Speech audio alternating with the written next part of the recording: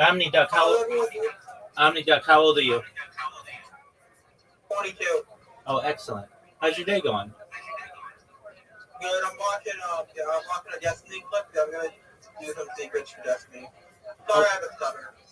You're I good. just got my rubber thing on the roof of my mouth removed, and I have to get over the. I used to have it on the roof of my mouth, so I have a stutter. You're good, man. All's good here. How'd you find out about me, friend? I clicked on your thing and realized you've been online 24 hours for like a few months. No, 3.5 years. I have not seen you. I have not seen you leave the edgy Discord, or maybe an e-girl Discord. Yeah, 3.5 months, or 3.5 years. What? Yeah, I've been live 24/7, 365 on YouTube for 3.5 years. Why? For world peace. Fair enough. How many subscribers do you have? Well, I've got on YouTube. That's hard to determine because I have 20 different YouTube accounts that I use simultaneously. On here, I've got 1,800 people in the Discord. On Instagram, I have 10,000. On Twitch, I have 40,000. On TikTok, I've got a bunch of thousand. So it just depends. That's cool. Word, dog. I can't stream for more than I think it's max I've done in 8 hours. So now just because I was playing, I beat a game for an 8-hour stream. What game did you beat? He wakes a D, for example, I don't remember if I did it all in one day, but I had to do stuff. I had to go back and help my mom with something. Then I came back and started streaming He Wakes the Deep. And you beat the whole game? Yeah, I beat the entire game.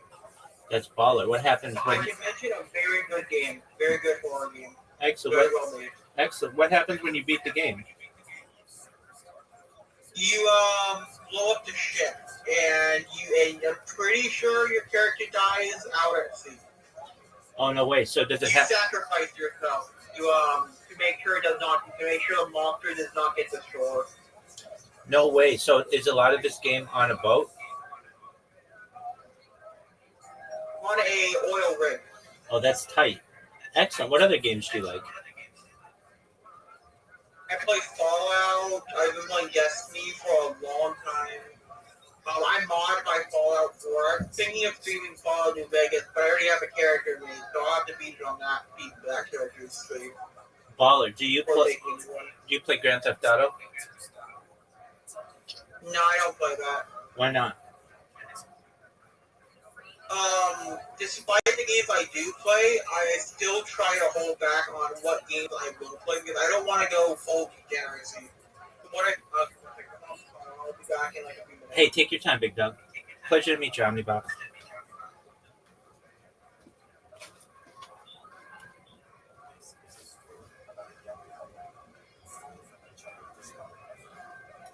Okay, I'm back. All right, Pip, I'm here. Go ahead. Okay, so you said to ask me a few questions.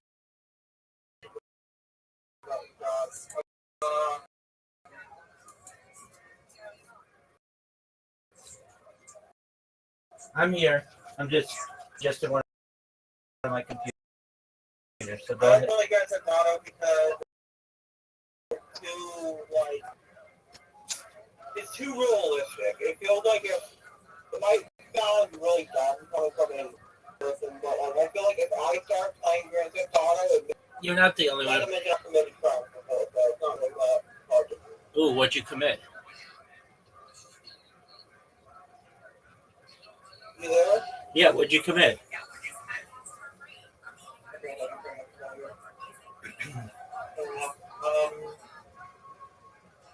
How do you have two usernames with the same name? I just made 2 usernames with the same name. Okay. What crimes did you commit? So when I was 17, I beat the ever living shit out of someone because they were trying to Do stuff for my brother. All right. Well, let's I should understand. mention I got put into Oh, no big deal. All my right. brother. Me and my brother are not like we were both we were both special ed. Okay.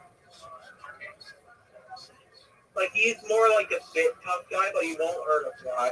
And I'm just a guy who's like basically a razorholic, which is not a good thing to be. I got him medication and therapy, so I should be better now. Excellent. Do you have a girlfriend? I was mostly joking about it a lot of time. I've only been to juvie like 6 times. No big deal. Do you have a girlfriend? And it's all hidden behind a wall because of the 18. After 18, if as long as you don't commit a crime after 18, your your history is in a court Tight. document. Tight. At least where I am. Tight? Do you have a girlfriend? Not yet. Okay. I Have don't you? think I'm gonna try to get one for a while. Why? Too busy slinging dick like a pimp? No, I have too many like responsibilities, and also mix that with I'm too anxious. Okay. Like I suffer from severe schizophrenia that really I have medication for and I've been taking them, so they shouldn't be too bad. But I feel like if I ever get into an emotional situation, it's gonna trigger. And I don't really want to like mess with someone like do that way when they hear like something like that.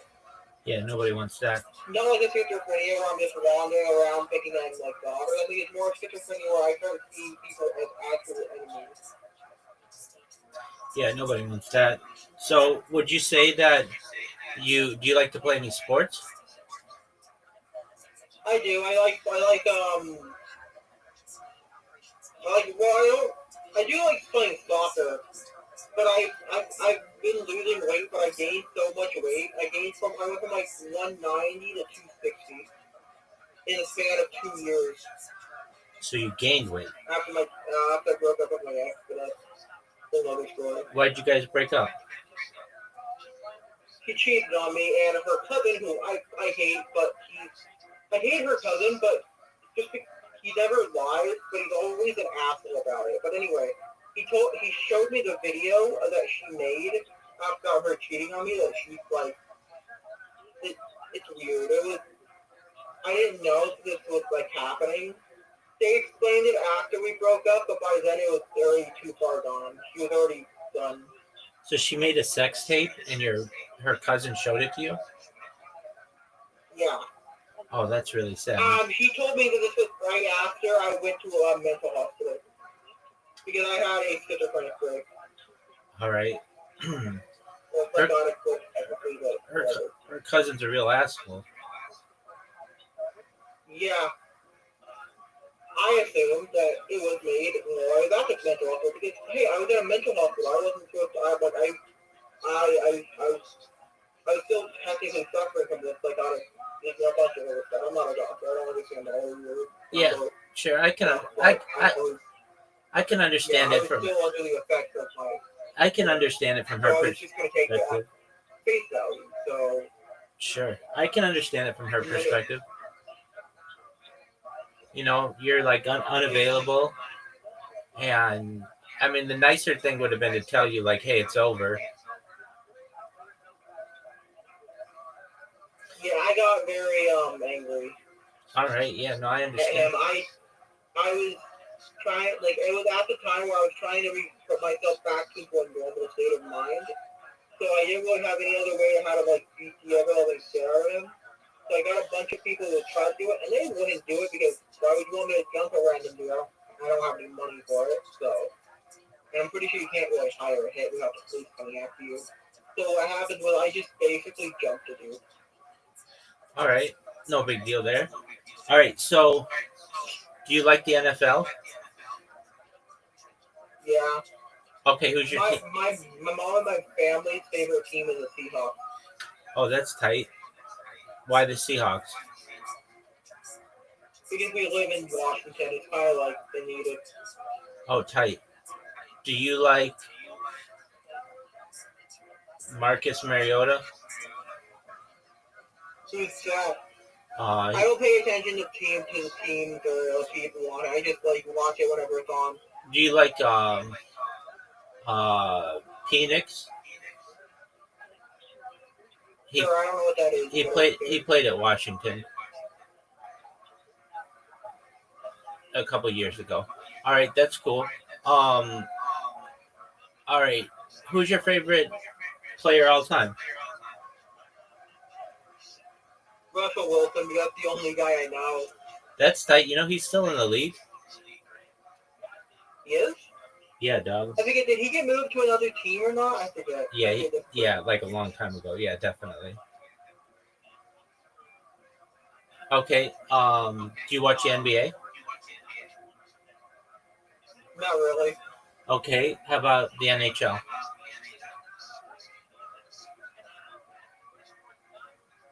NHL, National Hockey League? Correct.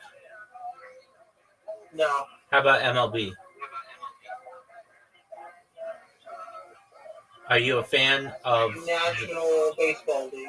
Nah, no nah. major? I did collect the baseball cards for a while, but I don't remember what happened to them. I would bring them out and show you if I could find them, but I think I left them at my grandpa's house. That's cool. Do you like the Seattle Mariners? Yeah, we went to one of their games a while back. Did they I was win? like 16, which was like 6 years ago. Did they win? Maybe.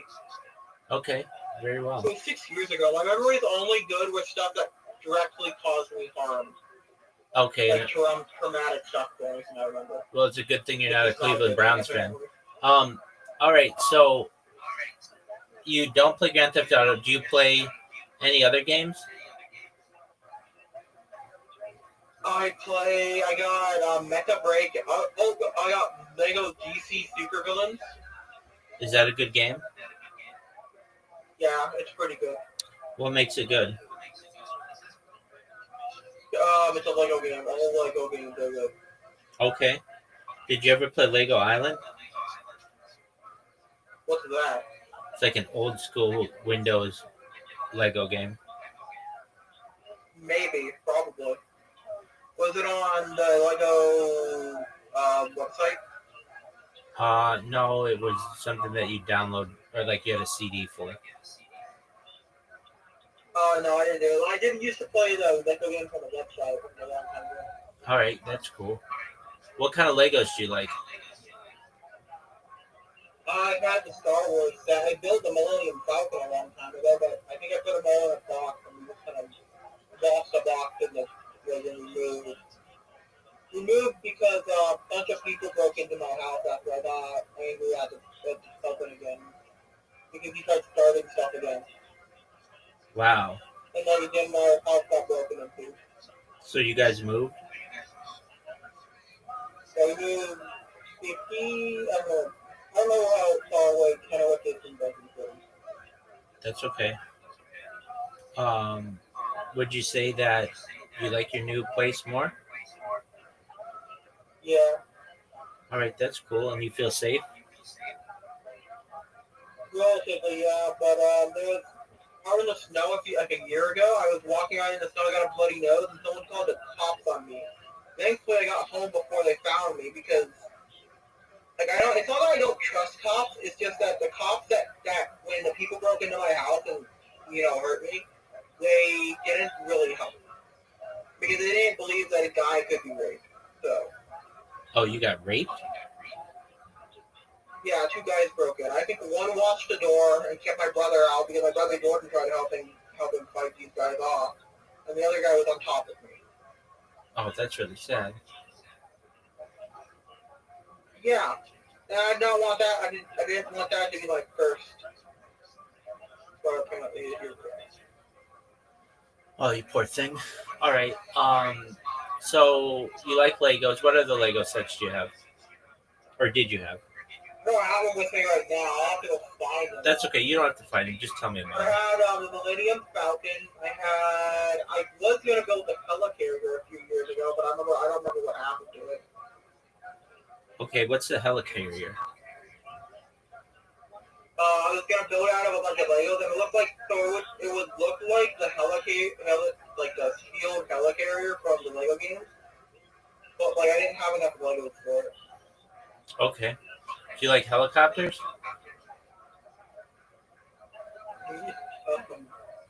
Yeah, That's tight. helicopters are cool. Helicarriers are like things you would carry helicopters and planes on in the sky, Oh, in the and sky. it's submerged in the water. It's pretty cool. Oh, that's baller. So it's like a. I'll have to look this up. Air, it's like an air base. In the sky. Wow. Like imagine you would carry several like airplanes. You could just have it fly around the globe, and then you just like open up the door, and then you have like tens of thousands of airplanes just fly out, and you can run the battlefield. Right. Okay. So I'm looking at it I right. don't be thinking of drones. They were cool, but I'm looking at it right now. So it's giant. Right? I didn't have enough Legos to make a Lego version of it. Yeah, you would need a lot of Legos to do that. Oh, this thing is baller. Okay, so it's a Marvel Comics thing. Yeah, it's a Marvel Comics thing. Very cool, and it can go underwater.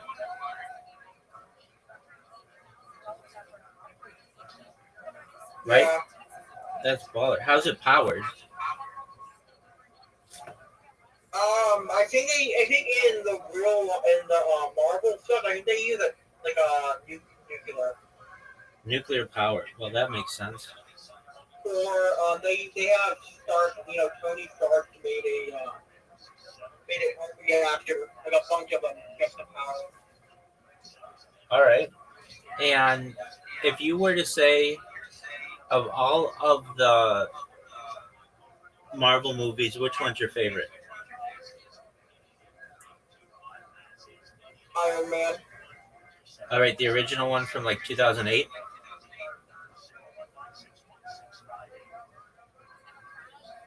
Huh? The original one from 2008. Yeah, that's the one I watched the most Why that one? because it was the first one I watched with my family. Okay, that's cool. Now, would you say that you liked Iron Man 2? I don't remember it that well. I just remember Iron Man 1. All right. What are your thoughts on Robert Downey Jr. playing a different character? I think it will be fine as long as someone doesn't ruin like the storyline. Then I think it will be fine. It's like the people who play the characters bring the characters to life, but you need an actual good script. Otherwise, all you have is creepy. Okay. Is Iron Man your favorite Marvel character? No. Who is? I'll have to look up his name. I know him. He's the guy. He's the guy from the X-Men whose power is he blows up once and dies. He's a really funny character.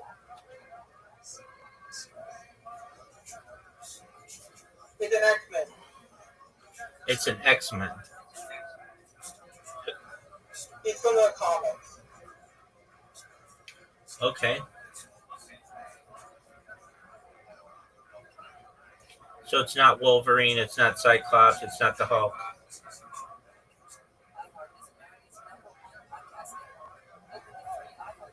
No, never. I can't find it. I can't find the character's name. He just keeps coming up with this guy named Nitro. Okay, let me fix something.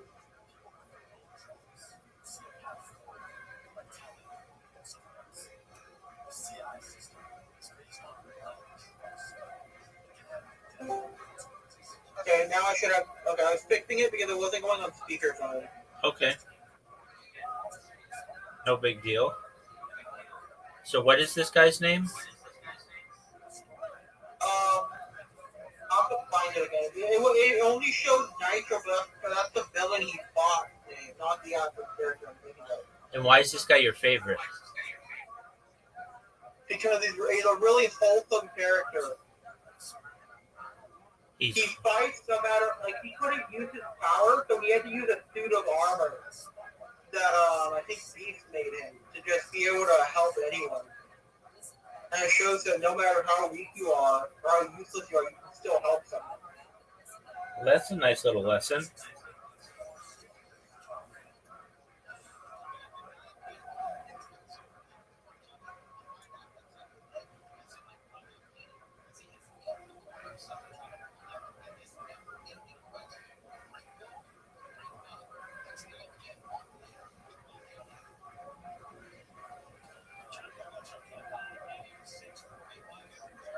You still don't know this guy's name? Explodey Boy. That's his name? I'll send you an Indian. Yeah, that's his hero name. Okay, very cool. I'll send it to you in DMs. Okay.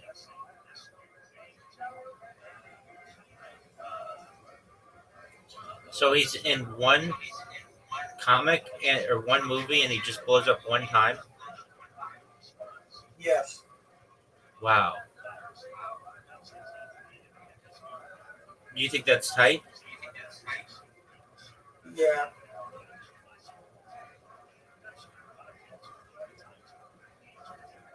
I mean, in the comics, in the end, he does save everyone. He He sacrifices sacrifices himself. himself to save, like, all of mutant comics.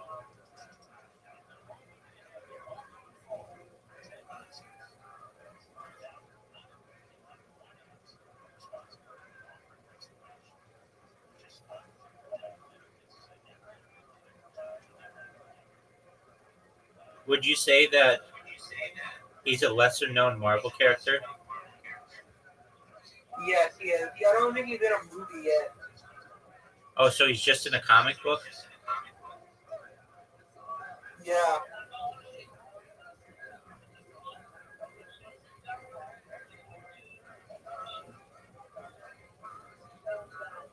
One of the trivia is that his first kiss occurred with her out in his resurrection with a mutant named Rapidor with a girl with a mutant power that smells like fire. Not every X gene power is gonna be something useful. Like there's this one dude who just has no skin. That's his entire ability. I've got you. What up, Miss Aquarius? How are you? Good, I'm reading right now. How are you? I'm well, thank you. Hello. Okay. How was your day? Good. Excellent. Good day. So far, so good. You look nice. Thank you. You're welcome.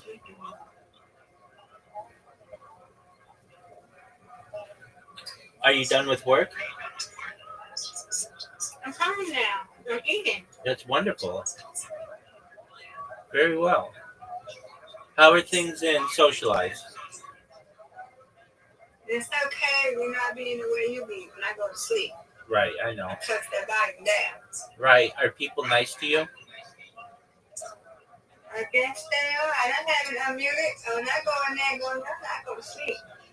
Do you get a lot of people who send you friend requests overnight? Yeah, I got a whole bunch of friend requests. I don't even know if that's still sitting me. I got a whole bunch of them.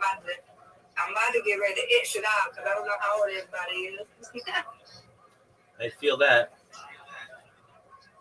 What about you? You got a lot of friend requests? I get so many that I can't accept them anymore. You can only accept 1,000 of them before they stop you. Oh, okay. Well, I probably got 1,000. I hope you run it up. Run it up, please. Yeah, so what I do is I've got 1,000 friends and then I have to cut it down by 100 so that if I get real people with whom I want to be friends, then I can make space for it.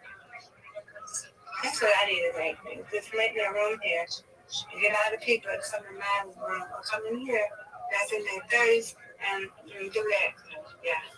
Well, certainly you can create your own voice channel to... I know. That's what I was saying. In here. Exactly. Not in here, but you know what I mean. On your server. Word. Instead of having a server, right? That's correct. Having a server is a lot of work.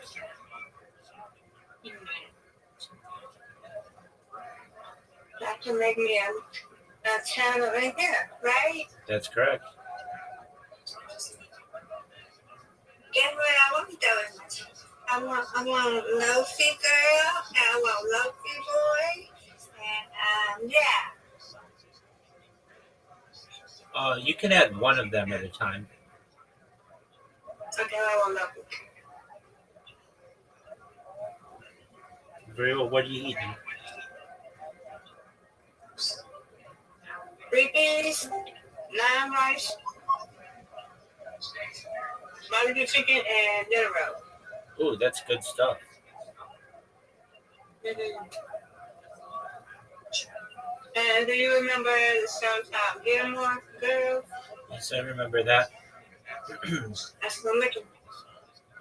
That's what you're watching? That's one of my favorite shows. You know what never made sense to me in that show? The the mother and the daughter are too close in age.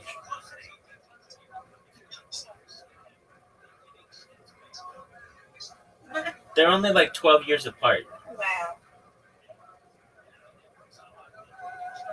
They're only like 12 years apart or something like that. Both beautiful, but they don't look enough like mother and daughter to me. They look like sisters.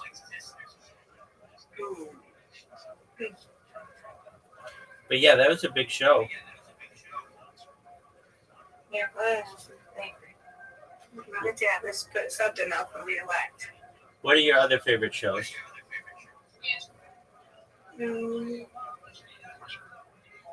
Mike and Molly. That's a good show. The Cosby. Word, girl, that's one of my favorites. Family Matters. There you go. Yeah. I'm starting to like Equalizer now. Is that good?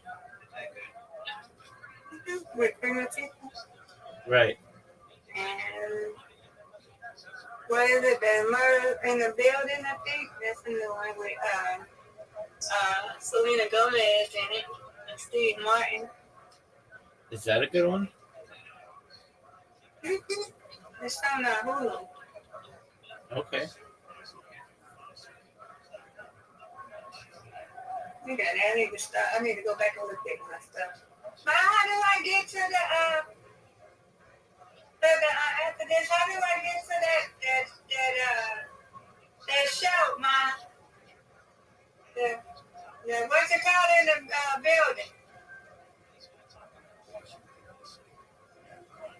Huh?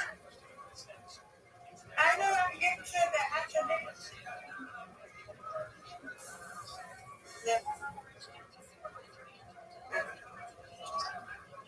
How do I get to that show? The murder in the building, Okay. Okay, I thought I was the Gilmore Girl. Okay. I can't get out of the Gilmore Girl. It's okay with me because I like this. What you doing, Rabbi? What you up to? I'm trying to fix one of my phones. We'll see if it works. Kids on Nemo TV. I do not want to stream on that. There's kids on that. On Nemo TV? Mm-hmm. Yeah, I think I stream on it, but I've never talked to anybody on it. Yeah, right. I don't believe that one too much because whenever I start streaming, I know no people on it, and I always have 40 viewers. Right. It's like... Right, nobody don't talk. Yes. Yeah, nobody's watching me on this. Yeah. Have you been doing Bigo? No, I need to get back on that. I thought I did yesterday. I need to go live on there. What about TikTok? You can't go live. But 1,000 videos, you gotta have like an agency. Right. Well, you just follow people and they'll follow you back. Yeah. You got a whole bunch of ones. I don't even have a picture of that. I gotta get into the growing. Yeah, there are those too. Follow for follows.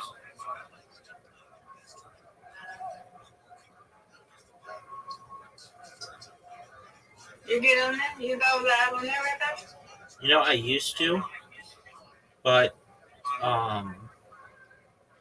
I find that it's very easy to get banned there for no reason, like absolutely no reason. well, like here's why I get banned. I'll go live on there, but I'll have like the radio on in the background, and I'll get nailed for a copyright infringement. And it's like I wasn't listening to the song; it was just like in the background. But they'll get me for it. I agree. So like right now, if you were just sitting there eating on TikTok and they heard the Gilmore Girls in the background, they can get you for copyright infringement.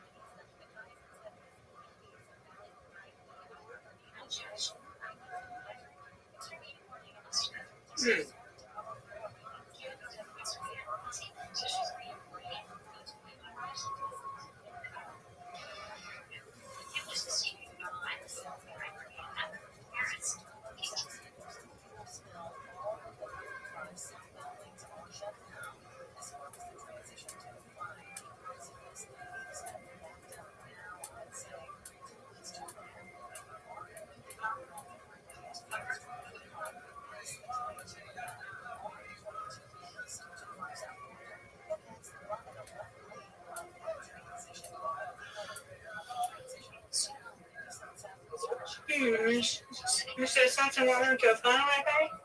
Yeah, it's not working. One of them, and I don't know why. When I awoke, it just had this message on it that was like it needed a factory reset, and I don't want to do that because then it will get rid of all my stuff, and I don't want it to get rid of all my stuff. So I'm trying to figure out a way around it, but I'm not having too much fortune with it right now.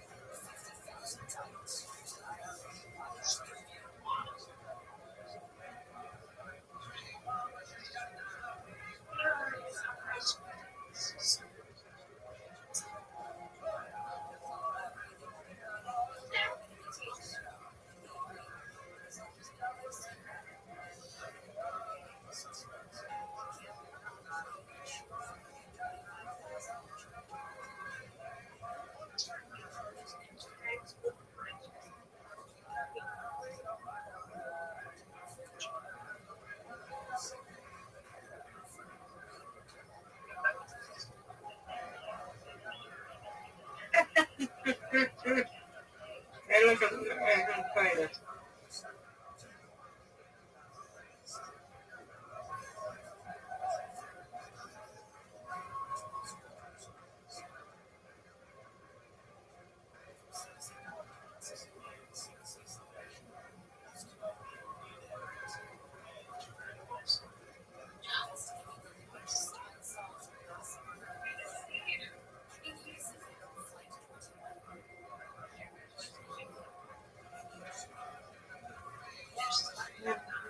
And who is this down here, Rabbi? Just a friend to join me from another server.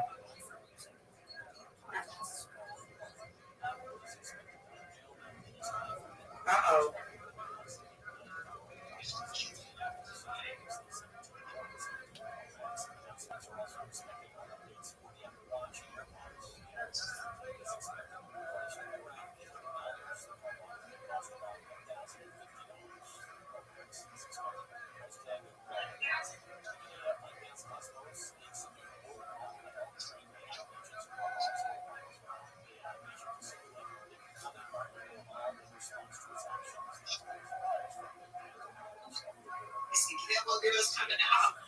Okay.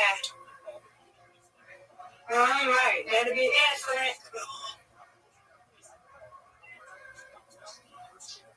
No, auntie said Gilmore girls are coming to our Hallmark channel. Oh, are they? Yay. Well, that's cool. Okay, I can't wait.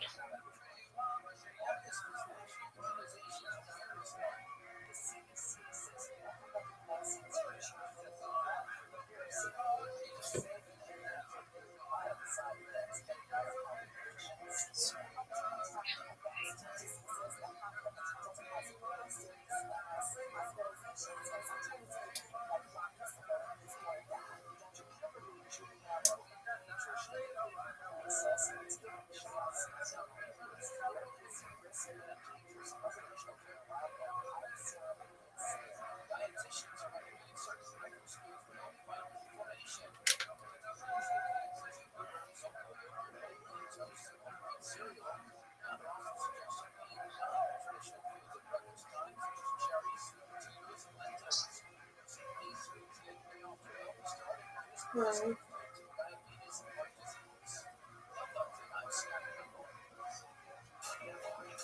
Oh, that's why she went to college.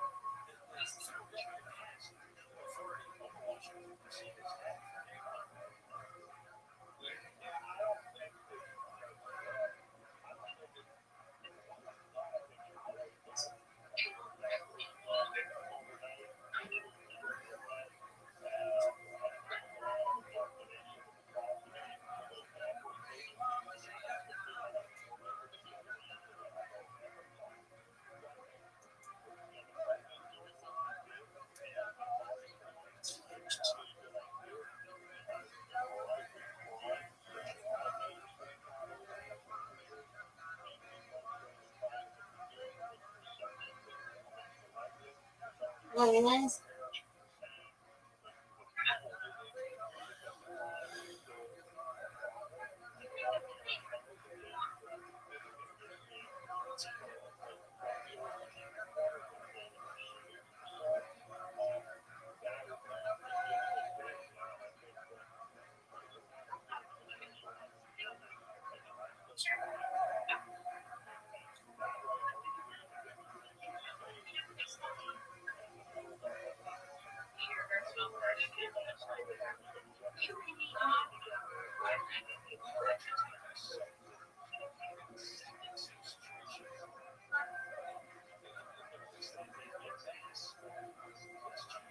oh, he wants some Rabbi. He look Gladys.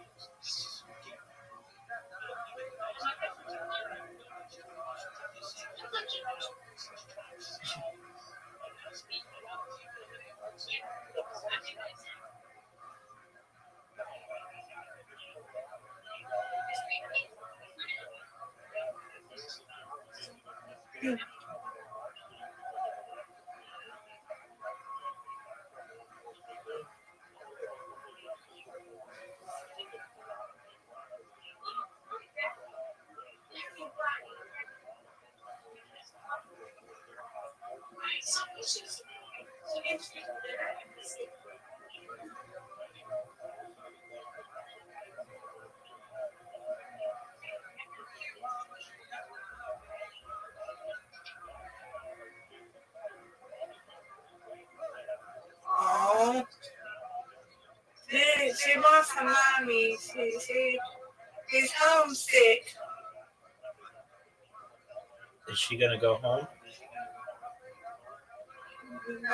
She wants her mommy to stay at the university for the night. She's homesick. She At, wanted to stay all night. at what university is she? Isn't it Yale or something? Yeah. Just home. You try to make me want to cry. She wants her money. She said I'm 18. I'm feel like I'm homesick. Oh. Come on, Rabbi.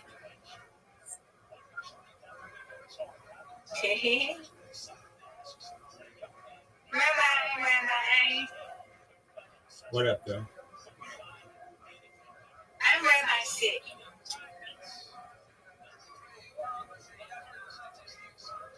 I get Rabbi sick sometimes. You know that? You know I get Rabbi sick. That's why I came in here. Wonderful. Well, I'm always here as much as I can be to help you and other people who want some companionship. I know.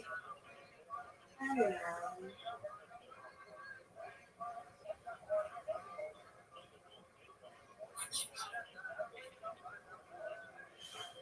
How's the phone doing? You know, just as you said that, it's working again. So I'm gonna plug it in, and hopefully it will be perfect for the next, as long as it needs to be. And I didn't have to do like a hard reset or a factory reset, I should say. So that's good. Well, thank you for asking. You're very welcome. I'm here. I'm just adjusting some devices.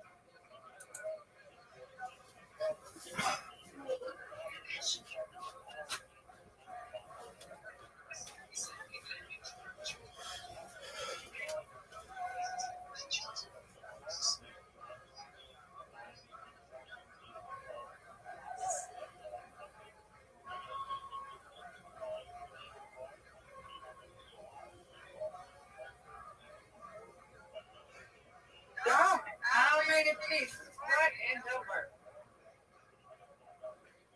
Got them pizzas, Chinese food. Oh my lord. Stop happening. Some kind of.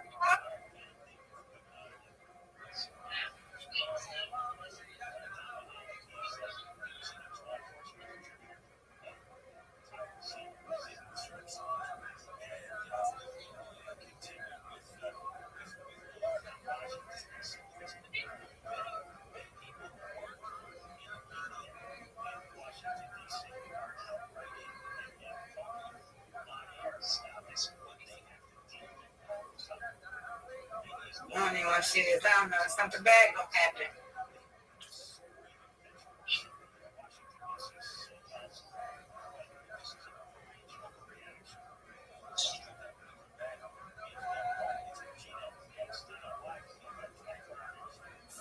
Okay, I don't have nothing else. I'm good.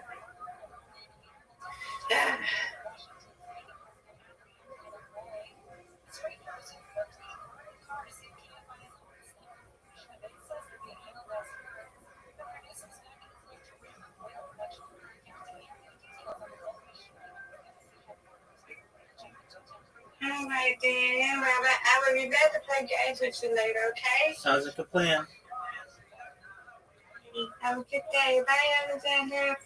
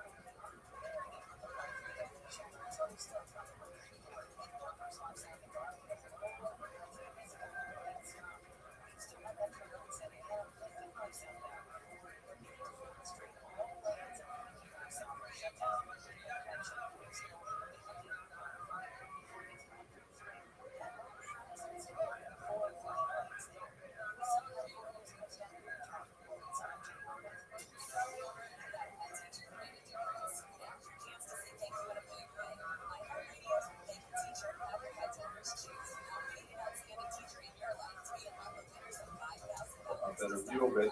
And this lays out the essential chronology of the attack on Jerusalem. True to their form, Vespasian's strategy was employed by Titus involving the construction of actually a third wall. There were already two walls extant in Jerusalem. They extended a third wall to guard it to make sure that there was actually no food getting in and out of the city. And Titus encamped on Mount Sophus and on the Mount of Olives. Sophim and Hybrid. Amazingly, even though the battle was fought, and there's no way that you could ever hope to carry a battle like this, but they fought with incredible valor and the word that comes to mind is chutzpah. For example, when the Romans, massive legion, 6,000 hardened, battle-trained military, along with another 500 cavalry, and another 2,000 auxiliaries, and then a tremendous number of mules and water carriers. They had to set up on Hara Sophia, and they figured they had plenty of time. And so the Jews actually poured out of the city of Jerusalem and attacked uphill. You've seen Hara Sophia, you know it's no joke to climb uphill, and against all central military tactics, they fought uphill. They actually routed some of the army until Caesar himself had to enter the fray and to build up the morale of the Romans, and they eventually fought the Jews back into the city. In fact, this is one of the great advantages that the Jews had, that even though they fought with each other literally, they hated the Romans tremendously, and their morale in the battle was incredible. Josephus described it as a great length. Also, they used a tremendous level of ingenuity. The Romans planned how to use the city is they would use various types of artillery, bolts, and various ballistica. These are actually found around Jerusalem to this day. Small, round bullets, some of them as large as 4 pounds. They launch at the walls, basically to clear the defenders from the walls. And once the walls kind of cleared because people were afraid of the flying objects, then they would roll in their siege engines. And using the siege engines, that would give them cover to use battering rams and to essentially knock down the walls from the south. The problem with the attack on Jerusalem, especially on Sophia, is that as you can see from the lines in this topographical map, it's really quite steep here. The Romans had to construct a physical ramp, the same thing they did at Masada a few years later. They had to construct a physical ramp to use the siege engines along. And as they're building this massive personal ramp, they have all the personnel with them and engineers with them to build it. The Jews from the other side, from the side of the city, tunneled under the ramp, filled it with wood and other flammable material, and once the ramp was just about finished, and they began to bring up the siege engines, it set the kingdom ablaze and collapsed the ramp from within. A remarkable temporary victory that the demonstration is community, but ultimately they should not avoid the ultimate breach of the walls and eventually the capture of Jerusalem as a whole. I should say just a quick moment of reflection on the actual destruction of the temple itself. In this regard, we have someone conflicting accounts, definitely conflicting between Gemara and the Hebrews. And Rabbi Rothschild talked a little bit more about the role in the destruction of the temple. But when we read Josephus, Josephus comes across as sort of like a, he has a level of culture and a level of morality and a level of honor, valor. Don't forget that Josephus is literally living in Josephus' father's house in Rome when he's writing this. It's taken on Jesus' name has become part of his family quite literally. And so he's deeply indebted to Jesus. He's also, by the way, reading his copy before he allows it to be published. For example, how in publication doesn't have to do younger still. But, so he knows that whatever he's writing, Cephas has to approve. And so the way Cephas is described in the connection with the construction of the temple is that Cephas recognized the tremendous cultural value of this historic site, recognized how it was revered by Jews around the world, and that it was truly an architectural wonder and all these things. And so he has a kind of meeting with his lieutenant before the major battle that eventually raised into the temple. And he essentially tells him, you know what, I think we should not burn down the temple. Let's not destroy it. Let's preserve it for the next future generations and things like that. And then he goes and has a nap, which is a very strange kind of thing to do in the middle of this climactic battle that's been 3 years in the making. But while he is asleep, in the context of the hand-to-hand fighting that's happening actually in the temple courtyard, one of the Roman soldiers picks up a firebrand and throws it rather wildly, and rather than striking the Jewish rebels, it actually goes through a window into one of the temple porticos and starts a blaze, which eventually becomes out of control. Cephas is awakened and he comes out and says, no, we can't do this, but it's always too late and the temple is destroyed. Now, other sources have portrayed Cephas in a much more straightforward light, saying he definitely wanted to destroy the temple. This was a hard-fought war that was, for Rome, it was essentially like Vietnam, or like Afghanistan was for the Soviet Union. This was like a war he was sick of and wanted to get rid of. And when you look at how Cephas portrayed himself after the war, certainly did not seem like he was ashamed at all of anything to do with the temple. So Josephus' account is like a much more hagiographic than historical. But nevertheless, this is when the rebellion finally came to an end. The third of 4 commanders were able to finally introduce them to the king. Cestius Gallus in 66, without success. Vespasian in 67 and 68 then called away to Rome, and then finally Titus. The last commander who was brought in from Masada was still brought in another commander as well, but that's what it took to find this. Like a single marshmallow, but you gotta take it. You can't. It's gonna stick to your fingers, but you gotta take it. You can't not say no, right? It's like Rabbi. Here's what I agree with you just saying, that think about the contrast between the Gemara story and the Cephas is fascinating. I don't mean bringing up early, yes, I'd like to bring them up, but I don't mean bringing up the text in Gilad. But there's a fascinating parallel when it comes to the actual writing of the Megillah.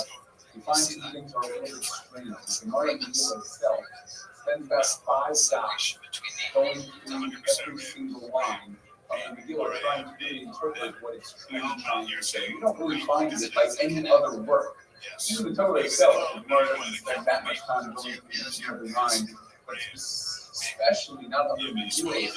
The Harshman pointed out, and this is already alluded to in the Gemara, that when it came to the story of Esther in the Megillah itself, you have to remember what was happening at the time. But every story is going to be recorded there, is going to be read and fully understood by Ahasuerus himself. Because the story ends, and Esther is still without Ahasuerus. So they have to be very careful what they publish and what they didn't. They have to write in the code. They have to write. They have to write a bit of a code. That way, these younger generations will try to figure out what actually happened. And to hear about the account of Josephus, you can trace that over here in the Gemara is welcome. How are you? Living the dream, G. How'd you find out about me, pimp?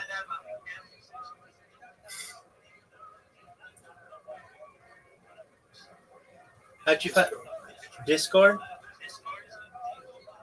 All right, very well. What did Twitter? I'm not on Twitter.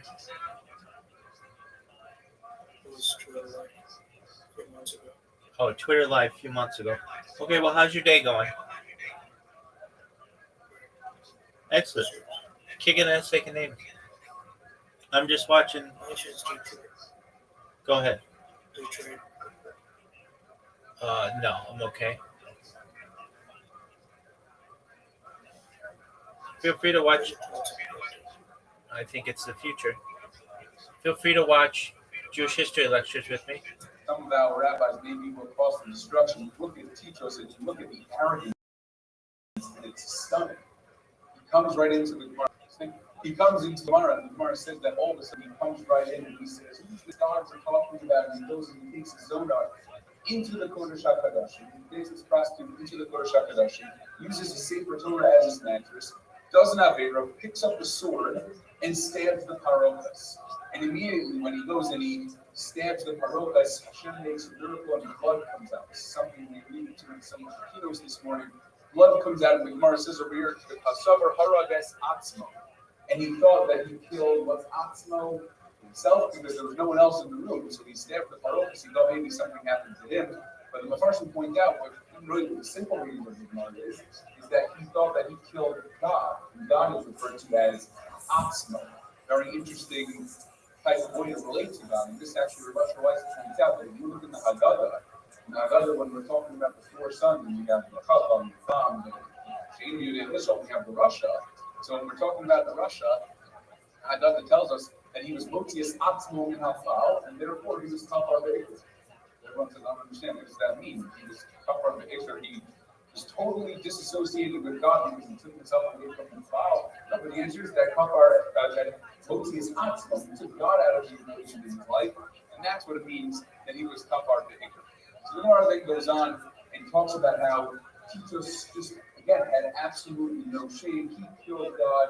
He was the one that was finally able to do what everyone else had wanted to do for all of these generations. So like Trump spoke about this morning, all of this anti-Semitism that we're talking about, it's not just in a vacuum. It's all one big story. Halacha, Isaac, Sodi, Yaakov, Rothschild, Torah tells us that anti-Semitism is embedded into the world. It's going to exist. It has existed. This is what's going to change in the time of Mashiach. When the Gula comes, Shiva Malchus is going to be different.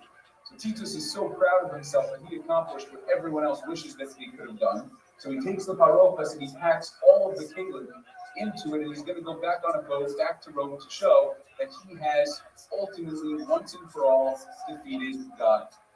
But he goes on the boat, and all of a sudden, a strong hurricane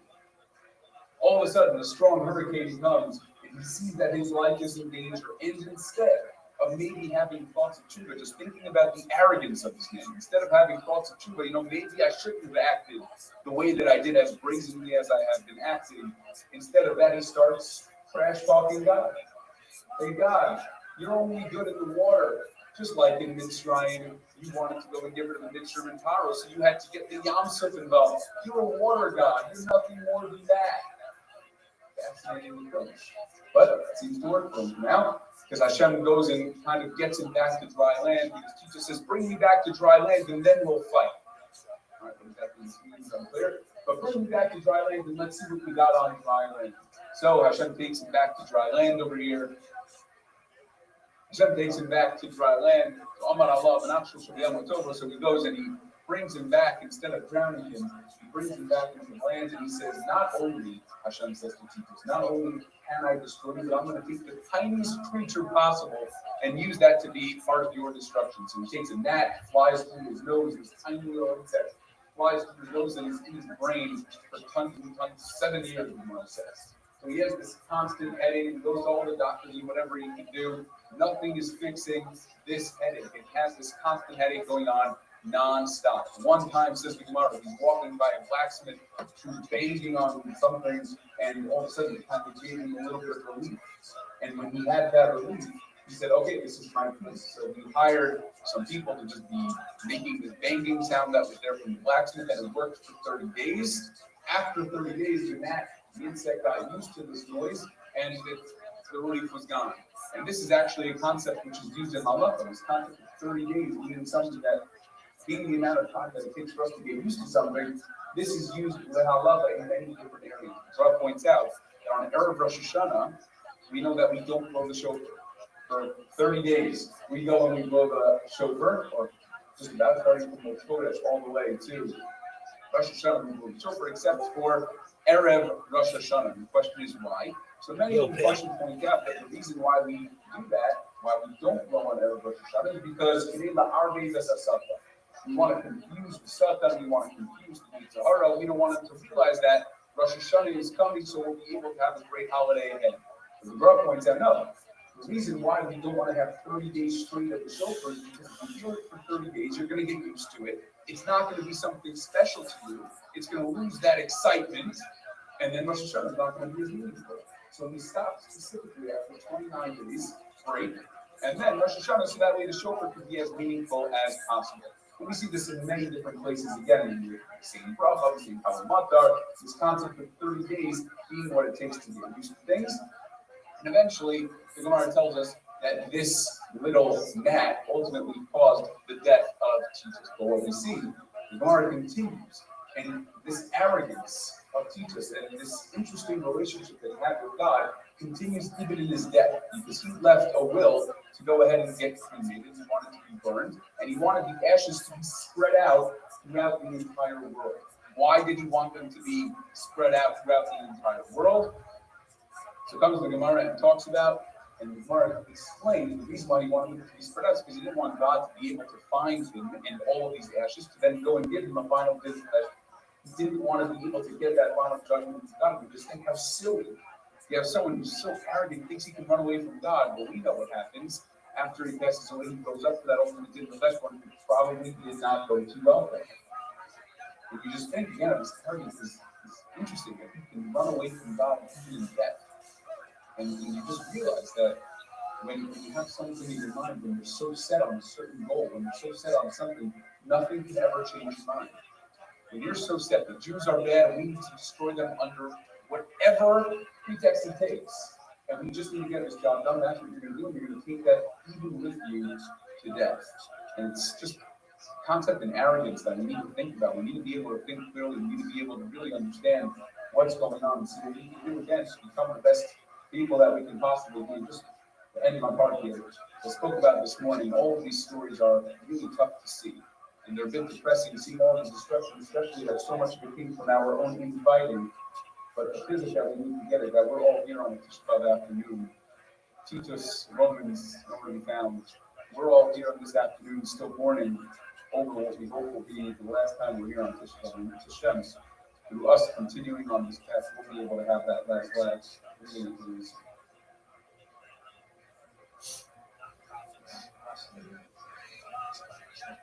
So, let's discuss very briefly the aftermath. The war ends. The siege lasted from Pesach of the year 70 until Tisha B'Av. Josephus actually gives the date of the 10th of Av, which is not so far from the traditional understanding because the building was, after all, made of stone and did take quite a while to burn. Back in Rome, the Vespasian wants to really cement his victory with some major propaganda boosts, and so they have this massive triumph that I described earlier, and they also engage in the construction of several memorials, including this Arch of Titus, which was constructed to memorialize Titus' destruction of Jerusalem in particular. It says, under the southern wall of the arch, there is a bas-relief. There's a little better look. I think we looked at it as well 3 weeks ago. And of course, it depicts Roman soldiers carrying off the spoils of Jerusalem. This is not the way Romans would have seen it. However, there's a new exhibit at the Met I can't wait to see, which recreates how the antiquity Greeks and Romans used to like to paint their beautiful alabaster statues in these garish colors. So it would have looked like this to the Romans. This is the reconstruction from Stephen Fine at Yeshiva University working with the chemical analysis. And you can see it has all these Roman soldiers wearing their laurel wreaths. In the very front, there's a slave being driven away. They have here something called the Leges Judiorum, which may have been the Luchos, may have been the tablets of the law. The Candelabrum Judiorum, the famous menorah, of course, one of several that were in the base of English. And on the right, the Sacra Judiorum, the Jewish holy things. That's probably the shulchan and the chatzotros, the table and the ceremonial trumpets. And this was part of a massive campaign that the Romans really wanted to hype up this victory over Judea, even though, as we mentioned earlier, it's a tiny little province with really not very much in the way of natural resources. There were a few things that they really appreciated, especially the treasury of the temple. They appreciated that. They also appreciated the fact that the Jews have an extremely efficient international voluntary tax collection system known as the Machatzis or shekel, which the Romans then converted as a punishment into something called the fiscus judaeus, where instead of giving the half shekel for the upkeep of the temple, it was still made mandatory, but it was confiscated by the Romans to erect a new temple for Jupiter in Rome. The various kalim, the vessels of the temple, were parted away to be put on display in another temple that Vespasian built called the Temple of Peace. And what he meant by that was not like peace and brotherhood, but like now it's all calm because we defeated all our enemies. And they were on display for several hundreds of years until Rome was finally sacked by the Latins. They also engaged in a very effective propaganda campaign through coinage, which was one of the best ways to get the message out internationally, with a series of coins that all depicted Judea Capta, the captive Judea, or Judea is defeated. On the left, you see that sometimes you see Titus, and on the right, you see a forlorn woman in an attitude of decline, terrifying. In the top example, she actually has her hands bound. To her back is a balsam palm, which is one of the major exports of Judea at the time. Sometimes there's a disproportionately large Roman soldier looming over Judea at that time. There are so many more things we could say here. The Colosseum, for example, a recent discovery of an inscription that confirms that the Colosseum was built with the wealth of the things taken from the temple treasury, and also with the labor of Jewish slaves, some 100,000 according to Josephus, and it's not an unreasonable number of Jews taken into slavery to the Italian peninsula. But as Rabbi Schreier so perfectly put it, there are no more Romans today. There are people who live in Rome, call themselves Romans, but they are certainly not heir to the same culture at all in some way. And yet, here's Zen and Dog. We are still here. We're still thinking about this event. In Halavai, this should be the last year that we think about it here. Next year, we will. One last comment on again, just to see how the rabbis close it, because we're focused on the history and a lot of moral cases. I'd like to close with what the Chazal did was they told 4 stories, which is really bring it home. The morning is actually the end of the saga in Dafur Fest. They told the story which is focused around one individual. And it's important to track these 4 stories and understand what the aftermath looks like for the eyes of Chazal. Story number 1 is about a sage by the name of Yoshua ben Hananiah goes to Rome. And in Rome, this is before the destruction of the temple, he finds a young man who's in captivity. He says, such beautiful eyes, such beautiful face. He said, there's something special about him. He has a conversation with this boy, and he knows there's something special about this kid. So he says, I'm not going to leave, I know this child will be something special. I'm not going to leave until I have raised the money sufficient to redeem this boy. It turns out this boy's name is Yishmael, and he cultivates it to be the Kohen Gadol. Yishmael Kohen Gadol. He becomes the Kohen Gadol. That's the end of the story. The second story we learn more famously, we learn on the end of Rabbi, we talk about the 10 martyrs.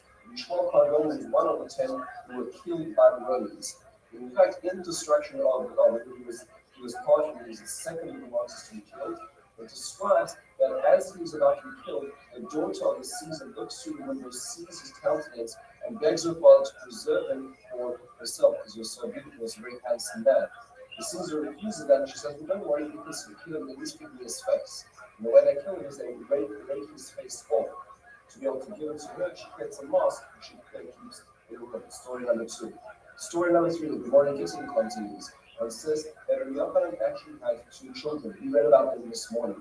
This morning in Kila number 23, we talk about 2 children, a boy and a girl, who were taken to captivity. The son and the daughter of Yochanan, they are already Shmuel Kohen Gadol.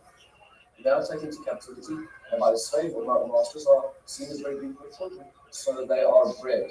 So masters like animals, like they take animals and breed the animals to split the outcome. And this boy and girl placed in this room overnight by their master start children outside, and they think to themselves, "We children of the Kohen Gadol turned into such a defiled state." And they immediately embrace themselves when they realize who they are, their brother and sister, and they die in each other's embrace.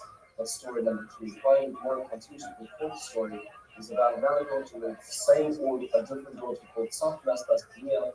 His daughter, who was so beautiful at the days of the Jews, was taken to captivity, violated by a captain, later sold on the slave market, and described to be dressed up in 7 garments, their own garment and 6 garments. Takes her to the stand and talks about an issue for our very disgusting person. Dr. Wade talks about this so beautifully this morning, who comes to buy her and demands that she is revealed to the public.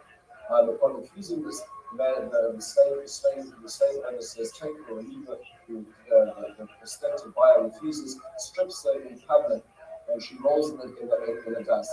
And the Gemara concludes by saying, this woman describes in this kina, and it talks about Basami, that the daughter of our people rolling in sackcloth and ashes in the dust of the earth. Look at all these 4 stories as one common thing which they share. Besides not being about the individual or the family of the Yishmael, we notice that they are all extremely beautiful.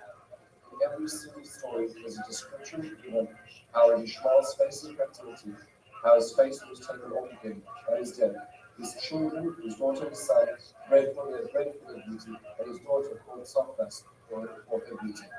And what is essentially trying to argue with all of this, and the values to be taken out of this, is that what was seen as the beauty of the inner and of the spirit, of the emotion, and of being a person who served the flag with the tragedy of this whole episode in the aftermath was that in local language could only be described in the Roman vernacular as good.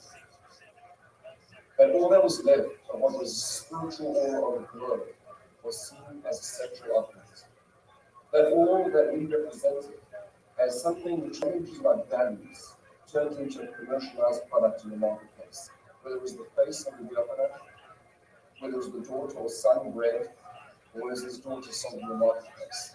And part of the tragedy as we describe the aftermath is that value that just lost. And it was not trying to just capture the history, but also that very period, that very fine idea, which could hardly be put in words, which was lost. As Rabbi Hashem, if we often refrain our routines as actions.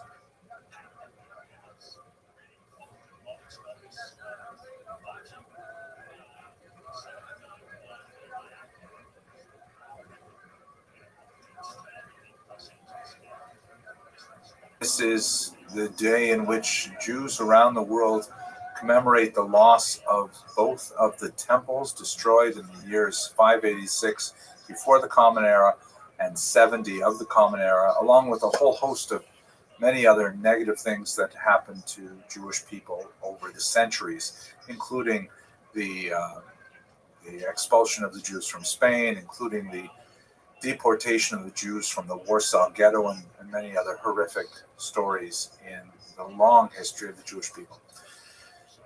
I'd like to speak very briefly today, as is appropriate, about the destruction of the temple. I've spoken on this topic many times, and if you wander around my YouTube channel, you'll find much more detailed videos that discuss various aspects of this period. But for today, let's just have a very quick overview of what exactly happened with the specifically Roman-Jewish War of the years 66 to 74 of the Common Era, and try to understand how the temple was destroyed. And I will leave it for you to contemplate what the greater meaning of this national tragedy is. Let us begin by a quick discussion of what are our sources. So one of the most important sources, without doubt, is Titus Flavius Josephus, shown here. His Hebrew name was Yosef ben Matisyahu, whose years are approximately 37 to the year 100. He's a problematic figure in many ways because, as we shall see, He was originally a member of the rebels. He, in fact, led the troops in the north, in the Galilee region, and then he defected to the Roman side. He became the Jewish expert, none other than Vespasian, later becoming emperor, and even to Titus, his son, who was actually put in charge of waging the second part of the war, including the destruction of Jerusalem. Josephus is a first-hand observer of the war, originally a participant in the war, and his account is without doubt the most important. However, because of his difficult relationship with his Jewish roots and with his Roman patrons, places everything that he wrote within a lens of complexity that's beyond the scope of our discussion today. Please view some of the other videos for longer discussions of why that is so complex. Tacitus offers us some additional details with his own biases. Cassius Dio, fascinating historian who provides us in particular a discussion of the next Roman-Jewish war, the Bar Kokhba revolt, but not as detailed about this first war. And Eusebius, who is a church historian who frames much of his understanding of events in the perspective of the early church. So we have valuable information from these writers that supplements Josephus. We also have a very rich archaeological record, but in the main we are dependent heavily on Josephus. Incidentally, my senior colleague, the great professor of this period, Professor Lawrence Schiffman, I've heard that he advises students to read Josephus itself on the commemorative day of 9th of Av. And you know what? I think it's a fantastic idea. If you look at the Jewish War, which is his main study of this period, it's an absolutely heart-rending account and very worth reading. Note also, by the way, that Josephus is not the same as Yosipon. Yosipon is a medieval sort of crib sheet based on Josephus, but written 1,000 years later with a very different agenda, and certainly not the same kind of sources that Josephus had at hand. At any rate, what's going on in Israel at this time? Let us recall that Israel has already been conquered by the Romans. The land of Israel was under Roman rule from the year 63 before the Common Era. So we're talking about a period of well over a century of Roman rule. The Romans in particular are occupied with a city called Caesarea or Caesarea, that is on the coast, and it is like the ultimate kind of Roman city in the land of Israel. They built these amazing aqueducts, as you can see. They have theaters. They have all kinds. It's a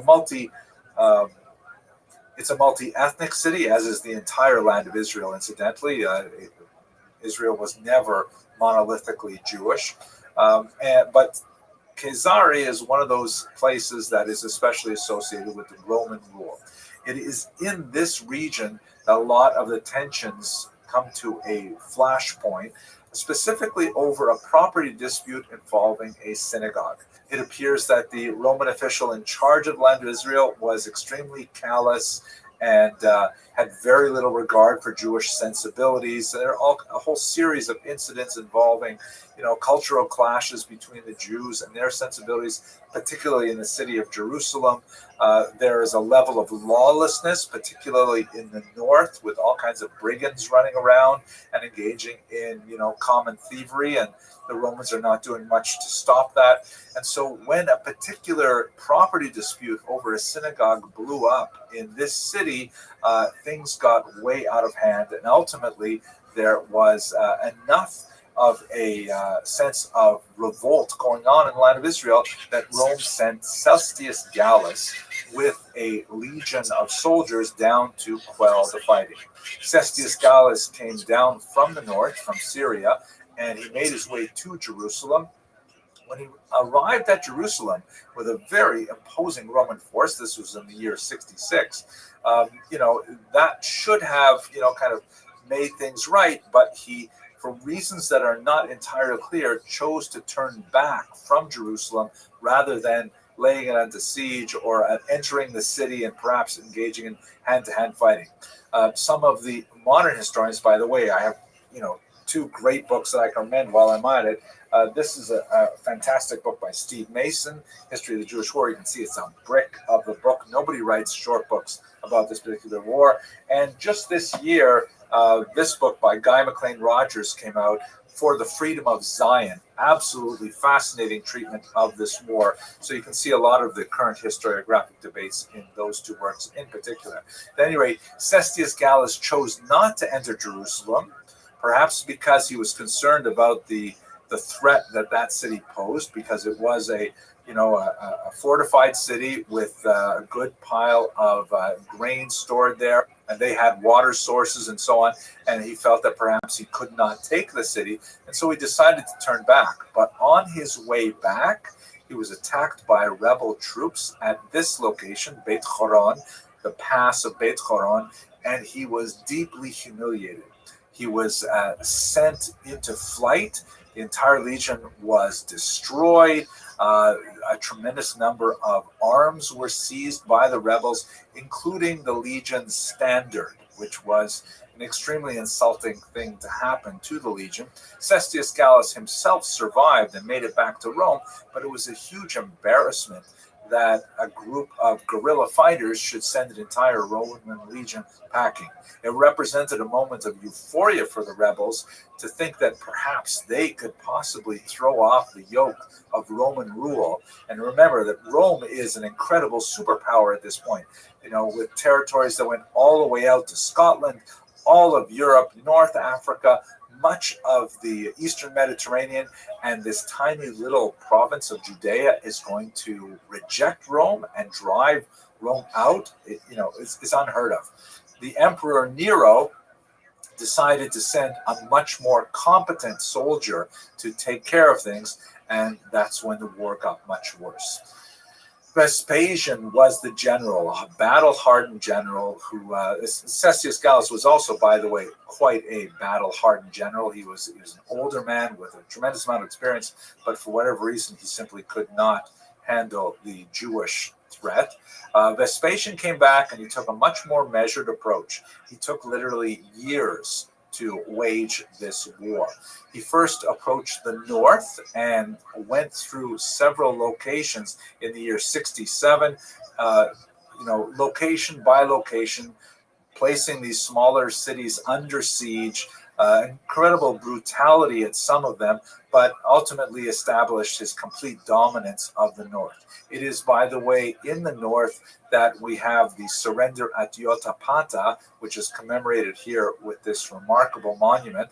It is at Yotapata, the modern Hebrew term is Yodfat, that Josephus was a commander, and after a 47-day siege, it is at that point that he ultimately defected to the Romans. A remarkable story about that. It's also the site in the north of the Battle of Gamala, which is a site with a horrible history of Roman brutality involving the actual throwing of Jewish infants over the walls to their deaths. And Gamla has never been rebuilt, the original site of that location, as you can see here. At any rate, it is in the north that Vespasian starts, and he takes his time. He goes through the entire region, and he ultimately brings it completely under Roman control.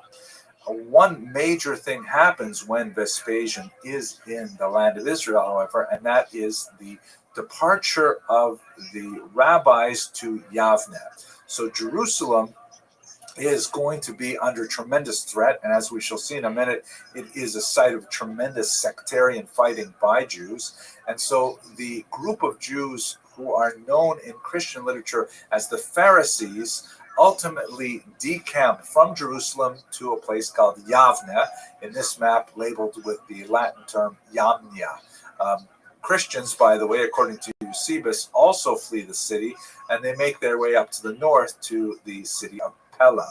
So the Jews, in particular, the Pharisees, represented a kind of a peace party that, unlike the rebels, were very much against the idea of a revolt against Rome.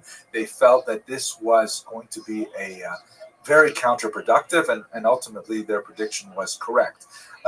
Those sages who made their way to Yavne, however, were the roots of the later Mishnaic and Talmudic movement that would ultimately be the source of Judaism for the next 2,000 years. They were, so to speak, the saving ember that managed to escape the destruction that would come later. But at any rate, we're focusing on the war. What's going on in Jerusalem at this point? You'll recall that in the year 66, the rebels had a short-lived victory, a very remarkable one against Cestius Gallus, but that invited a much harsher retaliation with a very large force coming from Vespasian, who began in the north and took his time making his way down to Jerusalem. At that point, there's a major change in Roman politics, and Vespasian makes his way back to Rome in order to ultimately become the emperor there. He leaves his son Titus in charge of prosecuting the rest of the war. Now, what's going on with the rebel forces at this point? We should recall that even though Israel was under the rule of the Romans, as was characteristic of their style of leadership, they granted the Jews kind of their own puppet leadership through kings, such as you can see here, which has the Apostle Paul appearing before King Agrippa, together with Agrippa's sister Berenice, and also the Roman proconsul Festus. So the Jews actually had some form of government, but it was entirely dependent on Rome, and Agrippa II was simply a toady to Titus, and followed the war, was definitely on the Roman side, despite the fact that Jews were being killed all over Israel. But more significant than the fact that there was kind of a nominal Jewish leadership was the fact that there were multiple rebel groups active in Israel, and they were attacking each other.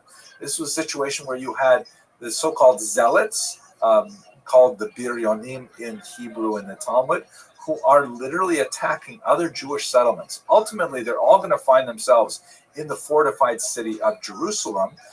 Three major groups shown here in this particular schematic, which actually only shows it at one particular point of time because there were, changing allegiances between these groups. Elazar ben Shimon, John of Giscala, who happened to be an extreme rival to Josephus, and the ferocious Shimon bar Giora, all held different parts of the city of Jerusalem and the Temple Mount and even the sanctuary itself.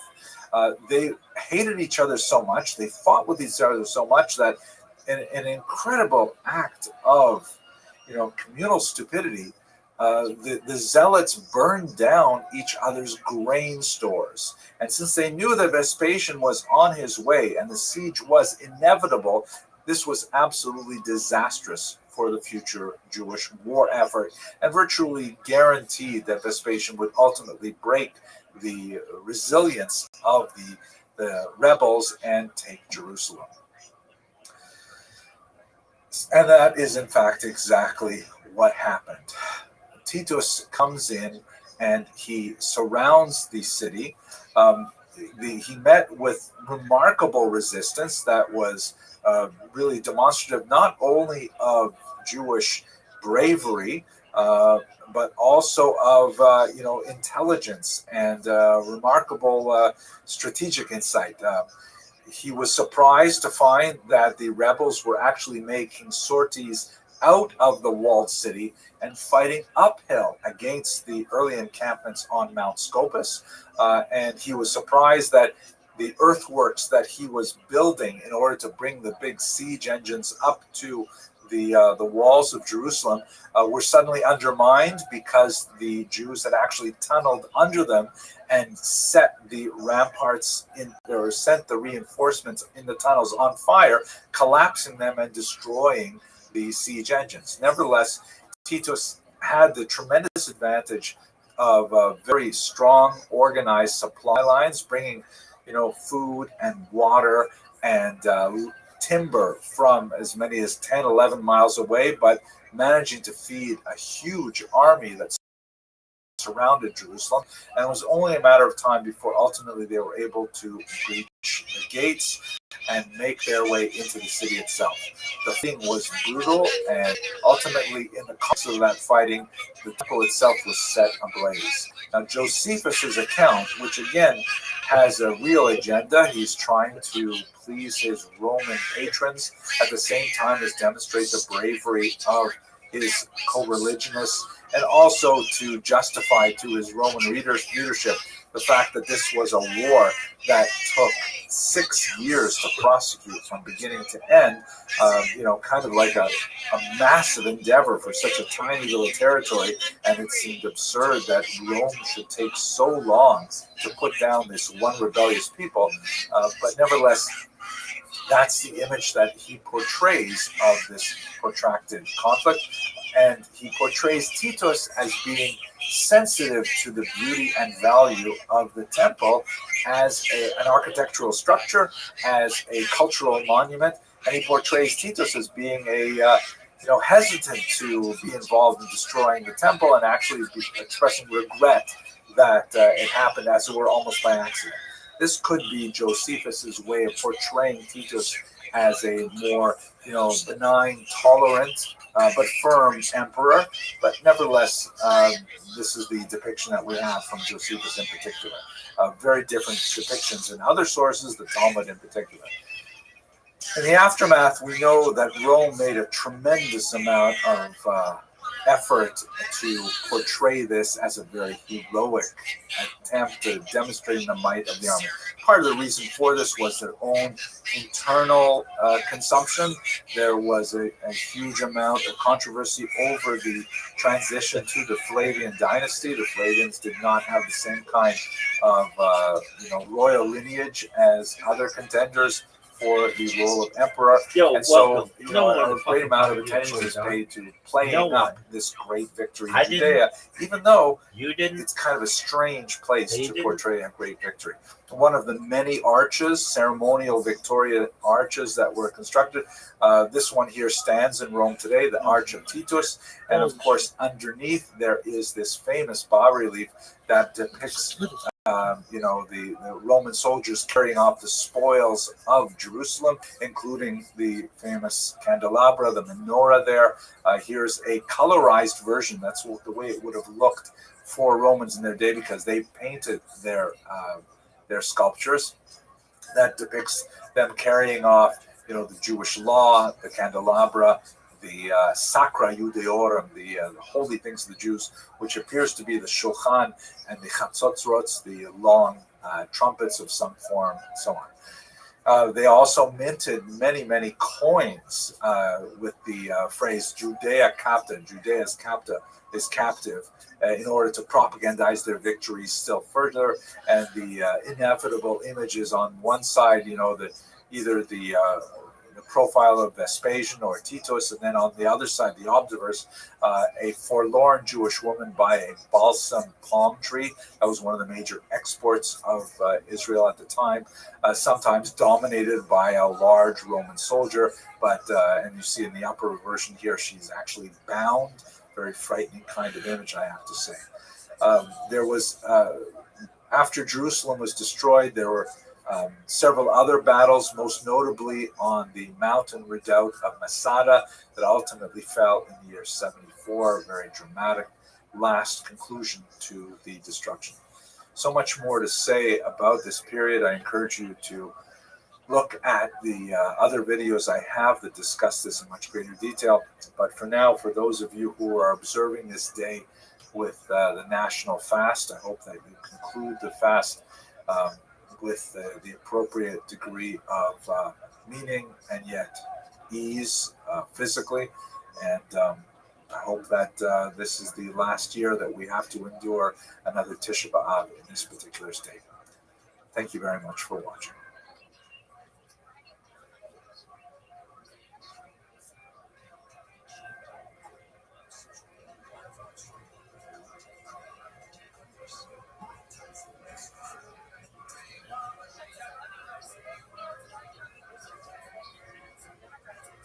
Purim is a favorite holiday for many Jews, but I think one of the communities in Jewish history that had the closest relationship with this particular holiday were the so-called crypto Jews, sometimes known as the Marranos, although that term has fallen out of favor because it is a derogatory term. It means pigs, and it was a term that was used by those who looked down upon the so-called crypto Jews or conversos. Let's explain what those terms mean. So, who are these crypto Jews, and why did they find Purim so fascinating? So many of you are familiar, of course, with the infamous expulsion of the Jews from Spain in the year 1492. But less well known is the backstory to that. 100 years earlier, there were a series of spontaneous pogroms in which there were hundreds of Jews who were forcibly baptized, perhaps thousands of Jews. And according to church doctrine, even though it was forbidden to engage in forced baptism, if a person was baptized, then that person actually became a Christian. This is what they say in Latin is to be ever. They became Christians. So you had this really bizarre situation in which there were all kinds of people who regarded themselves as being Jewish, but nevertheless had all the rights and privileges of Spanish Christians. And that meant that they were free to attend institutions of higher education, that they could move wherever they wanted, they could take any jobs or open any businesses they wanted, and there were all kinds of like really pragmatic reasons for having this kind of Christian driver's license, even though you could still go on living your Jewish life and eating kosher food and marrying other Jews or other Jews who had been forcibly converted and so on. And this went on for a century in Spain, and surprisingly, perhaps, those Jews who were forcibly baptized and their descendants ended up occupying very prominent positions in the Spanish economy and its culture and its leadership all over the place. So this prompted the Spanish rulers to bring in the Inquisition, the dreaded Spanish Inquisition, which was not, strictly speaking, directed at Jews, that is, those Jews who had not been forcibly converted, but rather at those so-called new Christians who were ostensibly Christian, but were still doing everything Jewish. And this Inquisition, like the term means, to inquire, was basically an investigation that was designed to root out any of these, private Jewish practices and make sure that they stayed true to Christian doctrine. It ended up creating this horrific purge-like mentality in Spanish society. It involved torture and forced confessions, and of course the auto da fe, the public burnings. So this spread later to Portugal because in 1497 a lot of the refugees from the Spanish expulsion were forcibly converted as well, and the Inquisition was later brought to that part of the Iberian Peninsula as well. So what this means is for the next several hundred years, the Inquisition was not formally ended until the 19th century. You had generations upon generations of people who were externally Christian, would go to church, would wear a crucifix, would say the right things and so on, but in the privacy of their home, they would have some degree of Jewish activity. There's of course a spectrum. Some were, deeply resentful of all this. Others would accommodate it. Others were true believers. But basically, you had this large population of people who frequently only found out that they were Jewish much later in life, because it was very uncommon to tell children that they were Jewish. It was a very dangerous thing. So, and by the way, women were incredibly important to the survival of the Jewish content of the lives of these individuals. And we know quite a bit about the role of women in the lives of crypto Jews because we have Inquisition trial transcripts in which there's long descriptions of the forced confessions that were drawn out of these women after torture. Really horrific stories. Now, how does this all relate to Purim? So let's just think about this for a second. If you're living in the middle of the 16th century and Judaism has been totally banned in your country, and you know from your parents, you found out when you were a teenager that you're actually Jewish, what do you do to learn about Judaism? There are no rabbis allowed. There are no Hebrew books in circulation anywhere. The only exception, incidentally, were medical textbooks, which were often written in Hebrew, and doctors were allowed to own those. Many doctors were also crypto-Jews, the most famous ones of the centuries. And so if you're a regular Jew and you want to do something Jewish, but you have to hide it, and where are you going to learn about this? You can't, like, take a shear. You certainly can't click on the internet and go to outorah.org, right? How do you learn about these things? So you have a Christian Bible, which is basically all of Tanakh with a few things attached on at the end. And in Tanakh, you have the Book of Esther. The Book of Esther not only gives you a really good description of the main mitzvot associated with Purim, which are, of course, amplified in Maseches Megillah and elsewhere in the oral Torah, but basically you get the gist of it. There may be some things that they would get wrong, like, for example, many women and men would undergo a painful, punishing 3-day fast, because that's what it says in the Book of Esther, of course. But they would try to do the things that it says in the Book of Esther. And also think about the role of Esther in the story, right? She, like these crypto Jews, hid her identity. And when it came time, she stood up and she revealed who she really was and saved the entire Jewish people. And you can see that Esther would have been a book that had tremendous meaning for these crypto Jews, waiting for generations and generations to reenact their Jewish identity, to reactivate their Jewish identity, and I find it deeply inspirational. Okay, I hope you found this interesting. Thank you very much for listening. But you guys are a bunch of superheroes, and we thank you. Congratulations to you. And for your hero-dom, you shall be rewarded. Ladies and gentlemen, I present to you the record holder for all-time appearances on the show, all-time interviews on the show, the reigning defending Hall of Famer, the Emperor of ExpressVPN, the Memphis Strangler. Purim is one of the holidays in the Jewish calendar that has tremendous reverberations on a historical basis. One of the most fascinating expressions of Purim, I think, is in a discovery that was made in the 20th century of a time capsule, a synagogue that had been buried since the year 256 and suddenly rendered a tremendous amount of data about the way in which the Jews saw themselves in the world around them. I'm speaking, of course, about a very famous synagogue in the city of Duro Europos, which is located in eastern Syria on the Euphrates River. And the story is basically like this. This is a city that had a wall around it, and it was kind of in a borderland territory between the Roman Empire and the Persian Empire. And at one point in the 3rd century, the Romans were correctly fearing a Sasanian advance on the city, and so they decided to put some plans in place to protect themselves against the Persians. They ordered all of the inhabitants along the western wall of this particular settlement, the other side of the Euphrates, to abandon their homes and their businesses, and then they filled in those locations with sand. The idea being that they thought the Persians would not attack from the riverside, they would attack from the land side in the west, and so they built up a massive rampart to protect the wall, and it was to no avail because the Persians ended up sacking the city, and it then was left abandoned for several centuries until it was discovered again in the 20th century and excavated in the 1930s. Now, why do we care so much about this? Because on that western wall, facing Jerusalem, of course, was a synagogue. Wow. And that synagogue was so well preserved by all of the sand that was buried there that when they excavated it, they found this incredible wealth of wall paintings. And scholars have spent, their entire scholarly lives studying these paintings, trying to understand what they mean for the history of the Jews in this part of the world.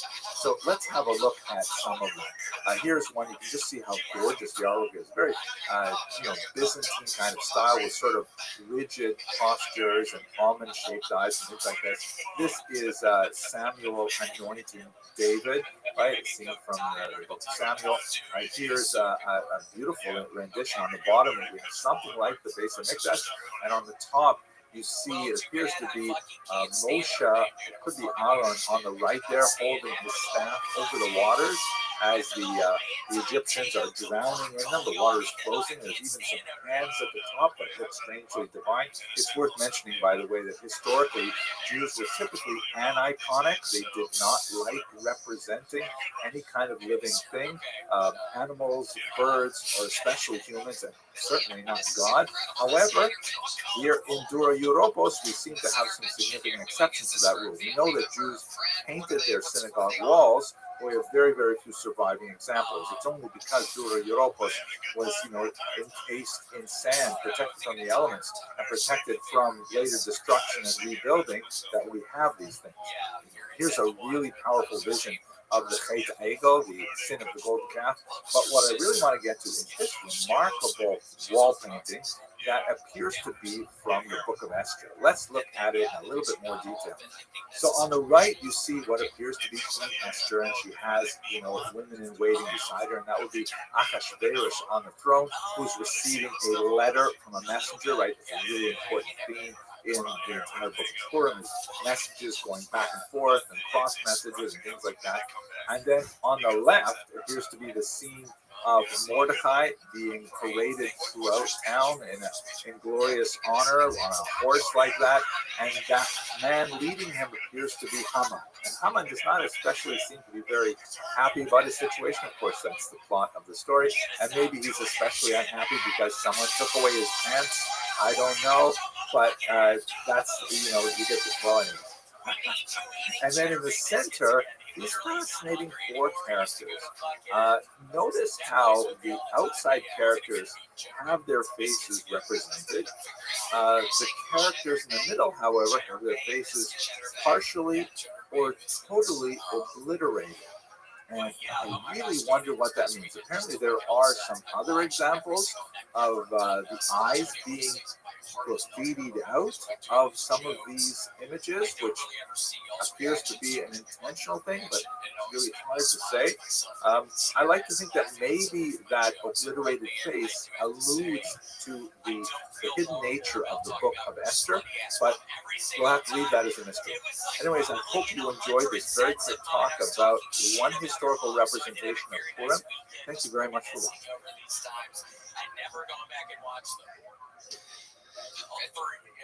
Great man, you brought those prop glasses just for this moment with William.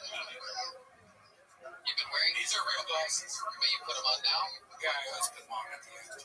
One of the most fascinating elements of late Second Temple Judaism is the fact that there were lots of ideas circulating around the land of Israel that did not make it into the rabbinic tradition. We have a lot of books that survived antiquity. Sometimes they're called the outside books in the Jewish tradition. There were actually three versions of Esther that were circulating in the ancient world.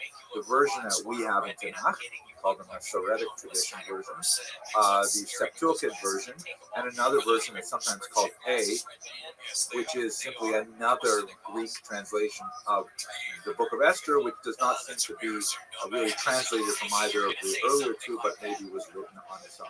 Now, this reminds me a lot of something I don't know if I heard it or I once saw it, but apparently there was an edition of Hamlet published in Yiddish that had on the title page, Hamlet from the famous writer William Shakespeare, and then it said in Yiddish, "Verteidigt und verbessert," which means translated and improved. And in fact, that's what's going on in the Book of Esther, recorded in the Septuagint.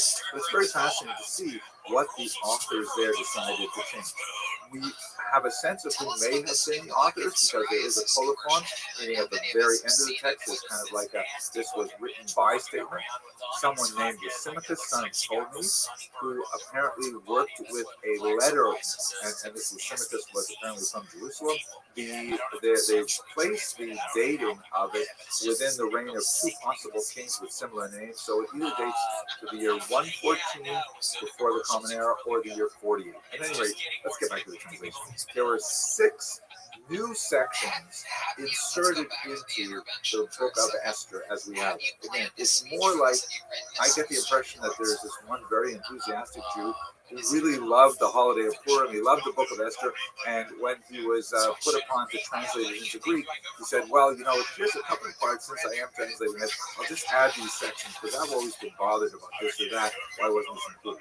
Some of those sections are like really weird. Like at the very beginning, there's a discussion of Mordecai having a dream about two dragons fighting. This also comes up at the very end of the book, and that dream somehow refers to this, cataclysmic conflict between Mordecai and Haman. Okay, other passages make the text much more pious, much more frum, ironically. For example, we know amazingly that in the book of Esther, as we have it, the name of Hashem is never mentioned, and that's a very significant part of what we read into the text. It's a book of Hester punning. God's presence is not immediately obvious, unlike most other books of the Bible. I guess the author of the Septuagint said, no, we can't have that. So they inserted God a few points. They had prayers from Esther and Mordecai. Actually, on a literary level, the prayer of Esther is rather beautiful. But some editions are just kind of boring and detract from the hard-cut sharpness and the literary value of the original book of Esther, which is so much more condensed and powerful. They have some interesting detail, like, for example, rather than just mentioning that letters were sent by the king, they actually, the version in the Septuagint actually gives you the text of these letters, purported text of the letters, including the ones dictated by Esther and Mordecai. They also seem to be a little bit concerned about the way that non-Jewish audiences might appreciate this book. After all, it is recorded in Greek, which is a lingua franca. So many more people had access to it than narrow Hebrew readers. And so when there's those violent bits at the end of the book, it's kind of softened and placed in context and stuff like that. So it's a really fascinating read. If you love the book of Esther, it's interesting to read this version and sort of chuckle along and say, well, what were they thinking? And what I take away from this is that when I go through the book of Esther twice on Purim, I'm going to try and approach it with fresh eyes and appreciate the beautiful, most amazing, entertaining, and inspirational book. Thank you very much for listening. Is it heroin? Is that the main drug of the person getting the intervention? Yeah, amongst cornucopia and other things. So other than heroin and amongst oh yeah, it's kind of for an intervention. One of the more intriguing, puzzling elements of the book of Esther is the frequent references to drinking parties, and as the Gemara describes it in Tractate Megillah, that there is actually a command to become so inebriated that one not know the difference between cursed is Haman and blessed is Mordecai, which sounds, at least in the surface reading, like a very, very deep state of intoxication. And in fact, the Gemara goes on to say that it can easily get out of hand, even in the ancient period. For example, at one Purim Suda, infamously, Rabbi got up and it says he slaughtered his colleague Rabbi, which is like, oh my gosh. Now, the Gemara goes on to say that when he saw what he'd done, he immediately prayed to God, a miracle happened, and Rabbi was revived. But then the Gemara, with his characteristic sense of humor, says that the next year, Rabbi says, hey, Rabbi Zera, why don't you come by my place? Well, before it's Suda again, Rabbi Zera says, I'm paraphrasing, are you crazy? I'm coming back to your place. A miracle doesn't happen every year. Like, we can't anticipate miracles will happen.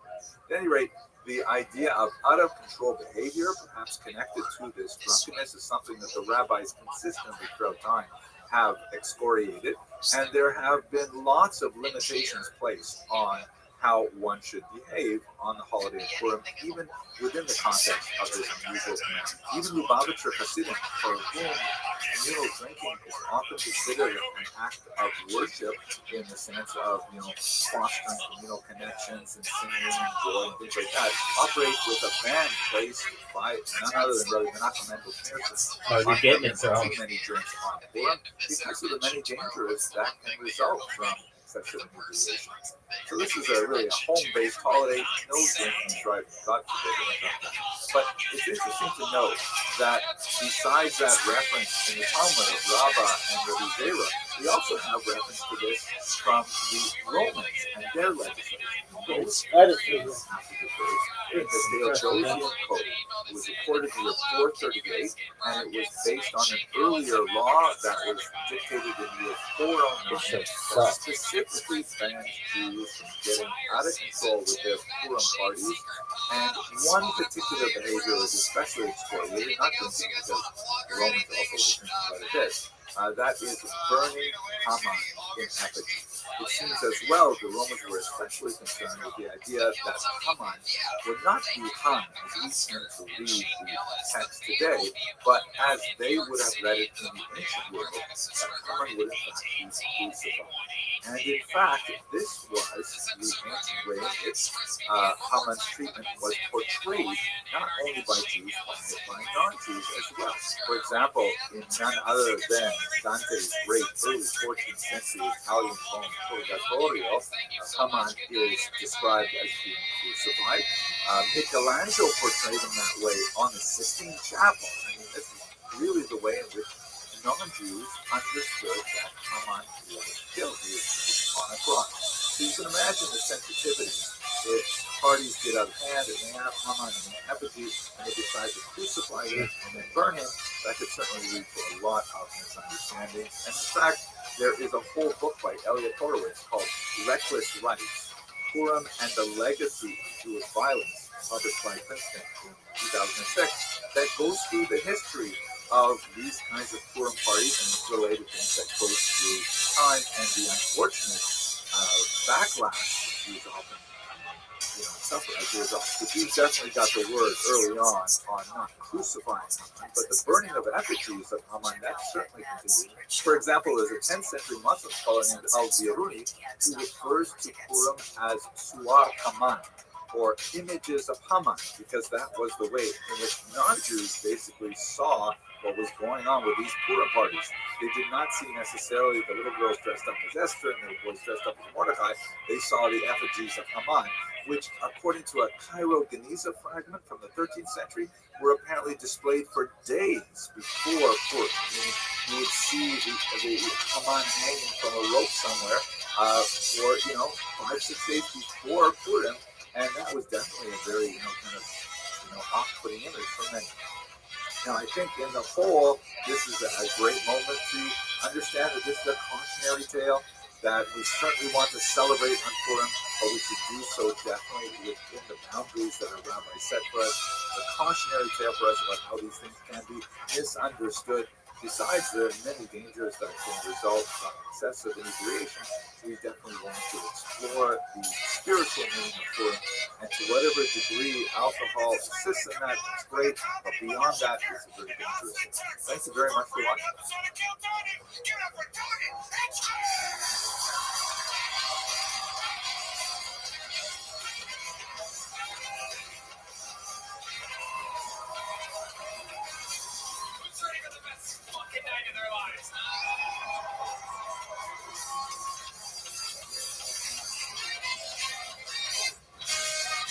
Hello, fellow students of Jewish history.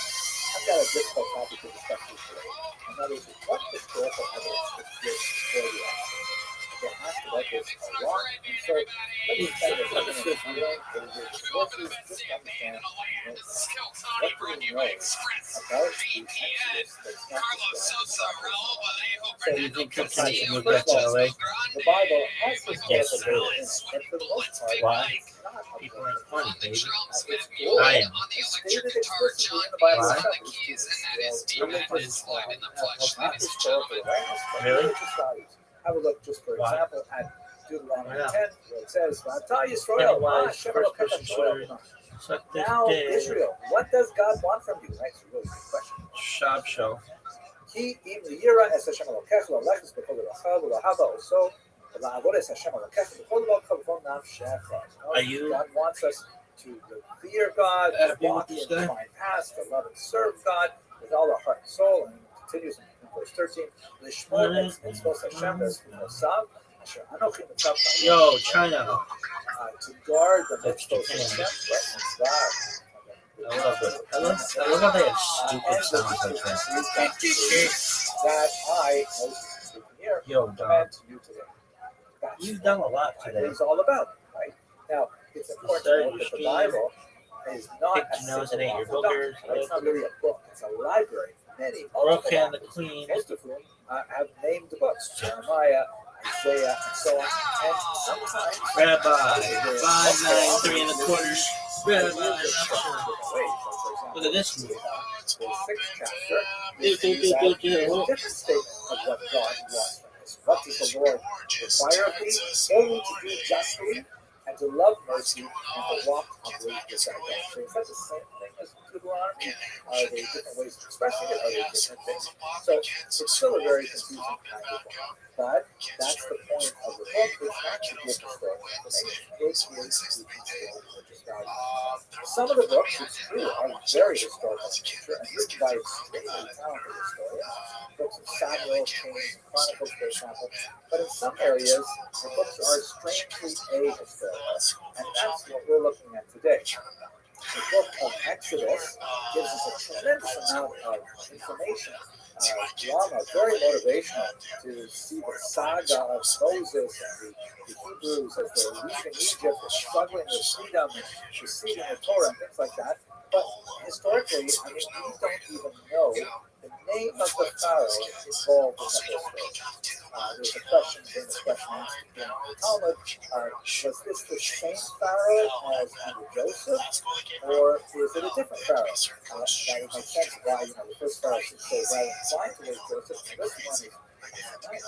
And on the other hand, maybe it's the same pharaoh, and it's fine. So we don't know when it happened from the name of the pharaoh. We do have a way to calculate the dates that was determined by Rabbi Yosef and Kalafka, but that system was devised about 1,500 years later, and it was based on calculations of where the Bible actually does give us dates, which is sparse and confusing, and there are gaps, and it's very confusing to figure out the timeline.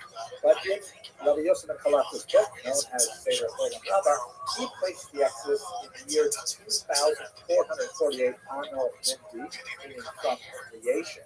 This is where we get the year that we're enjoying 5,783 Jewish year right now.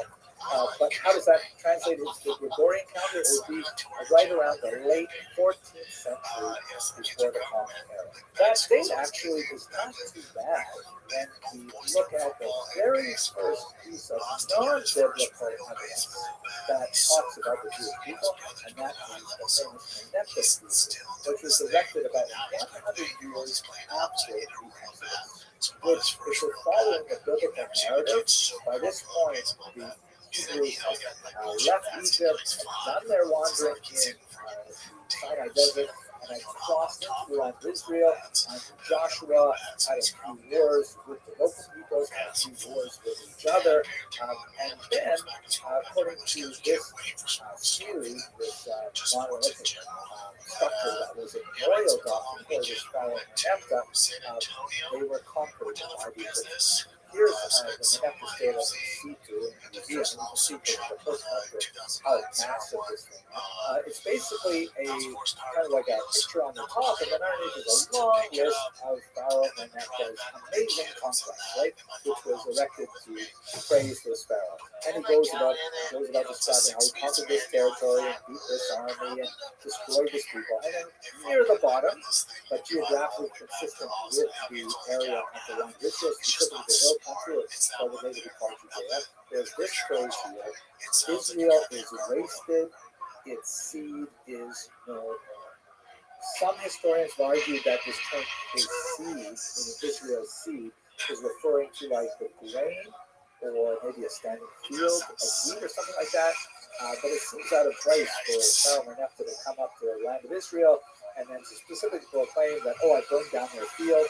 Doesn't seem like really a pharaonic kind of thing to do.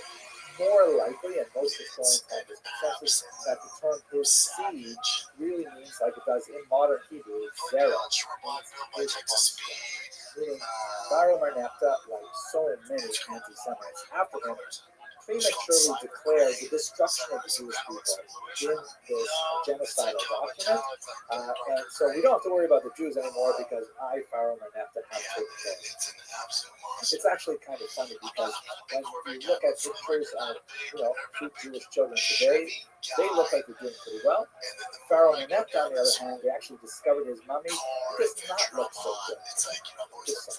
So the dating of the Exodus seems to fit with the extra biblical evidence that we have so far. This is one theory, but it doesn't say anything about how Israel got to be there. What was Israel exactly? Is that referring to a land or a place or a people or what? We don't really know. You will from time to time find that highly energized Bible enthusiasts, I use that term with some irony because the term enthusiasm means to have God within you, will accept rather credulously some rather bizarre, extreme, and totally unreliable claims, such as, for example, the argument that submerged Egyptian chariot wheels were discovered in the Red Sea. Now, we're not even sure exactly where the Jews were to have made that great crossing. The Hebrew term used in the Bible is not Red Sea, but Sea of Reeds. Yamsuf, which seems to indicate, not so much like a massive sea like in Cecil B. DeMille's Ten Commandments, but more like, a very difficult to traverse wetland, a large marsh or something. I don't really know. We haven't found archaeological evidence of the supposedly massive number of Jews who left Goshen and made their way into the Sinai Peninsula for 40 years. Now, it's not hard to imagine that whatever they left behind simply would have been lost. It was impossible back then to get any decent Asian takeout, so it's not like they're going to be leaving a landfill's worth of takeout containers. But these are things that we simply do not have historically. So in other words, the major source that is preserved of the Exodus is the description itself that exists in the Bible. Even the location of Mount Sinai is unknown, although there is one specific mountain that according to Arabic and Christian tradition, is Mount Sinai itself. There is a dramatic picture of it, known as Tur Sinai or Jabal Musa, although there's no real indication to suggest that this is exactly the same mountain described in the Bible. The reasons for the absence of evidence is not surprising. The environment is not ideal for preserving archaeological sites. Goshen, for example, which is located in the eastern delta of the Nile, is very infamous for its soft soil and for the regular flooding. The silt coming in, and it's very hard to preserve any material there, and that is incidentally something which is corroborated by the Mishnah itself. But it is interesting to note that the story of the Exodus was widely known in ancient Near East. For example, we have the writings quoted later of the Egyptian priest Manetho in the early 3rd century before the Modern Era, who seems to be quite conversant with the Jewish tradition of the Exodus, although he tells it in a very different way, in which it's not like a miraculous divine event where the Jews are saved and taken as a nation of slaves out of one language to another. Rather, they were driven out, according to his version of it, which of course leads us to another somewhat irritating habit of the ancient Egyptians to remove or rewrite history when it did not suit the memory that they wanted to preserve. We see this very clearly, for example, with the reign of Hatshepsut, who is one of the most important pharaohs, and also a female pharaoh who was a great builder and very active in her long reign, and very, very powerful, sometimes depicted as a woman, as you see in this particular statue, and other times depicted as a male with a false beard growing out of her chin. And for reasons which are unknown, at some point later in time, all of Hatshepsut's memory was under attack by a later dynasty. Perhaps it had to do something with sibling rivalry, perhaps it had to do something with the fact that she was a woman, but her reign is wiped out of much of the archaeological record and only discovered in a few places and allow historians to put together what she actually did during her lifetime. So the Egyptians, they would have no problem simply saying, let's skip that whole chapter of the Hebrew slaves, how they got out of here, because it would be intrinsically related. Okay, so that's all sort of like negatives and caveats of the program. What exactly do we have that would suggest that this belief is credible? So, for example, one of the most fascinating areas is the linguistic evidence. When you look at the Book of Exodus, there are quite a few technical Egyptian words that are inserted in the text. Like, for example, the name for the sorcerers, which appear to be really specifically identified with that particular time and place in society. It doesn't seem to be words that were widely used elsewhere, and they locate the text, as it were, within the court hierarchy specifically. Also, titles like the name that Joseph gets, Ezekiel's power, Sakat Sameach, which is very unusual, not a Hebrew word, but borrowed from Egyptian word and brought into tradition. Some fascinating things like that. The internal literary evidence that points to the place and time of Exodus. Another example, the great scholar Dr. Francis Kitchen did a tremendous amount of research on the price of slaves in the ancient Near East over a period of hundreds of years, and was able to track the ups and downs of the slave market.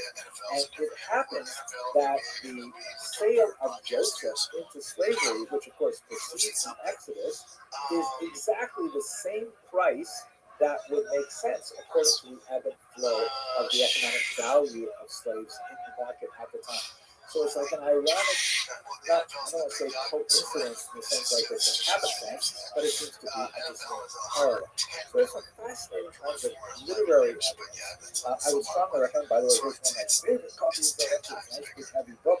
This is the Koran Tanakh of the Land of Israel, which is really beautifully well illustrated, a scholarly volume that has lots of really interesting data on what's Egyptian that appears in the Hebrew text and so on. And I strongly encourage you to have a look at it if these kinds of things interest you. We also have historical data of patterns of migrations that are consistent with the depiction in the Book of Exodus. For example, this period depiction that shows you the Hyksos, who are Western Semites, migrating into the land of Egypt, entirely consistent with the story of the Hebrews in Exodus. Some historians have even argued that the Hyksos should somehow be identified with the Hebrews. We also have this amazing bit of papyrus that's actually directions on brick making for the period, which correspond precisely to the data that we have in Exodus. So they're making bricks with the same kind of technology at that time as described in these documents. And here's like an example I find especially powerful here. In the region of a place called Antioch, which is precisely in the eastern delta of the Nile, which is associated with Goshen, they discovered some mud pitchers with honeysuckle.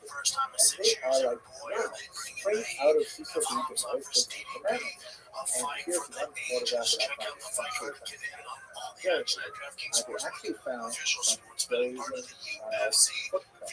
they actually found some frozen footprints in the dry plantation. Wow.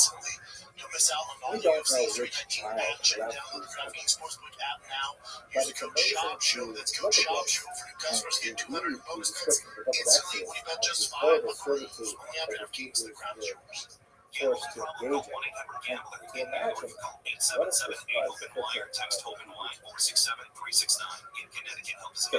none of this is absolutely hard, indisputable historical. Nothing like that has been discovered, at least not yet. We do have some interesting philosophical arguments. I won't go into here. You can look, for example, at what the Arabian is, but ultimately, the belief in the description of the Exodus which is such a core element of Jewish civilization, is ultimately a matter of faith. So ironically, we have to return to where we started. The Exodus narrative in the Bible does not provide us with an account that we can precisely, definitively prove with some kind of explanation. We can find a lot of really interesting sort of parallel bits of information support the narrative, but ultimately it requires faith. faith can only exist in a universe where doubt is also credible. So what I take away from all this, after spending so much time thinking about the usual evil, is that the greatest argument for the validity of the Exodus is not going to be found necessarily in some archaeological discussion. What I find most powerful personally, perhaps this would be useful for you as you celebrate the Passover Seder in a couple of weeks, is that the Jewish people, remarkable, unusual, creative, and problematic people, have seen so many hundreds of civilizations rise and fall. We've seen so many pharaohs, one after another. Many of them right by Neptune, seeking to destroy us. Every Assyria, over 3,000 years later, still talking about the meaning of the Exodus. What it has to say about us as a people, and about our relationship to larger human civilization, what it says about core values of freedom, dignity, the fact that we're still having the same conversation. There's no doubt Maimonides had around his table, that Rabbi Akiva had around his table. That's something that's far more powerful. You know what made us different than boxing is if you bought a pay-per-view, you were getting 5 badass fighters. They went right from that. They can TKO boxing. And now the model's more like boxing. Yeah, it's not as bad as boxing, but they're definitely trending that way. Like, 2 weekends ago, Fight Night, that's the first card that I didn't watch live. I watched it after the fact. It almost seemed like PFL Bellator vibe. Hello, fellow students of Jewish history. Around the world this week, Jews will commemorate a fast day known as the 17th of Tammuz, Shabbat Tammuz. It kicks off a 3-week period of semi-mourning that will culminate in another fast day, a more significant fast, on the 9th day of the month of Av, that commemorates specifically the destruction of the temple in Jerusalem. But for the 17th of Tammuz, which is the initial fast that begins this period, the sources describe 5 different things that specifically happened on this day. Here is the actual citation from the Mishnah, a 2nd century text that reads, 5 things happened to our ancestors on the 17th day of the month of Tammuz. On the 17th day of the month of Tammuz, the tablets were broken. The Tamid offering, which is one of the sacrificial activities of the temple, ceased.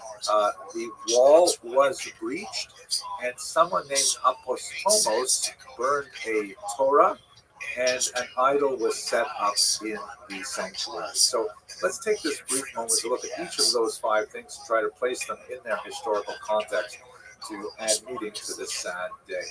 So, of course, the destruction of the tablets is something that's well known to anyone who reads the Bible. The entire passage is described in the 32nd chapter of the book of Exodus. You can actually get a sense of the amount of time passed because as the ancestors of today's Jews left the land of Egypt and their servitude there, that would have happened in the springtime, right? That's the holiday Passover. And now here we are in the midsummer, and Moses goes up onto Mount Sinai, and while he's there, the ancestors of the Jews get involved in a whole bunch of inappropriate activities. They build the golden calf, they dance around it. Everyone's seen the 10 Commandments by Cecil B. DeMille. You get the dramatic scene. Moses comes down off the mountain, freshly holding these 2 tablets of the law, the 10 Commandments, and he sees what they're doing, and he raises them high and he smashes them to pieces, which Rashi says, God, as it were, said to him, Yasher Korach, well done. This is apparently the right thing to do in this particular situation. Here's a remarkable rendition of it by Rembrandt, the famous Dutch artist who, of course, was very close with the Jewish community in Amsterdam. This depiction of Moses does not have him wearing a kippah, or certainly not a black hat, but the text on the commandments is a faithful representation of Hebrew, although some of the spacing between the letters is a little weird. In terms of the historical context of this event, The only real historical source we have for it is the Bible itself, and later authors in the 2nd century, the Seder Olam Rabbah in particular by Rabbi Yossi ben Kalafta, and later the Seder Olam Zuta, calculate back the year that this would have happened, and they set it at the year 2448. That's Anno Mundi, meaning from creation, according to that count, which would have worked out to about the year 1313 before the Common Era.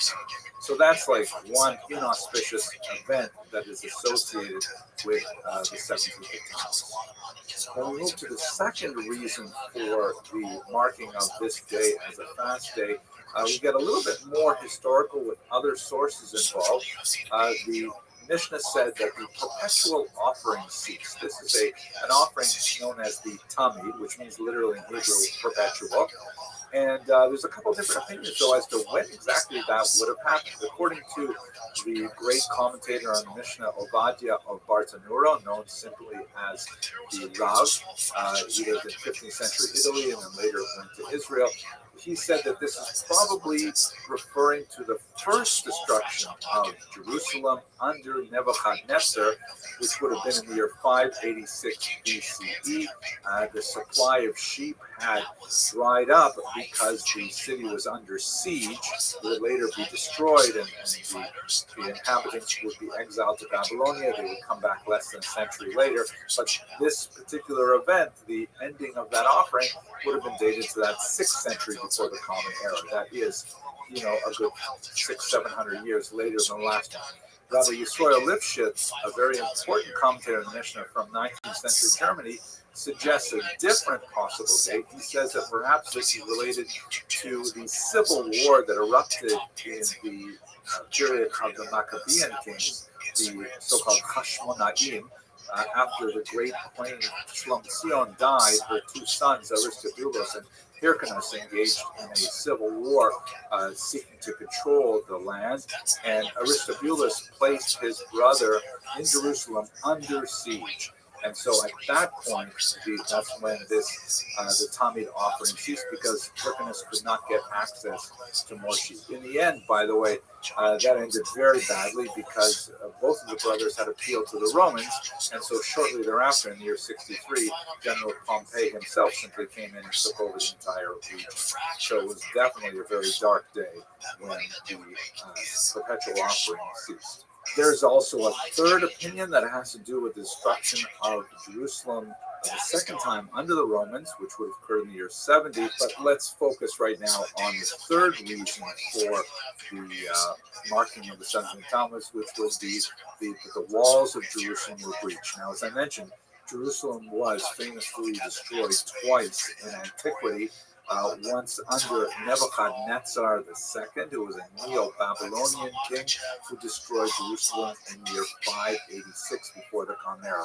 You can see here this map where his empire simply reached all over the Fertile Crescent, right up the Euphrates and Tigris rivers, and then down into the land of Israel and right up to the Sinai Peninsula.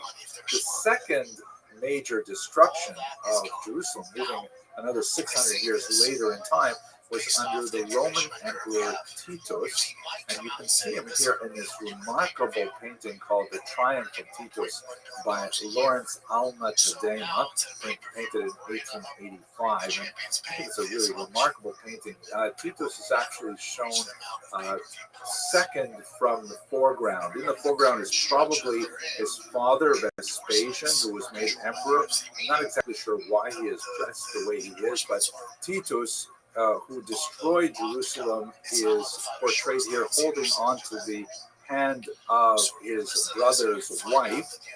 There's a whole lascivious story around that as well. And in the background, you can see the menorah, kind of displayed there at the Temple of Peace that Vespasian had set up to commemorate his victories over Judea. Now, in terms of this discussion of the breaching of the walls, I've always wondered, if there's 3 weeks between the breaching of the wall and the destruction of the temple, that's a really long time. I've been to Jerusalem, of course, and I imagine that, God forbid, certainly in a modern war, if the wall was breached, it's all over. But let's have a look at this map here that lays out exactly how Jerusalem was destroyed. So there's actually 3 walls around Jerusalem. The first one is this large one around the temple courtyard itself. The second wall was built a little bit later, and it goes around the neighborhoods just to the northwest of Jerusalem, of the old city.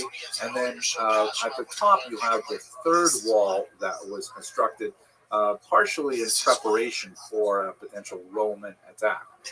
There's also this wall over here, which is not actually a wall proper. It's actually a siege dike that was built not by the Judeans, but by the Romans in their attempt to starve the inhabitants of Jerusalem. The siege lasted from the springtime up until the late summer when the temple was finally destroyed, and the siege dike was exceptionally effective for lots of very sad reasons, including the fact that the Jewish rebels were fighting with each other so bitterly that they actually burned down each other's stores of grain in an attempt to seize control for themselves. But that's another story. Maybe we'll talk about that more when we get to Tisha B'Av, the final destruction. So in terms of the penetration of these 3 walls, the Romans first attempted to attack here in the north, but they were pushed back with a remarkably bold attack by Shimon Diorias, who was a terrifying rebel who frightened his rivals and the Romans even more. So the Romans decided to move around the side, and they eventually breached the first wall, or the third wall in terms of its history of construction, and then they swarmed through the neighborhoods to the north. They then were able to make short work of the middle wall, but it was at the third wall, or the first wall in terms of the history of construction, right here in the north at the fortress known as Antonia, that they finally broke through on the 17th of Tammuz. And in fact, it took them 3 weeks from getting to this major fortification to finally destroy the temple on the inside. The source we have for these dates is none other than Josephus, a remarkable historian who gives us a very detailed description of what happened in Jerusalem in his history called the Jewish War, which, by the way, he wrote because he surrendered to the Romans and then ended up, he was originally a rebel commander himself. He surrendered to the Romans, and the rest of his life was spent as sort of a client, sort of a captive of the Romans, and he wrote quite a bit about this particular point in history and many other aspects of Jewish history. He's a complicated historian to work with because we know that he's writing not only for posterity, but also for his Roman patrons, who are literally reading every word and want to see themselves portrayed very positively, and his life depends on doing that right.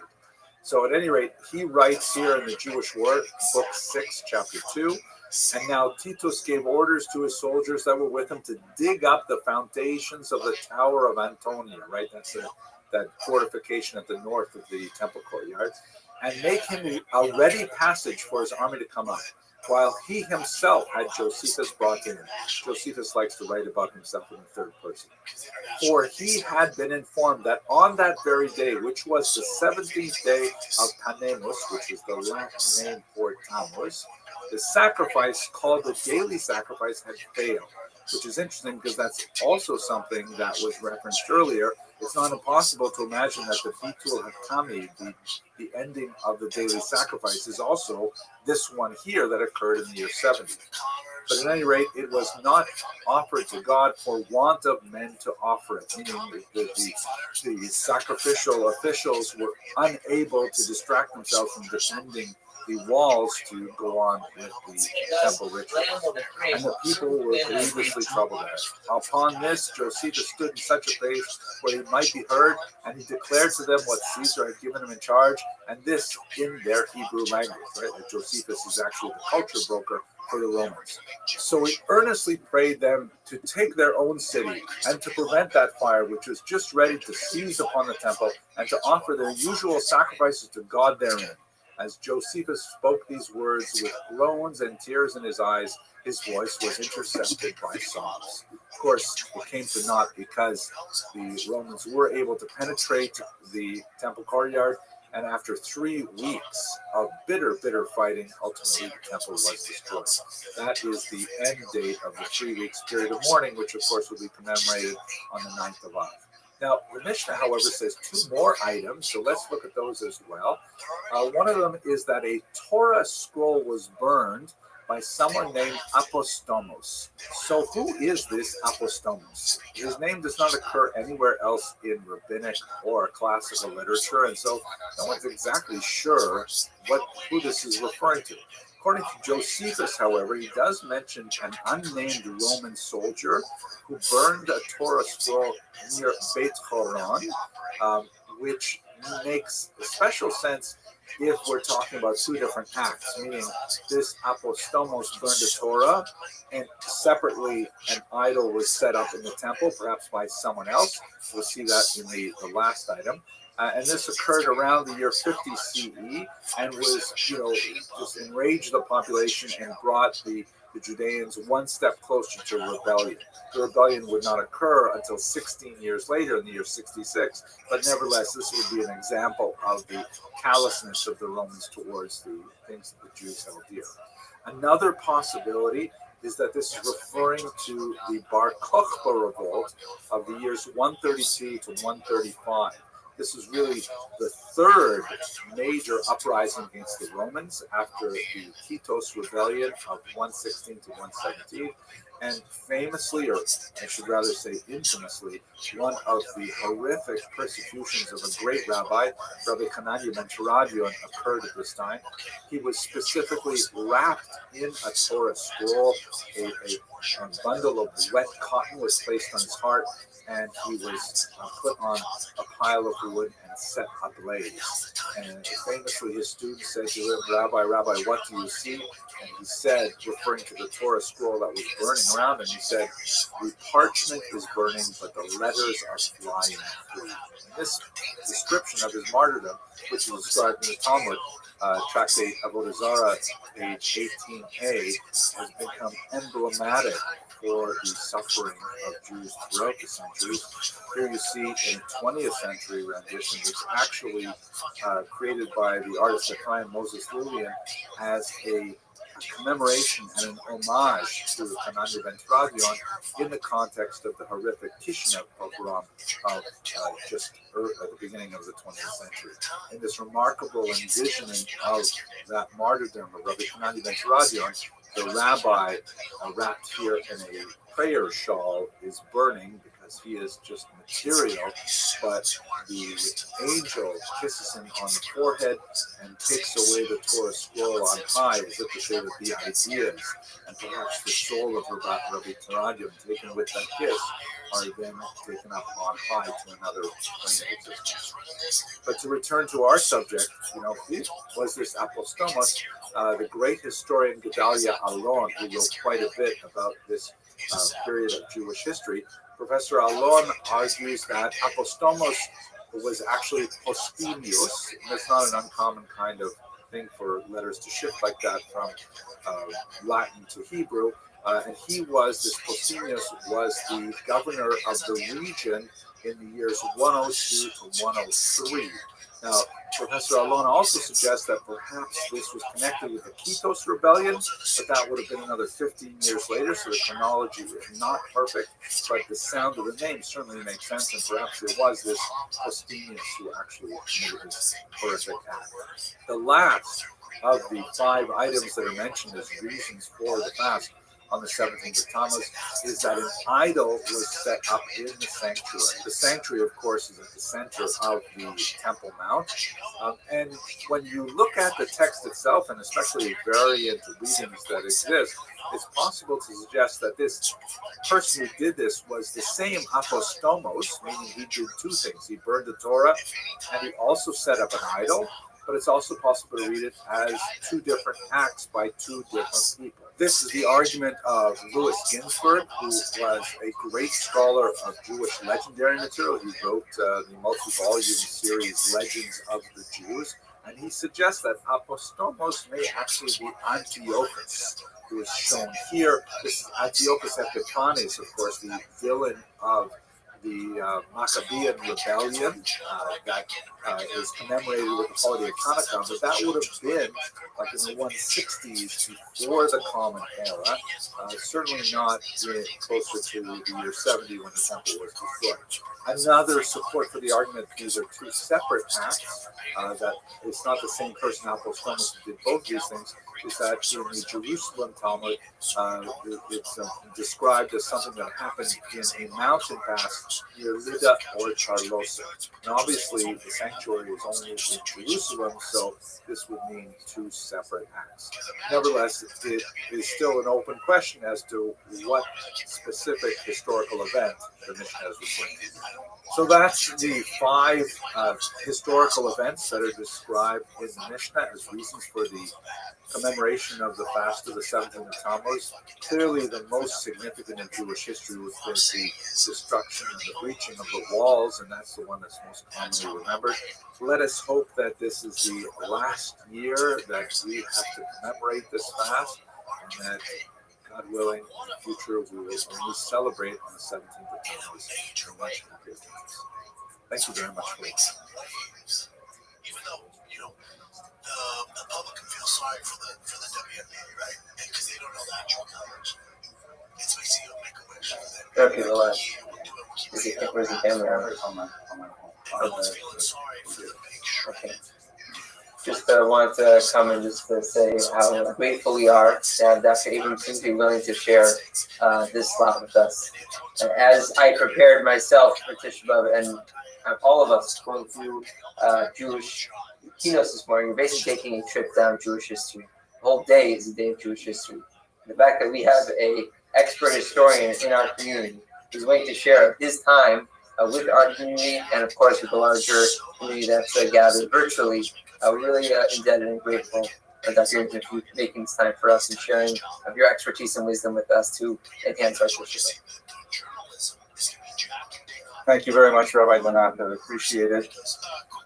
And I'm grateful for all of you for coming to listen to me talk about something that occupies quite a bit of my own mental space, and all of you online as well for joining me. I realize that moving to Fairlawn, it's a very different community than where we lived in the 5 towns.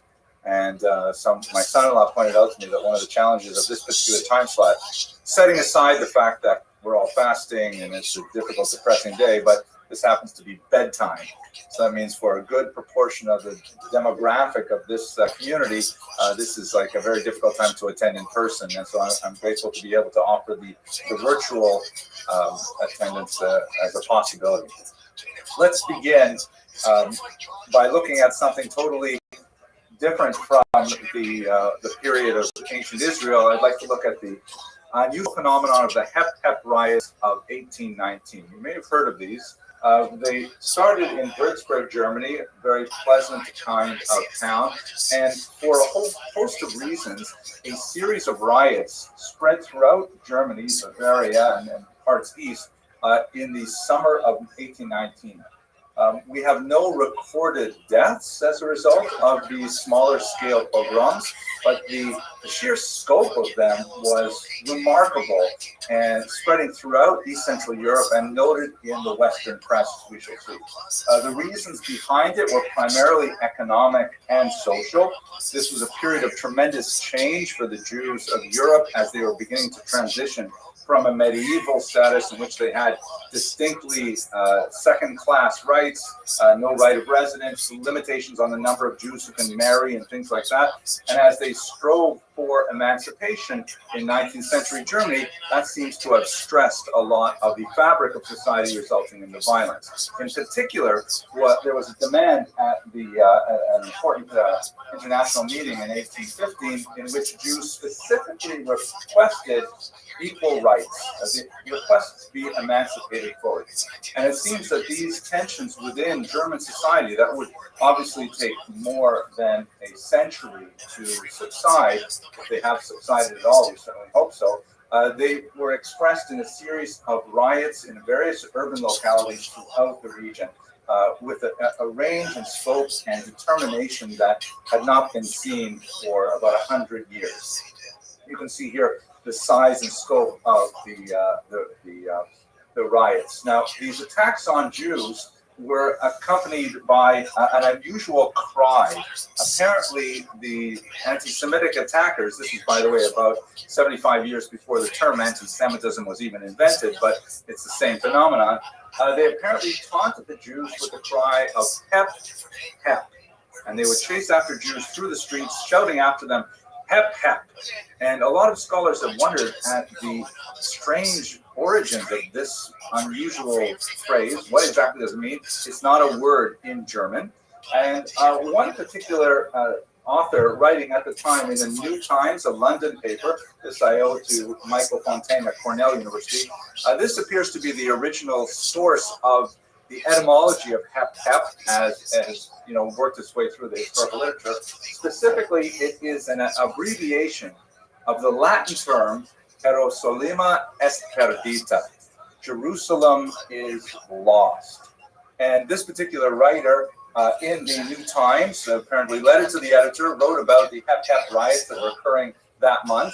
And he offered this as an etymology that the rioters were somehow taking advantage of this Latin phrase that was, according to the author of this letter, used first in the First Crusade of 1096 in the Rhineland, and cites a few authorities for it. The problem with this is that, you know, first of all, it's all a cholent of mistakes. We don't have any of these specific sources from the Crusades. We have no other records from Jews or otherwise of Crusaders using this Latin term. Why would 19th century German anti-Semites pick this strange term out of something that occurred 800 years earlier and then use it in their attacks, and it dies down immediately thereafter? And so Fontaine cast aspersions on the theory that they were actually saying Jerusalema et perdita. A much more reasonable argument is that in 19th century German, the phrase hep hep was used to goad animals. Like we say in English, you know, giddy up, to make a horse move. I don't know if that actually works. I've never tried it, but if that is apparently the word we use in English, giddy up, and it only makes sense in English in that particular context. And taking it to Germany at the time, that makes a lot of sense, because the Jews would have been viewed as subhuman, viewed as less than equal citizens, and driving them along like animals as they were chased through the streets has the ring of truth to my ears. It has ironically survived outside of the anti-Semitic context, partially in English, and most likely through this phrase we use, hip hip hooray, which is an expression that I'm sure many of you are familiar with. This is happens to be a wartime printing of a song sheet that uses this phrase, hip hip hooray, and it's an expression of joy, of celebration, of you know, the acclamation of one individual or another for some activity, hip hip hooray, that may in fact be related to this strange anti-Semitic chant, hep hep, used in 1819. Now, why do I start with this medieval footnote, or sorry, early modern 19th century footnote? It goes back to my own appreciation of anti-Semitism that I'd like to share with you very briefly. My personal background, I grew up as the only Jewish child in a very remote milling community in northern Ontario, Canada. It was a very small town, less than 4,000 people. The population was evenly divided between French Catholics and Protestant Anglos. And there were a few of us who were outsiders. There was me. There was my best friend, Peter Chin, whose father ran the Chinese restaurant, of course. My father ran the dry goods store. There was a black girl who lived about 30 miles away in a town called Monteith, and we were the ones who were kind of the lightning rod of all of the social angst of this adolescent population. And my parents, at tremendous expense, when I was 10 years old, they sent me to Toronto, a much larger community, so I could learn something about what it meant to be Jewish and have a bar mitzvah. And then they brought me back to this small town, Iroquois Falls, when I was 14 years old. And that's when I first discovered anti-Semitism, because so many of the kids that I played ice hockey with, that I went, hiking in the woods with, that I went skiing with. They were my best friends, both the Anglos and the Francophones. All of a sudden, there were groups of them who regarded me as the spawn of Satan, asking me literally if they could see my horns. And, I had grown up with them, and I had only been gone for a few years. And all of a sudden, I was not from most people are fine, most people are nice, most people are happy to see me. But there were a few really bad eggs who were distinctly and virulently anti-Semitic. And the charges that they hurled at me in English, dirty Jew, in French, maudit juif, a little bit more colorful, cursed Jew, that those stung and those stuck with me. And just the guttural sounds of hatred that were expressed in those few syllables reminded me of the Hef riot, and made me feel like, yes, that makes sense. That this is a deep-seated infection that has its expression in certain behaviors and certain outward trappings, and that kind of grunting expression of hatred in a nonsensical word is something that resonated with me. And I think it ties specifically to our topic because, in my adolescence, as I tried to process this strange change among my friends, I tried to understand how could they, all of a sudden hate me when what have I done differently? I'm the same kid I used to play with before. They used to play with. What happened? I spent really the rest of my intense adolescent thought focused on the idea of understanding the roots of anti-Semitism, and most of my adult career in scholarship has been looking at this question and trying to understand the difference of Jews in the world. And in many ways, sorry for the long prolegomenon, this brings us to our topic, because the topic that we're discussing today, on this day, Tisha B'Av, is really at the root of our difference. It is that moment when Jews were spewed forth into the world in a forced diaspora, and yet failed or refused to assimilate into non-existence, persisting as a thorn in the side of more monolithic populations.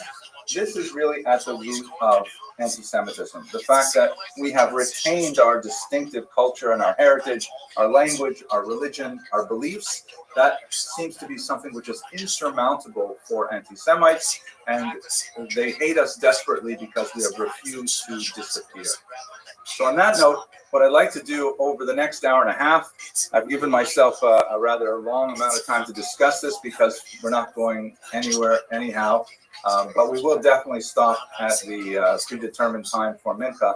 I'd like to take you through the three major Roman Jewish wars, beginning with the Great Revolt that started in 66 and resulted in the destruction of the temple on this day, 2,000 years ago. And then we'll follow up with the next revolt, the Kippos Rebellion in 115, that is lesser known. And then the Bar Kokhba revolt of 132. All three of these were attempts by Jews to reassert their independence, both politically in terms of sovereignty, more significantly in terms of the assertion of their religious identity and religious practice. And by the end of this talk, we will be both exhausted and hopefully somewhat more informed as to the roots of our ancient diaspora. So with that, let me begin by looking at Roman Judea. We have to understand the nature of Roman Judea, we have to take it back a fair distance. We have to go really to the period of the Hashmonaim, the period of the Maccabees. This is, however, a map that gives you a sense of where Judea was in the context of the larger Roman Empire. And just the scale of the empire vis-a-vis the tiny little chunk of land, which seems even a little bit exaggerated here, just gives you a sense of how amazingly futile the attempt was for the Jews who attempted to throw off the Roman yoke. But we will proceed with that nevertheless shortly.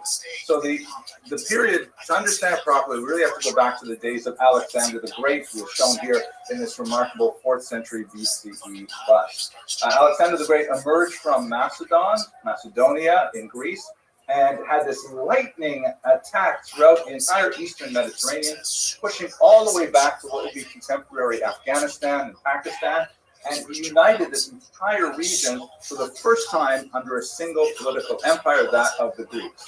here's where the Jews are, of course, in Judea, at a really important crossroads, because this is the narrow throat that allows passage really from Africa into Asia and into Europe. It's this little choke point where it's the only place where land travel can really happen. This region here, through contemporary Jordan, is largely desert and can be crossed, but only with great difficulty by a caravan. This is a route that can be crossed with much greater ease, and so it turns out to be an extremely valuable piece of real estate in the ancient world. Alexander wants to push on much further in his attempt to attack and conquer more of the known world, but his soldiers rebel. They've been on the road for years and they want to go home, and so he gives in, but then he almost immediately dies, most possibly of alcohol poisoning at the tender age of 33, leaving behind this massive empire that had to be divided amongst his generals. And so what happens is, in this blue area here, these are the Ptolemies, after one of his generals named Ptolemy. This yellow area here is the Seleucid Empire, after another general named Seleucus. This would be extremely significant because it is these Syrian Greeks, right? They're a Greek general in control of Syria that the Jews would fight against in the Maccabean Wars, and you have other regions, of course, closer to Europe.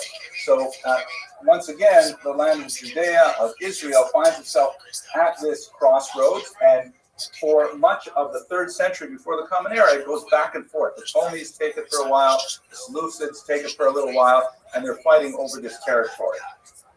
Judah Maccabee, shown here, of course, tremendous, brilliant military commander who fights for the independence of Jews from the Syrian Greeks, and most specifically the kind of cultural imperialism that they had imposed on the land of Israel, and he meets with great success. The key point for us today is that with Judah Maccabee, we have the first connection with the Romans, because Judah himself, seeing that he was going to have difficulty fighting against the Syrians, at one point he reached out to the Romans and wrote and achieved a mutual assistance pact with them, which he did not really use. He was sufficient under his own steam to fight off the Greeks, but nevertheless, that was the first connection specifically with the Romans. The kingdoms that were founded after Judah Maccabee successfully displaces the Greeks, the Syrians, they expand significantly. There are various kings, including Hyrcanus, who expands quite far to the south here. They'll be very significantly understand Herod. And we have an independent Jewish state under the kings, the Hashmonaim, during this period of time. So how do the Romans get into the picture? That happens after the end of the rule of Shlomzion HaMalka. So Alexander Yanai is the last great expansionist king of the Jews in the Maccabean period. He is followed by his wife and then later his widow, Shlomzion Malka, who only ruled for about 9 years, but it was considered a tremendous period of blessing for the land of Israel. She was very close with the rabbis. Her brother was Shimon ben Shettach, a very important Tana in the Mishnah, and the Talmud tells us that under her rule, even the fruits and vegetables were larger and probably cheaper too as a result. However, this period of peace would not last. Her sons entered into a civil war, specifically Hyrcanus and Alexander, Hyrcanus II and Judah Aristobulus, were vying for the throne of the land of Israel. And in their internecine conflict, they decided to reach out to the Romans. And they went back to them, again, looking at Judah Maccabee's earlier agreement with the Romans. They both individually said, we would like you to come in and assist us in this conflict and establish our country for us.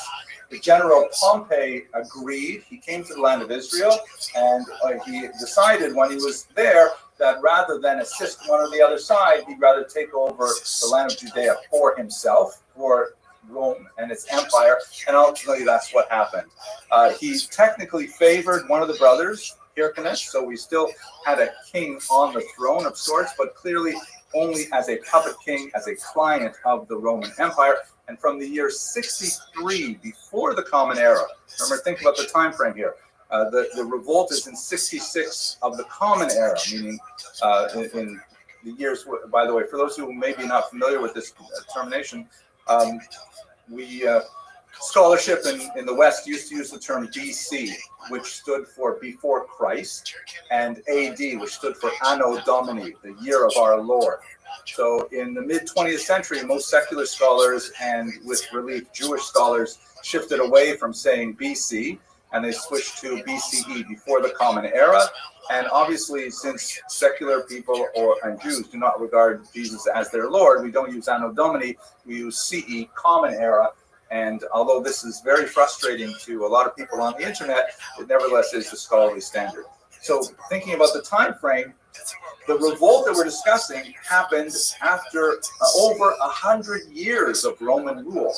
We were under Roman control from 63 BCE all the way up through the fictional year 0, and then 6 decades into the 1st century. So a long time we were under Roman rule.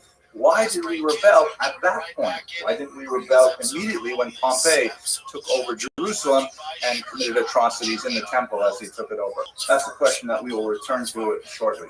One small detail that I can't help but mention, in the bitterness of the dispute between these two brothers and their sons, the next generation, at one point, at 40 BCE, Hyrcanus' nephew, Antigonus, actually goes up to his uncle and literally bites his ears off in order to invalidate him from ever having the position of Kohen Gadol. The position in Israel at this time, the political leadership and the religious leadership were, uncomfortably enmeshed. The Kohen Gadol was also technically the head of state. Sometimes it would be the same person. Sometimes it would be an uneasy balance between two people. But Hyrcanus' nephew hated his uncle so much that he wanted to physically invalidate him. And it's interesting to note that, as Josephus points out, we'll talk about him in a minute, he did it with his teeth. He didn't do it with a knife. He wanted to be personal about it, right up close. So this brings us, however, to another difficult but nevertheless fascinating period, the rule of Herod. So the Romans, and in many ways the Jews, got lucky with the king they put in place after Pompey and after this whole Hyrcanus Aristobulus period. King Herod, who was largely viewed negatively because of his bloodthirsty behavior, specifically towards the end of his life when he was most likely deranged, possibly addled by syphilis, and is also somewhat maligned with the story of the massacre of the innocents, which is something that we don't have any historical source for outside of the Christian tradition, and it's quite likely that the Christian tradition is confusing the massacre of the innocents with another event in his life, not nearly as horrific as what is described. But nevertheless, he comes from the south, from Idumea here, and he ends up, through a very crafty series of intrigue, he brings himself to the throne. His father was Antipater, who was one of the advisors to the last Jewish king Hyrcanus, and Herod has tremendous political experience from an early age, and ultimately the Romans appoint him as their client king. It was not without effort, but I'm not going to go into the details of it. He had 3 major skills that rendered him a very, very effective king. First of all, he was known for his bold and brutal repressive tactics. He would brook no resistance whatsoever. Whenever there was any kind of minor hint of an uprising, he was there with his soldiers and brutally repressing it. Very, very effective in that regard. Secondly, he sort of balanced that with remarkable public generosity to all populations, not only in Israel, but in the entire region. He really was very generous with building temples outside of Israel, in Syria, for example, in Jordan and elsewhere, and opening up grain stores during periods of famine. And he was known on the one hand as being an extremely brutal leader, but on the other hand, being extremely generous to the public. We'll see that in his building campaigns. And he was, third, a very, very shrewd politician. He knew how to negotiate alliances, to abandon alliances at the right time, and ultimately he found great favor with Augustus, particularly the Roman emperor, and that preserved his position for a very long time. He ruled until his death in the year 4 BCE. But that eventually would decay as well. Let's just look at his building campaign briefly, because it does intersect with our history very importantly. This is a fascinating chart from Leon Ritzmeier, who is an architect that does a lot of these ancient reconstructions. At the top here, somewhat obscured, you see the square Temple Mount that we had in the ancient period under Shlomo HaMelech and so on. A little bit of a fortress added under Antiochus Epiphanes, the notorious Antiochus. And then the Hashmonaim added some extensions, but then Herod sees the value of the temple and invests phenomenal resources into building this beautiful structure. The temple that we appreciate today is basically the Kotel are Herodian walls, because he had erected this massive rampart all the way around it. And we owe a tremendous amount to him for the archaeological record. What it looks like today, of course, the temple building itself, which was significantly renovated by Herod, was destroyed. And in the 8th century, the Muslims built the Dome of the Rock on top of that particular site on the foundation stone. But nevertheless, Herod's building projects were an extremely useful thing for building public support. It employed a lot of people. Of course, that meant higher taxes, but he was able to garner those taxes very effectively. On the maritime ports that he built phenomenal things, including using modern technologies that had never been used before, such as dropping concrete that had recently been invented into the sea and have it harden as it went down to the foundation, building this huge port of Caesarea. Very important site. He built so many amphitheaters and hippodromes and things like that for public entertainment. A very, Caesarean kind of idea of bread and circuses for everyone.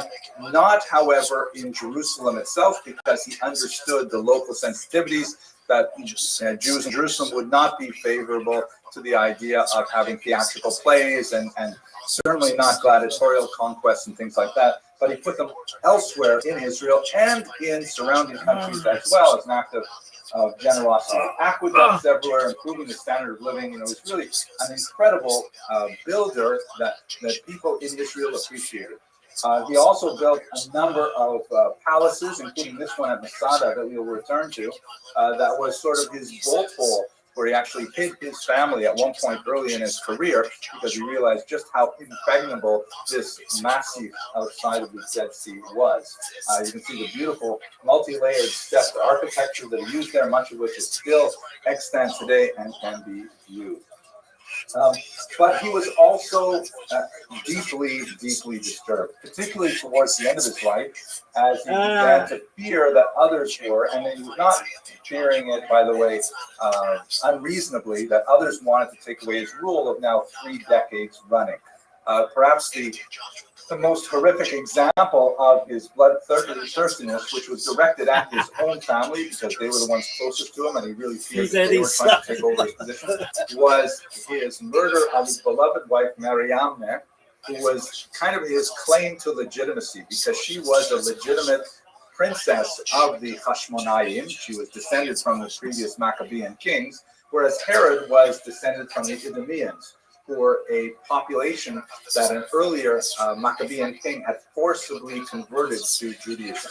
It's an amazing story that we don't have time to really take aside, but there are several populations to the south and to the north, the Itureans, who were overrun by the Maccabeans, and this was before Judaism had developed the idea that converts should be discouraged and that only genuine converts should be allowed to even contemplate converting to Judaism.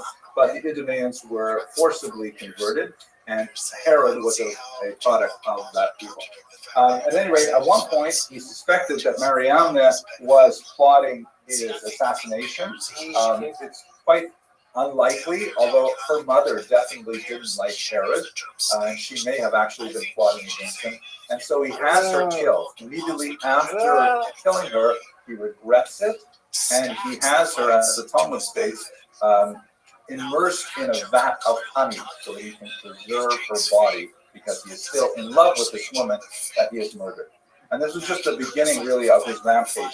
I know this is too small for most of you to see, but this is his family tree. Here's Herod here, and these are all the various family members he killed, including his own children, having them drowned in a pool of Jericho and so on. Exiling his multiple wives, several of whom were actually named Mariamna, which makes it much more confusing. And also that he named a lot of his kids after himself and his grandchildren after himself makes it even more confusing. But, I get paid by the hour. So the sheer rampage in his own immediate family was so awful that Emperor Augustus, who was Herod's ally, at one point said, "It is better to be Herod's pig than to be his son."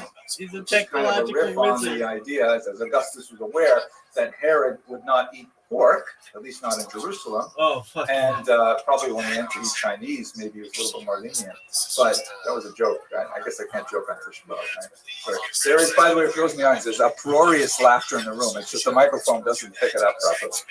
So, but Augustus is saying it's better to be Herod's pig because Herod won't eat a pig than his own son, because Herod would metaphorically eat his own children. So this is basically, and finally, this is the grave that he created for himself, a tomb at Herodium, which was later excavated.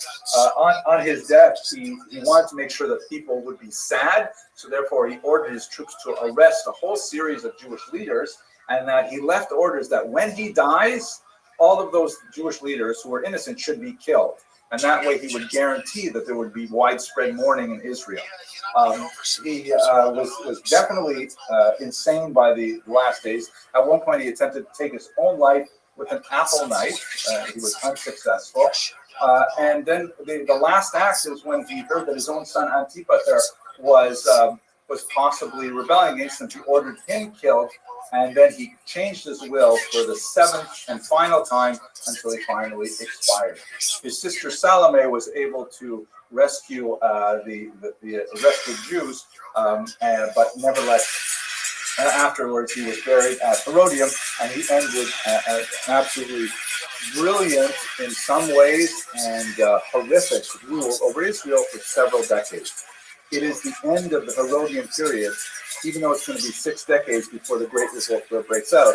But it is ironically the loss of Herod that leads directly to the revolt. Here is, by the way, an architectural drawing of what this last king looked like, with beautiful palatial areas. This is the architect who discovered the actual sarcophagus of Herod, which had apparently been raided at some point over the last 2,000 years. Whatever good thing that was stolen. Okay, so let us understand what actually happened after Herod died, and how does that substantiate my statement that it leads directly to the Great What up, Doc? So here is the region of Judea, the Emperor Augustus in Rome, and remember, Judea has this kind of strange level of quasi-independence.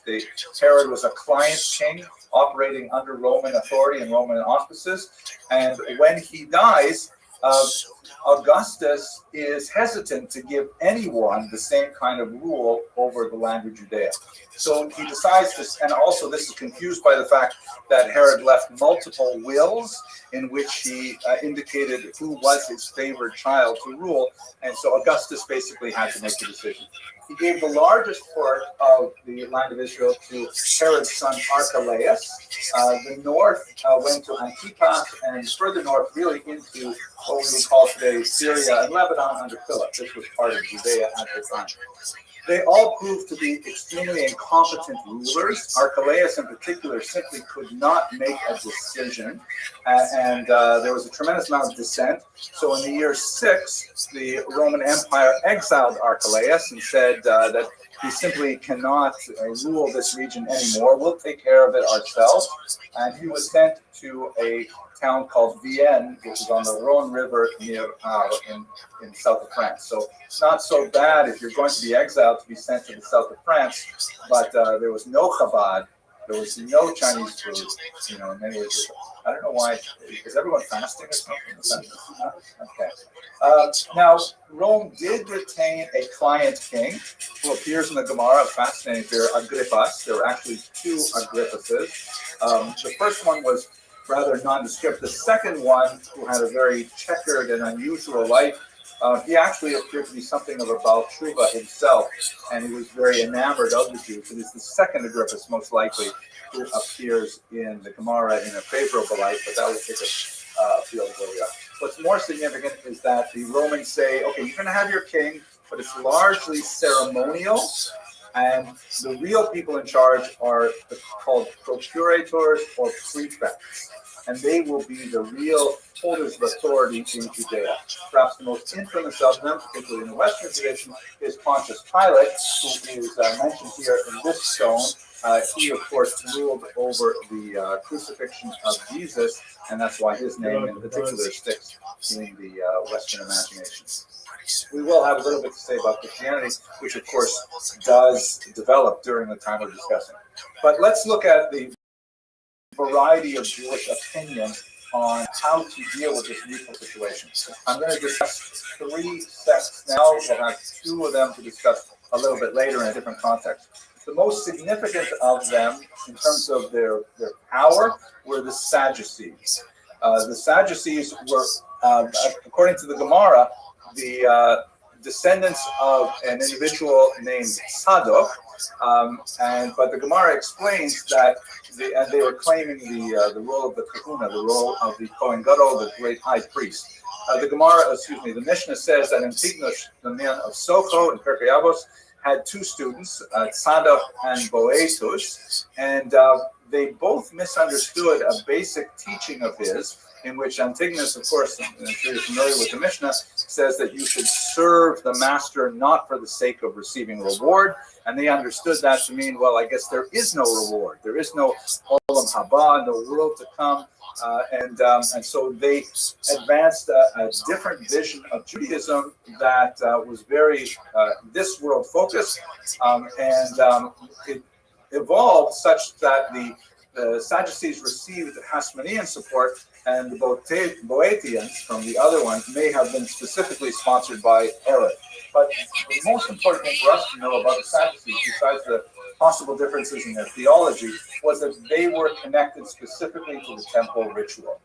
They controlled the temple cult.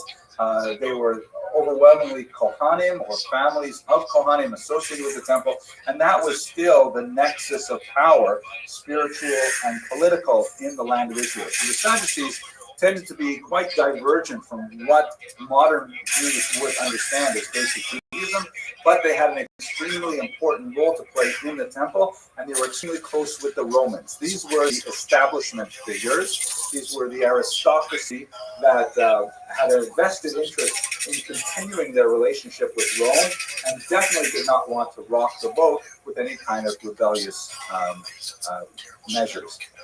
The contrasting group, which we should recognize much more familiar to us, is the so-called Pharisees. Now, we're not exactly sure if the Pharisees are the same as what the Gemara calls the Perushim. The term Parush means separate. And so you do have this phrase occurring a number of times in the Gemara, where there's a group of rabbis who are called Parushim because they want to get away from the nastiness of politics. They want to get away from the lashon hara, the gossip that goes on, and they want to just focus on their religious development. It's not entirely clear that is the definitive etymology of the term, but the term Pharisee is basically borrowed from Christian writings, where it occurs frequently in the New Testament, and specifically in the book of John, usually in argument with Jesus. So in Christian lexicon, the word Pharisee is basically equivalent to hypocrite. So it's definitely not a nice term. Now, of the Jews who definitely say we are Pharisees, we only have 2 in the entire corpus of ancient literature, and they are both somewhat suspect. One of them is Saint Paul, who calls himself a Pharisee, so he's maybe not necessarily a model Jew. He's not going to be honored at the dinner next year. And the other is Josephus, a little bit problematic as well. I'm going to turn to Josephus momentarily. Their relationship to the Sadducees is fascinating because the Pharisees were known to be much more populist, meaning they seemed to have the loyalty of the common masses of Jews. There's also an urban-rural split where the Sadducees are very much focused in the cities, and especially in Jerusalem. The Pharisees seem to have a lot more influence in the hilltop culture outside of Jerusalem, in the fields of Galilee and so on. And they tend to be viewed as more legitimate spiritual leaders for the common Jew, as opposed to the Sadducees, who are kind of like functionaries who handle the sacrificial ritual, but do not necessarily provide that kind of one-on-one spiritual guidance that you would expect, for example, from a rabbi. And it is, in fact, the Pharisees who are most likely identified with the early rabbis. The follow-through from the writings of the who we assume are the Pharisees is very much in line with what Orthodox Jews consider, at any rate, Judaism today. And finally, we will get to the Christians and the Zealots shortly, but the last group I'd like to mention here is the fascinating Qumran sect. We know that sometime in the Hashmonayan period, a group of Jews decided to completely separate from everything that was going on, nastiness in the capital, the association with the Romans, and they went out to live a very ascetic life in the Dead Sea region. We know this, of course, because in the 1960s, a remarkable cache of documents, that was the 1950s, beginning actually in the late 40s, a remarkable cache of documents called the Dead Sea Scrolls were discovered. One of the most important scholars involved is Professor Eliezer Tsukenik here. And these scrolls, hundreds of them, sometimes overlap with writings that we are familiar with elsewhere, the books of Tanakh, all the books except for the book of Esther, and then a whole bunch of other really weird books that we don't have elsewhere in the canon, some of them written on copper sheets like this, and they seem to have been a really bizarre set of writings that eagerly anticipated the apocalypse within moments. And there's a lot of strange writings about the master of righteousness and the teacher of evil and all kinds of bizarre things that go on. People are still trying to figure out exactly who were these Qumran groups. Josephus, who I know I've mentioned his name several times to tell you who he is, but I will mention that he spent several years living among a group of people he called who followed the fourth philosophy that were likely these Qumran sects. Their region was destroyed in the 60s of the Common Era, but it was later excavated, and you can see that they lived way out here in pretty remote areas. And we have, for example, one of their writings is called the Manual of Discipline, in which they discuss the ways in which initiates were to behave. They were to eat their meals in silence. They were really big on ritual purity. They would dip in the mikvah several times a day. And Josephus tells us, amazingly, that they would refrain from defecating on the Sabbath. It was kind of a bizarre thing. When they were initiated, they were given a small latrine shovel, and one of the most important things they could do was make sure they took care of their excrement. So they were kind of a strange group that I would love to spend more time studying and talking about. But we're going to go to the conflict now. So that gives you a sense of how bizarre the environment is as we're moving into the first century. Now, we are extremely indebted for almost all of this information to this man, who we don't know if he looks anything like this. This is one of the fanciful 18th century representations of Josephus. But he is an unusual man named Yosef ben Matityahu, who was born in the year 37.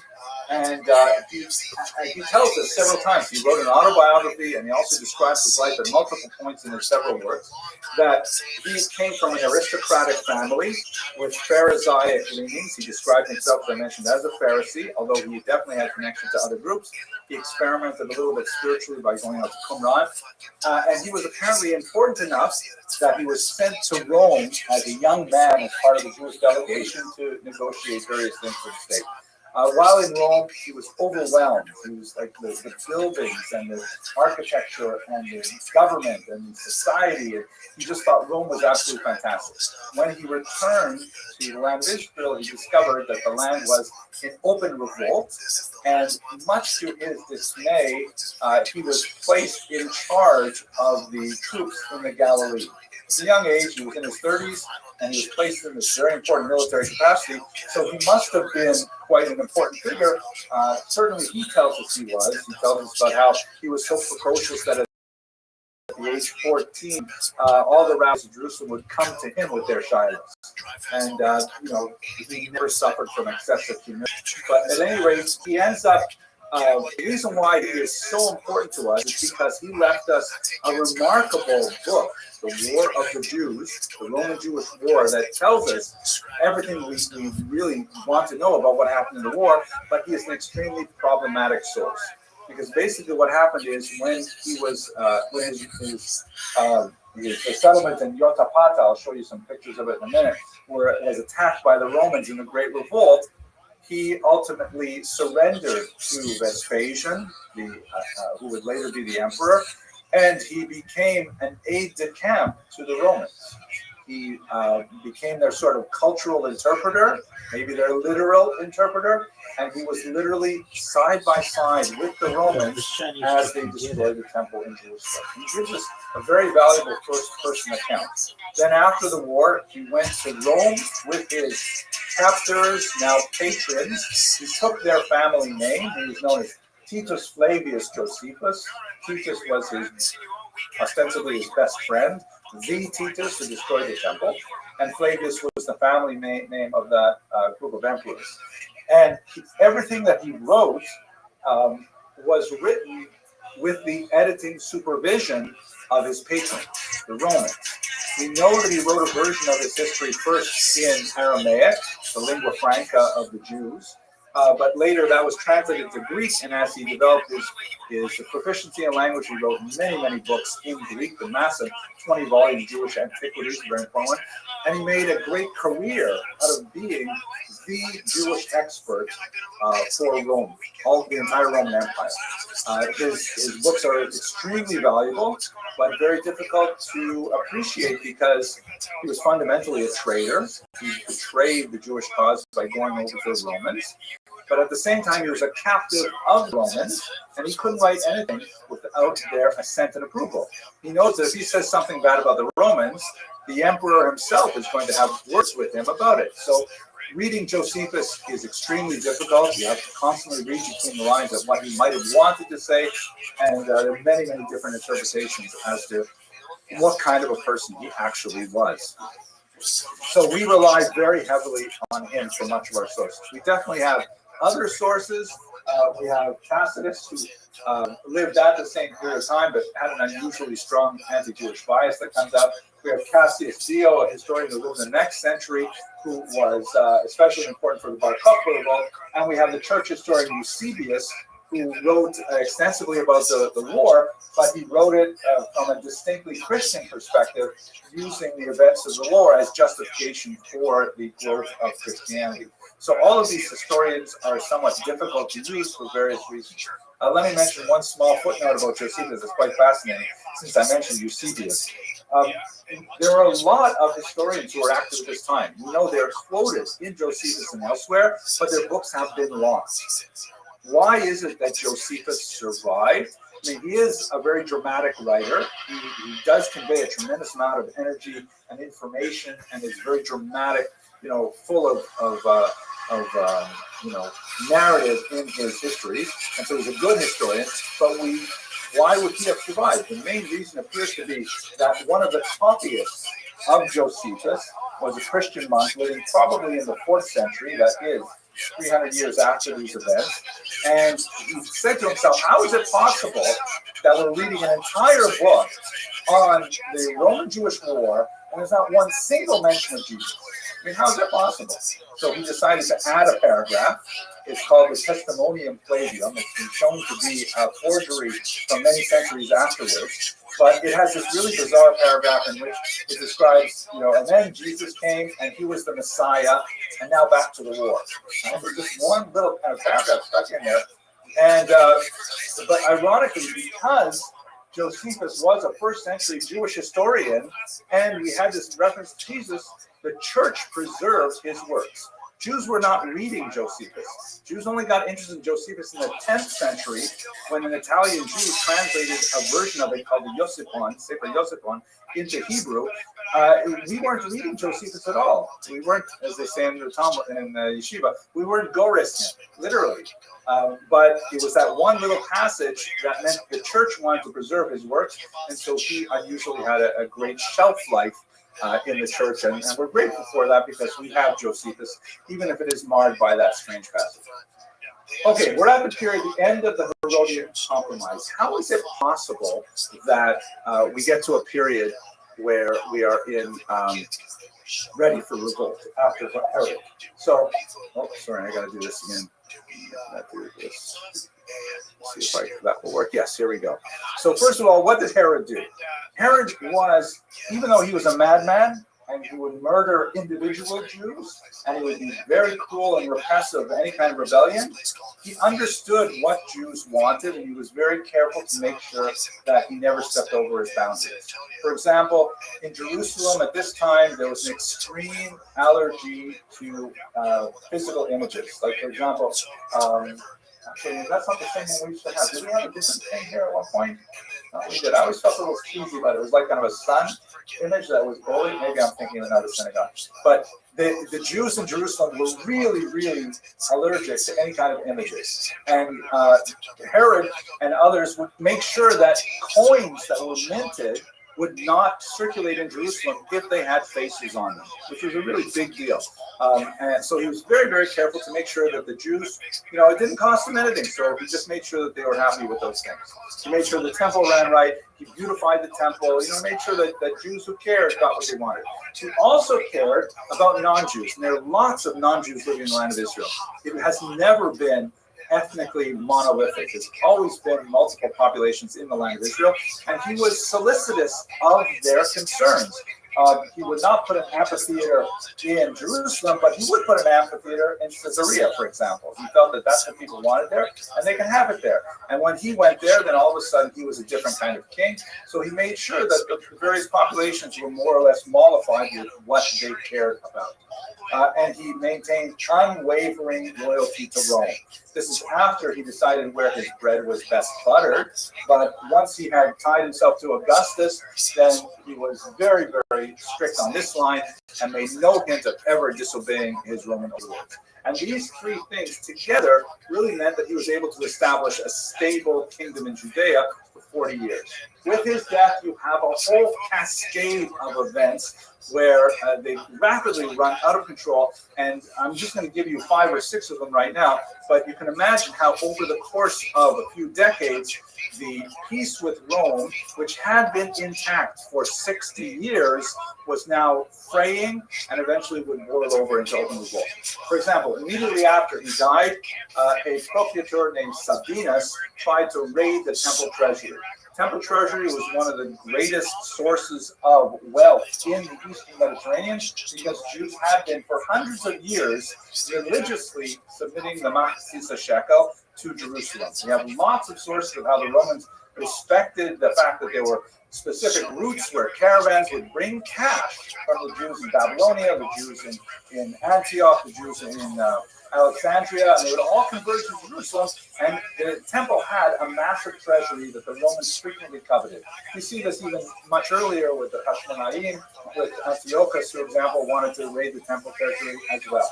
So once this procurator, this new Roman leader, shortly after Herod dies, he tries to take some money from the temple treasury. There's like an immediate uprising in Jerusalem with Jews being incensed that how can they take this literally holy money, the Machzisa shekel, and they had to pull in the governor from Syria. Judea was actually part of the larger Syrian administrative apparatus, and he had to come and quell a revolt on Shavuos in the year 4 BCE, immediately after the death of Herod. That's followed later by a property assessment under another prefect, this time named Papponius, that fought local tax rebellions, because when Herod was in charge, they knew they would be taxed, but they also expected seeing things for their money. You saw more public works, you saw more employment, and all of a sudden this was not happening. And so local rebellions that are not put down effectively as Herod did. Pontius Pilate, the prefect during the period of the early Christian movement, he allows shields and standards with Roman images in the holy city of Jerusalem, causing another uprising. These are all, over the course of several decades, flashpoints in which Jews increasingly feel that Rome does not have our back. Jews were willing to live with Roman authority for a long period of time, as long as they felt that we had local representation who cared about our desires, but when they began to feel that the Romans were not supporting them, this was terrible, especially in the ongoing conflict with the Samaritans, a group that lived in the northern region of Shomron that were infrequent conflict with traditional Jews. There's a lot to say about who the Samaritans are and who the Jews are. They're very closely related, to be sure, but they're fighting for centuries and centuries. The Romans seem to want to just take a step back and not intervene and let the conflict rage without any kind of authority. Caligula, the emperor, when he hears that Jews in Alexandria are upset with the idea of setting up an idol in their synagogue, he says, well, I'm going to put an idol in the temple itself. This is the year 37. This is the emperor saying, that's it, we're going to make an idol. And it was only because it was slow-walked by local Roman administrators who knew that if Caligula had succeeded in putting an idol in the temple, there would definitely be war. The way that the Jews got out of it is that Caligula was assassinated in the year 41, and so the effort came to naught. But we came very, very close to the precipice of war several times during the first century. And then, of course, in the year 66, we shall see shortly, that's when the cessation of temple sacrifices for Rome occurred, and that was a huge insult to the Roman Empire. This is described, of course, in the Gemara, that by not offering, and this story of Bar Kamsa and Bar Kamsa is associated with this, by not offering the traditional sacrifice on behalf of the emperor, this was an insult to the Roman Empire as a whole, and certainly would precipitate war. Almost as if we decided on Shabbos to stop saying the prayer for the government. Even though, people may not be paying attention and things like that, and who knows what the kavanah of people is. Nevertheless, if you make a point saying we're not going to do it anymore, that's definitely an insult to the government. So that's what really brings us to the brink of war. The moment that sparked the war occurred in the city of Caesarea that we talked about as largely a non-Jewish city. The Emperor Nero actually given more privileges to the Greek population that were dominant in Caesarea at the time. And there was an exceptionally cruel and heartless procurator named Decius Florus. He was known on many instances of very little patience with the Jewish population in Judea and favoring other populations. There's one specific incident that Josephus identifies as the last straw on the camel's back. It was a property dispute in Caesarea over a synagogue that wanted to expand. And apparently there were neighboring properties that were workshops, and they were building things on Shabbat, and that was very disturbing to the Jews in the synagogue. And the Jews kept on making offers to buy the next door facility, and with no avail. And in one particular incident, which was meant to intimidate the Jews, someone in the dead of night went and offered a ritual sacrifice of a bird, like an avodah zarah sacrifice, on the steps of the synagogue, and this caused an upheaval among the Jews in Shul. You can imagine that happening at Darkei Noam. You can imagine, God forbid, something like someone nailing a dead dog to the door or something. That would make us angry. Maybe not an avodah zarah sacrifice, but something like that would be just terrible. And so some of the younger members of the synagogues got up in arms, and actually a fight broke out. The elders of the synagogue realized that there was going to be some trouble. They took the Sefer Torah and they left and they fled the region. And Decius Florus simply was hands off on the entire period. The Jews appealed to Decius Florus for some kind of remedy, and he refused to even consider it. This ultimately resulted in rioting in Jerusalem, especially after Decius Florus goes once again to the temple treasury and withdraws a paltry amount, 17 talents. I mean, it's a lot of money, but in the context of what a Roman Empire needs, it's like going to, robbing a bank and taking $10,000. The bank has a lot more than $10,000 in it. Take $10,000, it's like small change. The Jews not only rioted, can you hear me? Pushback. How are you? Excellent. Very well. Wow, we got the whole gang in here. Hello. How are you? Good. How are you? Kicking ass, taking names. Every day is a holiday. Every meal's a feast. How are things in your neck of the woods, son? Yo, bro, you want to see my date? No, get out of here with that. Stop. This guy is... Lily, stop. Lily. How are you guys? Don't say that. Is everyone in here 18 years old? Yes. If you're not, leave. Okay, how are your guys' days going? Doing good. Excellent. Did anything And yours? so far so good? Just been creating bots on Kick, getting famous. Good. What'd you guys do today? We were playing Fortnite, Rust, some games. Do you play Grand Theft Auto? Yes, actually I do. Excellent. Are you good at it? Yeah, kind of. You want to stream in here and I will comment on your gameplay? Macy, do it. I'm not on my PC right now. All right, well, go get on your PC. We'll wait. Exactly. No, go get on your PC and I'll do play-by-play for your video game. Macy, do it. I'll be hilarious.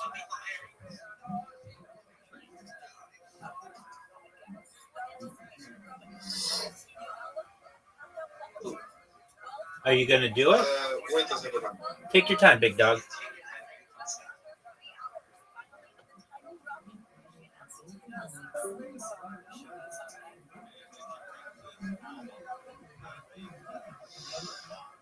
What's good, Arabu? Okay. Very well. That's cool. I want to see some Grand Theft Auto. I want to comment on it.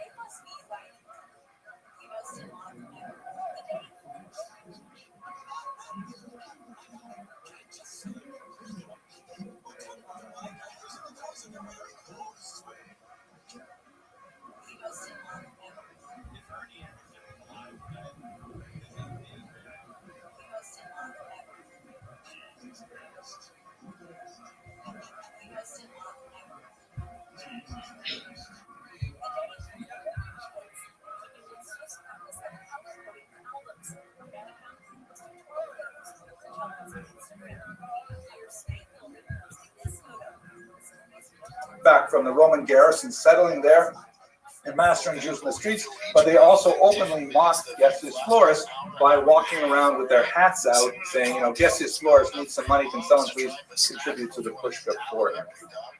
After these massacres, however, and this is all happening in the year 66, the rebels ultimately gained the upper hand in Jerusalem. They had the numerical advantage, and the garrison of Roman soldiers stationed there surrendered. And then the Jews massacred the surrendered soldiers, which was a huge miscalculation because not only was it an act of incredible cruelty, but it also meant that the Romans saw that if they were in a fight with the Jews, there was no point in surrendering because they would be killed. Josephus is our main account for this, so he portrays the Jews in this context in the worst possible light.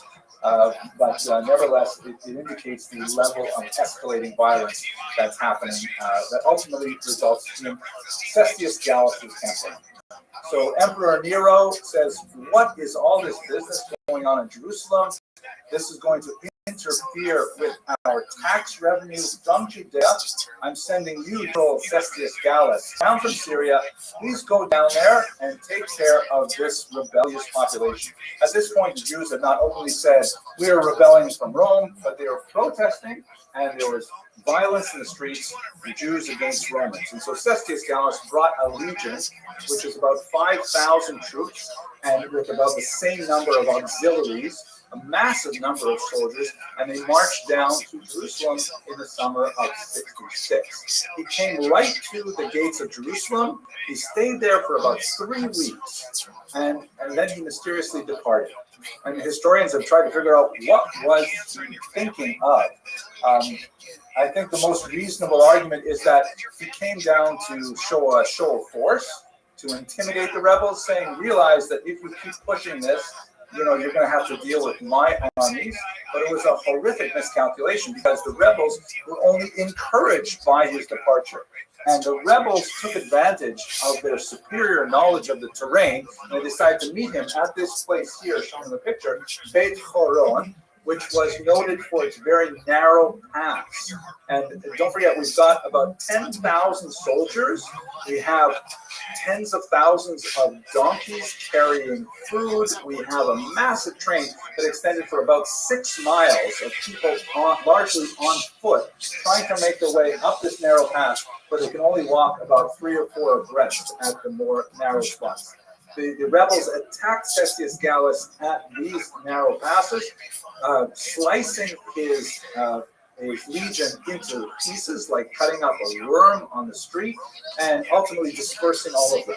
Cestius Gallus was able to escape with his life. He made his way back to Caesarea and ultimately to Rome, where he was humiliated in defeat, and especially because the Jewish rebels had seized the Roman eagle standard, which was the symbolic presence of the Roman Empire with the soldiers. This represented an entire defeat of a full legion of battle-hardened soldiers, together with another contingent of auxiliaries. And for the rebels, this was a moment of tremendous excitement because they meant that we were able to drive the Romans from our land, but ultimately it meant that the war would begin in earnest. Cestius Gallus had stepped away from Jerusalem. He had made his show of force. Here I am. This is what you'll get if you play with Rome. And the rebels were completely encouraged to only increase their rebellious activity. It was one of the classic military errors of this largely leaderless group. There was no one single leader like Yehuda Maccabee or David HaMelech who was able to bring these groups together. They're all basically acting in their own various factions. And the second greatest error of the Jews at this point was that they realized that they had driven away the Romans, and they didn't significantly plan for the Romans to come back. It's as if they engaged in magical thinking that, hey, we've driven the Romans, just like Yehuda Maccabee drove away the Syrians, and now we're home free. But in fact, this was just the beginning of the war in the summer of 66. So what ends up happening, actually, maybe I should pause for a moment. I've talked a blue streak for an hour. Does anyone have any questions at this point? Clear as the sun at noonday. Nobody likes to ask the first question. Does someone have the second question? Oh, please, second question.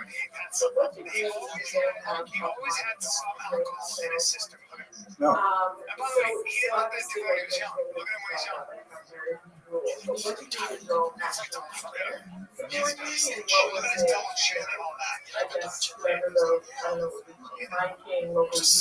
Yeah. No, it's an excellent question. This is the period which is known as the Pax Romana, the Roman peace. And the Roman peace was basically one in which, as long as you paid your taxes, then everything was copacetic. And that the Romans would be very happy to share authority with local populations. The Jews were not the only population in this kind of situation, where the local aristocracy could be elevated to a level of rulership, to varying degrees of real authority. And under Herod in particular, a tremendous autonomy.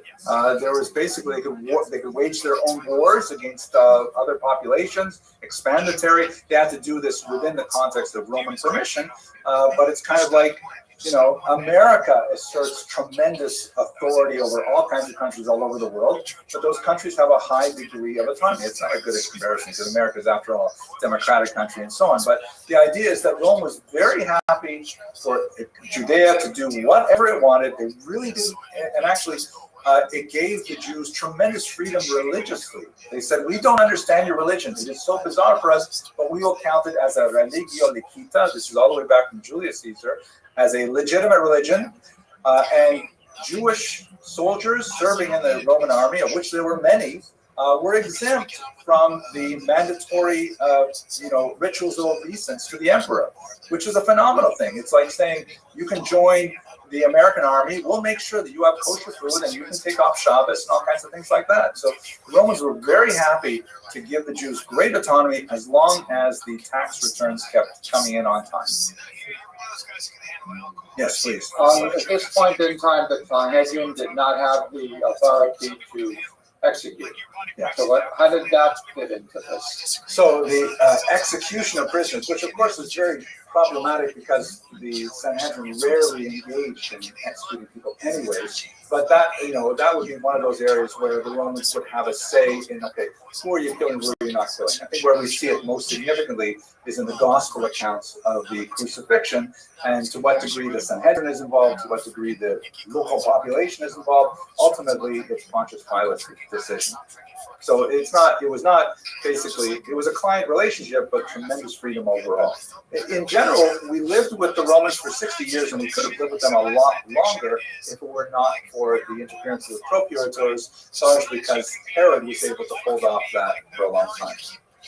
Okay, let's go on because we unfortunately have a lot more war to get through. So Emperor Nero, he's disgusted with Cestius Gallus. What a humiliation. You get sent back in by a bunch of, who are these people anyways? So he looks for a new general to send there. There's one general in particular, battle-hardened, experienced was General Vespasian. And Nero had a bit of a grudge against him because Nero was an unusual kind of emperor. He fashioned himself as something of a poet and a singer, and he used to mandate mandatory attendance at his recitals, and he would sing the poems that he had composed for various audiences. Vespasian unfortunately fell asleep during one of those recitals, and Nero was apparently incensed. And so then he said, okay, Vespasian, you are going to Jerusalem. You're going to clean up the mess that Cestius Gallus left behind. And Vespasian was a far more competent general than Cestius Gallus, and he decided to begin, as did Cestius Gallus, in the north. But rather than marching directly to Jerusalem, he spent the first year, 67, mopping up territories in the north. In the Galilee, which was largely populated by these sort of hilltop villages like this one in Gamala, he just went from one to the next, and the Romans had like a hedgehog kind of strategy. Lay in a siege. It's going to be really expensive. It's hard on the besiegers it's hard on the people who mount the siege to survive it, but really invest in your logistics, in the donkeys bringing food and water from wherever, and wait there until they starve and they surrender. And he did this to one village after another, and it was just a machine where the Romans would do the same thing over and over again. They did it also in Jerusalem, and it was the same thing, only bigger, but that was basically the Roman strategy. It almost always worked. Josephus was in command of the north. He describes all kinds of really clever things that he did to try and deceive the Romans, like, for example, when they were running short on water, Josephus told the people of one town to wash all of their laundry and then hang it over the walls of the city. So the Romans would see the dripping wet laundry and they'd say, oh my gosh, they must have a lot of water if they can waste it on laundry like that. But ultimately, the siege always won, and Vespasian simply took his time moving from village to village. One particular village is extremely important. This is a memorial at a city called, or a town called Yotfat. In Greek will be Yotapata. And this is where Josephus made his last stand. I mentioned to you earlier how he turned pope. It might be useful to mention that the way in which he describes this scenario is that after, mightily attempting to defend Yotapata, he realizes it's hopeless, and he finds himself in an underground tunnel with about a dozen other soldiers. They're all angry with him because they said, "Why does he put us in this situation?" He says, "Wait, I got a better idea.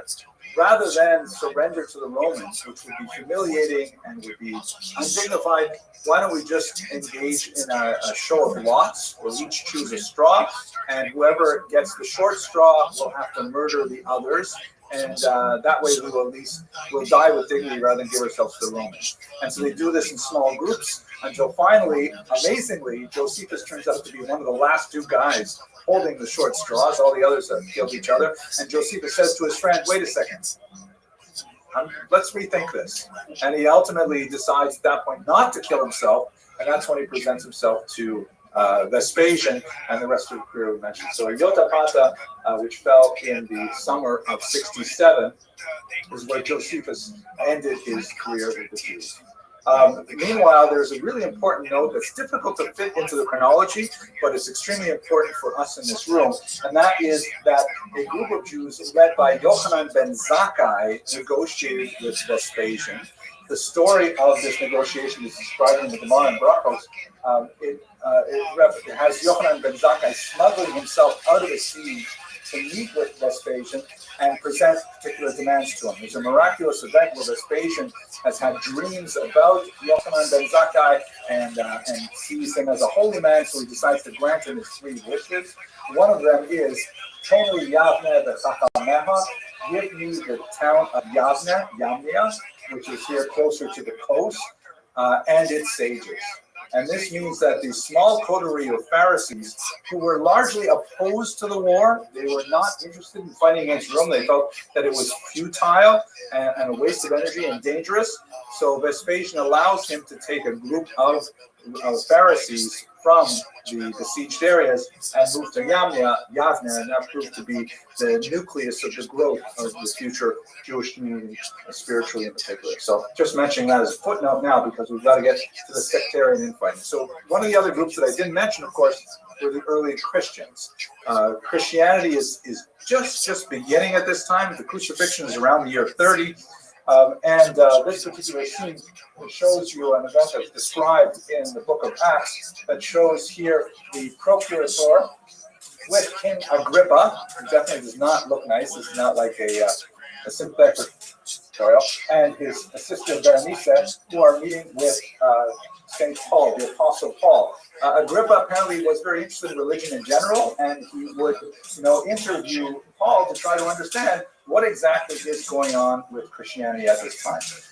But in terms of what would happen to the Christians is, during the siege of Jerusalem, they would largely flee to the eastern bank of the Jordan River, to a place called Perea, and then later they would return, and they would claim that the destruction of the temple was essentially a punishment for rejecting Jesus, and this becomes a really fundamental building block in Christian theology thereafter. But in terms of the war, Nero commits suicide in the year 68. He's dealt with some really challenging things with the burning of Rome and the tax revolts and so on. And this puts Rome into a period of civil war as several figures are competing for the throne. Vespasian, who is right now in Israel, will ultimately become the emperor, but the chaos in Rome means that the Jews have a little bit of a pause in the fighting. There's not much fighting going on in the years 68 and 69 because Vespasian is going back to Rome and he's going to sell things there, and this gives the rebels a tremendous amount of time to figure out what they're going to do with the impending Roman advance, and they completely waste it. They spend more time fighting with each other than preparing for the attack on Rome. Paul is, meanwhile, by the way, making his way throughout the Mediterranean, proselytizing in largely Jewish communities, but speaking to a lot of Gentiles who are fascinated with this new religion, and ultimately that would represent the growth of the faith as a whole. So various rebel groups begin to converge on Jerusalem. Many of them were displaced from Vespasian's early attacks in 67 in the north. Others came from their bolt holes around Masada, which was ruled by one of them, and in the south in Idumea. And they ultimately take over the city of Jerusalem, multiple rebel factions, and they engage in mutual infighting.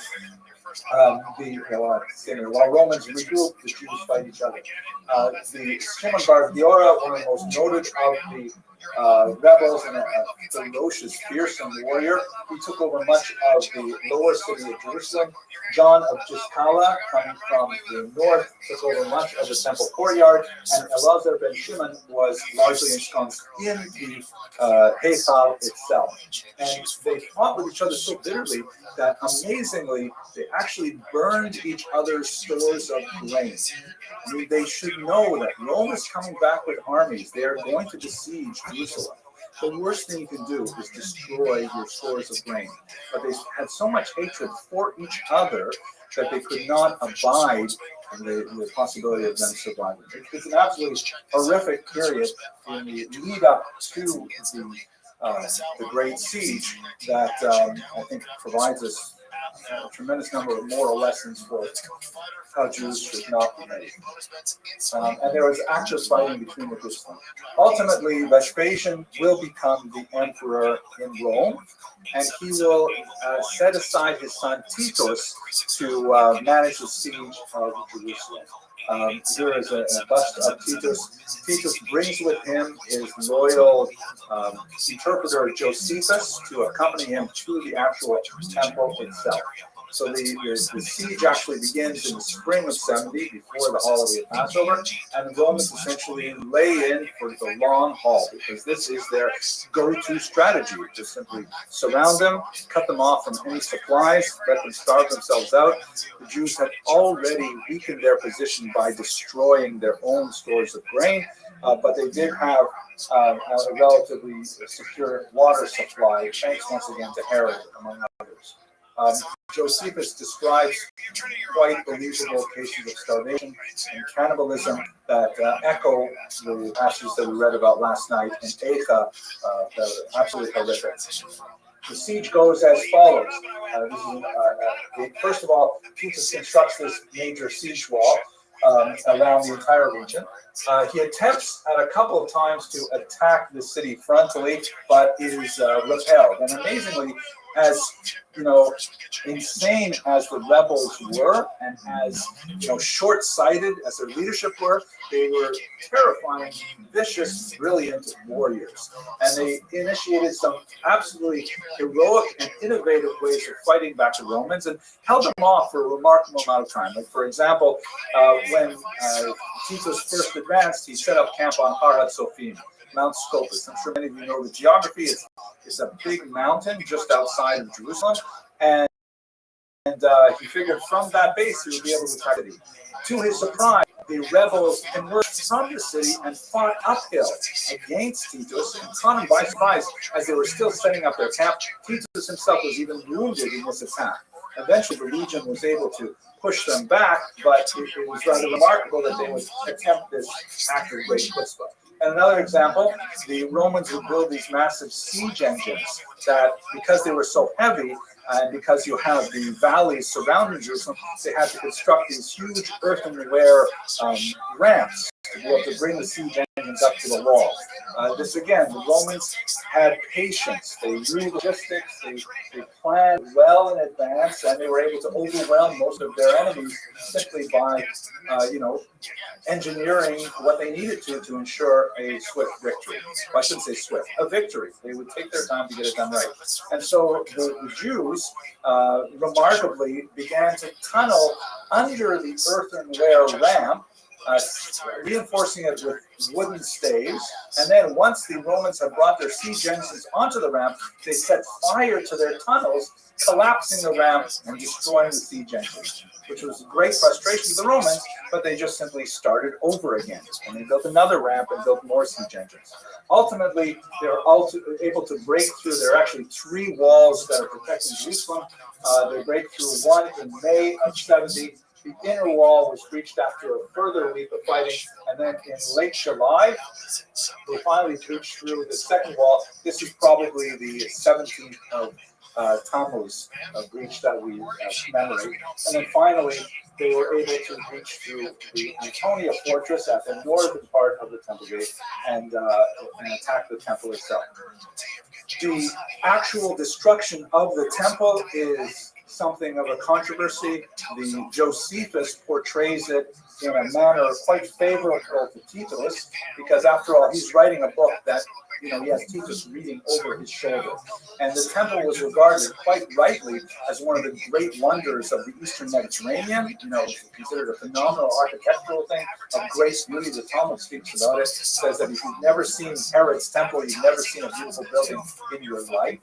And so the idea of barbarically destroying this temple was seen in some circles as, an act of cultural insensitivity that destroyed a great artifact of world civilization despite the rebels. So Josephus portrays Titus as telling his soldiers specifically, don't attack the temple itself, we'll take care of the rebels, but certainly preserve the temple building. And then mysteriously he goes and he has a nap in the middle of the day. When you're about to take over the central stronghold of the rebels, you don't take a nap necessarily at that time. It's hard to believe he did so. And then once the temple was actually aflame, and he came out and apparently, according to Josephus, expressed his displeasure. It's far more likely that in the context of the bitter fighting, which was absolutely intense, the Roman soldiers were perfectly happy to set fire to the temple, and he did not object, but we don't have that in the Josephine record. We do have more of it in the Talmud itself. And that ultimately is the destruction of the temple itself. This is the moment which the Romans rightly declare the war over. They're still mopping up operations. There are still a few strongholds where the rebels have maintained their position.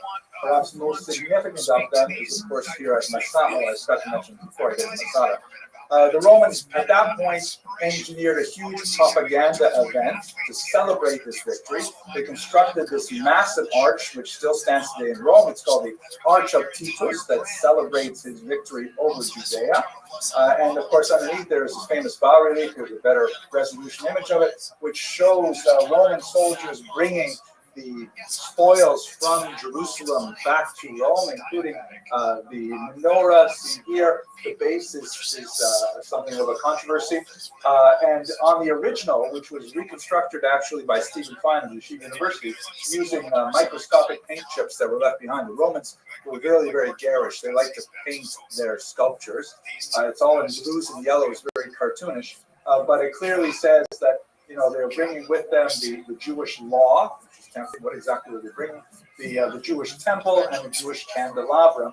You see here the chatzotzros and other things. This is maybe the shulchan here they brought to Rome. They made a huge triumph, which is a great procession, a parade, which culminated in the public assassination of Shimon ben Gioria, the public execution of Shimon ben Gioria, and then weeks of feasting afterwards. The Romans really wanted to make a big propaganda victory out of this. They also used coinage, and we have about 24 examples of the infamous Judea capta coins that were minted by Vespasian and his successors, celebrating their victory over Judea. The coins are very similar. There's always on one side you have the face of Vespasian, sometimes Titus and others, and on the other side, the obverse, you have a woman representing Judea who is seated, sometimes despondent, looking like she's saying Tachanor, sometimes with bound hands, with a balsam pine behind her. This is one of the major exports of Judea at the time. And frequently there's disproportionately large Roman soldiers lording over her. There's a lot of fascinating research on what exactly, let's just step back for a second. what are you talking about Judea Capta? Judea was Capta over 120 years earlier, right, when Pompey came into the region. It wasn't captured. It was essentially a rebellious province that Rome was able to quell the rebellion. So a lot of scholars have pointed out that this new Flavian dynasty of emperors really wanted to, like, the Roman population, the empire at large, that no, we're still in charge and we're taking care of business. And they wanted to mount a huge propaganda campaign to convince Romans of the viability of the new Flavian dynasty. And the Jews happened to be in the wrong place at the wrong time for that. Certainly, so let's return now to Masada. This is one of the last mop-up operations of the era. Masada, of course, constructed as a fortress by Herod and was occupied by rebels during much of this period. And they had a uniquely strong position to defend themselves against Roman attacks. So the Romans sent another legion under Silva to conquer the territory, and they again did the same thing. They waited them out. They set up a siege wall. They built a massive ramp of 80 meters high, a siege tower with a ramp to bring it up to the walls at the top of Masada, and then they finally breached the walls. When they entered, according to Josephus, unfortunately Josephus is the only source we have for this, the rebels had all determined that they would take their own lives rather than surrender to the Romans. Now, this is very problematic for modern historians, because typically when we have only one source for an event, we try to look for some kind of corroborating information, and we don't have anything here. All we have is Josephus, who tells us this mass suicide story of Masada. There are some interesting archaeological bits, like, for example, a series of ostraca, little clay pots with people's names on it, including Elazar ben Yair, the leader of the rebels there, that suggests that they may have actually cast lots to take each other's lives. But the problem is Josephus has done this before. This is not the first mass suicide story that he has told us, and so there are a lot of questions about it. It could be that the event never happened at all. It could be that it happened exactly as Josephus told us. But nevertheless, the attack on Masada, which occurred either in the year 73 or 74, represents the end of the Great Rebellion and the ultimate defeat of the Jews in Judea. This would not, however, be the end of the story. I realize I'm running out of time. I'm going to stop at 6:45 or 7:45 precisely. So I'll just run through this a little bit if you'll forgive me. Another rebellion breaks out in the year 115 under Trajan. The Jews after the war were in a terrible state. The Jerusalem itself was forbidden to them. It was later to be renamed, in fact, Aila Capitolina, and the entire region of Judea was renamed Palestina. The Romans wanted literally to wipe out even the memory of this place. They wanted to remove any association with Jews from Judea. The Machasita shekel, which was that donation given every year by Jews around the world, was retained by the Romans, but they called it a new fiscus judaicus, a Jewish tax. And instead of going to the upkeep of the now destroyed temple, it was diverted to Rome, where it would represent the upkeep of the temple of Jupiter. Hugely insulting, and something that Jews really resented. There was ongoing messianic ferment as well. Christianity is expanding dramatically. So there are a series of rebellions among Jews against Romans. The Jews are, they just don't accept defeat. We don't accept defeat. They will not lie down.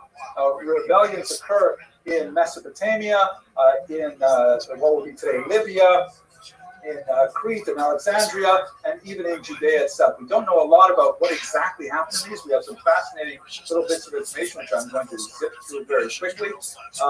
But apparently the Jews were considered extremely ferocious warriors in all of these battles as well.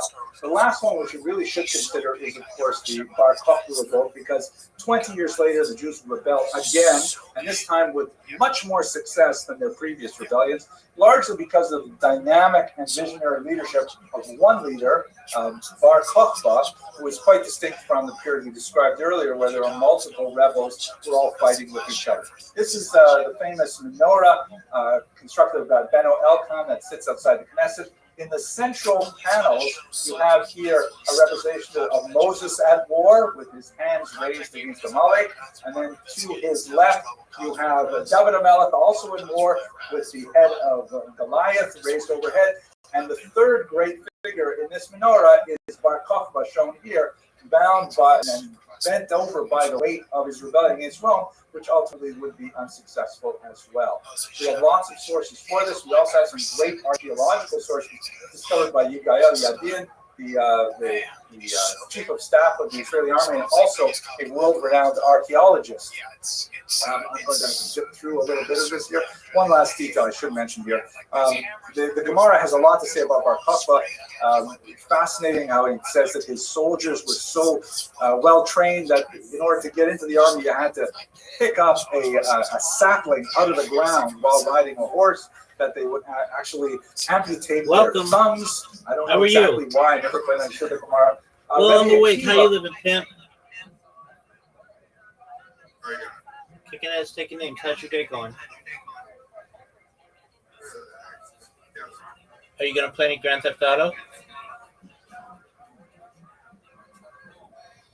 Are you going to play any Grand Theft Auto? Yeah, are you going to play any Grand Theft Auto? I just can't hear you all. Are you going to play any Grand Theft Auto? I'm trying to figure which stream it is. Oh, there we go. There's this one. Are you going to play any Grand Theft Auto? Yeah, I can hear you now. Yeah, I'm trying to load it right now, but all right, well, get that shit together and I'll watch. Yeah, I'm gonna check in and see what's going on. I have a few people live on Kick that are streaming some gambling content. So, see if I can join on. All right, Pitbull. I'll probably just mute. Sounds like I don't know why, but it's taking like 10 minutes. It doesn't want to load. okay. Well, when you get it figured out, let me know.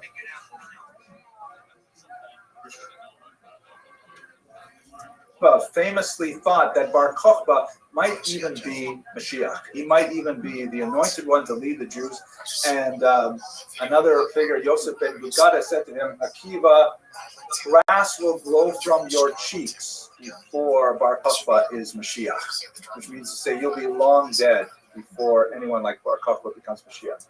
At any rate, the causes of the war are something of a dispute. They're definitely associated with Emperor Hadrian, who visited Judea in the 120s and then came back to deal with the war. It's not clear whether it was a result of persecution or the persecution came after, but this was definitely a period of phenomenal attacks on the Jews. This is the period of the Asara Malchus, the martyrdom of the 10 martyrs of the state, Rabbi Akiva's horrific death, Rabbi Hanina ben Teradion's horrific death. We talked about them in the keynotes this morning. This is all associated with this last and final war against Rome.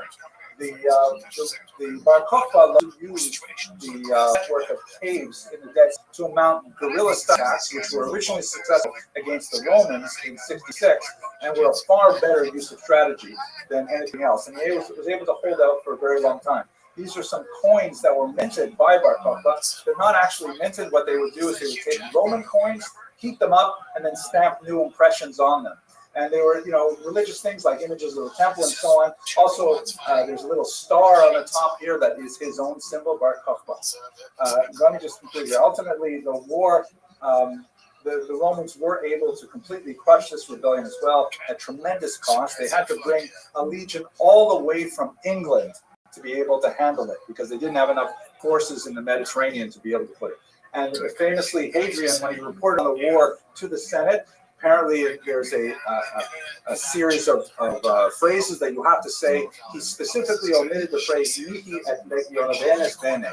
I and my soldiers are well. He was not willing to say that because Bar Kokhba had given them quite a beating. Ultimately, though, the war would be lost with the last great battle in Beitar, shown here. The Gemara says that the savagery of the Roman vengeance on the Bar Kokhba rebels was so great that the streets ran with blood. And that's, of course, what we commemorate in our benching today in the Barakah Torah. I'd like to conclude with these three images, and that will bring us to Mara, to Minta. Thinking about the wars, we have this image. This is actually a tombstone that was discovered just south of Rome, dating from the 1st century of the Common Era, around the year 95. And the inscription in Latin says, this is the grave of Claudia Aster, her name is probably Esther, prisoner from Jerusalem. It was set up by Tiberius Claudius Populus, her husband, who was an imperial freedman. He was probably one of the Jewish slaves who later gained citizenship. He took care of the epitaph. I ask you, make sure through the law that you take care that no one cast down my inscription. She lived 25 years. This is a grave of a young girl who's probably, based on the year, she was probably 7 or 8 years old, taken captive from Jerusalem, along with what Josephus reasonably says about 100,000 Jews, and shipped off to slavery in Rome. And then we have this document, which is actually a deed of sale to a woman named Rabbi, who was a refugee hiding in the caves with the Bar Kokhba rebels. She gathered with her everything that was important to her, various documents, about 34 of them, and before the Romans attacked and destroyed the rebels living in the cave there, she buried them, and they were discovered, and we found a log about her specific life as a regular Jewish woman. What'd you say, Pam? And finally, this last image, which just appeared yesterday. I was looking on Instagram. Someone's making an ice scoop out of a Johnny Walker Blue Label bottle. There you go. These times of Israel, a half shekel coin from the revolt against the Romans 2 millennia ago, discovered in a desert cave. The inscription in Paleo Hebrew says, "For the freedom of Jerusalem." And with that, I want to thank you very much for your attention and your endurance over this 90 minutes reviewing the wars against the Romans. And let us hope that this has been meaningful for you, but that we never have to have this kind of gathering again. Make it work. And he doesn't get absolutely starched in 30 seconds. Thank you, Dave, and for all his efforts and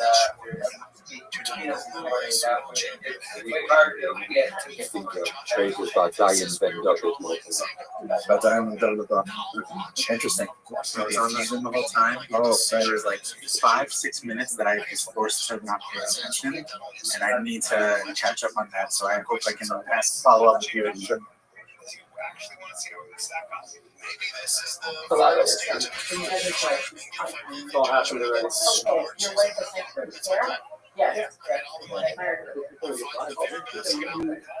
Well, we're not sure it will be. We're going to try it and see what happens. Okay. No, I don't think we can. All right, so that's that. And let's do this here. Okay, and let's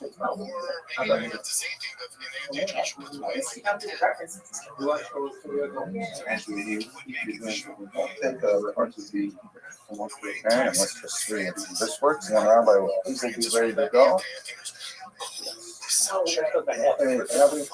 Whenever you are ready, there's a microphone here.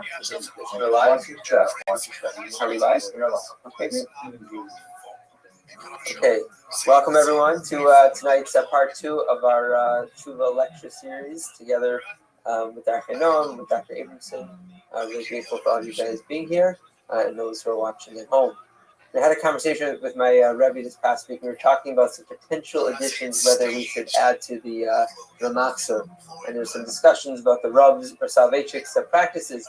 And I said to my Rabbi, I said, I think for a lot of people in the shul, just getting them to say the words we have, not adding more, is probably enough. I said, tefillah these days is hard enough.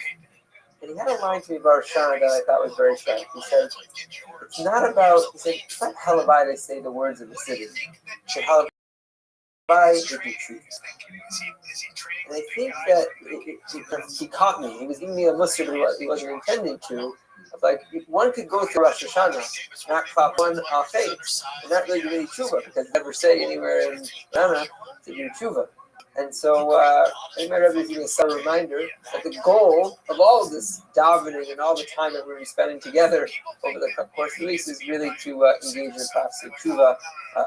Different opinions of what tshuva means, but ultimately we're trying to connect better with ourselves, each other, with the Borei Olam. Dr. Emerson really prompted having this mini series, and tonight we're going to be taking a deep dive into Tomer Devorah. And with Dr. Abrahamson, we're very grateful for him for sharing his time, his wisdom, expertise with us. And there's a bonus. We have some merch for those who came. Dr. Abrahamson actually published a book on Tomer Devorah, and we offer for those who are interested. He has some free copies here up front for those who want. So signed, you know where he lives now. So signed, yeah. That might not be free. If anyone like a copy of Dr. Winston's book, so they are here in front. But we're grateful not just for having the book, to know the man, but be able to learn live together with Dr. Winston. Thank you very much, Rabbi. I appreciate the introduction, and thank you all for coming early. I only bought a small number of books, so I think there's probably that to be passed around right now. So those of you who are early, just get one, and everyone else will be sad. So my goal for tonight, I am trying a little bit of an experiment technologically by live streaming this on YouTube, and I'm not sure it'll work, but we'll have a go at it. At any rate, what I'm going to try definitely do is to move this down here so it's not quite so. And I move it. No, that moves the wrong thing. Here we go.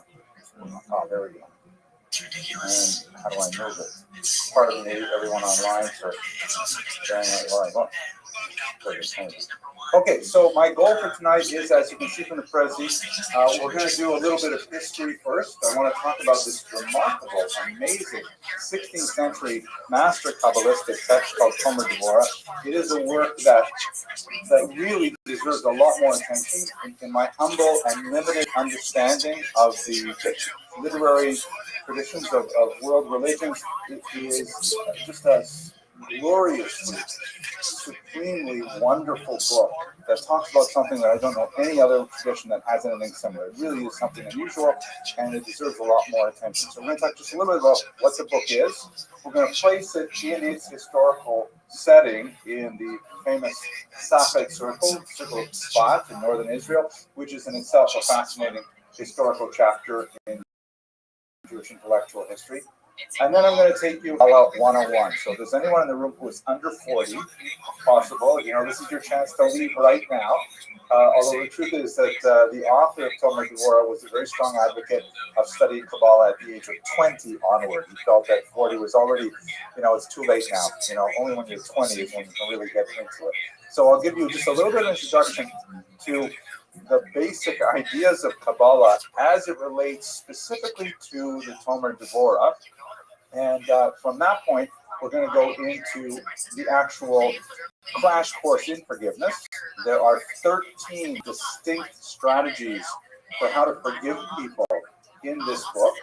And we'll have time to maybe do 3 or 4 of them. Ideally, we could spend, literally could have an hour on each one of them and not exhaust all the tremendous wisdom in them. But we'll just look at my favorite 4, and then we'll wrap it up for the night. So I hope this will be. I can tell you that it is something really important for me.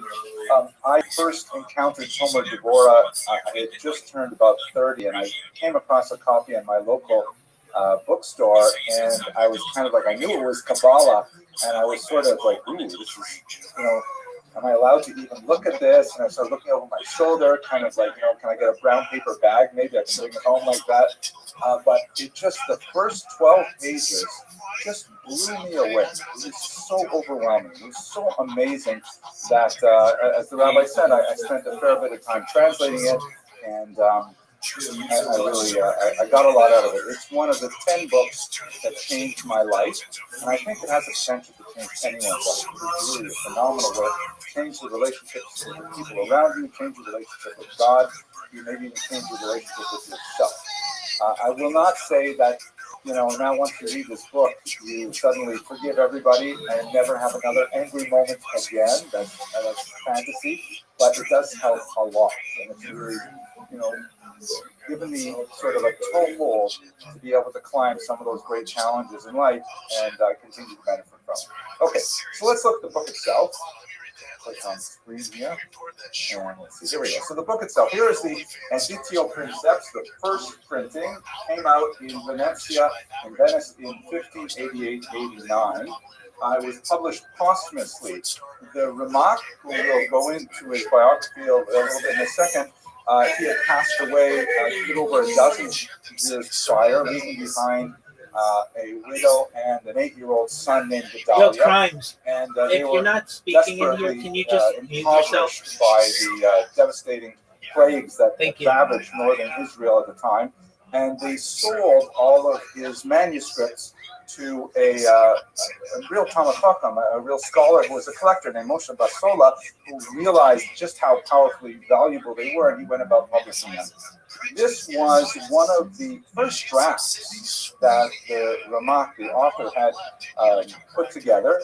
It clearly has not gone through a second careful draft. There are mistakes in it. At points he says, like, now there are 2 reasons for this, and then he'll only list one. And there's actually a couple of wrong citations from the Gemara, so you can see that it's his first draft. It was untitled. The strange title Tomer Devorah, the palm tree of Devorah, was given to it by its later publishers.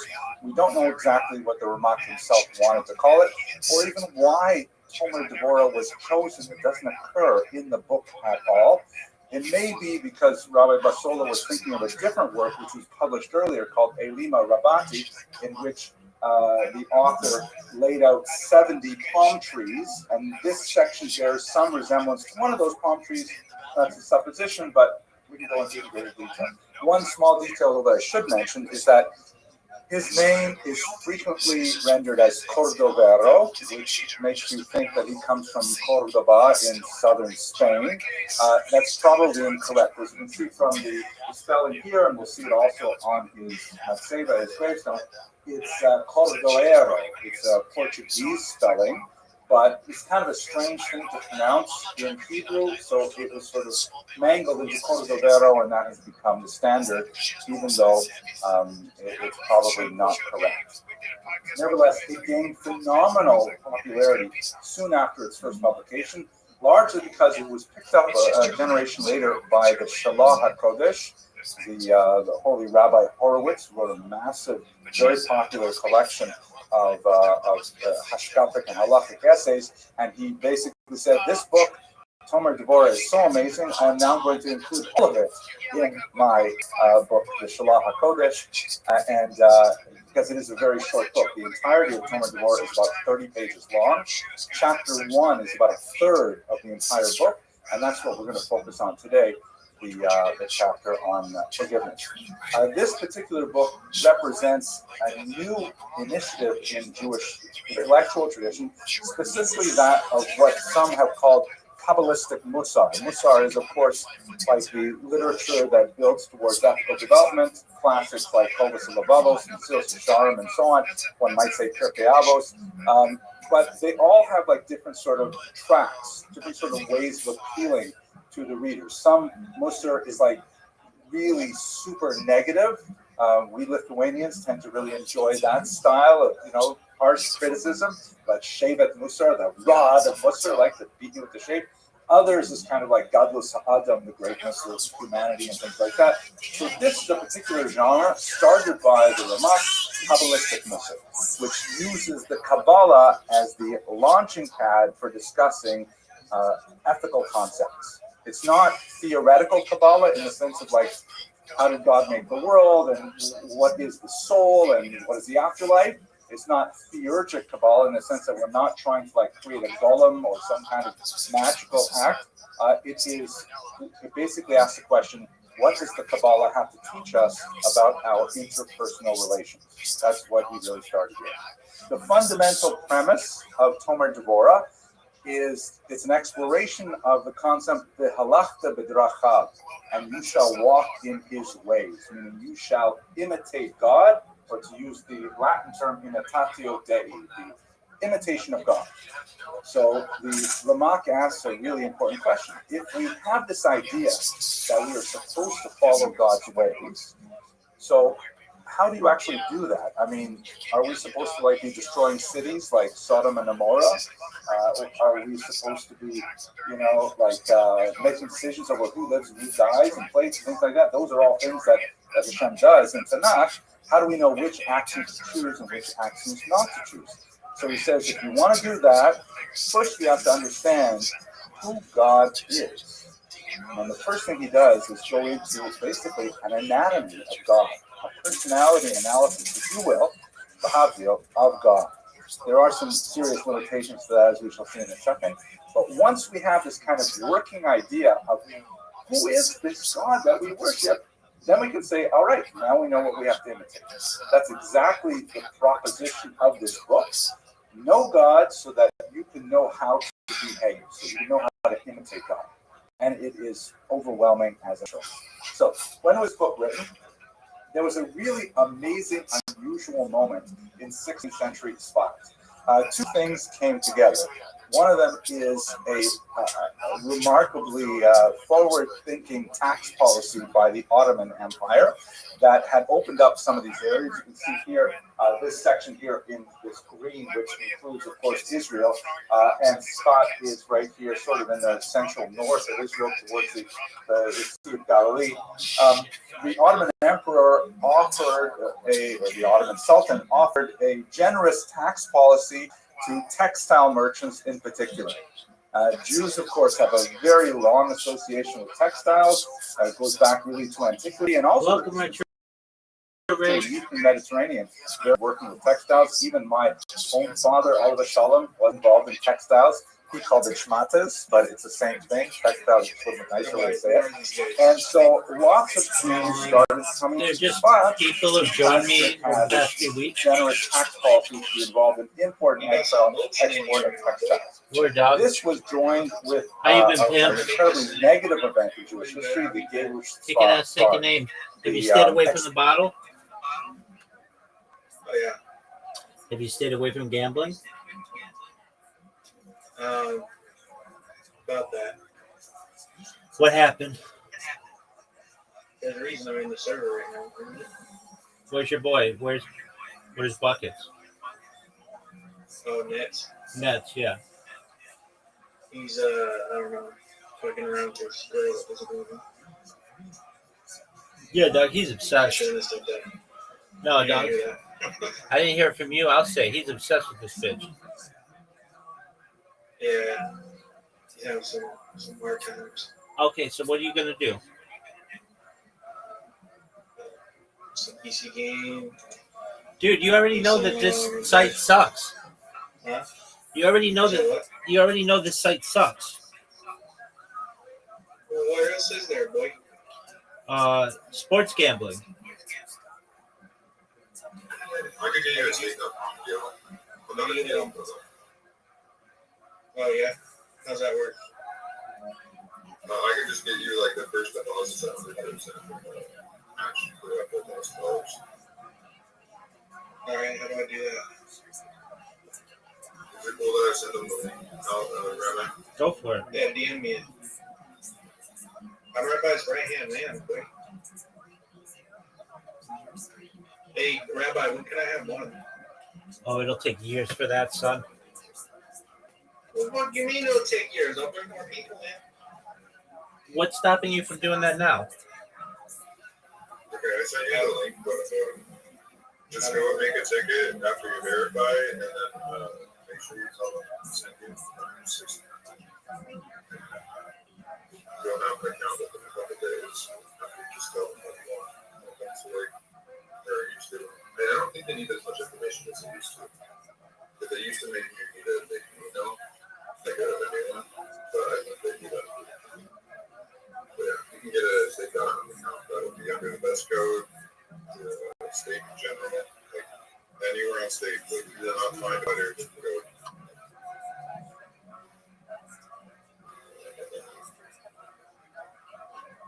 I'm confused. It's like an affiliate code. Yeah, what code? Like go to big codes. If you just like click the link, they'll make you an account. You just take that code. So the code is big Phillips? Yeah, but they'll make you a level 2 verified account. Yeah, they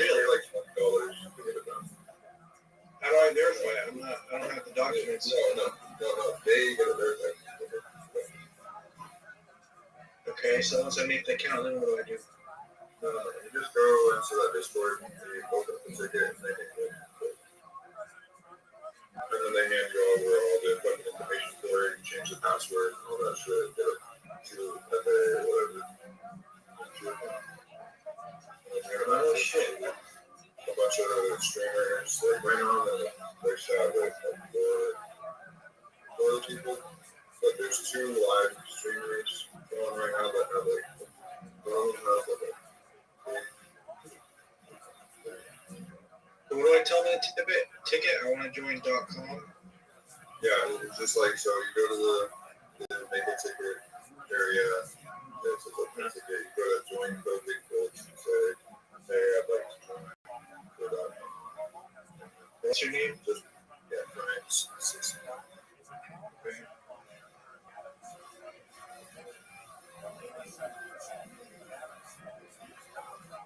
But, I mean, like, I've been on here for like 3 months. We have for every $250 that you wager, you get a raffle ticket.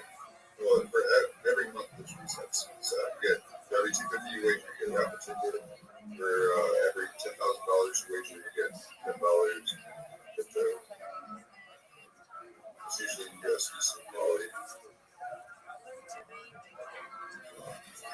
And level 2 verify it because it's pretty hard to do that. Well, they have a they get good. Oh, okay. Do you ever have like a? What happens if you have to re-verify it?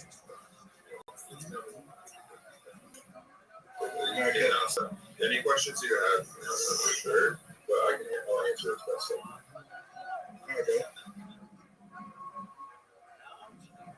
I just appreciate the sign up. If you get the account, I'm a broke ass right now, so I'm not a broke ass. I do a lot of fucking.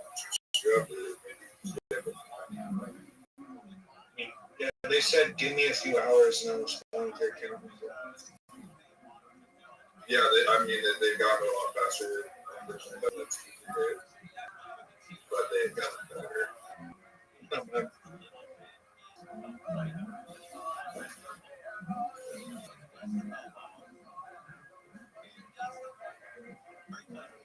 I've just been looking for like a $330,000 loan.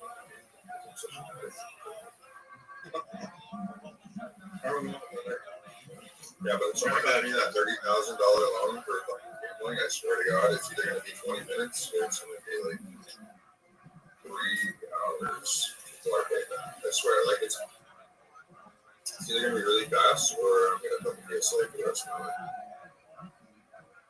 Rabbi, What up, pimp? tell this man how my limbo session went. Dog, have you ever seen someone deep throat a large scale kielbasa? That's what this motherfucker did. He's terrible at it. What the fuck? His what sesh? What was he doing? I'm so disturbed. It was essentially a deep throat put to a gambling session. It was terrible. If you ever want to watch somebody lose, if you ever want to watch anybody lose a lot of money quickly, my man Retro Raid is the king of doing that. He'll be up $3,200. You'll blink, and he'll be at zero.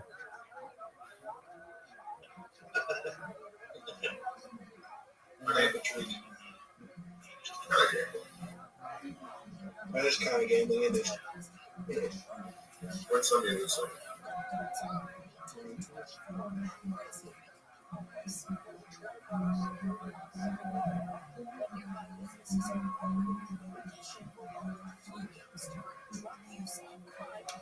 Retro Raid, why don't you play on since you like gambling so much, why don't you just play on a casino that doesn't take money?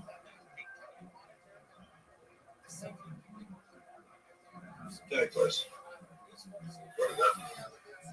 Well, they just CSGO cases? exactly. CSGO cases? They just have That's still gambling. they just have points, and then you just earn enough points to buy stuff. Sounds like you're trying to say gambling. I am. No, that's actually a thing. It's called like if you go to hacksaw.com or pragmaticplay.com, they have software tournaments where if you play the demo slot, you get. But they won't even pay me, bro. Like I gotta figure out how to get paid. So good. I went on there. I won like $1,000 on there before. I live in the U.S. Like how do you fucking verify? I am in the U.S. How do you verify for the bitches, bro? I won on Prag. Verifjules.net. I swear they didn't give me that shit, bro. But I don't know. Maybe because it was the pragmatic. No, it might have been the blue guy. The same episode. Yeah, because I used to play on the pragmatic socials and stuff like that. Pick that site out.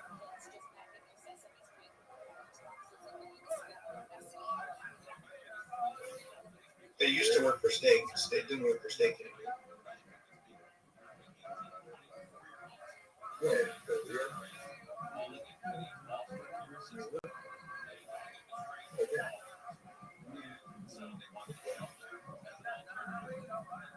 Fucking help me got my $50 or my €50.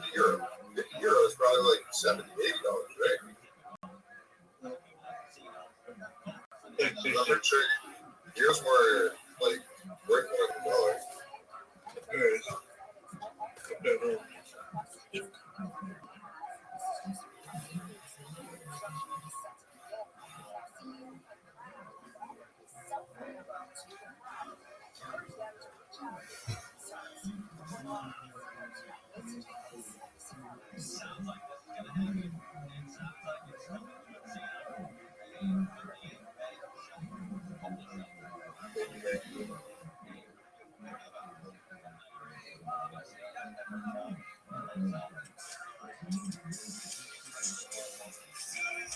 Expulsion of the Jews from Spain, and then shortly afterwards, not exactly an expulsion, but the Jews were driven out of Portugal as well by extremely draconian policies of forced conversion.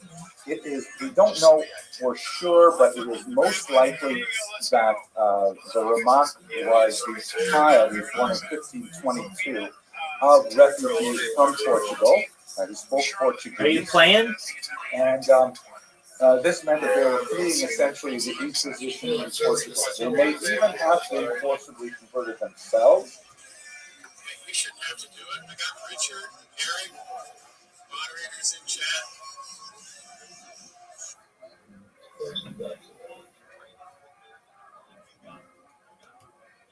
All right, I want to see you get your shit together in Grand Theft Auto. I want to see you have a sniper battle against people. Oh, what is this garbage? Yeah, that sucks. Yeah, I don't want to be playing Battlefield, bro. Doug, we want you to be playing Grand Theft Auto. Yeah, it's amazing. And then I want to see you sniping guys. The Battlefield was so much fun.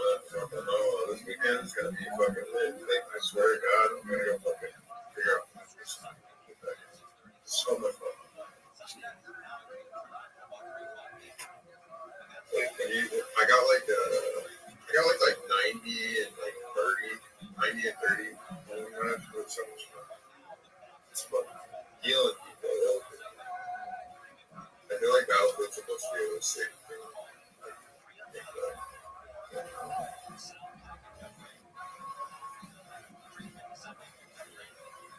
Do you know how sick it is when you play Grand Theft Auto against other people with sniper rifles? I mean, like, yeah, but I got my ass plowed before. I mean, like, I was lucky that dude yesterday was just Right. Like, that's why you need to up your game. Use the crap out of me. That's why you need to up your game. But like, I just got this like nice little choice.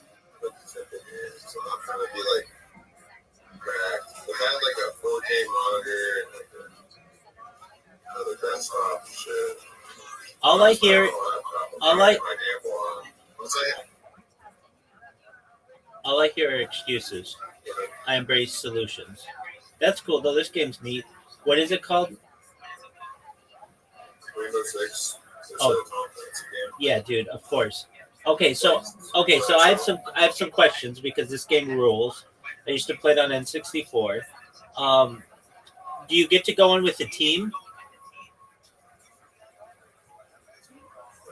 You say you have questions? Yeah. Yeah, I do have questions.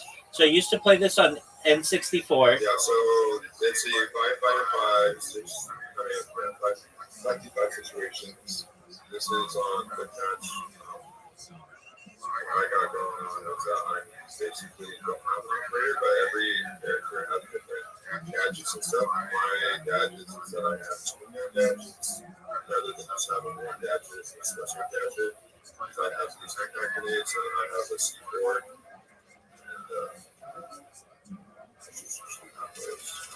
lady can heal people. And then there's a guy with a shield I can heal around his corner. All right, well, fuck them up. Fuck them up. They got you. That lady, her name's Rabbi. She did a drone that brings like this camera routines. And then it becomes her. Can she shoot out of the? Can she shoot out? Can she shoot out of the camera? The camera can shoot like a EMP blast that will activate some tokens. Okay. But there is another gadget that's able to shoot lasers. That's tight. So is it one guy left? Yeah, one guy on their team. The guy who killed. And how many guys? How many guys on your team? Every scenario is 5v5. No, I know. How many guys are? I know. How many guys are left on your team? So it's 2 versus 1. You're gonna come in through that window. Oh wait, the window that I got. Can you shoot through all the walls? Only the soft walls. Okay. You see those metal plates? We put those down. Sometimes they're automatically there for quick touch. But for rank, you have to put down all the walls there. So she came in through the library. Oh, there they are. They traded. All right, you ready to fuck shit up? I'm just trying to get this. I'm just feeding for Battlefield. I'm not gonna lie. I just don't even English is so much fun. But they have these breakthrough game modes where there's 2 different positions that you need to take over, and then you're either the people that have the what's it called? When you have a certain amount of troops, and then you got to take over that one of those 2, or you got to take both of them before you lose your troops, or else you lose. And every time you take over a section, you move further into the map to find 2 more sections, and you troop reset, or vice versa. It's just really fun because everybody's non-stop spawning towards 2 positions. It's just you can get so many kills. At least this weekend, I was just feeling I top fragged the games. Everybody else on my teams were doing it. So I was just is this just the game mode, or am I getting something? But I think everybody was just honest because it was just so much fun. This shit is so boring. I get 2 kills per round. I murdered 10 people before I died. Each side. That shit was so much fun. More realistic, less cartoon, more gritty. This shit looks like fucking cartoon.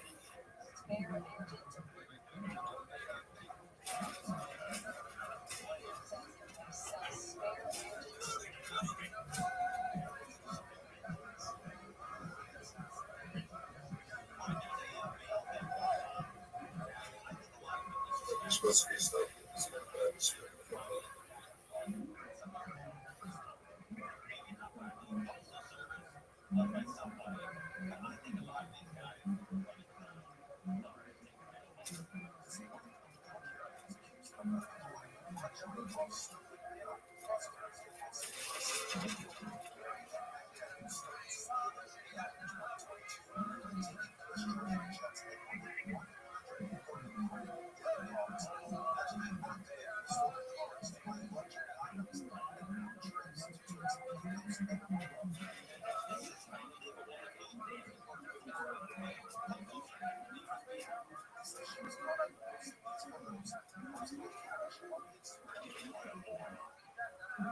Who really killed himself trying to come get me?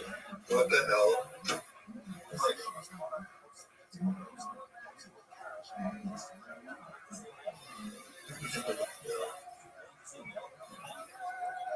That was so retarded. Oh, I'm sorry. Like, I wanted to kill the guy. What was he doing?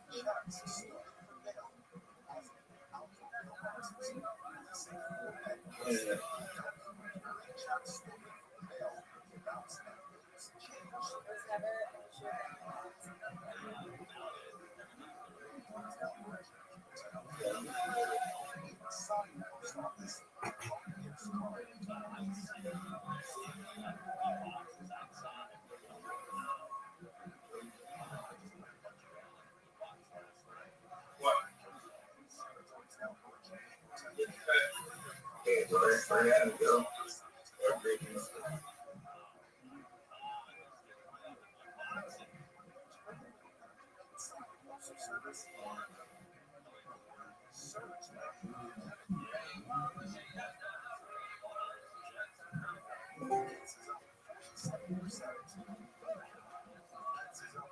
Welcome.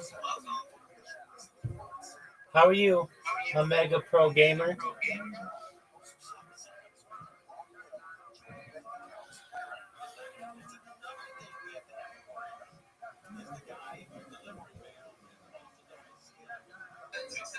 Right now. Hi, Rabbi. I love you. I love me too. What's up, pimp? Rabbi, I good to you. Rabbi, that was. Are you stupid and discorded? Calm down. How'd you guys find out about me? I'll get the fuck out of here. It's fine.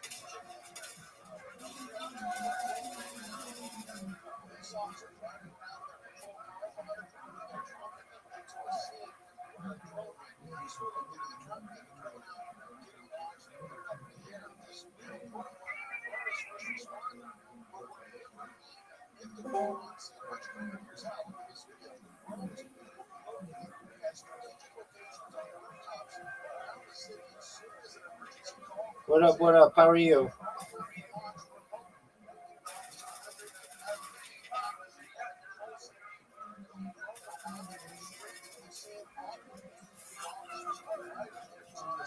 Rabbi. What up, pimp? What's good, son? How are you?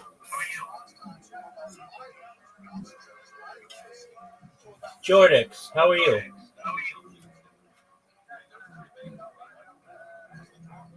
I'm good. How are you? Kicking ass, taking names, baby. How'd you find out about me? My friend. How'd your friend find out about me?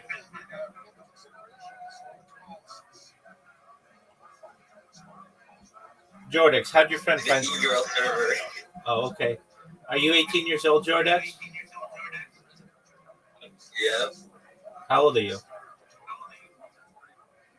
19. When's your birthday? Go. What's your birthday? Go. November 30th. Go. 2000.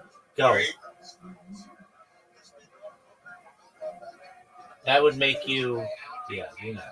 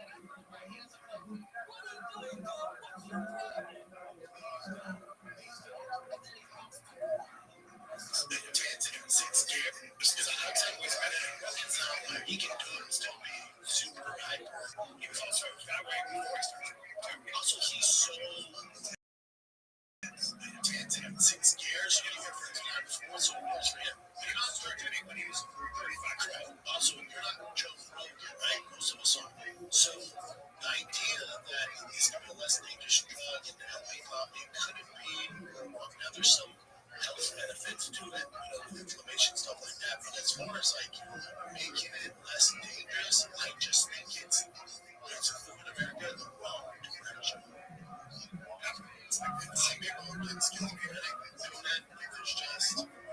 I just think people would be so much better. I'm not saying there's not a use for marijuana. There definitely is in cases. I just think we'd be so much better off if instead of smoking marijuana, instead of drinking that fucking whiskey chip, if you just put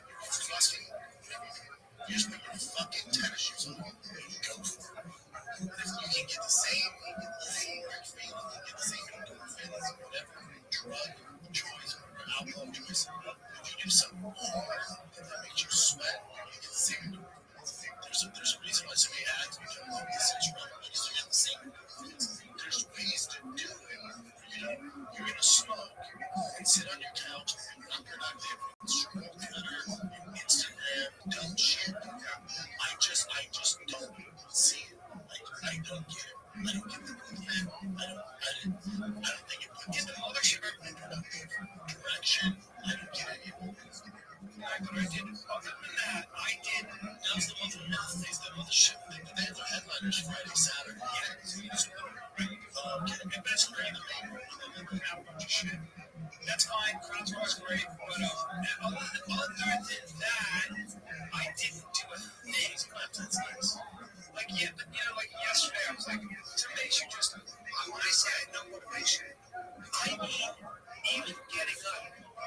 Like, that's not like depression level. I didn't think it's just, I wasn't feeling that good. I wasn't well, maybe a little bit. And I was sitting there and I was like, and then I was like, I should write some stand-up. And when I tell you that I was about as funny as fucking, see, I can't think of something as funny as me.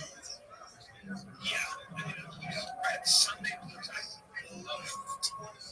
That's a problem. The heat doesn't help. I don't know. Yeah, the heat's still on. I love it. I'm just saying it just didn't make me want to get up and go. But it was also just, usually I hate makes me want to do it. It's cold outside. I don't know shit. Once in church, we used to call it a touch of the black dog. I haven't touched the black dog. Maybe the black dog is a crush.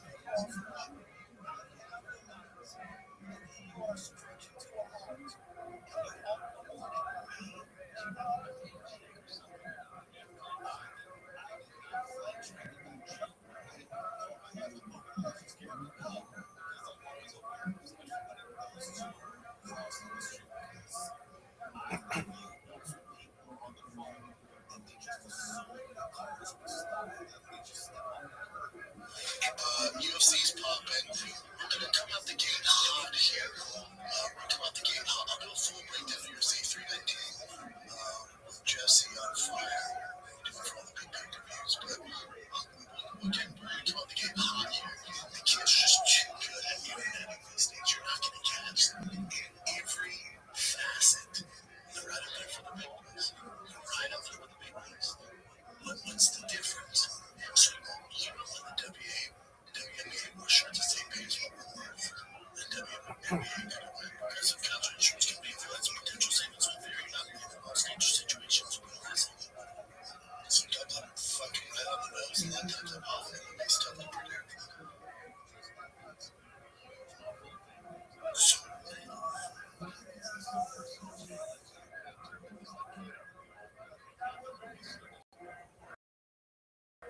Let's get to the next fucking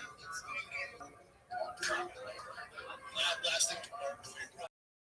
Express my family to tell you this right now. Because you are.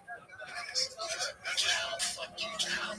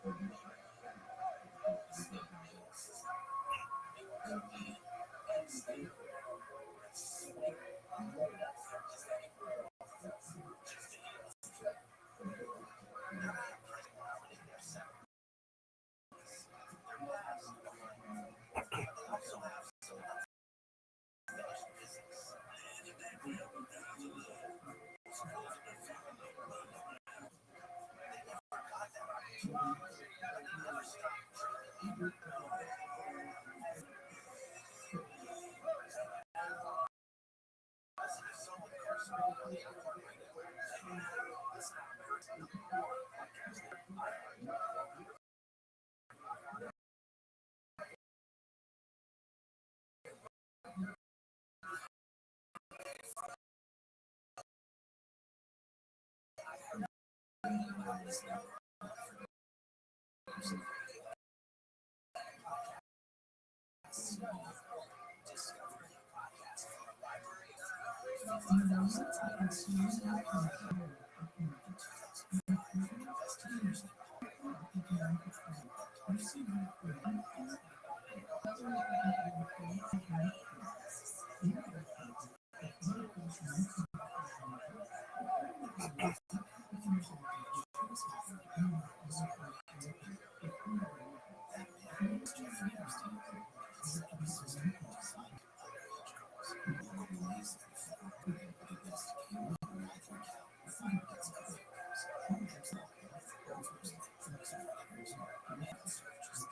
head out for now, but I hope you're not.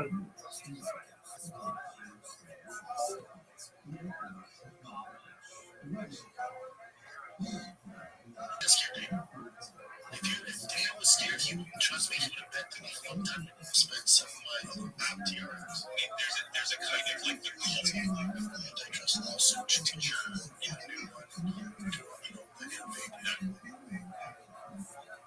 Ethics, yes. TRX. Ethics, yes. Bags, ethics, I got my TRX now, I got a new one.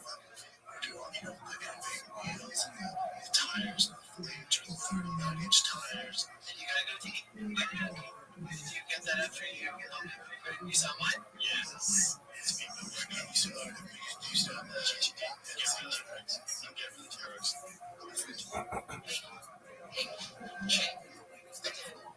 Why? TRX. That thing's bags. That thing's I got my TRX now. I got a new one. I got big wheels. The tires, 39-inch tires. You gotta go to eat. Did you get that after you saw mine? Yes. It's me, but right now you still have it. That's what you did.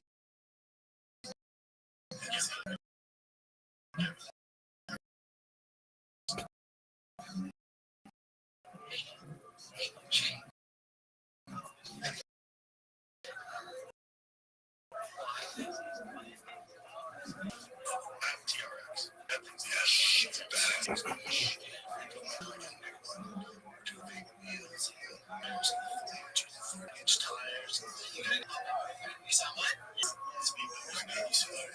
You still have that. Yes.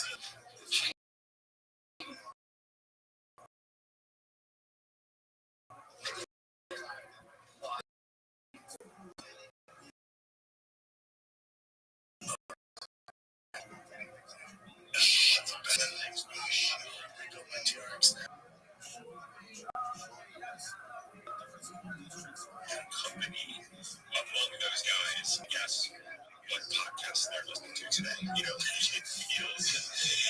feels like they were like in the manosphere before there was such a thing, or they were like waiting for their cultural moment to come along. Yeah. Those guys have a podcast. They have a podcast. They have a very hid podcast, but it's the clown that calls it out. And it's fucking great. But also, like, you think of it, just the culture clash.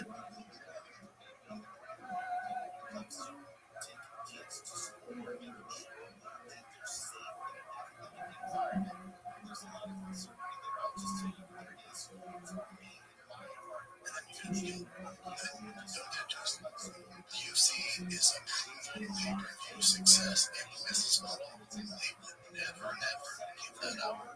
Outside of all the media ideas, and then you'll get toasted. UFC is a proven pay-per-view success and business model. They would never give that up.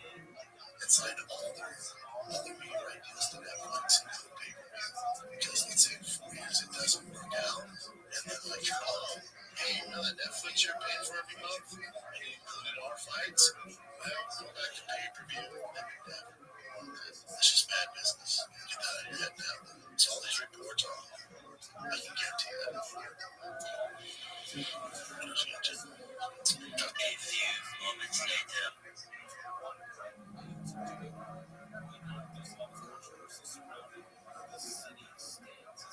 And then you get to us. success as a businessman, they would never, ever give that up. And find all the your ideas to Netflix and go pay-per-view. Because let's say 4 years it doesn't work out, and then like, oh, hey, remember that Netflix you're paying for every month? And it included our fights? Well, go back to pay-per-view. It's just bad business. Get that out of your head now. So all these reports are I can guarantee that. Welcome. How are you?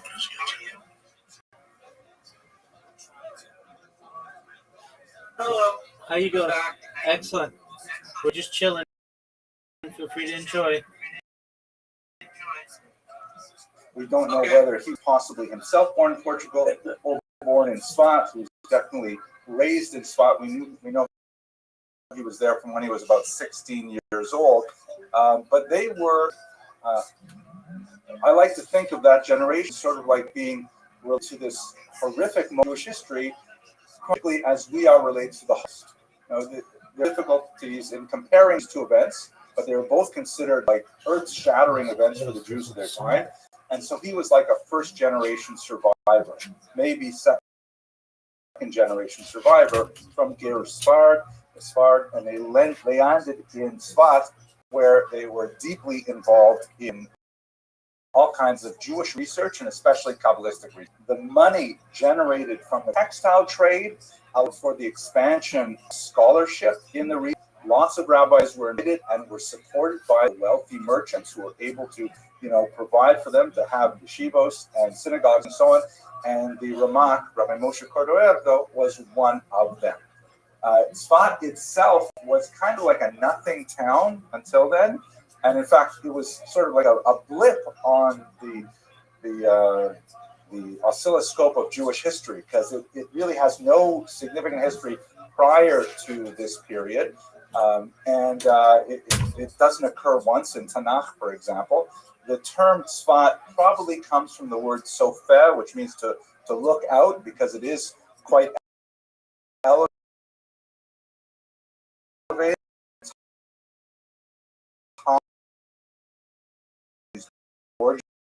All around it, but it really has no significant Jewish history until the 1520s, and then it becomes an incredible place of Jewish energy and spirituality and creativity for about 50 years, and then there's a series of plagues that just wash through, killing, among others, the Ramak, and then it dies down again. And it's always kind of like, since the 1970s, it's kind of like been in a retrospective mood, looking back towards that period of genius. But it was a period of incredible genius. You have to imagine the number of scholars that came there.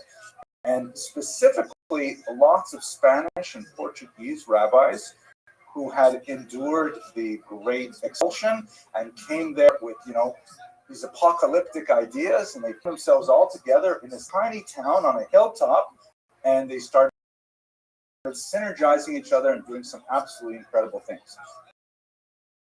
Kabbalah, as we understand it today, the tremendous leap during this time. The Ramak itself was one of the major leaders because he wrote a particular book, which was published in his lifetime and gave him regional fame, called Pardes Rimonim, the orchard of pomegranates, in which he basically took up all of the bizarre and strange and scattered ideas that appear in the texts like the Zohar and others, and he systematized them. He wrote in a 2-volume work, this is how Kabbalah works. This is the general principle 1, the general principle 2, and so on. And all of a sudden, all kinds of people who were looking to Jewish mysticism for some kind of succor, some kind of support spiritually, they said, oh my gosh, this is like, the art scroll of the 16th century for Kabbalah, which is like, I can't even imagine I just said that. Like, how do you put all those things together in one idea? But it was like, oh my gosh, I understand Kabbalah. He was really big into drawing diagrams and pictures, and so he graphed out Kabbalah. It was comprehensible. It became an instant classic, and he was known as the go-to person to explain Kabbalah. This, by the way, is a photograph of raves that appear in Spot. A distinctive light blue paint as sort of a prophylactic against the Yetzer Hara. No, excuse me, I'm a little nervous. So please, just to give you a sense of who is in Safat at this time and what are they doing. This is another section of the famous graveyard of Safat, and we see here right at the bottom, right, Rabbi Moshe Yaakov Cordero. He is father of Kabbalah. He was the origin of Rabbi Yosef Karo, who came a little later. Yosef Karo had made Constantinople, but he ended the Shulchan Aruch and a master Kabbalist himself. So here is the Ramah. Here is Rabbi Shlomo Alkabetz, the Lecha Dodi L'Krasa, that we sing every Jews. This was his brother-in-law. And the two of them, strange kind of habit that they would go called gerushin, or literally divorces or exiles, and they would go and wander throughout the in the region of Tzfat, and they would just and the Ramak wrote this. He wrote a book called Sefer Gerushin, in which he described travels with his brother-in-law, who also was Rebbe, and they walk along until they special spiritual influences, and then they would sit down and they would daven or say them, and they would stay there for an indefinite time until the feeling faded away, and then they went on. I mean, it sounds bizarre, but this is the kind of stuff that in Tzfat. And the holiness of the people, Kabbalistic activities like this Gerushin type activity, created a kind of spiritualism where so many other rabbis, especially Kabbalists, were drawn to island filings to amen. One of the greatest of them, of course, was the Ari Kodesh, the great Isaac Luria, Isaac Ashkenazi, who came from Cairo, the region of Cairo, specifically to study with the Ramak. The Ramak was the Arizal's Rebbe. They learned together for about 9 months before the Ramak died. The Arizal died shortly thereafter. But the Arizal, according to his student, Rabbi Chaim Vital, always considered that brief encounter with the Ramak, that the Ramak was his Rebbe. So we're talking right now about the roots of 16th century Kabbalah, and really the way in which we understand Kabbalah today is heavily dependent upon the Ramak. Okay, so that's sort of like the history stuff. Now we're going to get into the woo-woo part of tonight's lecture, looking at the actual ideas of Kabbalah and then how it relates to our behavior before Rosh Hashanah. Does anyone have any questions? Yes, please.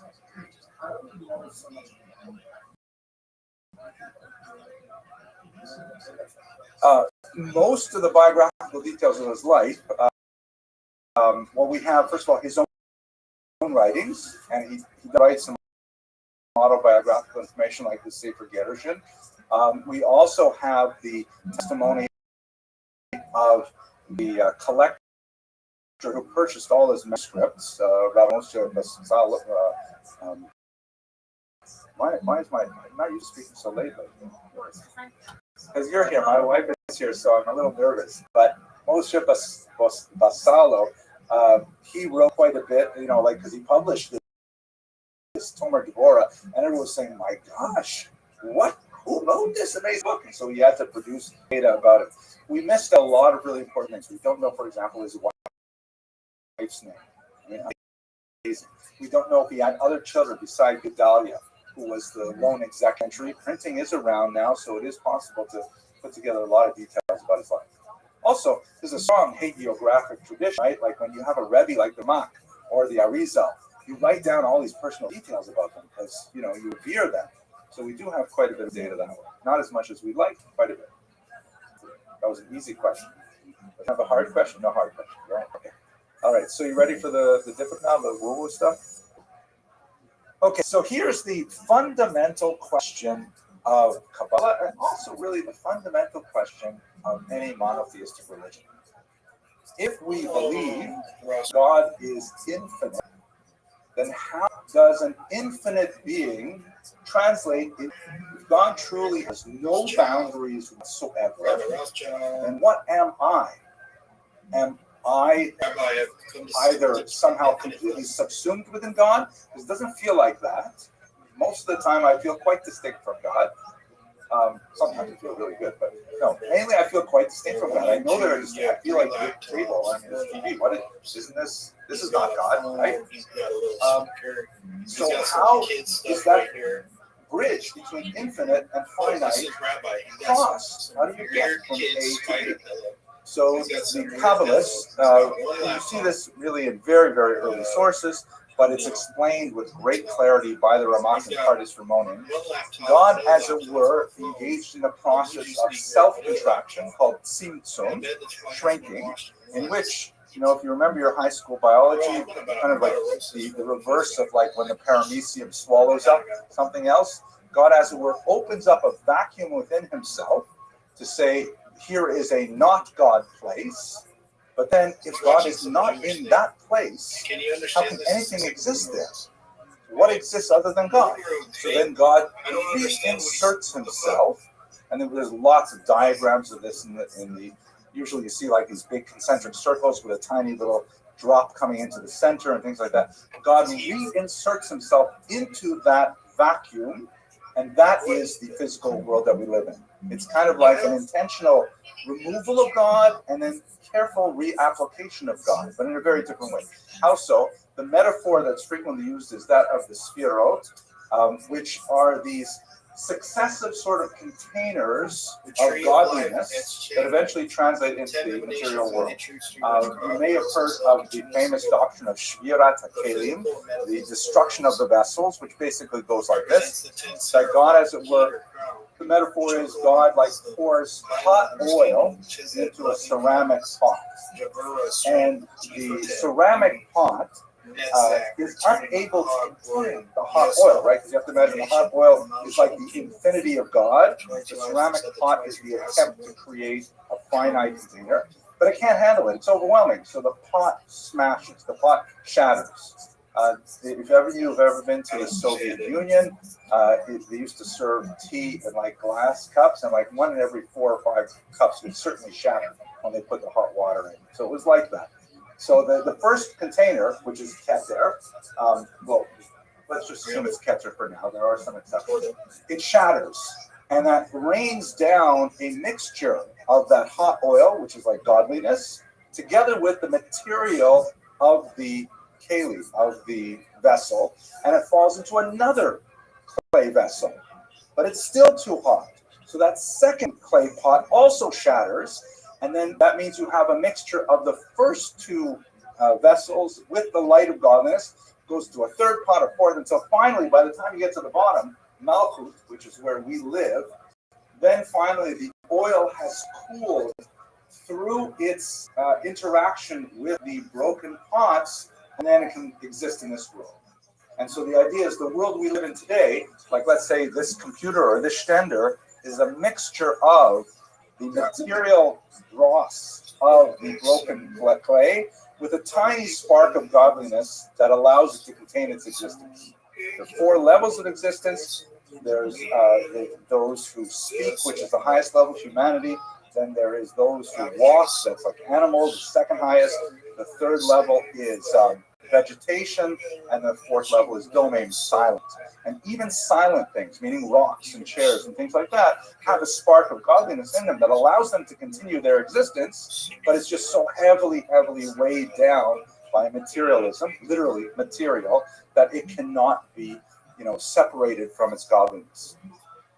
This is, by the way, one of the major differences between the Ramak and his student, the Arizal. One of the reasons why you have lots and lots of Hasidim who follow the Arizal, not follow the Ramak, because the Arizal, and I don't really understand this, I'm really talking without knowledge, but the Arizal portrays the whole process as some kind of strange cosmic accident. I don't really understand how that works, but the idea is that the universe, by the way the Arizal describes it, has been set on fire, and we are in a crisis where we are sparks of holiness trapped within material, and the purpose of our existence is to free those sparks. This gives Hasidism, in particular Chabad Hasidism, a tremendous impetus to get out there and save those sparks and do those mitzvahs and have people put on tefillin on the street and give out Shabbos candles, because every time you do a mitzvah, you are releasing the holiness, you're allowing it to flow upwards to its original source. The Ramak has a much more kind of sedate approach in which he says, no, it's not an accident. This is the way in which God intended it. This is the way the universe is designed. It's not at all any kind of like crisis. So it's not as easy a sell for followers. I'll give you one more metaphor that I think is even a little better for understanding this idea of the Sphirot, is that, okay, so you can't look at the sun with the naked eye, right? It's way too powerful. It burns out your retina. You can't do it. So what you can do is you can get a mirror, and you can like hold up the mirror, and you can sort of glance at the reflection of the mirror in a passing way. Because the mirror itself absorbs some of the energy, the radiation of the sun, but it also distorts it, right? Because it's not perfect. There'll be a little bit of a coloration, a little bit of a dulling, and so on. It's still too strong to look at it steadily, though. So you get another mirror, you put it over here, and you look at the reflection of the sun, easier. And then if you have 10 mirrors all set up like this, reflecting the light back and forth like a pinball machine, then finally at the bottom in Malchut, you can, as it were, live in regular sunlight because of the dilution of the light through all these areas.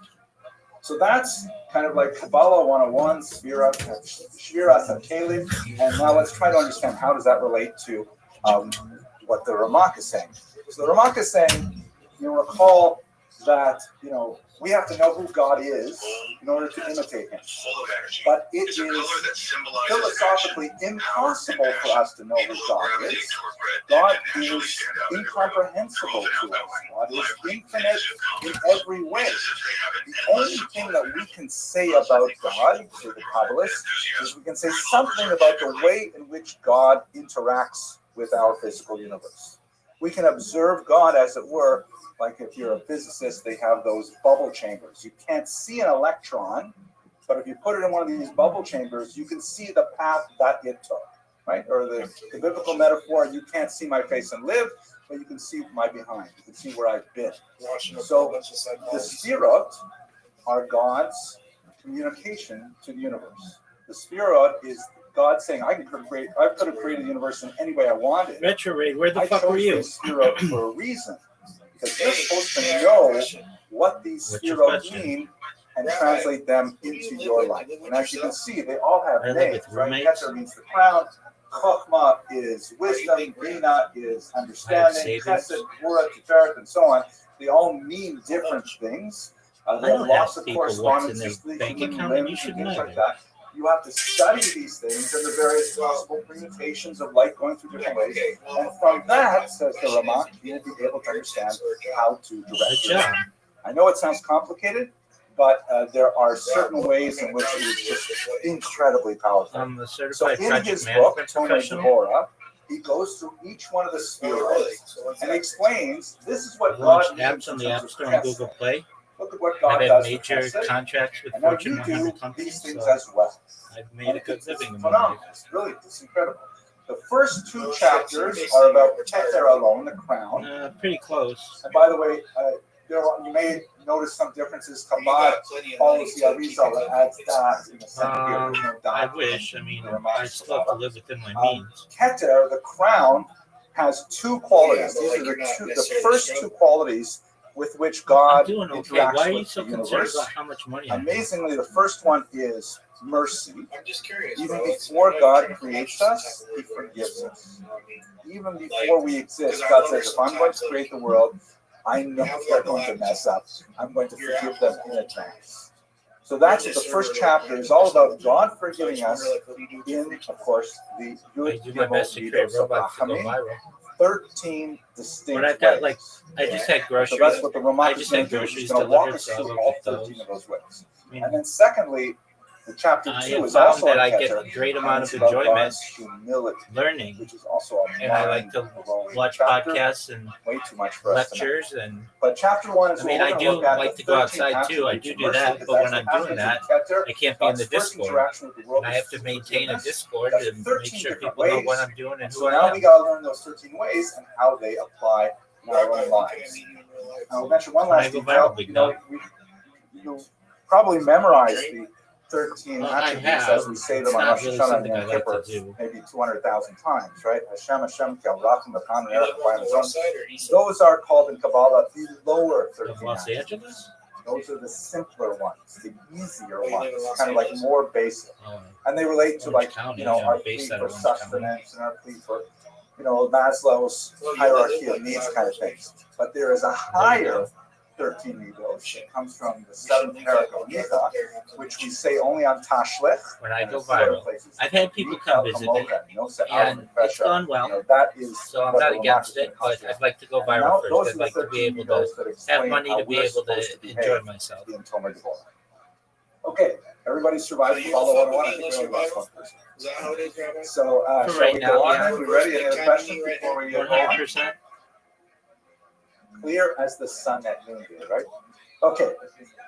Yeah, with a few years.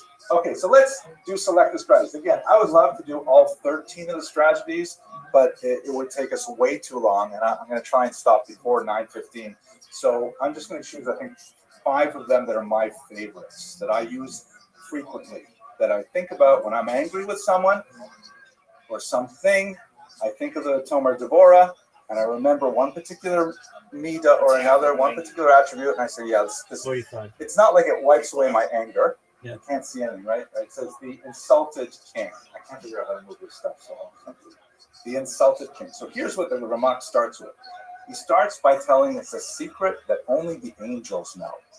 He quotes it in Parties from Owning Wealth. He says that the name, one of the highest names, you know, we spend a lot of time thinking about names in Judaism. Names are significant, right? We can't even say the Shem HaMeforash, one of the names of God. But the name that the angels use for God is the angels use among themselves, is they call him the Melech Alud, the insulted king. Kicking ass, taking Melech names. Ne'alah. Now, Yeah, I do. what How a are you? strange name, right? What does that mean?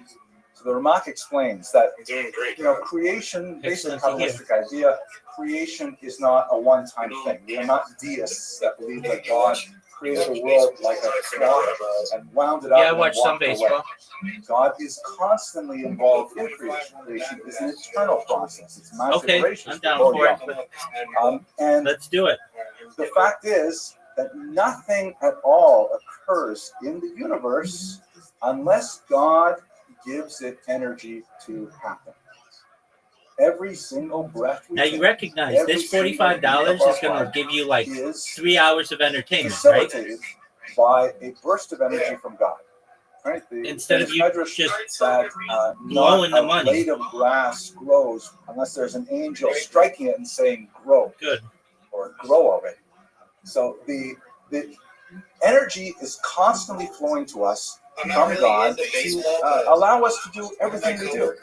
And say the Malachim, the angels, that is also true when we choose to do Averos, when we choose to sin. Okay. So if Is I were to there, go to McDonald's did you just buy, and did have you a just cheeseburger, bet straight up? every single act of peristalsis as I'm swallowing the cheeseburger, God is saying, okay, here you go, here's some more energy. Please don't eat that cheeseburger. Okay, all right, fine, here's some more energy. And God is allowing my heart to beat. God is allowing me to, you know, walk over and say, can I have a shake with that, please? You know, and whatever it is. Every single moment of the Avera is completely supervised by God and completely facilitated by God, even though it's exactly Well, then he's the giving you opposite the inside of track. what Let's he see if has it works. asked me to do. He said no cheeseburgers, and I'm taking the energy he gave me to eat a cheeseburger. And this is why the Malachim look at this and they say, this is astounding. How can God All right, let's see it. tolerate this? What's the How inning? can God tolerate such a chutzpah, such an incredible chutzpah that people would use his energy Oh, against Doug, him, so this to isn't going to rebel last you 3 against hours. him. And you can This is going think to last of you the- like 10 minutes. the comparable kinds of things in All right, let's see the human screen. interactions too, you know, like, you know, God forbid, Lo Aleinu, if a person has a child with an addiction, All right, well, and it's they say to the tied. child, you know, I'm It going looks to give like you this money that you need, but please, you know, the don't spend it on Vegas or whatever stuff. Diamondback or the And the you give Diamondbacks the are at money the to the plate. child, and the child goes and spends There's a stuff 1-3 on exactly count. what you don't want to do. Something which is harmful to So them. that's And one nevertheless, involved. Or no, come back well, again, you can't have a and 1-3 give count. money again. I can't And see it very that's well. just the It's way not that your we fault. It's interact mine. with Let God. me The Malachim look at adjust this my. and they say, "Now, Miss Paula, this is the insulting thing. How can you tolerate that?" Wait, it is And a so 1-3 the count. metaphor for us, as the Ramak says, is the very first thing that Or maybe God that's not does the in count. the Oh, no. creation is He knows It's that we're 2 going outs, to use 1-1 count. His energy against Him. Okay, now it's a Nevertheless, He 1-2 says, count. "I understand that going in, and I accept it, and I'm going to allow them to continue." So that means I'm if he gets hoping that another they'll get strike, past it, I hope they'll go past then it, but they're that is done. nevertheless what He does, and that's And His it goes incentive. to the bottom of the night. The second level, this is, by the way, I'm going to show you two pieces of art from an artist named Nobody's Island on base. Sky, who's actually very excited about So the top term of the Torah, ninth, and 1-2 she did count. a 13-part series. He just hit this describing ball each for a one of home the run. windows. And some of them, I'll show you two of them. That's They're great for absolutely you, fantastic. dude. This one is called Let It Go For Now. This is my title for it. Dude, you It's just the fucking Hebrew have a really good chance to Avon. win. She called it Who's Katega. Did you not see that? So this gets also a little bit weird. I'll be Kabbalah. Dude. But we have this passage in Pirkei Avos. I'm sure you're very familiar He with hit a home run. that says that, whenever you do a single mitzvah, you get a Doug, he just hit a home run. Are you what? Can you fucking hear me? Can you hear me? Can you hear me? If you said a bracha, your parents would say to you something like, "Oh, you're going to make a big malach if you say a bracha nice and clear and loud," because we have this idea that when you do a mitzvah, Doug, you release positive energy into 91. the universe, which we call a malach, a messenger, or an I'm angel, watching. if you will. And this is pretty basic, kind of like Kabbalah physics. But the opposite is also true and not often talked about. The Mishnah in Pirkei Avos also says if a person does an Aveira, they create Dude, they a just hit a home negative run. energy being called the Katega. And a Just now, I was. or Doug, it just gave you it's the also lead. called a mazik, a damager. And this negative energy being, the Ramak understands it as a real conscious being, not just Like you a were doing diffuse really energy, badly. but some kind of like You were doing almost really badly demonic until that force just happened. that's out there to do evil. Because a person did an act, a hateful act, and suddenly that person released this negative energy. And Because the game's not over. It brings down sources to suggest that after 120 years, You still all Dog, those containers look at he just hit it. Shalom, they're all waiting for you. And they say to God, All right, "Loni Asan, so you got to get so-and-so 3 man, outs, I belong to this and then guy." you win. Also called in the Kabbalah an alu. Okay, and they already got 2 outs, Because they are like leeches No. on your No, soul. they're done now. Constantly So now it's the sucking other energy team that's from going to you go up. because So you're afraid of these the negative Rangers get the opportunity So, to this is all kind of either spooky stuff, tie the but this game is what or works. win the game. Ramak says, They're as down we 1 discussed in run, the first level, and there are nothing happens 3 in the outs that world they have to get unless it in. God gives it energy. So if nothing can exist without the energy of God, how do these things exist? And we created them initially, but what keeps them going?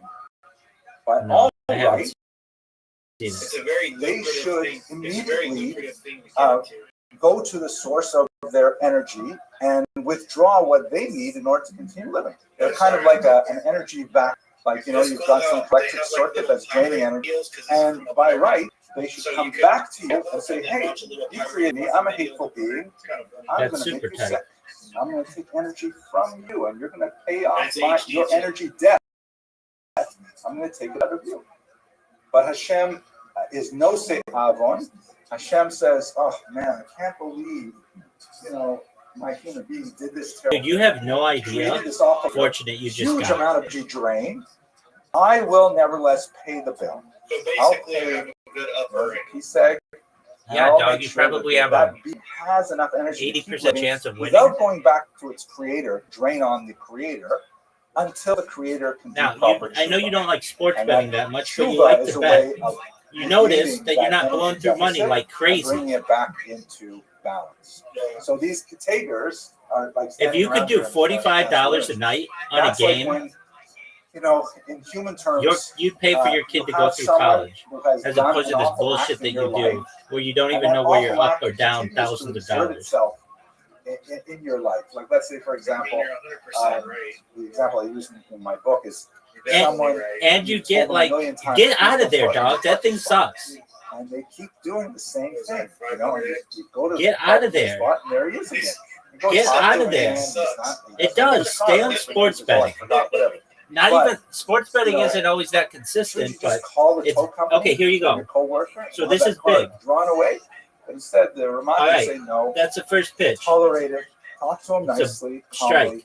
Give him a chance. Oh no, it's a ball. Figure it out on his own. That this is the wrong thing to do. Eventually, he will get there. Don't come down with a ton of bricks on him right away, because that will be devastating. He's called a catcher. Yeah, he's called a catcher, and you don't hit him. You just throw the ball so that he catches it. Which I call take care of it personally. The remark here refers to the Rangers. Again, it gets into the very deep Kabbalistic ideas. But you said Rangers. You meant to say Diamondbacks. You want the Diamondback pitcher to throw the ball past, forgiveness happens, or for that Rangers player to hit the ball and just get it out. And God, as it were, normally for almost everything that has to happen in the world, did you ever play T-ball? Like agents. He says, you know, I have all of these malachim that I create, Welcome, and Jet they Ski go and Music. they make How the are you? weather run, and they control the stock market, and space lasers, whatever is necessary. The Jet Ski malachim Music. How are do you? those things, but there are some things he does not. We make a big deal about on Pesach, right? Jet Ski Music. Hashem says, I'm going to do it myself. I'm not asking anyone to do it for me. Oh, so okay. when it comes That's to good for you. Hashem, That's even one though, out. We So now you have like a 90% chance of winning. And we have lasting damage, like we see in the second level. Hashem will personally get involved. Yeah, that's right. And then you win. I'm not above forgiving you. I'm not $91. going to just delegate forgiveness to some other creature. I'm going to do it myself. The example that he gives is from Tanakh of the metaphor of washing away the soas benos Sion, the filth of the daughters of Zion. And that's like actually a literal metaphor. Okay, that's a ball. It's a literal metaphor. And not exactly what you wanted, but not that here bad. of my parents. This is my mother. She should live pretty well. It's my late father. This is. Yeah, I mean, you have to get it in the strike zone. Okay, that's good. So it's a 1-1. 3 ounces is 3 of these guys losing. Now he's finally he's at Stony Brook University. Touro University has a terrible. Quit changing it. Go back to the game. But he's out there scuba diving and things like that. This is when he was about 8 or 9 years No, old. He caught a fish. you don't want to do that. They closed the beds. So, yeah, they would. And I'm reminded, and the remark speaks this out exactly, that there are things that a parent will do. You need to be satisfied. It's hard for you to get satisfaction in that thing. Incredible in terms you of need you need to learn to have satisfaction. Okay, I know that that's good. No, he'll get him. That's 2 outs. You have a 95% chance of winning. Especially like when I tell personal stories. More than that, probably. I will hint at one. Just hint at it. Okay? When I was about 8 years old, about the age of yours, I guess.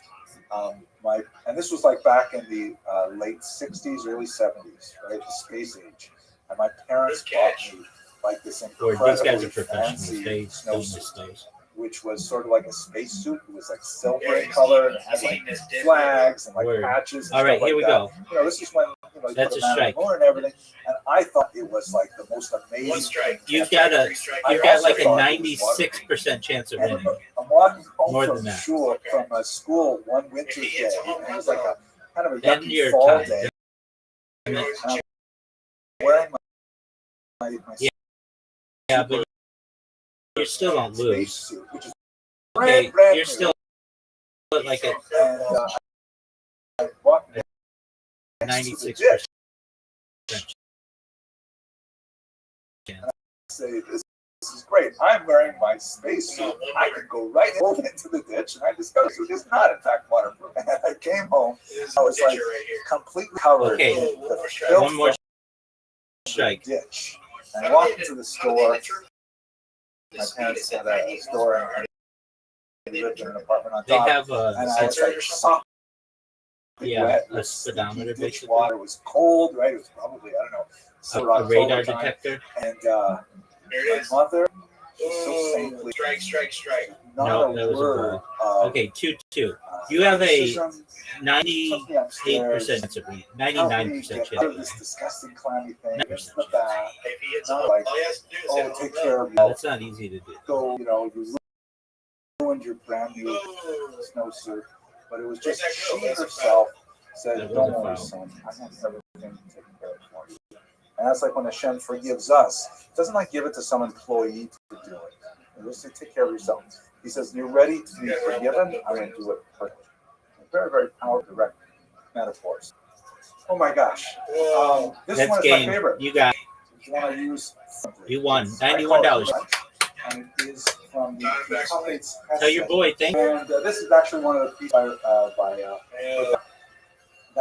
this was inspired by a discussion with me, like me, and this is supposed to be like my wife. Get out of here. It'll take too long for me to give you all of it, but basically Ramon describes a bizarre. No, I'm not going to watch you do that. You're wasting your kids' money, and it hurts me to see that. You know it, I know it. 125. No, dog. 125. Dog, sports betting is fine so long as you keep it reasonable. This kind of stuff is where you're betting away your paycheck. Where is the sports? My brain's fried. Sports. Okay, let's see what there is to bet. Basically every game Basically every game's going to be done by now. Well, they have like games that run 24/7. What games? Counter-Strike. E-games like Counter-Strike. How are you going to win? Table tennis. You want to bet on table tennis? You don't know anything about table tennis.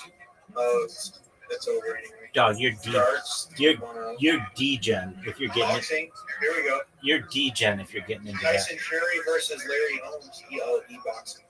Dog. This is people playing games. Yeah. Dota 2. League of Legends. They got e-soccer though on Counter-Strike. Dog, you are D-gen. You are D-gen. Bro, they have e-boxing. That hook is deep in you. How much is it on here? Don't do that, dude. Don't do that. Do you have Grand Theft Auto? Yeah. Okay, what I want you to do is play Grand Theft Auto and go in the casino Grand Theft Auto and gamble. I'll watch you. Oh yeah. Oh, absolutely. Because then you're gambling a little bit, but it's not hurting you. And you're still, if you win, you get excited because it's more stuff you can spend in the game. You're funny. Go get Grand Theft Auto and go to the casino online and start gambling, and I'll watch you. You're funny. I'm gonna show you how it's really done. I'm wondering why I'm laughing like this. Oh, you're gonna know why. You're funny. You are the funniest of the ever funny. Of course I am. No threats. No threats found. Allow. Yes. Man is saying. No protection, no security. Where's that? Where is it?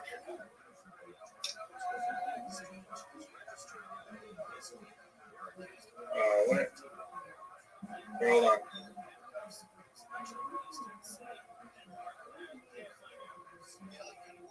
One second.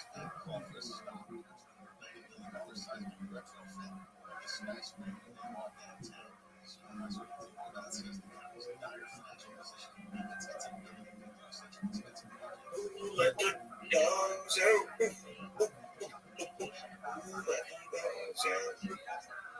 Come on, Oscar. Get in here. Jones, are you? Retrograde, yes. Hang in. Are you gonna play Grand Theft Auto? About time for it. Are you gonna play Grand Theft Auto? Here, give me a second. Yeah. Okay. Huh? Good. I'm gonna watch you gamble in Grand Theft Auto. Okay.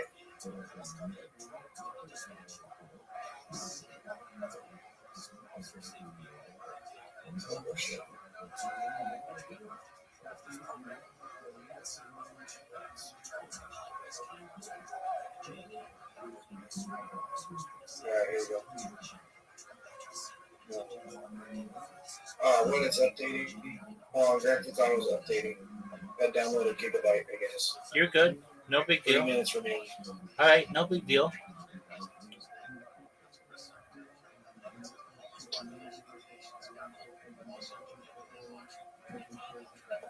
If you just said to yourself, I'm going to give myself a $50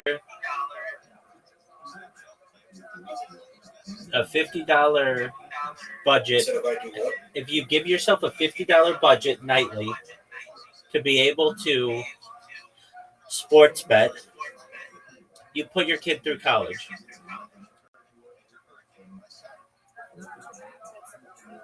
More or less. Or you could do this bullshit where you get all fucked up and you put thousands of dollars down and blow it.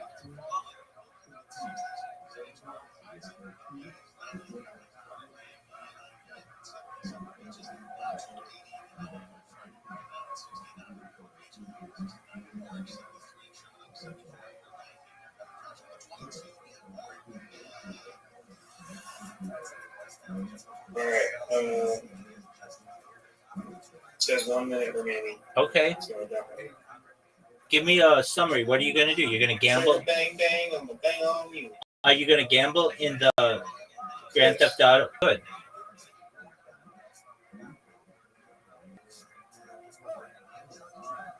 It's downloading an update. Okay, are you good at Grand Theft Auto? Yes, I'm the master of Grand Theft Auto. Excellent. Pardon me.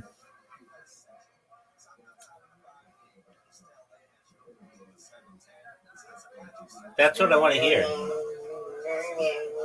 Do you have 100% completion?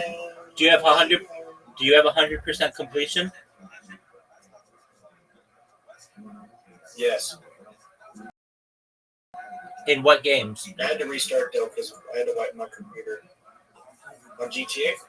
Yeah, what GTA games do you have 100% completion? San Andreas, Vice City, GTA 3, GTA Liberty City Stories. Damn. Okay.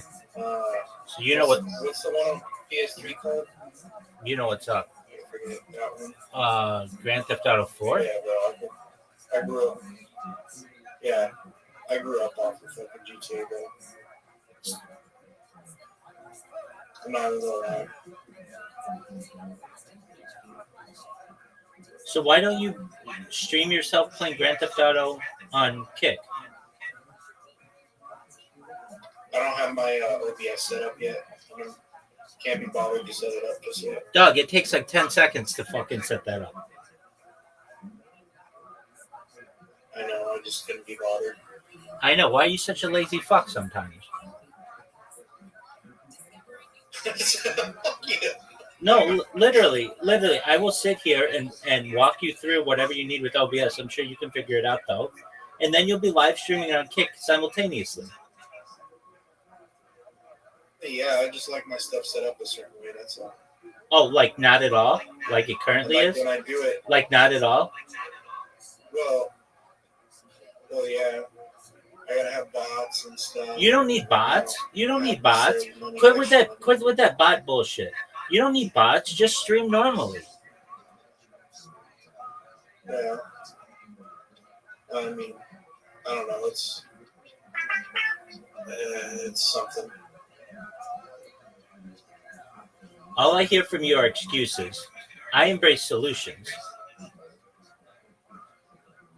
Yeah, but you're also a project manager. Certified. So of course you embrace solutions. You find the solutions for the projects. 1000%, baby. 100% understand it. Excellent. Yeah. I mean, I get that.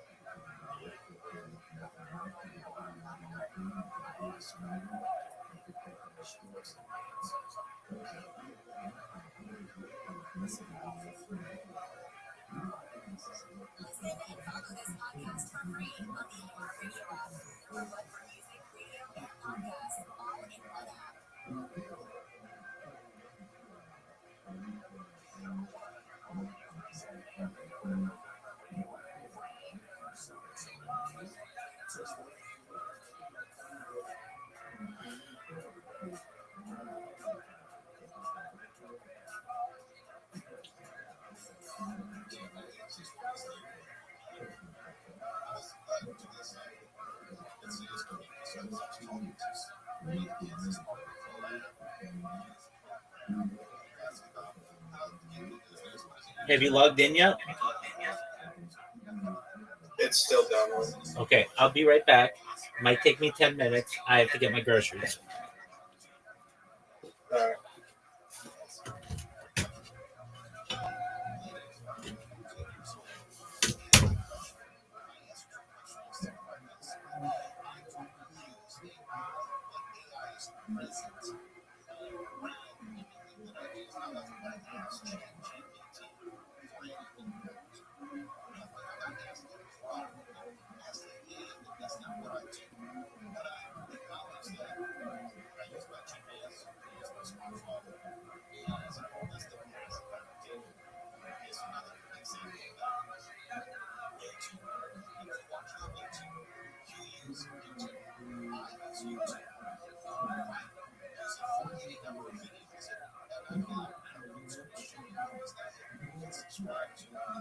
Alhamdulillah.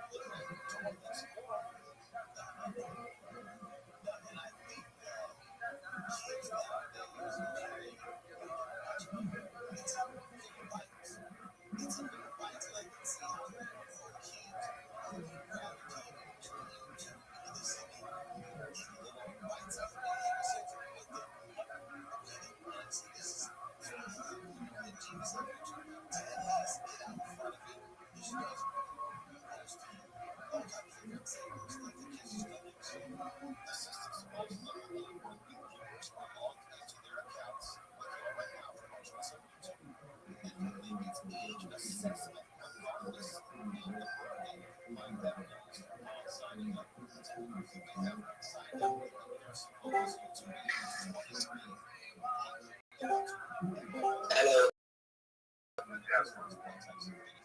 Rabbi.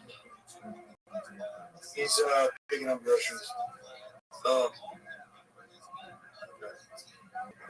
Give him a minute. Yeah. Damn, this been popping. Go up in here. Rabbi, he's getting groceries. The fuck, dude? You know crazy. Damn. Calm the fuck down. Shut your Jesus, stop fucking nigger. You fucking nigger. Oh my god, dude. Stop racism. I hate black people. Get out of here. Dude, stop racism. I hate Yeah, but you with me. What the? What the? Oh, is a girl in there? Can you please show the pussy? Who comes in here and says shit like that, bro? It was a little bit. No, it was a respect. Like, hey, who is the Norwegian who's talking like this? Who is the Swedish Norwegian? No, actually, Norwegians talk very slowly. They talk like this. I can't hear you. Norwegians talk very slowly. Hey, come in your fucking tail. Yo, I'm hacking, man. Hey, dickhead. Hey, dickhead. Hey, fuck, dickhead. Shut your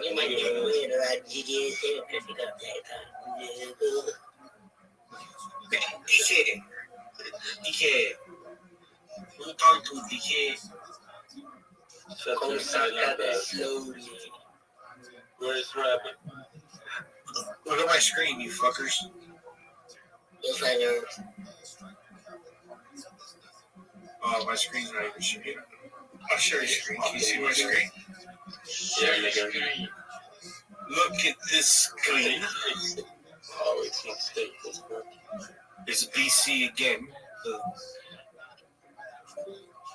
Get that. Oh. 10x or else you're gay.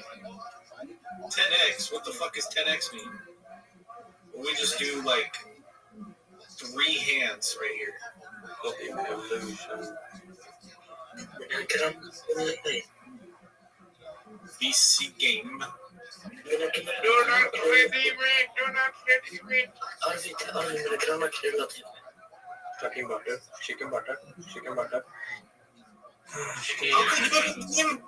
How could you Why redeem? did you redeem it? He said, why did you redeem it? How could you redeem? They said, why did you redeem it? No. Oh my god.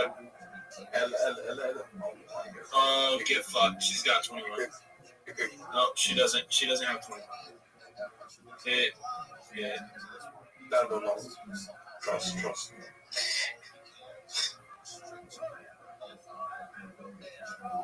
Yeah. Why did you She don't have redeem it.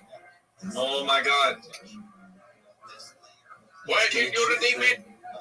Shut your bitch ass up, article. Shut your bitch ass up. Come to Oakland, 784. What's up? 7 free.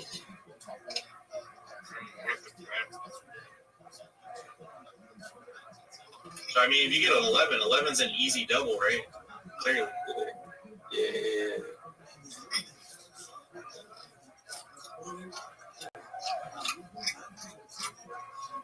Look at this. Look, she gonna bust. Oh my god, dude. Fucking nigger. How does that happen? I hate you. It's just because he's black. She's not. She's Indian, bro. Same thing. Real black. It's not the same thing, bro. She's brown. I'm not racist, but I hate black people. She looks so sexy. Yeah, come on, nigga.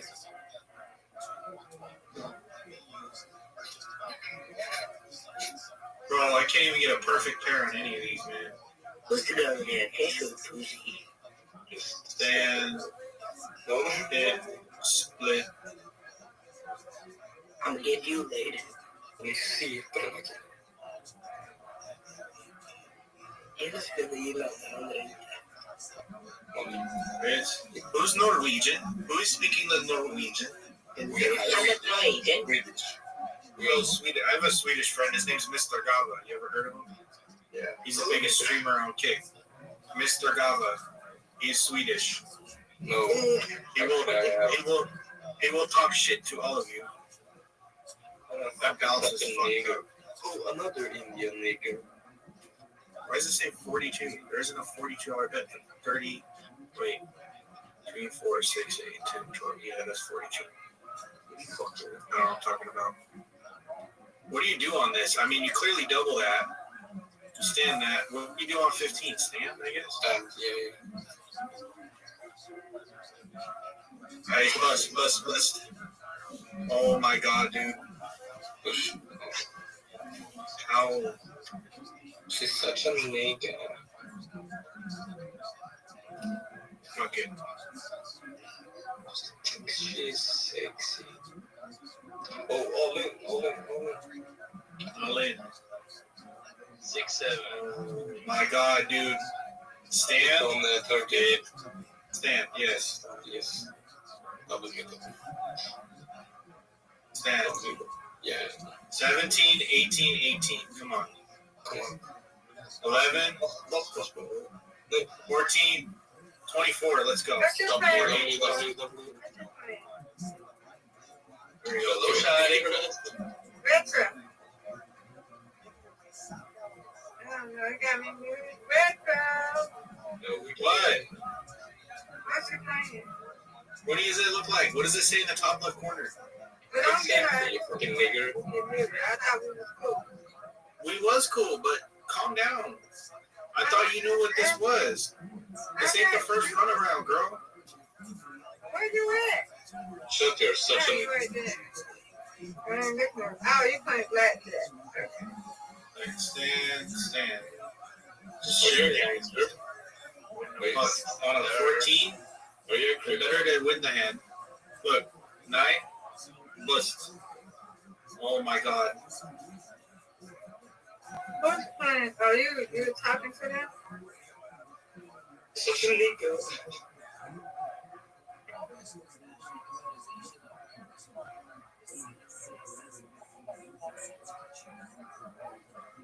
Nine, 7, 16. 9's a double. 7's a double. 16's a stand. Oh my God, bro.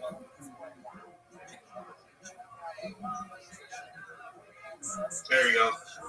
Easy bread. Bro, my ass hurts right now. What did you kill? This game is what it is. Yeah, but how much you get? Sorry. 90. Oh, stop it. Yeah, 900 kroner. Oh. Yeah. He said, oh, he knows how much kroner is. Yes. You guys ever heard of Espen Lee? No, what is that? He's the money man. He's a mercenary. He's a money collector. His name's Espen Lee. I thought he was a nigger. No, shut the fuck up.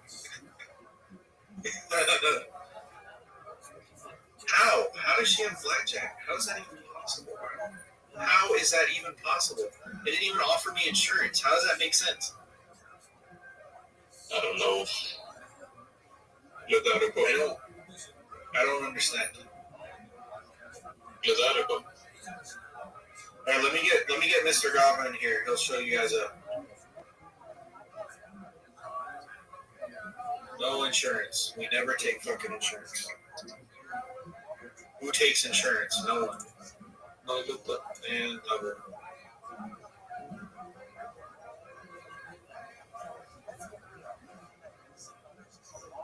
There we go, 21. Yeah. 21.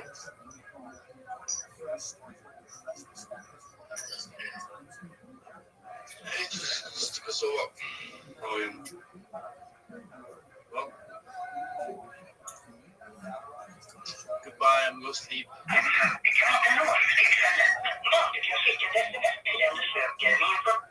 the fuck was that, Royce? It's Swedish. It's 5 a.m. right now in Sweden. So he's probably asleep. He's always on, bro. You gotta get a hold of him. Yeah, well, I'm going to sleep. It's 5 a.m. 6. I need to tell him some Swedish are picking on me right now. Oh, there we go. Perfect. Should I tell you something to say to him? What? Tell him du är en neger. Alright. What? Yeah. Jag kommer knulla dig.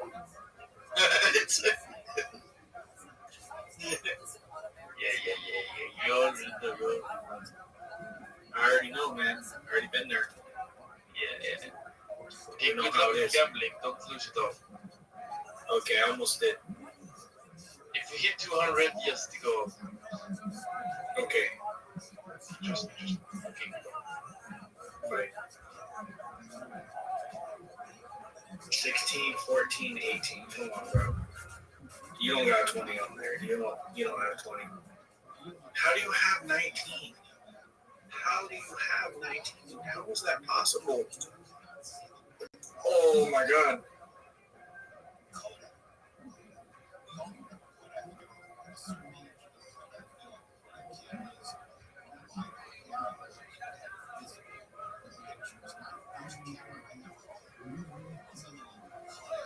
Can't even hear what she's saying. Muted. Double,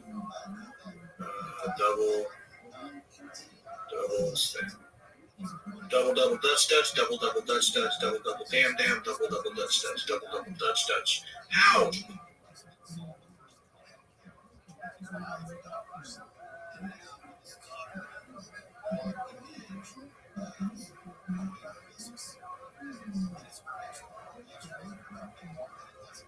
My balance makes no sense.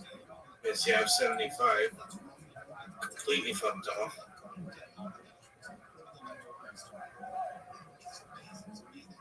I just won 40. I got 75. These guys, man. I can't even hear them. Is there no sound or what? Oh, I have it muted.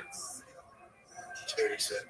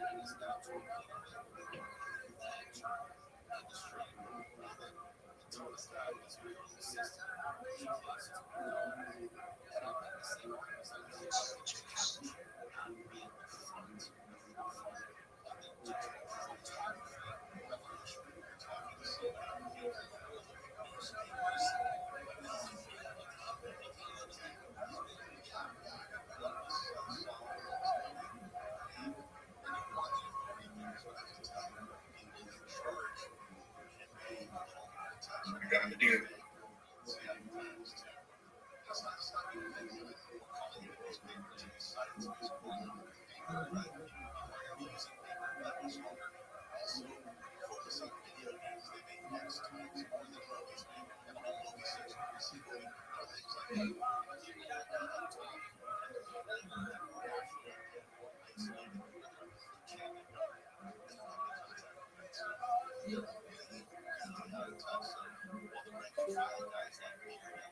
Let's go double blackjack. Finally, like it took long.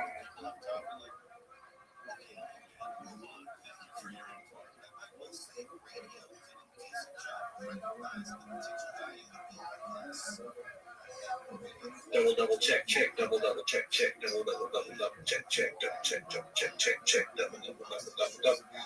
Double check.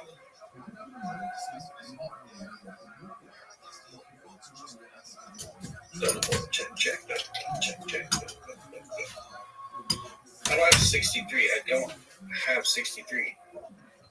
Way more than 63 right now. Miss Aquarius. Bro, that's so fucked off. What happened? Yes, finally. Apologies. I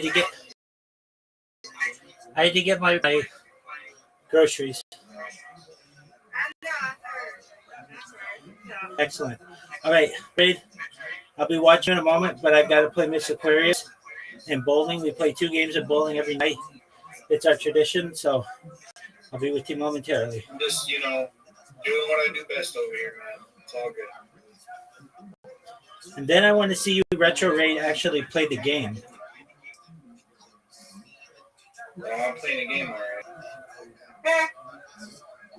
How much are you down? I don't even know, bro. The whole thing's fucking glitched. Oh, of course it is. Of course it is. Now it says I have 10. I don't know. I didn't even bet that much. So I didn't fucking account for anything. I should have recorded because now I have an error on my. Wait, what are you playing? Live dealers. What are you playing? A live dealer on BC Game. Dude, you are a gambling addict. I thought you were gonna play. I was 21. I thought you were gonna play. I was 21 even think, bro. I I thought. was, and you left, bro. And now I'm gonna go to bed and cry. Fucking, How much did you lose? all of it, bro. How much? Everything. 90. 90 or 91? 91. You have a problem, and until you recognize that, which I know you do, but you've got to get this problem under control. Oh, yeah. You have a family. I 100% know I do. Right now. Not the, oh, good there. Thank you. Oh, here we go. Not real money, I hope. Yes, real money. This man. Yo, Rabbi. What? Rabbi. What? You just came up 200. No shit. Quit. Just now. Quit. Look. No, Look, quit. Rabbi, look. I don't care. Quit. Look at that. Quit.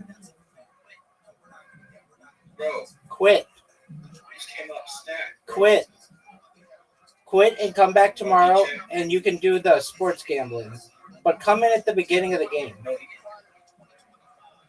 No, he checked.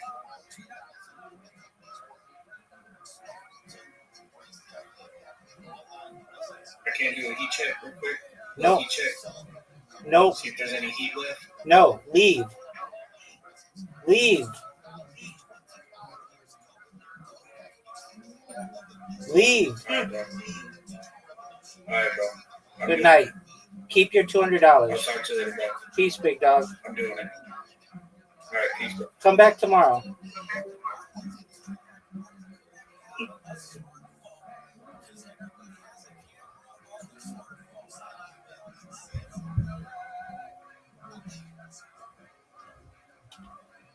Nice and quiet. Word, ma'am. Okay.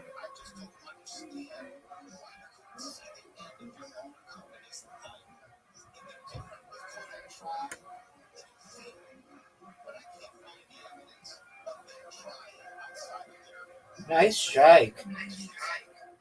Thank you. You're welcome. You're gonna get me. I don't care. You win, I win. That's right. Yay! Come on, Rabbi.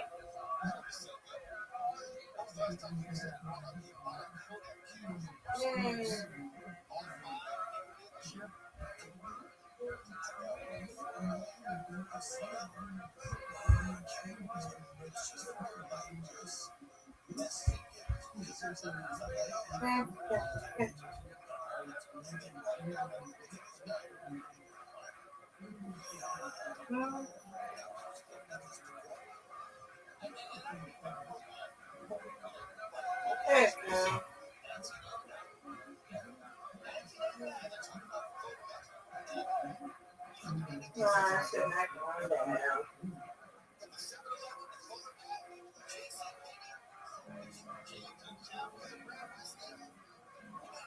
Good job. Nice spare. Thank you. You're welcome. Come on, Rabbi. Oh, this is a tough split. Get something.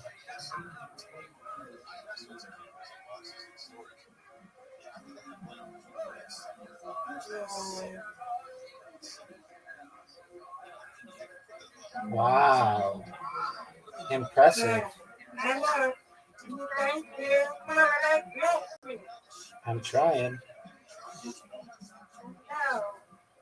Okay.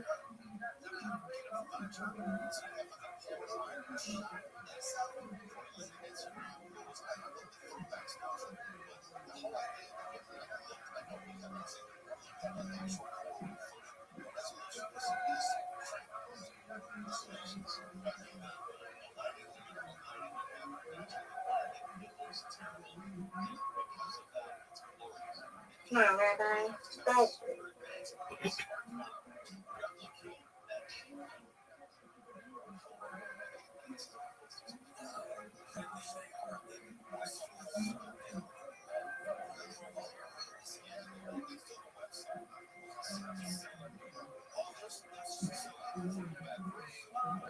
Nice strike.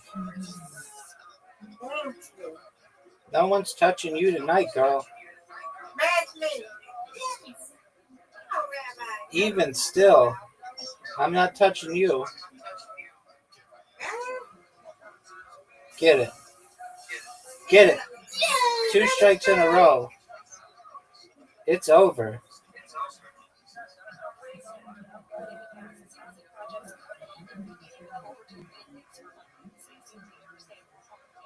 Oh, 92. Come on. Oh. Wow, what a big score for you. No, 93. Come on, Rabbi. Get it. You got this. Nope, it's over. You spanked me, girl. Well, it don't matter. I win, you win. That's right. Good job. Yeah. That's my favorite kind. I win, you win. Yeah. Good job, Miss Aquarius. Yeah. You're undefeated in friendship and undefeated in both. Yes, ma'am.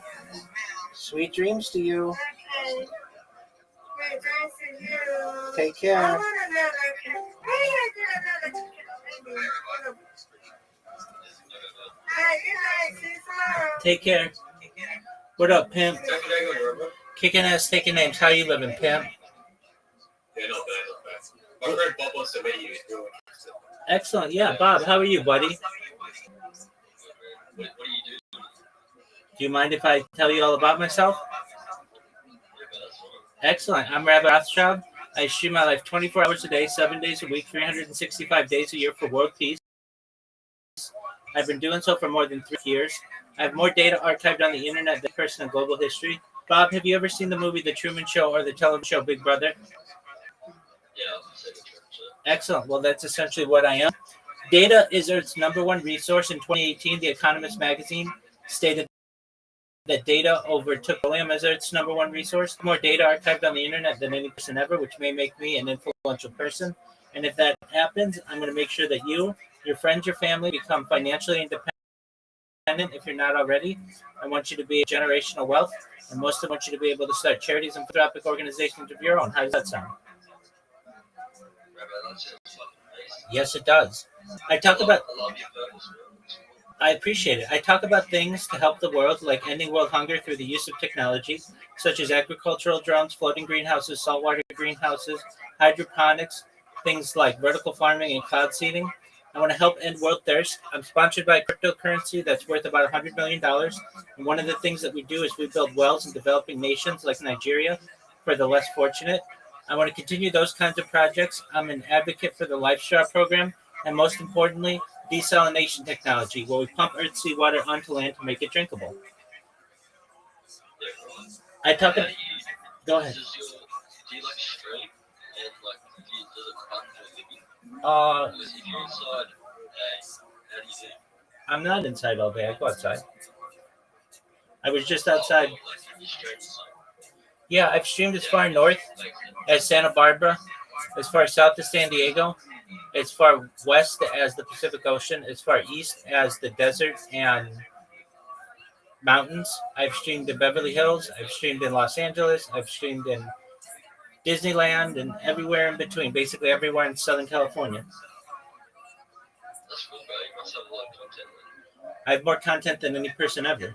I have over 100 YouTube channels, over 200 Instagram channels or accounts, over 500 Twitch accounts, over 1,000 TikTok accounts, over 2,000 Twitter accounts, over 5,000 Blue Sky accounts, over 10,000 Kick accounts. I have more social media than any person ever. That's really impressive. That's a cool story. Thanks, Big Dog. I'm gonna go and play GTA with friends. All right. Well, you enjoy. You should know that you're always welcome here, and have a good night or day, whatever you're experiencing. Take care, buddy. Thank you, bro. Peace.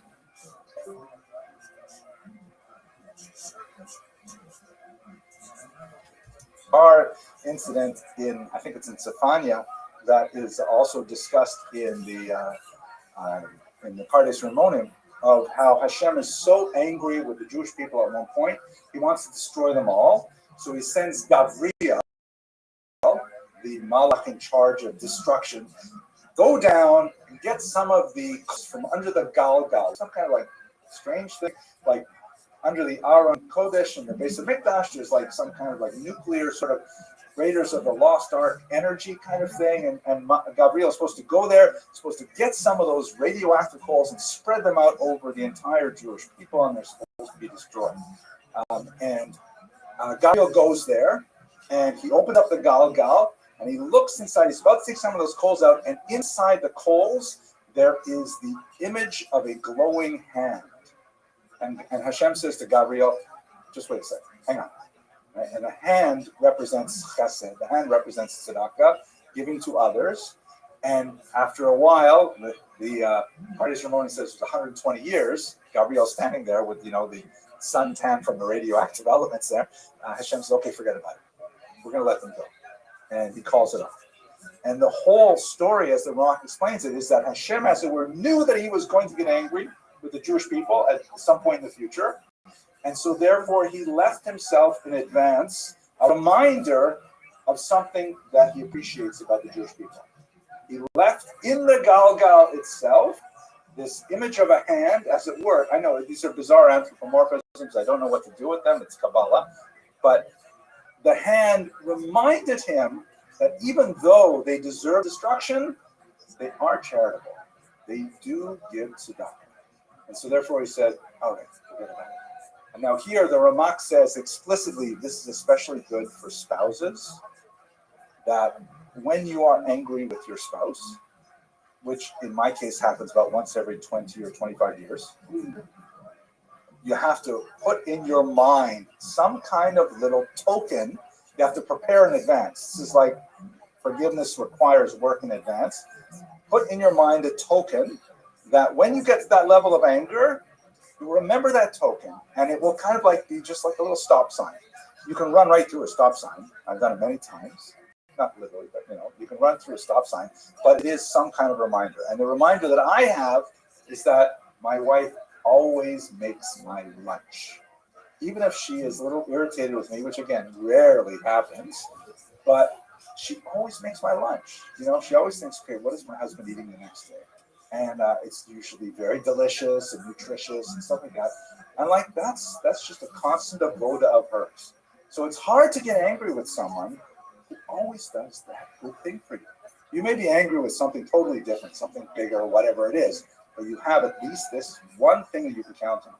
And I've used this particular midah so many times. There are people who I always remember that they're punctual. They're awful in so many ways, but they are punctual. They start on time. And it helps me, deal with the anger. It doesn't like wipe it away. It's not like magic, but it's just like a little, assist, traction. Another one is maintain a core of love. And I'm showing you these pictures that are family pictures because, there's no greater laboratory for interpersonal reactions than the family. This is where you really get to the hardest levels of learning how to live with other human beings. This is some guy, and this is his cute son when he's about 3 years old, about to get his first haircut.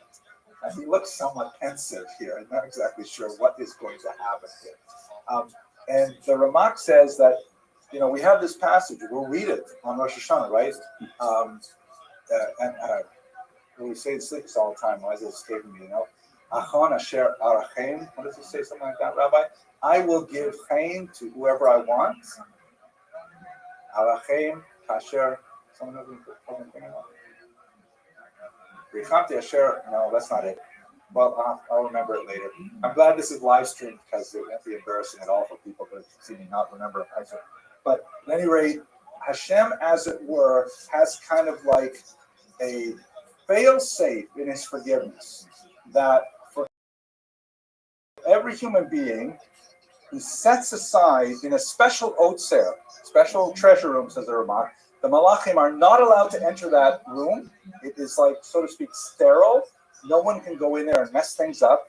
And in that room is special memories of whatever this person did that was good. And nothing can touch that. A person can do, like, you may have this idea, I did an Avera that's worth 2,000 error points. I just cost myself 2,000 of error points. I've only got 20 mitzvah points in that special room. They're gone immediately. The answer is no, not the way Hashem does math. Those 20 mitzvah are there forever and ever. They're not be touched. They're like solid. And that is like a space where you remember just how much you care about this person.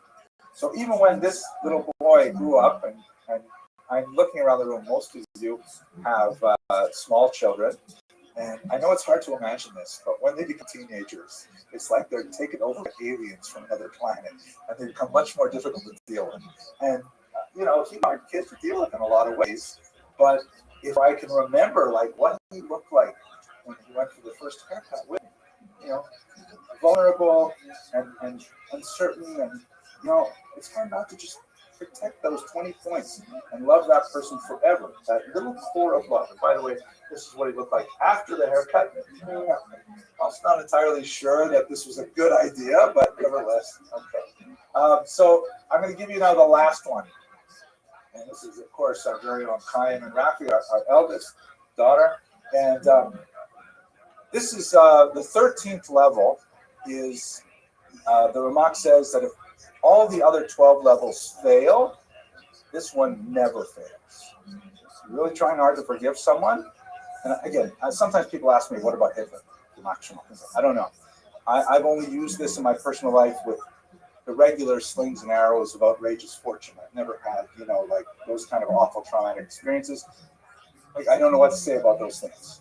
But in regular life, he says, if you can't forgive a person with the other 12 levels, this level will always work. It is guaranteed in every circumstance to always work to forgive a person, but I have to say it's like hugely exhausting to do it. Use it on occasion, maybe 5 or 6 times. I've looked to level 13 to try to forgive someone, and it extinguishes a part of your soul. It is really, really hard to do.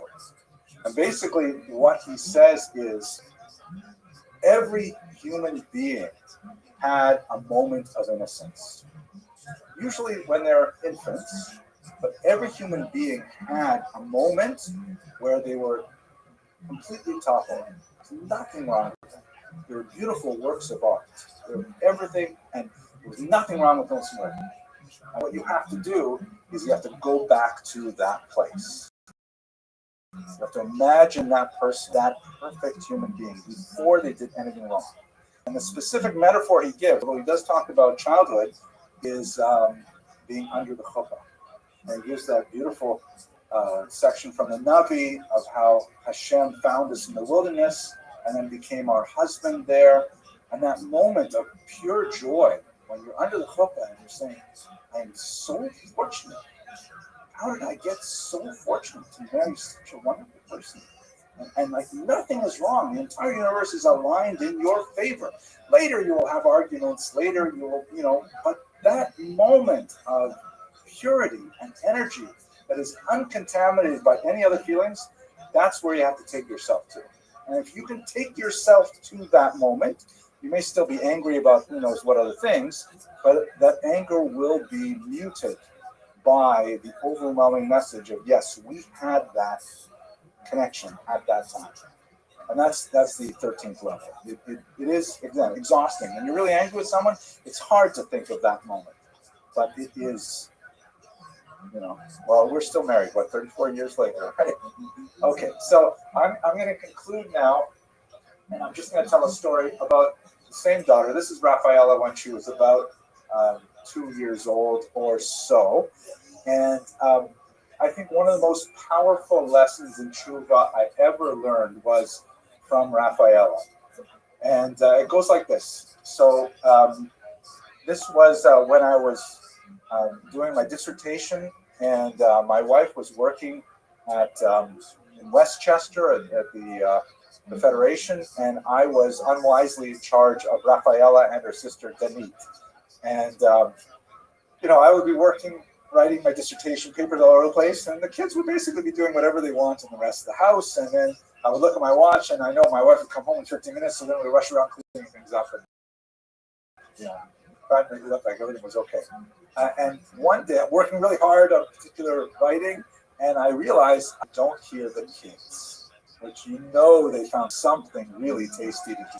So I come out of the office and I start walking through this level house we're living in Muncie, and I find them in one of the bathrooms. They have discovered the joys of plumbing. They're washing each other with a toilet brush, and there's toilet paper everywhere. They soaped up the floors. It was like, Rafi was, I guess, about 4. Denise was about 2.5, 3, something like that. It was a huge mess. And of course, it was within the 15-minute window before my wife would get home. And I was livid, right? The veins in my forehead started pulsating, and I started tensing up, and the kids knew they were in big, big trouble. And Rafaela, if I were she, I would have lit out of there. I would have immediately headed for the hills because they were going to be in big trouble. But instead, this little girl, maybe 4 years old, she ran straight up to me and threw herself at my legs and hugged my legs like this. And I was like, oh, how can I be angry with her, right? She has, instead of running away, which would have been the obvious thing, she ran to me. And she said, oh, I didn't know we weren't supposed to do this. I'm really sorry. And I immediately forgave her and Denise. And I think the lesson in tshuva is really obvious that, we may think we're smarter than God. We may think we'd be able to lit out of here before Hashem realizes that we were the ones who messed things up. That's not going to happen. The only way to succeed is to, overcome our fear and our hesitancy and run to Hashem. And as it were, to clasp him around the legs and to say, Tati, I'm sorry, and I really want to be better. And I hope that this introduction to Tomer Devorah has been useful for you. It's been very therapeutic for me. Thank you for listening. I wish you all a ksiva tova and a good Keben Shior, and hopefully we should share many happy occasions in the future. Thank you. That's a thunderous applause, by the way. Okay, I suppose I can take a couple of questions from the audience. And does anyone have any questions, arguments, objections? Okay. I was thinking of that actually, but it's interesting that you said you never mentioned his wife's name. Right? Usually, when you write something, you just say a dedication towards the wife. Well, he does talk about his wife. He does talk about the marital relationship, rather surprisingly sometimes. But he doesn't personify her really. He's just grateful for her and so on. But it's a little bit like a tznius thing that she wants to remain anonymous maybe, and it's not at all unusual for 16th century writing. Today would be unusual. Okay. Ilana, go ahead. So, you're talking about the zeros and you're explaining all of these things. It's like the thing I said to Paula was, I don't think he's better than it's just that's the reaction I have to the kind of framing of the information. And I just wonder, how grounded they were versus the esoteric approach. So I'll repeat the question for those of you who are on Zoom land. There's an unusually good-looking woman in the audience who asked, did any of these men do laundry? I mean, they seem so disconnected. They're all ethereal couples. The truth is, the Mach speaks very much about physically getting into the weeds of daily life.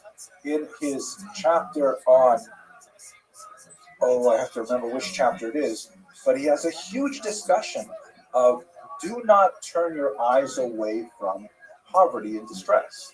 He has a whole discussion of how, you're supposed to be engaged with people suffering because that's why we're here, to try and alleviate other people's suffering. So definitely in that area. He also discusses in another place, a Gemara in Bava Basra, about what these great rabbis would do Erev Shabbos.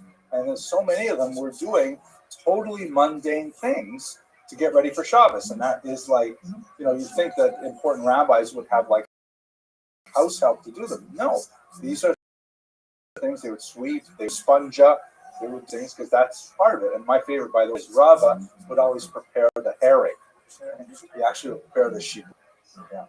Okay. So I think, on the contrary, especially when it gets into the marital realm, the Kabbalists were deeply involved in discussing the aspects of it.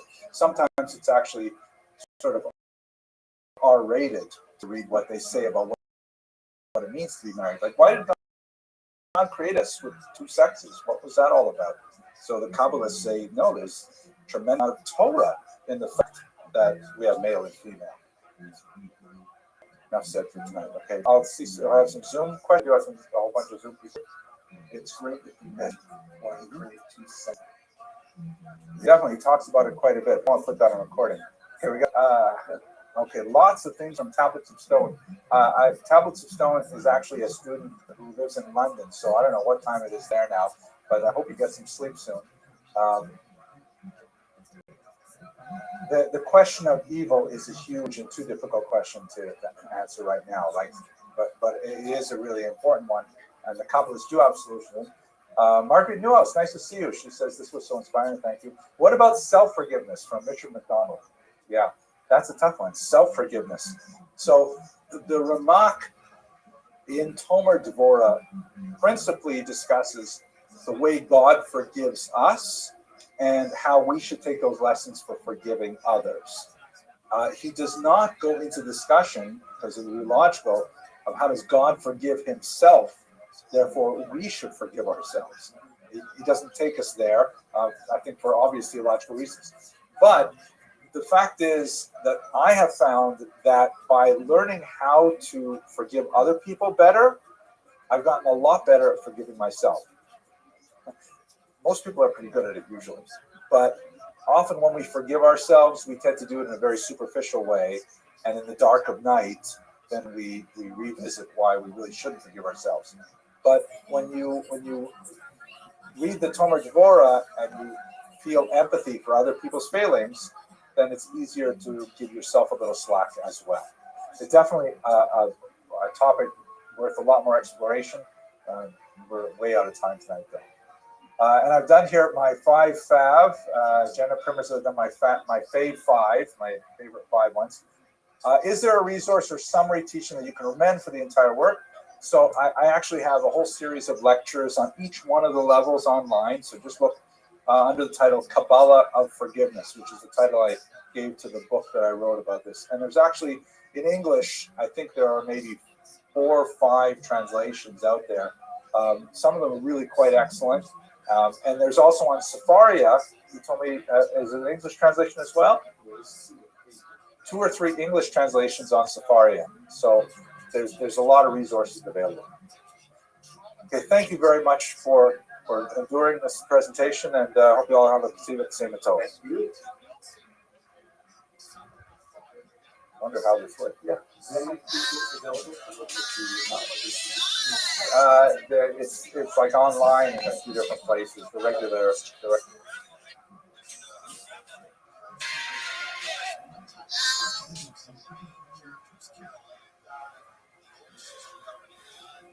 There's a microphone here. We're live. Watch your step. Watch your step. Are we live? We're live. Okay, great. Okay, welcome everyone to tonight's part 2 of our Tshuva lecture series together with Dr. Noam, with Dr. Abramson. Really grateful for all of you guys being here and those who are watching at home. I had a conversation with my Rabbi this past week. We were talking about some potential additions, whether we should add to the Machzor. And there's some discussions about the Rubs or Salvatics practices. And I said to my Rabbi, I think for a lot of people in the shul, just getting them to say words we have, not adding more, is probably enough. I said, Tefillah is hard enough. And he had a line to me about Shana that I thought was very. It's not about. He said it's not halavai. They say the words of the Siddur. He said halavai they do truth.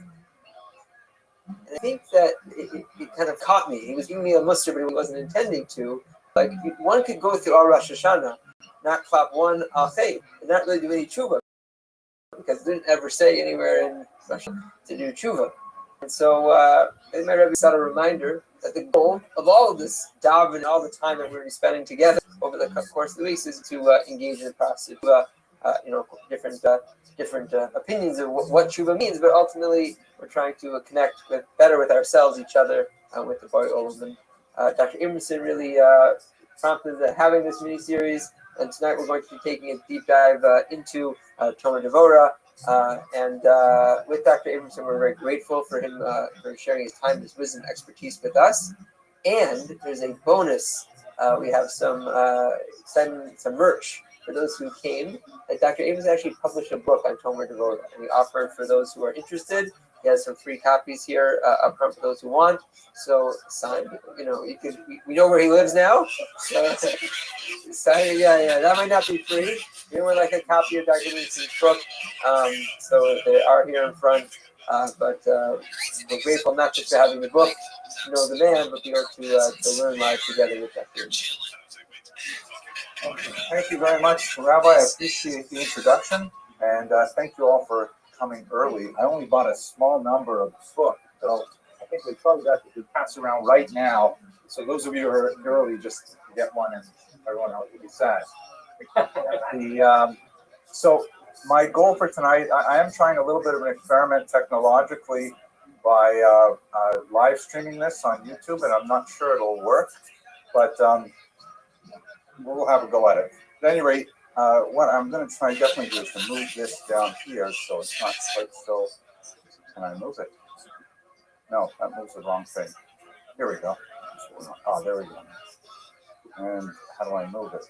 Pardon me, everyone online, for bearing out while I look. There it is. Okay, so my goal for tonight is, as you can see from the Prezi, we're going to do a little bit of history first. I want to talk about this remarkable, amazing 16th century master Kabbalistic text called Tomer Devorah.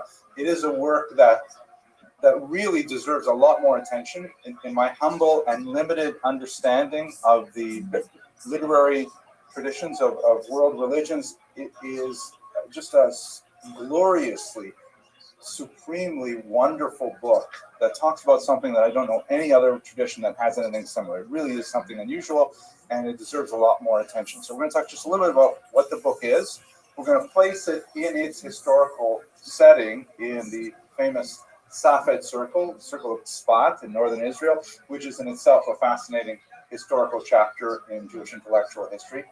And then I'm going to take you into sort of Kabbalah 101. So if there's anyone in the room who is under 40, if possible, this is your chance to leave right now. Although the truth is that the author of Tomer Devorah was a very strong advocate of studying Kabbalah at the age of 20 onward. He felt that 40 was already, it's too late now. Only when you're 20 is when you can really get into it.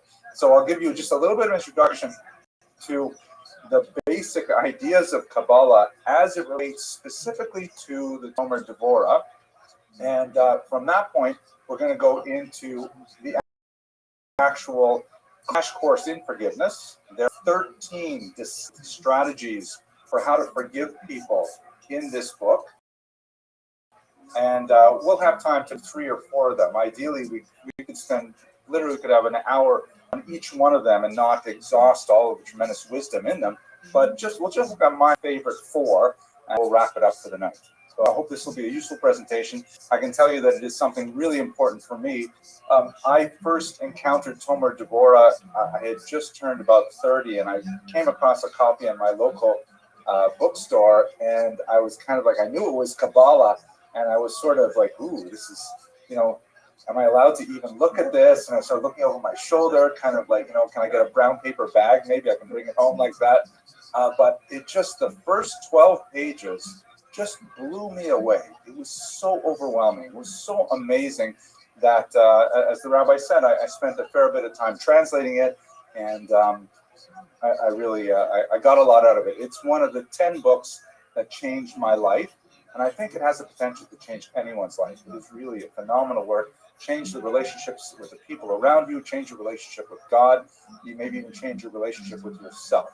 I will not say that, now once you read this book, you suddenly forgive everybody and never have another angry moment again. That's fantasy, but it does help a lot. And it's really, given me sort of a toehold to be able to climb some of those great challenges in life, and I continue to benefit from it. Okay, so let's look at the book itself. Click on the screen here, and let's see, here we go. So the book itself, here is the Editio Princeps, the first printing, came out in Venice in 1588-89. It was published posthumously. The Ramak, who will go into his biography a little bit in a second, he had passed away a little over a dozen years prior, leaving behind a widow and an 8-year-old son named Gedalia, and they were desperately impoverished by the devastating plagues that ravaged northern Israel at the time, and they sold all of his manuscripts to a real Talmid Chacham, a real scholar who was a collector named Moshe Basola, who realized just how powerfully valuable they were, and he went about publishing them. This was one of the first drafts that the Ramak, the author, had put together. It clearly has not gone through a second careful draft. There are mistakes in it. At points he says, like, now there are 2 reasons for this, and then he'll only list one. And there's actually a couple of wrong citations from the Gemara. So you can see that it's his first draft. It was untitled. The strange title, Tomer Devorah, the palm tree of Devorah, was given to it by its later publishers. We don't know exactly what the Ramak himself wanted to call it, or even why Tomer Devorah was chosen. It doesn't occur in the book at all. It may be because Rabbi Basola was thinking of a different work, which was published earlier, called Elima Rabati, in which the author laid out 70 palm trees, and this section bears some resemblance to one of those palm trees. That's a supposition, but we can go into it in greater detail. One small detail that I should mention is that his name is frequently rendered as Cordovero, which makes you think that he comes from Cordoba in southern Spain. That's probably incorrect. As you can see from the spelling here, and we'll see it also on his matzeva, his gravestone, it's Cordoero. It's a Portuguese spelling, but it's kind of a strange thing to pronounce in Hebrew, so it was sort of mangled into Cordovero, and that has become the standard, even though it's probably not correct. Nevertheless, it gained phenomenal popularity soon after its first publication, largely because it was picked up a generation later by the Shalach HaKodesh, the holy Rabbi Horowitz, who wrote a massive, very popular collection of hashkafic and halachic essays, and he basically said, this book, Tomer Devorah, is so amazing, I am now going to include all of it in my book, the Shalach HaKodesh, and because it is a very short book. The entirety of Tomer Devorah is about 30 pages long. Chapter 1 is about a third of the entire book, and that's what we're going to focus on today, the chapter on forgiveness.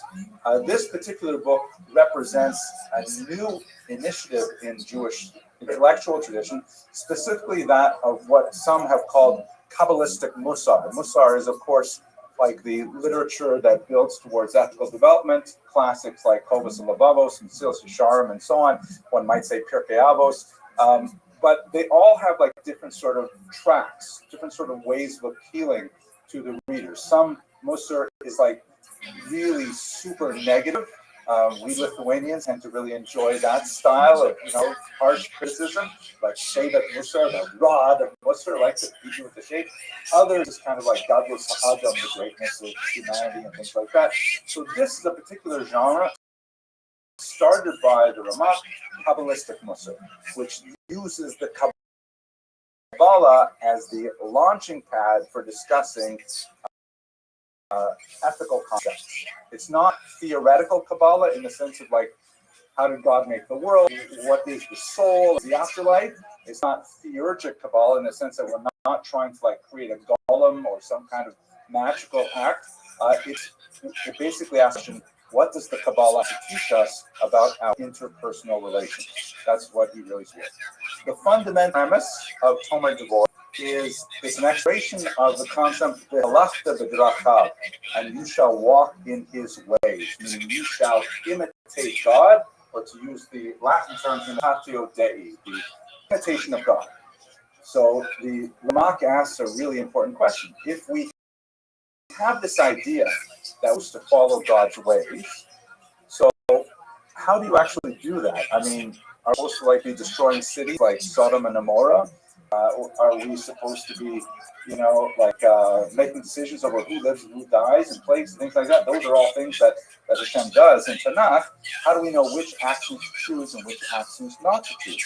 So he says, if you want to do that, first we have to understand who God is. And the first thing he does is go into basically an anatomy of God, a personality analysis, if you will, of God. There are some serious limitations to that, as we shall see in a second. But once we have this kind of working idea of who is this God that we worship, then we can say, all right, now we know what we have to imitate. That's exactly the proposition of this book. Know God so that you can know how to behave, so you can know how to imitate God. And it is overwhelming, as I will show you. So, when was this book written? There was a really amazing, unusual moment in 16th century Spot. Two things came together. One of them is a remarkably forward-thinking tax policy by the Ottoman Empire that had opened up some of these areas. You can see here, this section here in this green, which includes, of course, Israel, and Spot is right here, sort of in the central north of Israel, towards the Sea of Galilee. The Ottoman Emperor offered or the Ottoman Sultan offered a generous tax policy to textile merchants in particular. Jews, of course, have a very long association with textiles. It goes back really to antiquity, and also specifically the Eastern Mediterranean, very strong tradition of working with textiles. Even my own father, Oliver Shalom, was involved in textiles. He called it shmatas, but it's the same thing. Textiles is just a little bit nicer way to say it. And so lots of Jews started coming to Tzfat because it had this generous tax policy to be involved in import and export of textiles. This was joined with an incredibly negative event in Jewish history, the Gerush Sfard, the expulsion of the Jews from Spain, and then shortly afterwards, not exactly an expulsion, but Jews were driven out of Portugal as well by extremely draconian policies of forced conversion. It is, we don't. Yo, Pimp, can you hear me? Sonux, how are you? Dog.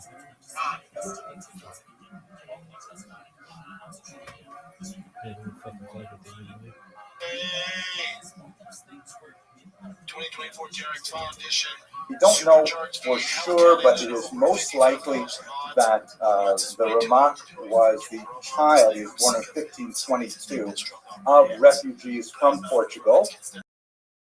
He spoke Portuguese. And this meant that they were treating essentially musicians in Portugal. They may even have been forcibly converted themselves. We don't know whether he was possibly himself born in Portugal or born in Tzfat. He was definitely raised in Tzfat. We know he was there from when he was about 16 years old. But they were sort of like, I like to think of that generation as related to this horrific moment in Jewish history, chronologically, as we are related to the Holocaust. They're both considered like shattering events for the Jews of the time, and so he was like a first-generation survivor, maybe generation survivor from the start, and they landed in Tzfat, where they were deeply involved in all kinds of Jewish research and especially Kabbalistic research. The money generated from the textile trade allowed for the expansion of scholarship in the region. Lots of rabbis were invited, and it was supported by the wealthy merchants who were able to, provide for them to have yeshivos and synagogues and so on. And the Ramak, Rabbi Moshe Cordovero, was one of them. Tzfat itself was kind of like a nothing town until then, and in fact, it was sort of like a blip on the oscilloscope of Jewish history, because it really has no significant history prior to this period, and it doesn't occur once in Tanakh, for example. The term Tzfat probably comes from the word sofer, which means to look out, because it is quite elevated. It's high, and you get these gorgeous landscapes all around it. But it really has no significant Jewish history until the 1520s, and then it becomes an incredible place of Jewish energy and spirituality and creativity for about 50 years.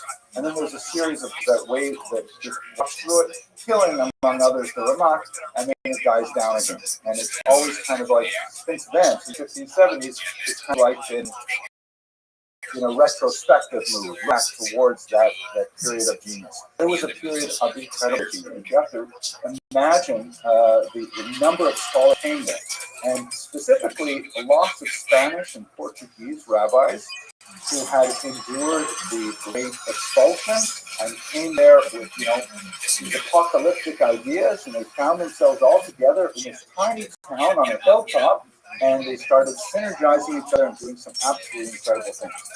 Kabbalah, as we understand it today, received a tremendous leap during this time. The Ramak himself was one of the major contributors because he wrote a particular book which was published in his lifetime and gave him regional fame, called Pardes Rimonim, the Orchard of Pomegranates, in which he basically took up all of the bizarre and strange and scattered ideas that appear in the traditional texts like the Zohar and others, and he systematized them. He wrote in a 2-volume work, this is how Kabbalah works. This is the general principle 1, the general principle 2, and so on. And all of a sudden, all kinds of people who were looking to Jewish mysticism for some kind of succor, some kind of support intellectually and spiritually, they said, oh my gosh, this is like, the art scroll of the 16th century for Kabbalah, which was, I can't even imagine, I just said that. Like, how do you put all those things together? No idea. But it was like, oh my gosh, I actually understand Kabbalah.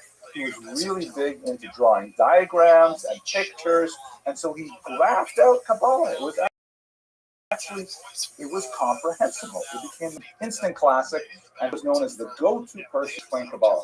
This, by the way, is a map of, or a photograph of some of the graves that appear in Spot, and they're frequently coated with this distinctive light blue paint as sort of a prosthetic against, prophylactic against the Yetzer Hara, the Ein Hara.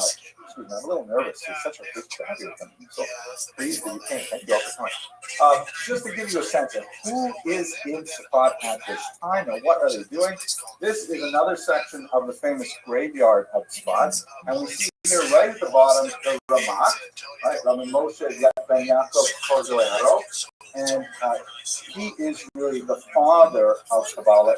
He was the oldest of the Kabbalists there, with the exception of Rabbi Yosef Karo, who came a little later. Yosef Karo had made his way through Constantinople, but he ended up in Spot as well. Of course, the author of the Sefer and a master Kabbalist himself. So here is the Ramak, and just to show you in very close proximity, here is Rabbi Shlomo Halevi Alkabetz, the author of L'chad Dodi L'Kras Kala, that we sing every Friday night. It's a virtually universal minhag among the Jews. This was his brother-in-law, slightly older than he, and the two of them had this strange kind of habit that they would go out on what they called gerushin, or literally divorces or exiles, and they would go off and wander throughout the hillside in the region of Spot, and they would just and the Ramak wrote about this. He wrote a book called Sefer Gerushin, in which he, described his travels with his brother-in-law, who was also his Rebbe, and they would walk along until they felt like special spiritual influences, and then they would sit down and they would daven or sahitelim, and they would stay there for an indefinite period of time until the feeling faded away, and then they went on. I mean, it sounds kind of bizarre, but this is the kind of stuff they did in Spot. And the holiness of the people and their Kabbalistic activities, like this Gerushin type activity, created a kind of spiritual tourism where so many other rabbis, especially Kabbalists, were drawn to Spot like iron filings to a magnet.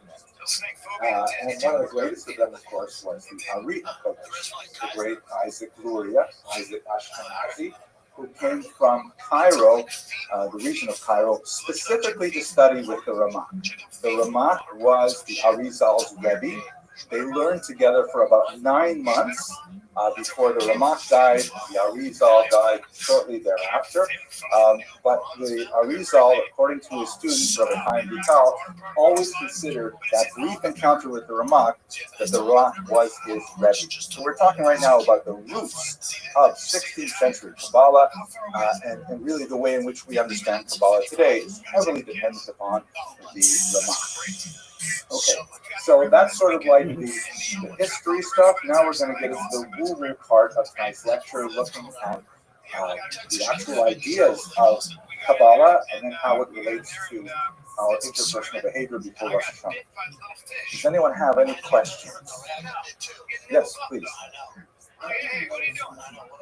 They got water moccasins and loggerhead turtles. What about you? Most of the biographical details of his life, well, we have, first of all, his own writings, and he does write some autobiographical information like the Sefer Gerushin. We also have the testimony of the collector who purchased all his manuscripts, Rabbi Moshe Basal. Why is I'm not used to speaking so late? Because you're here. My wife is here, so I'm a little, but Moshe Basalo, he wrote quite a bit, because he published this Tomer Devorah, and everyone was saying, my gosh, what? Who wrote this amazing book? So he had to produce data about it. We missed out a lot of really important things. We don't know, for example, his wife's name. Amazing. We don't know if he had other children besides Gedalia, who was the lone executor of his will. But it is the 16th century. Printing is around now, so it is possible to put together a lot of details about his life. Also, there's a strong hagiographic tradition, right? Like when you have a Rebbe like the Ramak or the Arizal, you write down all these personal details about them because, you revere them. So we do have quite a bit of data that way. Not as much as we like, but quite a bit. That was an easy question. The hard question? The hard question, right? Okay. All right, so you ready for the difficult stuff now, the rule stuff? Here we go. Okay, so here's the fundamental question of Kabbalah, and really the fundamental question of any monotheistic religion. If we believe that God is infinite, then how does an infinite being translate into a finite universe? If God truly has no boundaries whatsoever, then what am I? Am I either somehow completely subsumed within God? It doesn't feel like that. Most of the time I feel quite distinct from God. Sometimes it feels really good, but no, mainly I feel quite distinct from God. I know they're distinct. I feel like this table on this TV. What is this? This is not God, right? So how is that bridge between infinite and finite crossed? How do you get from A to B? So the Kabbalists, and you see this really in very, very early sources, but it's explained with great clarity by the Ramak and Pardes Ramonim. God, as it were, engaged in a process of self-contraction called tzimtzum, shrinking, in which, if you remember your high school biology, it's kind of like the reverse of like when the paramecium swallows up something else. God, as it were, opens up a vacuum within himself to say, here is a not God place. But then if God is not in that place, how can anything exist there? What exists other than God? So then God reinserts himself, and then there's lots of diagrams of this in the usually you see like these big concentric circles with a tiny little drop coming into the center and things like that. God reinserts himself into that vacuum, and that is the physical world that we live in. It's kind of like an intentional removal of God and then careful reapplication of God, but in a very different way. How so? The metaphor that's frequently used is that of the Sphirot, which are these successive sort of containers of godliness that eventually translate into the material world. You may have heard of the famous doctrine of Shvirat HaKelim, the destruction of the vessels, which basically goes like this, that God, as it were, the metaphor is God like pours hot oil into a ceramic pot. And the ceramic pot is unable to contain the hot oil, right? You have to imagine the hot oil is like the infinity of God. The ceramic pot is the attempt to create a finite container, but it can't handle it. It's overwhelming. So the pot smashes, the pot shatters. If ever you have ever been to the Soviet Union, they used to serve tea in like glass cups, and like 1 in every 4 or 5 cups would certainly shatter when they put the hot water in. So it was like that. So the first container, which is kept there, well, let's just assume it's kept there for now. There are some exceptions. It shatters, and that rains down a mixture of that hot oil, which is of godliness, together with the material of the keli, the vessel, falls into another vessel. But it's still too hot.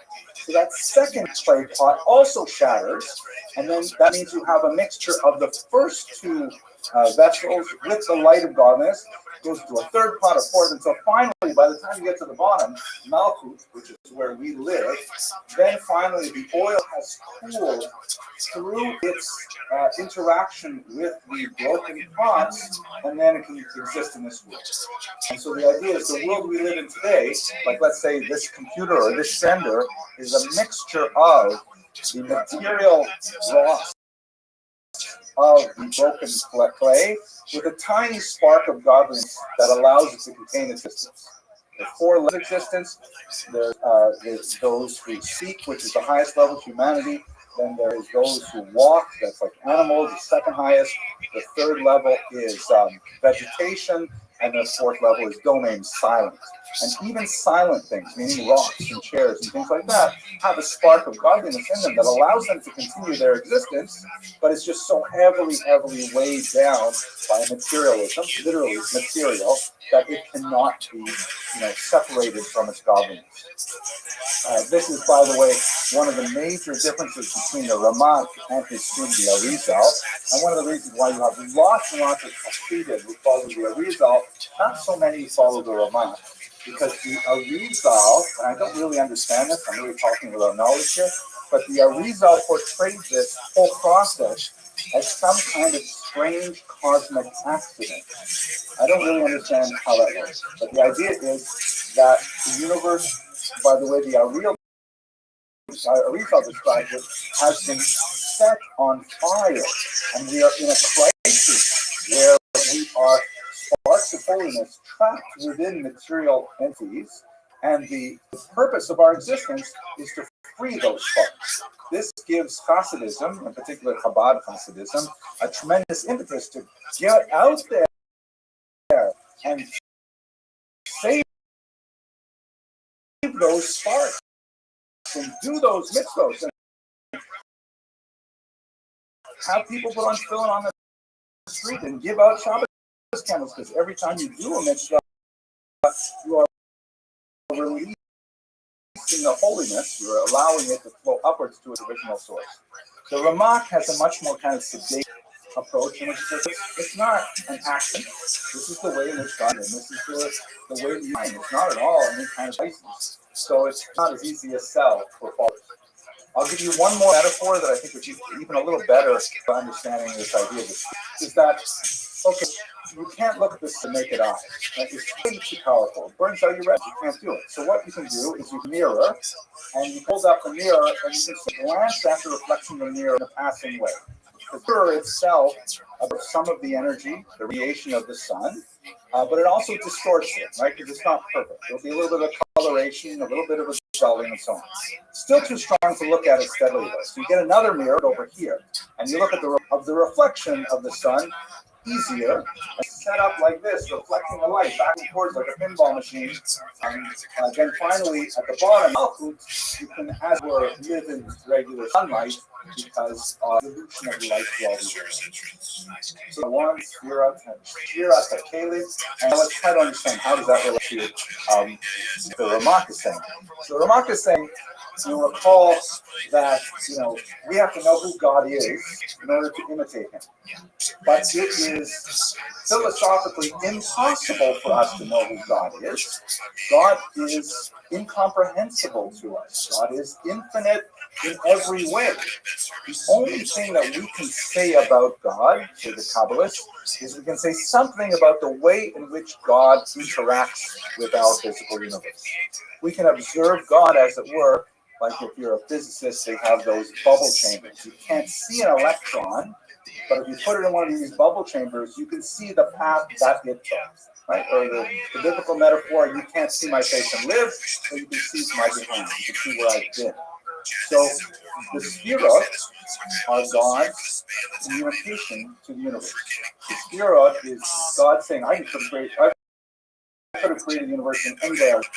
I chose these Sphirot for a reason, because you're supposed to know what these Sphirot mean and translate them into your life. And as you can see, they all have names, right? Keter means the crown, Chokmah is wisdom, Bina is understanding, Chesed, Gvura, Tiferet, and so on. They all mean different things. They have lots of correspondence between human limbs and things like that. You have to study these things and the various possible permutations of light going through different ways. And from that, says the Ramak, you will be able to understand how to direct your life. I know it sounds complicated, but there are certain ways in which it is just incredibly powerful. So in his book, Tomer Devorah, he goes through each one of the Sphirot and he explains this is what God means in terms of chesed. Look at what God does for chesed. And now you do these things as well. And it's phenomenal, it's brilliant, it's incredible. The first two chapters are about Keter alone, the crown. And by the way, you may notice some differences. Chabad follows the Arizal as that in the center here. There's no dot in the Ramak Kabbalah. Keter, the crown, has two qualities. These are the first two qualities with which God interacts with the universe. Amazingly, the first one is mercy. Even before God creates us, he forgives us. Even before we exist, God says, if I'm going to create the world, I know they're going to mess up. I'm going to forgive them in advance. So that's what the first chapter is all about, God forgiving us in, of course, the Yud Gimel Midos of Rachamim, 13 distinct ways. And so what the Ramak is going to do, he's going to go through all 13 of those ways. And then secondly, the 2 is also on Keter, and it's about God's humility, which is also a mind-blowing chapter. Way too much for us tonight. But chapter 1 is where we're going to look at the 13 attributes of mercy, because that's what happens in Keter. God's first interaction with the world is through forgiveness. He does it 13 different ways. And so now we got to learn those 13 ways and how they apply in our own lives. Now, that's one last detail. You probably memorize these 13 attributes as you say them on Rosh Hashanah and Yom Kippur maybe 200,000 times, right? Those are called in Kabbalah the lower 13 attributes. Those are the simpler ones, the easier ones, kind of like more basic. And they relate to our plea for sustenance and our plea for, Maslow's hierarchy of needs kind of thing. But there is a higher 13 midos that comes from the 7th parak of Mika, which we say only on Paslet and a few other places. Mika Kamocha, Nosa Alan the Pesha. That is what the Ramak is going to concentrate on. And now those are the 13 midos that explain how we're supposed to behave in Tomer Devorah. Okay, everybody survived Kabbalah 101. I think we only lost one person. So shall we go on then? We ready? Any other questions before we go on? Clear as the sun at noonday, right? Okay. Okay, so let's do selective strategies. Again, I would love to do all 13 of the strategies, but it would take us way too long, and I'm going to try and stop before 9:15. So I'm just going to choose, I think, 5 of them that are my favorites, that I use frequently, that I think about when I'm angry with someone or something. I think of the Tomer Devorah, and I remember one particular midah or another, one particular attribute, and I say, yeah, it's not like it wipes away my anger.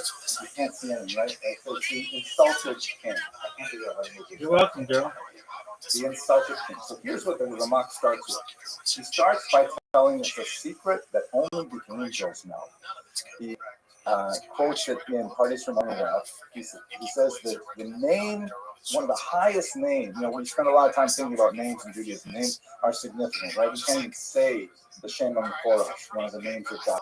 But the name that the angels use for God is, the angels use among themselves, is they call him the Melech Aliyah, the insulted king, or the Melech Me'alai. Now, what a strange note. What does that mean? The Ramak explains that, creation, basic Kabbalistic idea, creation is not a one-time thing. We are not deists that believe that God created the world like a clock and wound it up and then walked away. God is constantly involved in creation. Creation is an eternal process. It's massive gracious for Paul Young. And the fact is that nothing at all occurs in the universe unless God gives it energy to happen. Every single breath we take, every single beat of our heart is facilitated by a burst of energy from God. Right? The famous measure that not a blade of grass grows unless there's an angel striking it and saying grow, or grow of it. So the energy is constantly flowing to us from God to allow us to do everything we do. And say to him, the angels, that is also true when we choose to do Averos and choose to. So if I were to go to McDonald's and have a cheeseburger, every single act of peristalsis as I'm swallowing the cheeseburger, God is saying, okay, here you go, here's some more energy. Please don't eat that cheeseburger. Okay, all right, Tom, here's some more energy. And God is allowing my heart to beat. God is allowing me to, walk over and say, can I have a shake with that, please? And whatever it is. Every single moment of the Avera is completely supervised by God and completely facilitated by God, even though it's exactly the opposite of what he has asked me to do. He said no cheeseburgers, and I'm taking the energy he gave me to eat those cheeseburgers. And this is why the Malachim look at this and say, this is astounding. How can God possibly tolerate this? How can God tolerate such a chutzpah, such an incredible chutzpah that people would use his energy against him, to rebel against him? And you can think of the comparable kinds of things in human interactions too. God forbid, lo aleinu, if a person has a child with an addiction, and they say to the child, I'm going to give you this money that you need, but please, don't spend it on Vegas or whatever substance or whatever. And you give the money to the child, and the child goes and spends it on exactly what you don't want to do, something which is harmful to him. And nevertheless, they'll come back again, and they'll give money again. And that's just the way that we interact with God. And the Malachim look at this and they're saying, Miss Paula, this is the insulted king.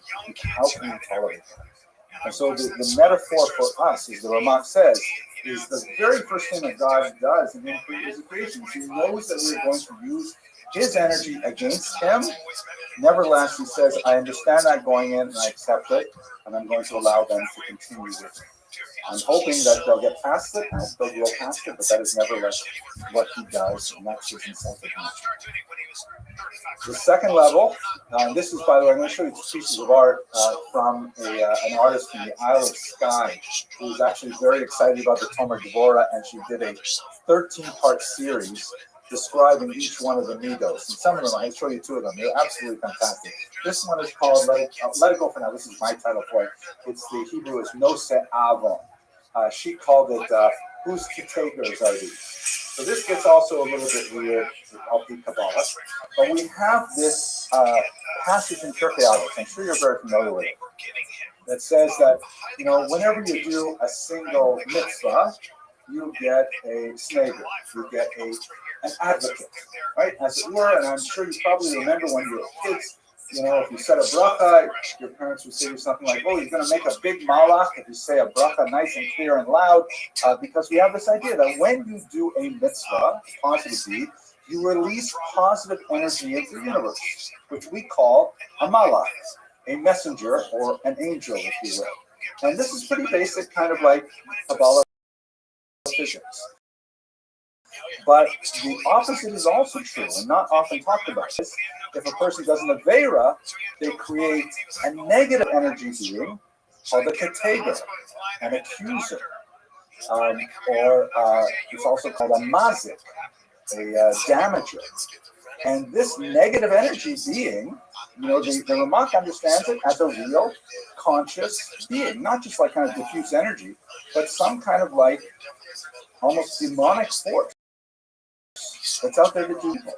Because a person did an hateful act, then suddenly that person released this negative energy into the world. And the Ramach brings down sources to test that after 120 years, when you go up to Shemayim, all those categories that you created, Chas v'Shalom, they're all waiting for you. And they say to God, Ploni Asani, so-and-so made me. I belong to this guy. Also called in Kabbalah an aluk, or a leech, because they are like leeches on your soul, constantly, sucking energy from you because you created these negative beings. So this is all kind of spooky stuff, but it gets a little worse because the Ramach says, as we discussed in the first level, nothing happens in the world unless God gives it energy. So if nothing can exist without the energy of God, how do these things exist? Right? We created them initially, but what keeps them going? By all rights, they should immediately go to the source of their energy and withdraw what they need in order to continue living. They're kind of like an energy vacuum. Like, you've got some kind of electric circuit that's draining energy, and by rights, they should come back to you and say, hey, you created me, I'm a hateful being, I'm going to make you sick. I'm going to take energy from you, and you're going to pay off your energy debt. I'm going to take it out of you. But Hashem is no say avon. Hashem says, oh man, I can't believe, my human being did this terrible thing, created this awful figure, huge amount of energy drain. I will nevertheless pay the bill. I'll pay, PSEG, and I'll make sure that that being has enough energy to keep living without going back to its creator to drain on the creator until the creator can do proper tshuva. And that tshuva is a way of negating that energy deficit and bringing it back into balance. So these containers are like standing around here in this kind of fanciful image. That's like when, in human terms, you have someone who has done an awful act in your life, and that awful act continues to exert itself in your life. Like, let's say, for example, the example I use in my book is someone, you've told them a million times, please don't park in your parking spot. And they keep doing the same thing, and you go to park in your spot, and there he is again. Talk to him again, he's not going to move his car, or he says, oh, forgot, whatever. But, shouldn't you just call the tow company and your co-worker and have that car drawn away? But instead, the Ramach would say, no, tolerate it, talk to him nicely, calmly, give him a chance to figure it out on his own if this is the wrong thing to do, and eventually he will get it. Don't come down like a ton of bricks on him right away, because that will be devastating to your work relationship if you have this kind of clarity. It's a lot more specific. Here's a third one, which I call take care of it personally. And the Ramach here refers to again, it gets into the very deep Kabbalistic ideas of where Hashem, as it were, lives. There are like 4 worlds. We live in the lowest world as Sia, and the forgiveness happens in the 3rd world, and the 3rd world from the top. And God, as it were, normally for almost everything that has to happen in the world, he sends out like agents. He says, I have all of these malachim that I create, and they go and they make the weather run, and they control the stock market, and space lasers, whatever is necessary. The malachim do those things, but there are some things he does not. We make a big deal about a Pesach, right? Ani v'lo Sarah. Hashem says, I'm going to do it myself. I'm not asking anyone to do it for me. So when it comes to forgiveness, Hashem, even though we act against him like we saw in the first level, and we have lasting damage like we see in the second level, Hashem will personally get involved and say, look, I'm not about forgiving you. I'm not going to just delegate forgiveness to some other creature. I'm going to do it myself. The example that he gives is from Tanakh of the metaphor of washing away the soas benos Sion, the filth of the daughters of Zion. And that's like actually a literal metaphor, not a simile. It's a literal metaphor.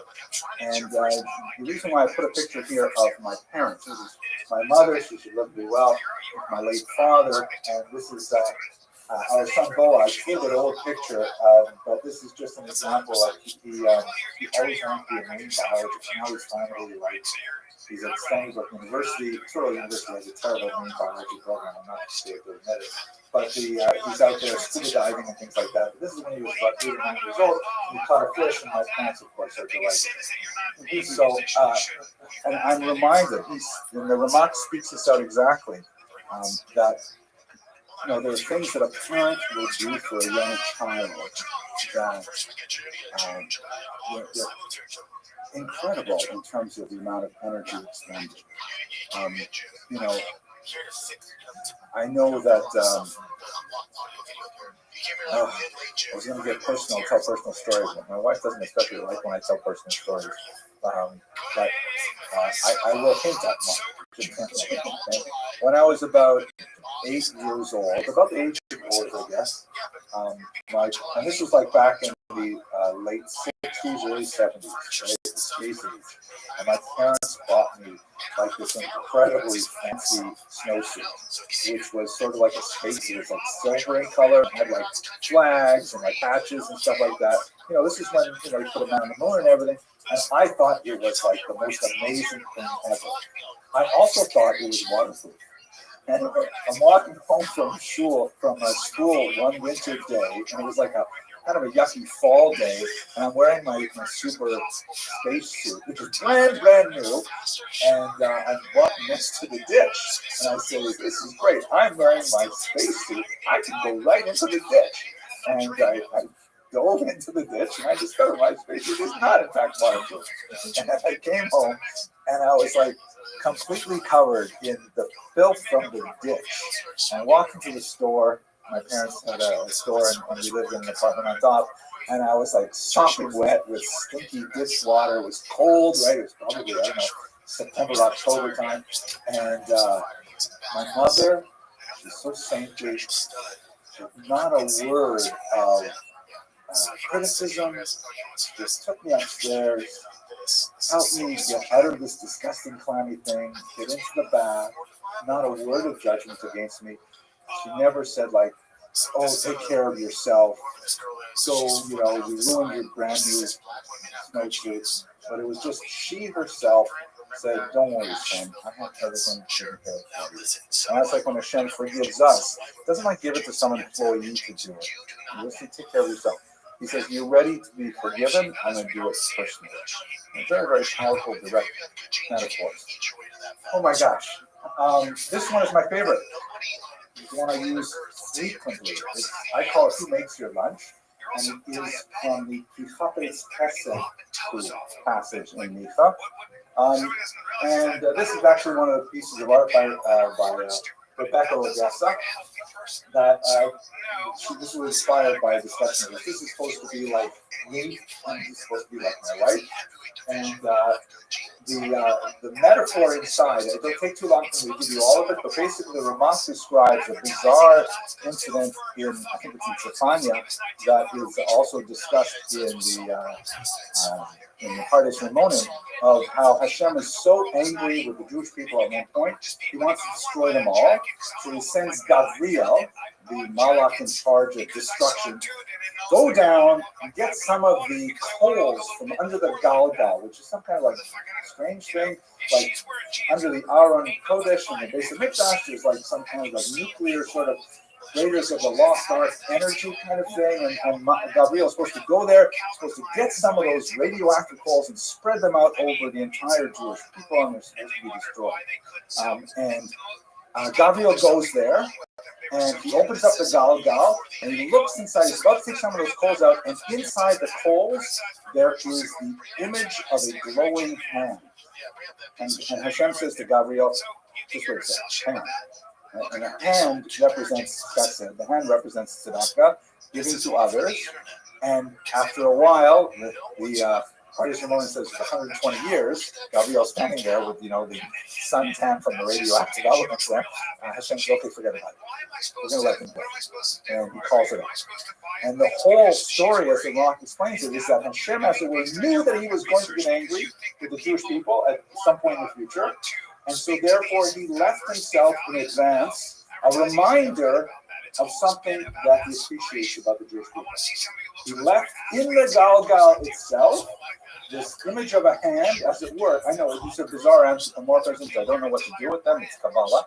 But the hand reminded him that even though they deserve destruction, they are terrible. They do give to God. And so therefore he said, oh, forget it. And now here the Ramak says explicitly, this is especially good for spouses, that when you are angry with your spouse, which in my case happens about once every 20 or 25 years, you have to put in your mind some kind of little token. You have to prepare in advance. This is like forgiveness requires work in advance. Put in your mind a token that when you get to that level of anger, remember that token, and it will kind of like be just like a little stop sign. You can run right through a stop sign. I've done it many times. Not really, but you can run through a stop sign, but it is some kind of reminder. And the reminder that I have is that my wife always makes my lunch. Even if she is a little irritated with me, which again rarely happens, but she always makes my lunch. She always thinks, okay, what is my husband eating the next day? And it's usually very delicious and nutritious and stuff like that. And like that's just a constant avoda of hers. So it's hard to get angry with someone who always does a good thing for you.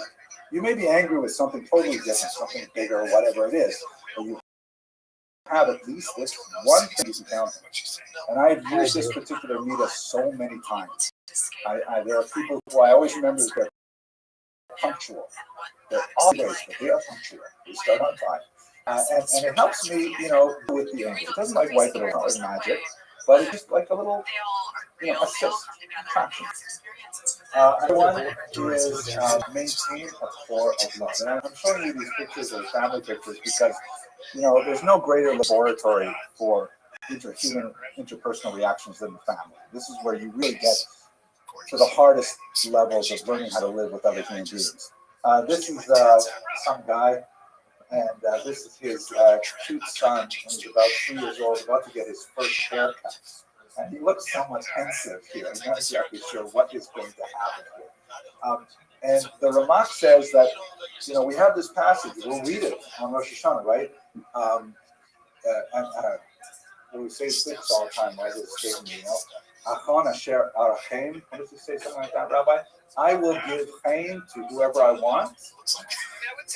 Arachem asher. No, that's not it. Well, I'll remember it later. I'm glad this is live streamed because it won't be embarrassing at all for people to see me not remember it. But at any rate, Hashem, as it were, has kind of like a fail-safe in his forgiveness. That for every human being, he sets aside in a special otzer, special treasure room, says the Ramak. The Malachim are not allowed to enter that room. It is like, so to speak, sterile. No one can go in there and mess things up. And in that room is special memories of whatever this person did that was good. And nothing can touch that. A person can do, like, you may have this idea that, I did an Avera that's worth 2,000 Avera points. I just cost myself 2,000 Avera points. And I've only got 20 mitzvah points in that special room. They're gone immediately? The answer is no. That's not the way Hashem does math. Those 20 mitzvah points are there forever and ever. They cannot be touched. They're like solid. And that is like a space where you remember just how much you care about this person. So even when this little boy grew up, and I'm looking around the room, most of you have small children, and I know it's hard to imagine this, but when they become teenagers, it's like they're taken over by aliens from another planet, and they become much more difficult to deal with. And, he was a hard kid to deal with in a lot of ways, but if I can remember, like, what he looked like when he went to the first camp with him, vulnerable and uncertain, and, it's hard not to just protect those 20 points and love that person forever. That little core of love. And by the way, this is what he looked like after the haircut. I'm not entirely sure that this was a good idea, but nevertheless, okay. So I'm going to give you now the last one. And this is, of course, very on time. And Rabbi, our eldest daughter. And This is the 13th level. Is the Ramak says that if all the other 12 levels fail, this one never fails. You're really trying hard to forgive someone. And again, sometimes people ask me, "What about Hitler?" I don't know. I've only used this in my personal life with the regular slings and arrows of outrageous fortune. I've never had, like those kind of awful traumatic experiences. Like, I don't know what to say about those things. But in regular life, it says if you can't forgive a person with the other 12 levels, this level will always work. It is guaranteed in every circumstance to always work to forgive a person. But I have to say, it's like hugely exhausting to do it. I have used it on occasion, maybe 5 or 6 times. I've looked to level 13 to try to forgive someone, and it extinguishes a part of your soul. It is really, really hard to do.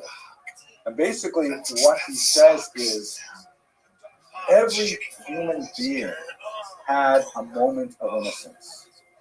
Usually when they're infants, but every human being had a moment where they were completely toppled. Nothing wrong with them. They were beautiful works of art.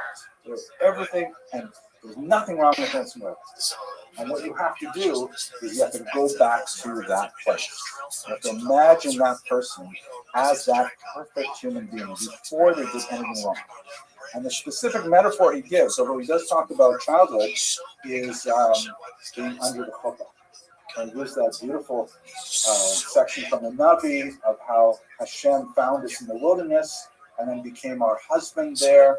And that moment of pure joy, when you're under the chuppah and you're saying, I'm so fortunate. How did I get so fortunate to marry such a wonderful person? And like nothing is wrong. The entire universe is aligned in your favor. Later you will have arguments. Later you will, but that moment of purity and energy that is uncontaminated by any other feelings, that's where you have to take yourself to. And if you can take yourself to that moment, you may still be angry about who knows what other things, but that anger will be muted by the overwhelming message of, yes, we had that connection at that time. And that's the 13th level. It is, again, exhausting. When you're really angry with someone, it's hard to think of that moment. But it is, well, we're still married, what, 34 years later, right? Okay, so I'm going to conclude now, and I'm just going to tell a story about the same daughter. This is Rafaela when she was about 2 years old or so. And I think one of the most powerful lessons in Tshuva I ever learned was from Rafaela. And it goes like this. So this was when I was doing my dissertation, and my wife was working at in Westchester at the Federation, and I was unwisely in charge of Rafaela and her sister Denise. And I would be working, writing my dissertation papers all over the place, and the kids would basically be doing whatever they want in the rest of the house. And I would look at my watch, and my wife would come home in 15 minutes, and they'd rush around cleaning things up, and trying to look like everything was okay.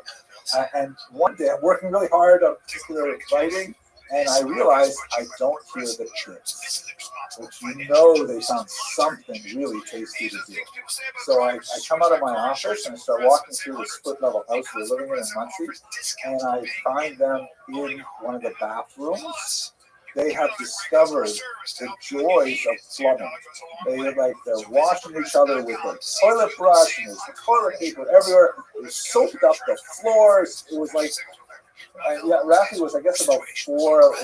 Denise was about 2.5, 3, something like that. It was a huge mess. And of course, it was within the 15-minute window before my wife would get home. And I was livid, right? The veins in my forehead started pulsating, and I started tensing up, and the kids knew they were in big, big trouble. And Rafaela, if I were she, I would have lit out of there. I would have immediately headed for the hills because they were going to be in big trouble. But instead, this little girl, maybe 4 years old, she ran straight up to me and threw herself at my legs and hugged my legs like this. And I was like, oh, how can I be angry with her, right? She has, instead of running away, which would have been the obvious thing, she ran to me. And she said, oh, I didn't know we weren't supposed to do this. I'm really sorry. And I immediately forgave her and Denise. And I think the lesson in Tshuva is really obvious that, we may think we're smarter than God. We may think we'd be able to get out of here before Hashem realizes that we were the ones who messed things up. It's not going to happen. The only way to succeed is to, overcome our fear and hesitancy and run to Hashem. And as it were, to clasp him around the legs and say, Tati, I'm sorry, and I really want to be better. And I hope that this introduction to Talmud Devorah has been useful for you. It's been very therapeutic listening. I wish you all a Ksina Tova, and good to mention your, and hopefully we should share many happy occasions.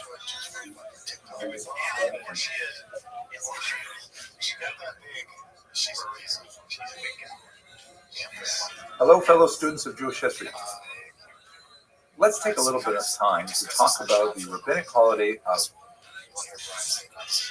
Tu B'Av, which is, of course, the holiday that falls on its name, the 15th day of the month of Av. If you're wondering how Tu makes the number 15, it's the letter Tet and the letter Vav, which is 9 plus 6. And you may think to yourself, wait a second, why 9 plus 6? Why not the more logical 10 plus 5? The reason is because in printers' conventions in particular, we don't write the letter Yud and the letter Hey following it for the number 50 because that happens to be one of the names of God, and you wouldn't want to write down the name of God in vain. So that's why the convention is referring to it as Tu B'Av. 9 plus 6 equals 50, and the 15th of Av has arrived.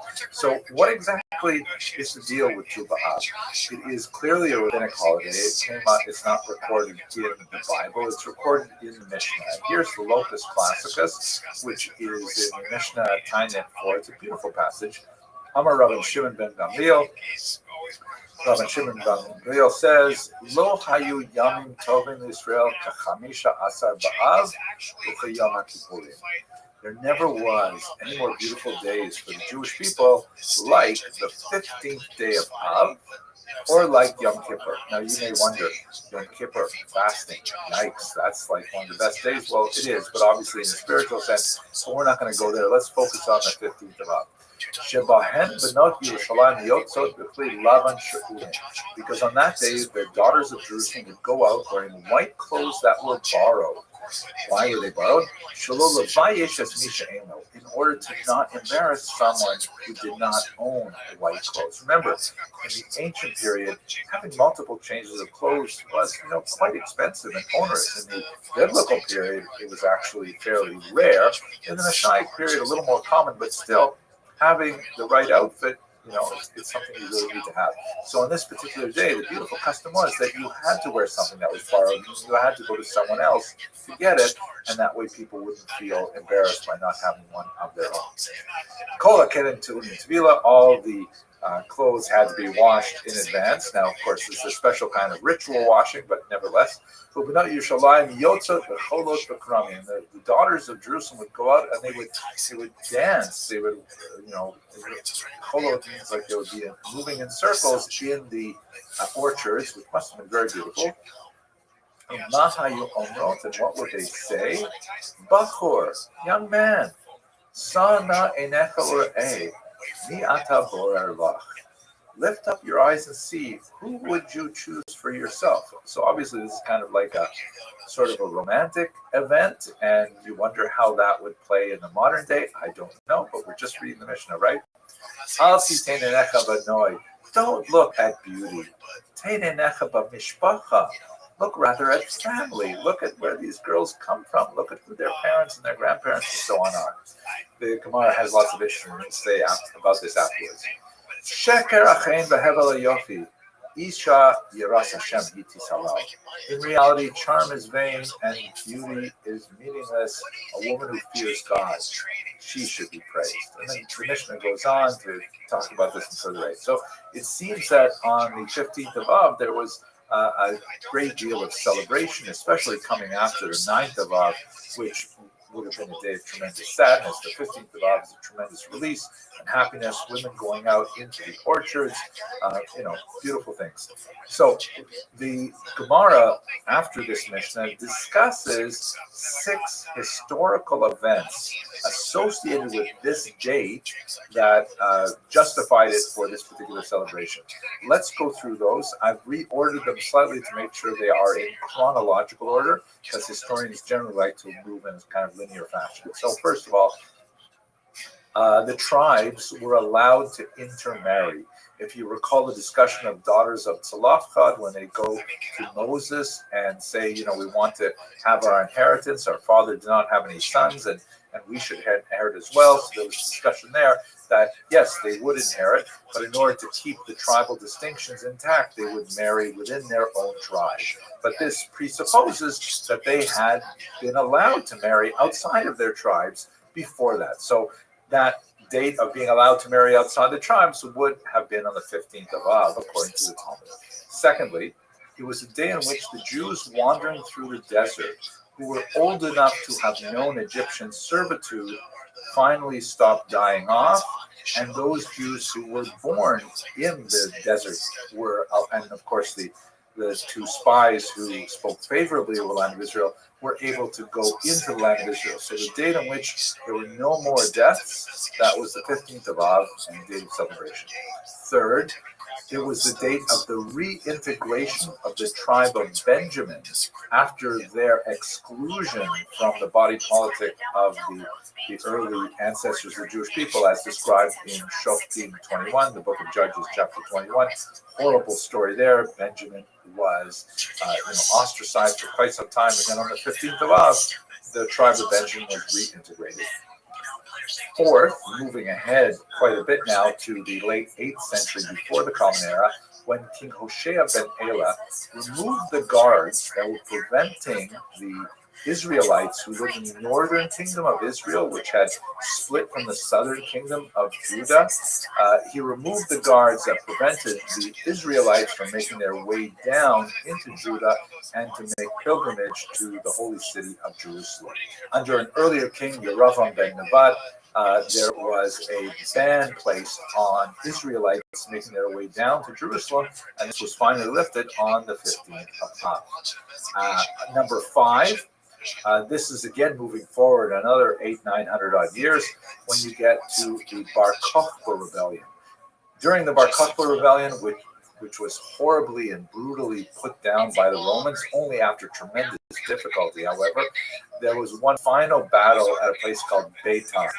And the Romans were so incensed at the difficulty that the Bar Kokhba rebels had posed for them, they did not allow the bodies of the Jewish fighters to be cleared from the field and buried. So they were left out in the field, guarded by the Roman soldiers until finally on the 15th of Av, which was probably in the year 136 or possibly in the year 137 of the Common Era, finally the Romans relented and allowed the Jews to clear dead and to grant. This is, by the way, also memorialized in the Grace After Meals.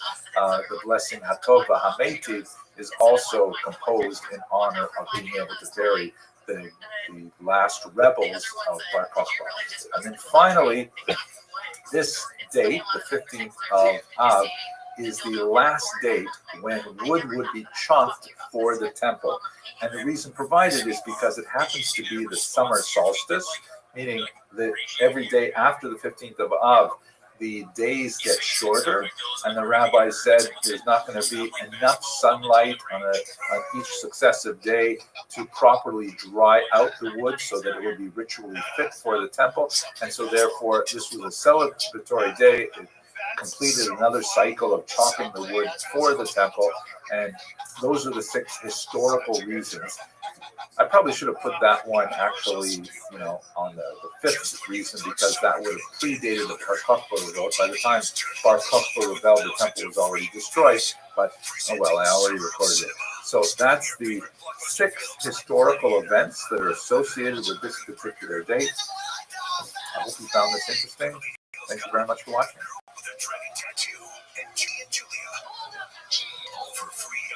smart devices.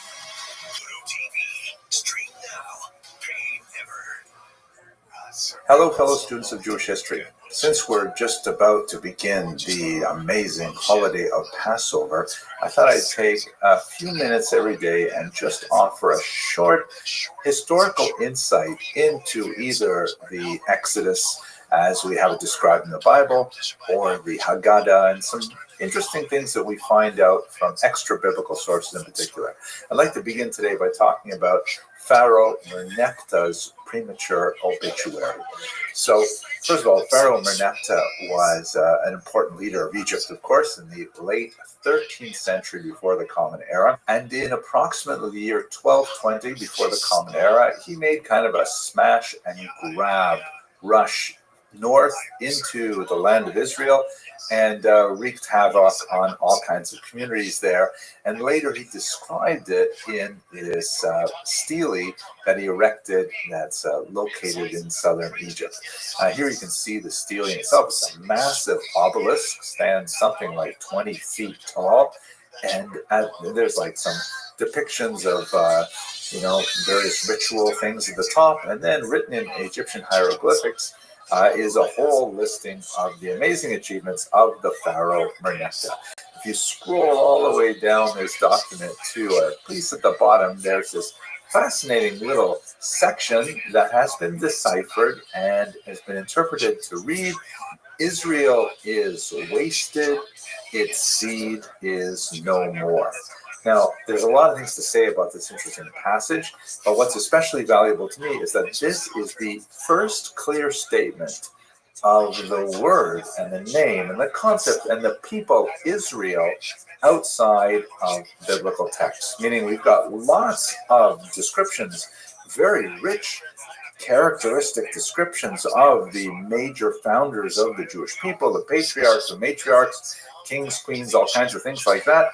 But this is the first time we have a clear, unequivocal statement of Israel, the people, existing in the historical record outside of our own family history.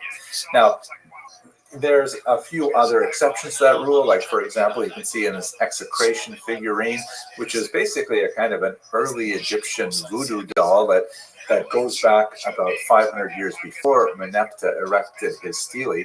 These are kind of fascinating ritual objects where Egyptians would write the names of people or places they don't like, and then they would ritually defile the statue by burning it or breaking it and things like that. And it was kind of like a way of like invoking curses upon the people that they disliked. And when you look at these execration figures, you'll see that there are place names that are located in the land of Israel. But it doesn't say anything about who's living there or anything like that. Just as kind of like geographical, topographical information. Very valuable, but doesn't say too much to us about who these people were, what they stood for, and so on, or even if they would be the descendants of Jacob, because of course there were people living in Israel prior to the arrival of the sons and daughters of Jacob, sometime maybe in the 13th century.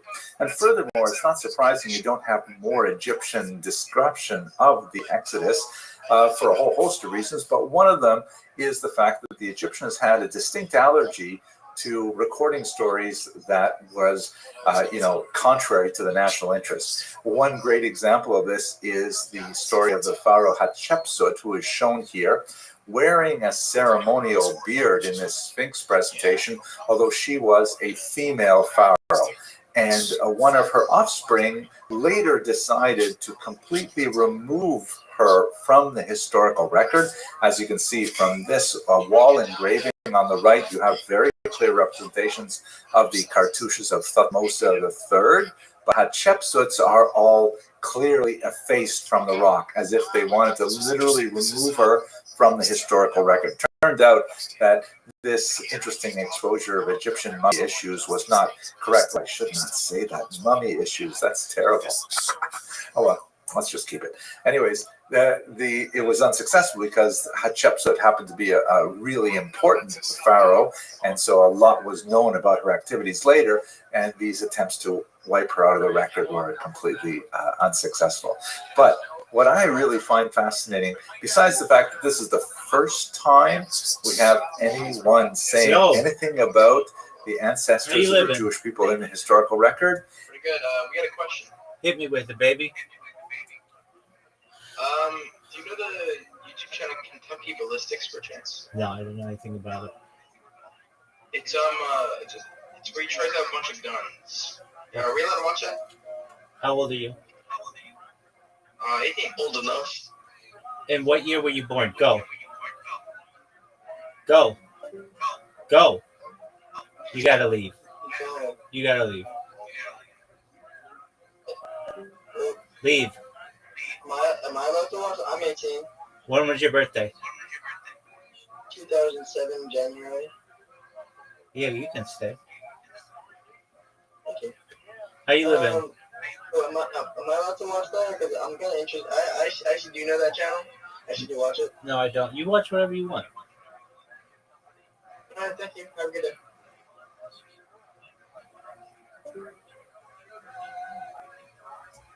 It is, after all, an obituary, meaning Merneptah said that I went up into the north, I went through all these communities that I destroyed, I pillaged, all kinds of things, and when I got to those pesky Israelites, I completely obliterated them. Israel is wasted, its seed is no more, meaning that's it for the Jewish people, and they will never again, rise up, they'll never again show their faces. This is, I think, especially ironic when you think about the fact that Merneptah himself was the 13th son of the pharaoh Ramses II, who many scholars identify as the pharaoh of the story of Joseph. We'll talk about him tomorrow, God willing. But it's as if he's like getting revenge for the way that his father was treated when the Egyptian slaves left Egypt. Could be lots of things to think about. But what I think is especially hilarious is like, oh my gosh, they also found Pharaoh Merneptah's mummy. I'm not going to show it on the screen because many people find that very tasteless. I have done it in previous lectures, but he looks terrible. He looks like he's wasted and his seed is no more. On the other hand, the Jewish people, thank God, are still flourishing and are still, very much active and central in many ways to what's happening in Western nations. This illustrates two things. It illustrates, on the one hand, yet another example of what we see in the Haggadah, that in every generation there will be someone who rises up to try to destroy the Jewish people, but they are miraculously rescued. Here is a kind of hilarious passage from an 1859 Haggadah that was published in the Russian Empire. And the censor said, how can you possibly include that statement that in every generation there will be some kind of massive anti-Semite? That's not true. We live now in the paradise of the Russian Tsar, and life for Jews is fantastic here in 1859. There's no way there's going to be any challenges. So therefore, the censor insisted and had added to the text the words Hayu, which is circled here, and the letter He before Matzilenu instead of the Mem. So in other words, he forced it to read, in every generation there used to rise up against us, meaning no longer. But back in ancient history that happened, but no longer. And then later he says, it's not that God continues to rescue the Jewish people, it's that he used to rescue the people. Doesn't have to anymore because now life is great. And this, that's the first thing I want to remark on with Merneptah's last obituary of the Jewish people, which is really the first obituary we have. Mark Twain, a great writer and humorist of the late 19th century and early 20th century in America. There was, of course, a famous story, I'm sure you've heard it, that at one point someone thought he had died and they published an obituary and he quipped, and there are various versions of what he actually said or wrote, but it was apparently something to the effect of, rumors of my demise are greatly exaggerated. And that's also, I think, reflective of Merneptah's premature obituary. Let us go back to Mark Twain, though, to close this out. And I often reflect on something he wrote in 1899, a remarkable essay in Harper's Magazine called Concerning the Jews. It was later reprinted in 1934. And he writes, about a 15-page essay about the status of Jews in Europe and in America, and he reflects on the concept of anti-Semitism and so on. And he says a lot of really fascinating things, some of which are real howlers, like looking at it a century later to see how wrong he was in many ways. But his conclusion is so powerful. I'm going to read it to you because I just think it's a great sort of mindset to bear in mind as we go into the Passover season, as we go into the celebration of the Haggadah. Once again, we go through another year of reciting this ancestral story and thinking about what it means for the Jewish people, for the world. So here's Mark Twain's conclusion of his essay concerning the Jews, 1899. To conclude, if the statistics are right, the Jews constitute but 1% of the human race. It's actually smaller than what Mark Twain said. It suggests a nebulous, dim puff of stardust lost in the blaze of the Milky Way. Properly, the Jew ought hardly to be heard of, but he is heard of, has always been heard of. He is as prominent on the planet as any other people, and his commercial importance is extravagantly out of proportion to the smallness of his bulk. His contributions to the world's list of great names in literature, science, art, music, finance, medicine, and abstruse learning are also way out of proportion to the weakness of his numbers. But he has made a marvelous fight in this world, in all the ages, and he has done it with his hands tied behind him. He could be vain of himself and be excused for it. The Egyptian, the Babylonian, and the Persian rose filled the planet with sound and splendor, then faded to dream stuff and passed away. The Greek and the Roman followed and made a vast noise, and they are gone. Other peoples have sprung up and held their torch high for a time, but it burned out, and they sit in twilight now, or have vanished. The Jew saw them all, beat them all, and is now what he always was, exhibiting no decadence, no infirmities of age, no weakening of his parts, no slowing of his energies, no dulling of his alert and aggressive mind. All things are mortal but the Jew. All other forces pass, but he remains. What is the secret of his immortality? Wow. That's an amazing passage. Thank you posthumously, Mr. Twain, for that amazing conclusion to your essay. And this is what I think about when I go into the Passover Seder. I think about how many centuries upon centuries Jews have gathered around the table. What have they eaten? What were they dressed like? How they sometimes would sit on cushions on the floor, how they would, in distant times, recline to their lefts on chaise lounges, because that's the way that they used to eat in Hellenistic Israel. I mean, it's just so amazing that there's this phenomenal continuity, and what Twain said only a century ago is so dramatically true even today. Thank you very much for watching, and I hope you have a fantastic Passover. Kids because they were so drunk and something. Really? Yeah, we do order pizza every day. Uncle Jeff's.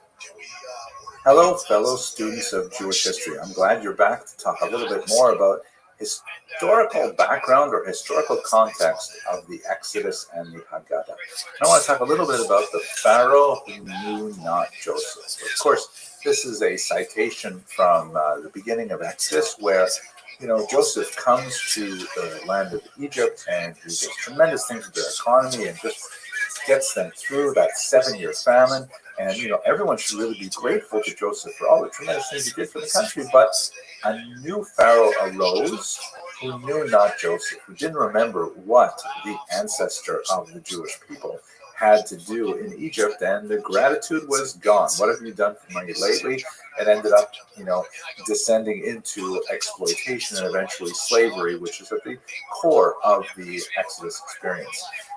There's so much to talk about here, but I really want to focus on this Pharaoh and one aspect of his personality. But let me just begin by starting with a more general background concept. I think it would be a mistake to offer these series as kind of like, well, here's all the archaeological evidence that proves exactly what it says in the Bible. Because, You know, the Bible is a religious text. It is a book of faith. It is not a book of science, and it does not attempt to conform to the rules of science, hypotheses, and experimentation and the scientific method and things like that. That's not really what the book is about.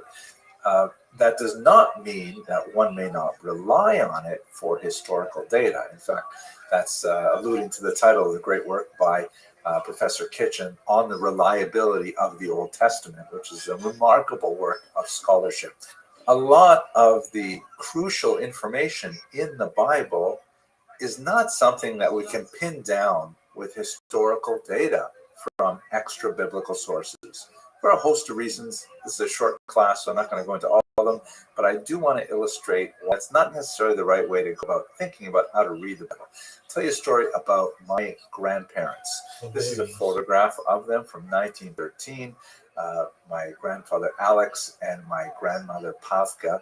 They're both Lithuanian migrants to Canada, and they lived up in the north of Canada when this horrible forest fire rushed through the area in the year 1916, known as the Great Matheson Fire. It was absolutely devastating for people living in this, very congested timberland of the north. It killed some 200 people, including quite a few Native Canadians, First Nations people, who really did not have structures that could withstand these fires. Now, my grandfather, this is a story I heard from my own father, who was not even born at the time, but my grandfather could see that there was something terrible coming. And so, he was just starting his business in dry goods at the time. What he did was he dug a massive hole in the backyard, took all of his stock, which was basically like work pants and shirts and boots and things like that, buried it in, he wrapped it in burlap, and then he buried it, and the fire came into town, devastated the town. He and his wife, who was then expecting my uncle, they all ran to the Abitibi River, and they waited in the river until it was safe to come out again when the fire had passed. The town was devastated, people were impoverished, but they could go to my grandfather, who gave them clothes for free. They could pay back later when they were back on their feet and so on. But this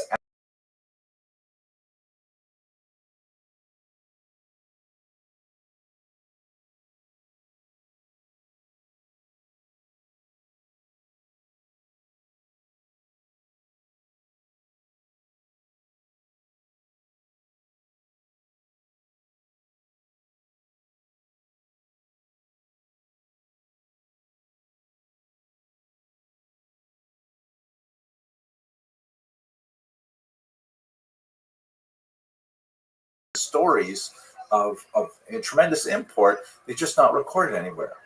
But that doesn't mean they didn't happen. And more importantly, that's the real story that I want to gather from that episode. What my father told me, and he never witnessed it because he wasn't even born. But what my father told me, and I trust my father, that's the Masorah, that's the tradition. My father told me things about his father and mother that gave me tremendous lessons into how I should lead my own life. And I think that's how we have to look at the historical data we have on the Exodus that leads into the Haggadah and so on. We may not be able to put everything under a microscope and find this factor, find that factor, confirm this idea or that idea, but we will nevertheless find a tremendous amount of information. If you want to go into the weeds in this, have a look at Kenneth Kitchen's book. It is absolutely tremendous. He includes, for example, this piece of data, which is so fantastic. We do have some ways of corroborating events in the Bible with extra biblical events, such as, for example, the price of slaves in the time of Joseph. We know that in Exodus chapter 37, verse 28, we have the sale of Joseph for 20 shekels.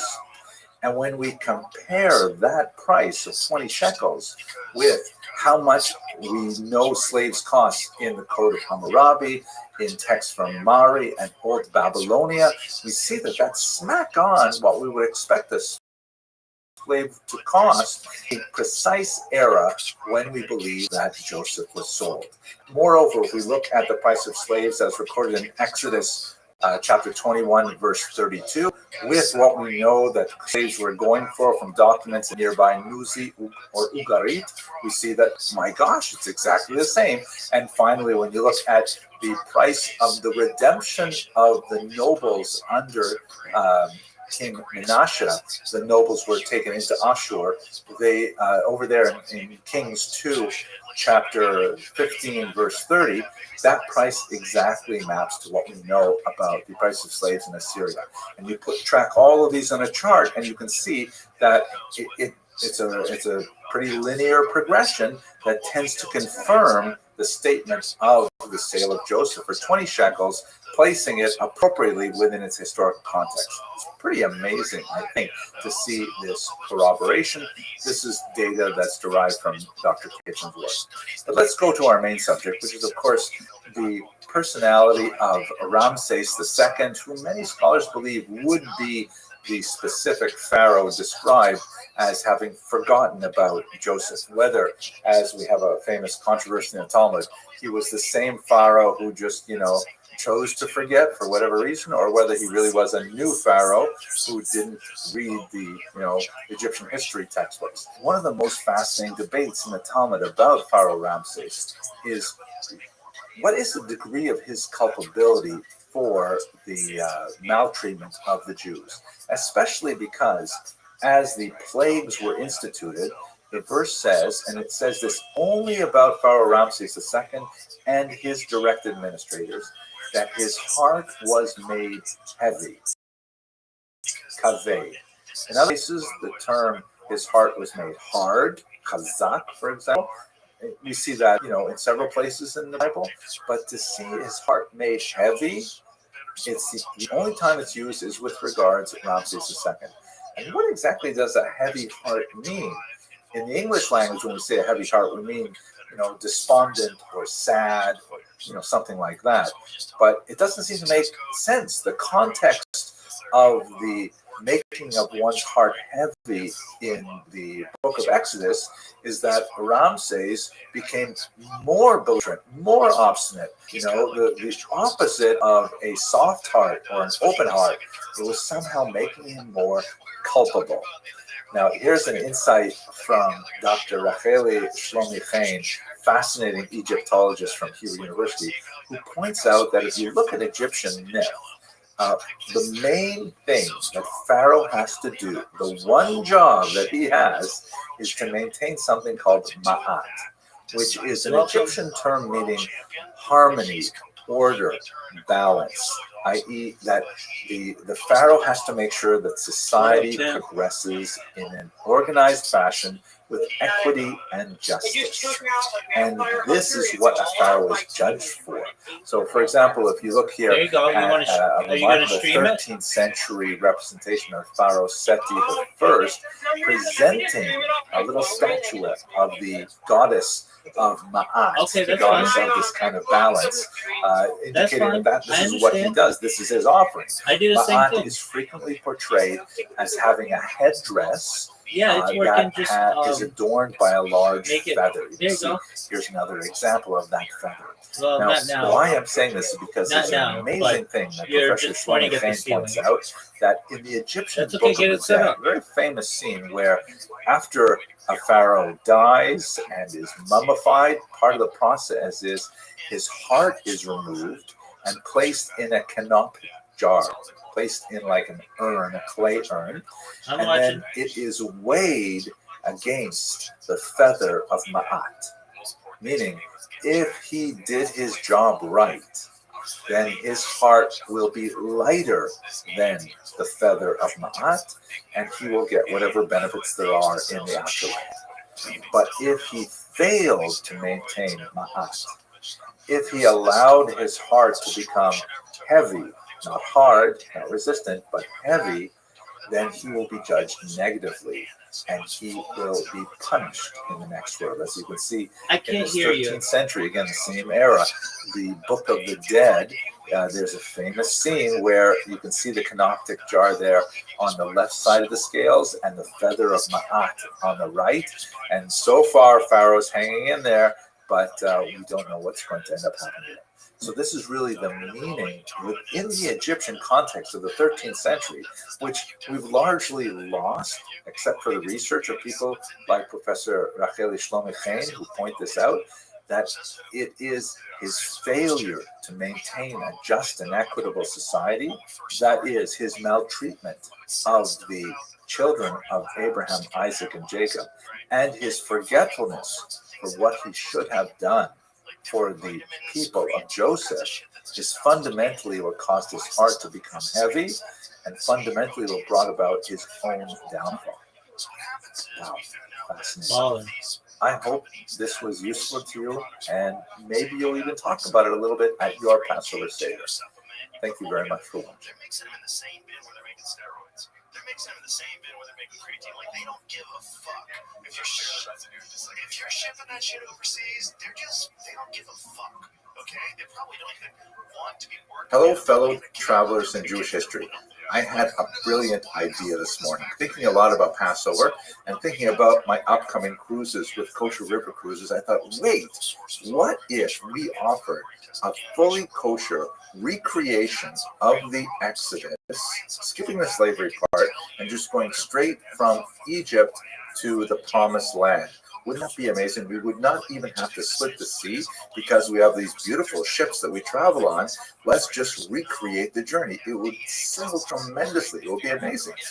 The only problem is it's very hard to figure out the actual geography of the route. Where exactly did the Exodus happen? And specifically, where did the crossing of the sea occur? So let's get into the geography a little bit and the archaeology, and we'll try to reconstruct what we know. And unfortunately, there's a lot of stuff that we simply don't know.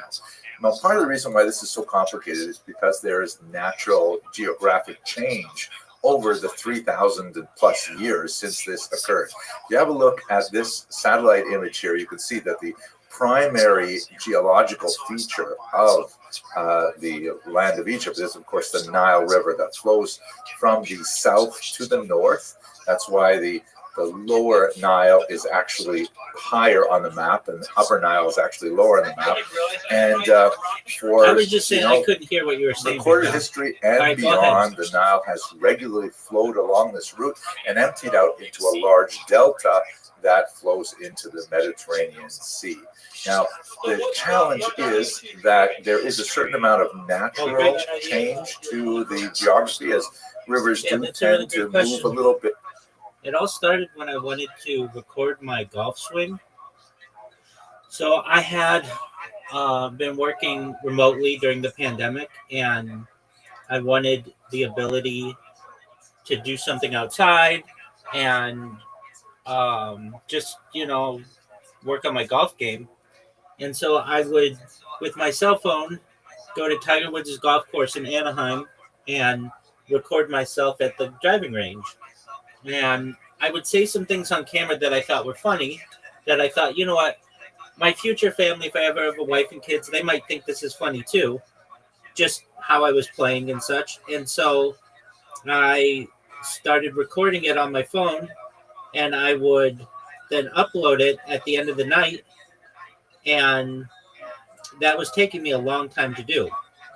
So what I ended up doing was one day just saying, you know what, I'm going to bite the bullet, and I'm going to just become a streamer, I guess. But if I'm going to do it, I'm going to do it better than anybody's ever done it. Now, I had, at the time I was attending work remotely, and I was attending classes remotely. And because of that, I was already on camera approximately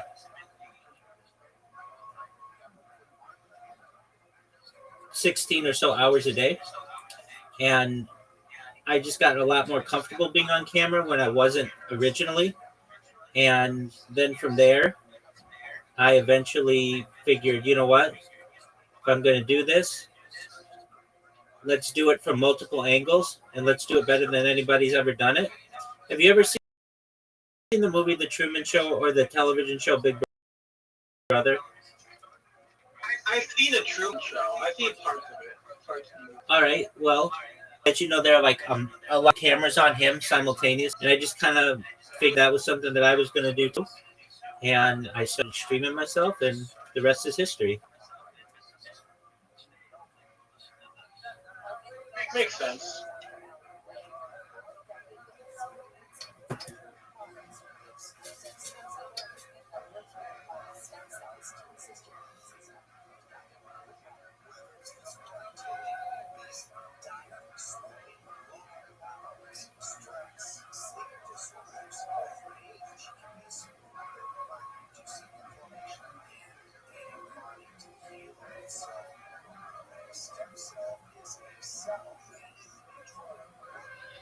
So I just made an assassin fedora.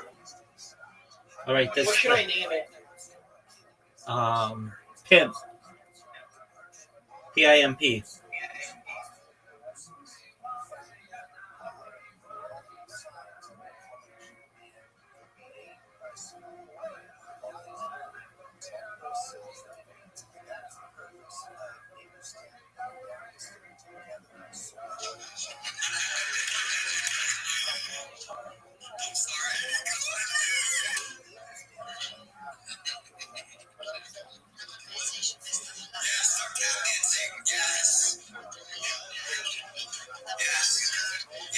When I'm out active fighting, I think we're instead of because and my intimidation checks are 25% higher as a vampire, as long as my face is showing.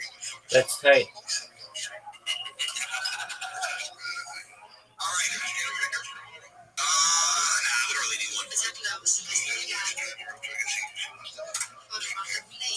Did you know if you get the listen called Time and Punishment? There's also another one called Gun for Hire, but one of the things is if you pick off enough raiders, you can get lynch. You can get a lynch mob coming after you. If you anger enough raiders. I thought that was pretty funny. That's wild. Yeah, there's some wild for a mob. I've never managed to do that though. I always like do something else. When they come to a raider quest, I always succeed. That's tight. Every single. Or I accidentally kill the person trying to give me the quest. Every single time you succeed.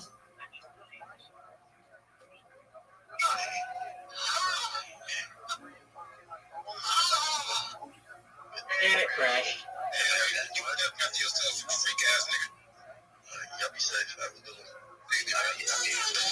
Can you see my screen, by the way? Yeah, I'm watching it right now.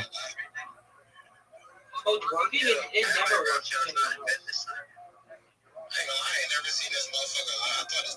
Oh, I think it crashed. Yo, what up? How you, pimp?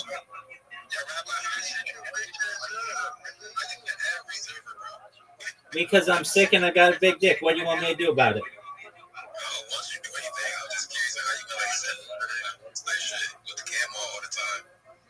Word, dog. I stream my life 24 hours a day.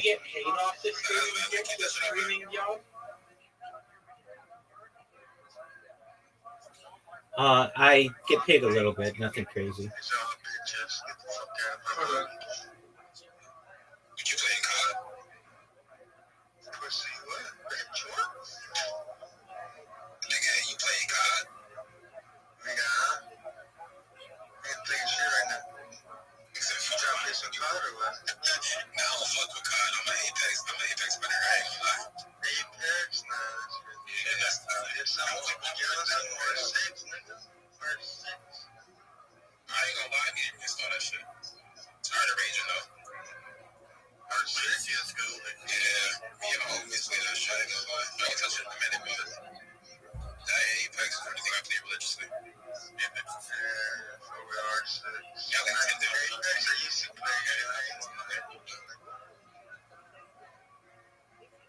Does anybody in here play Madden? No, I don't. I mean, I don't think.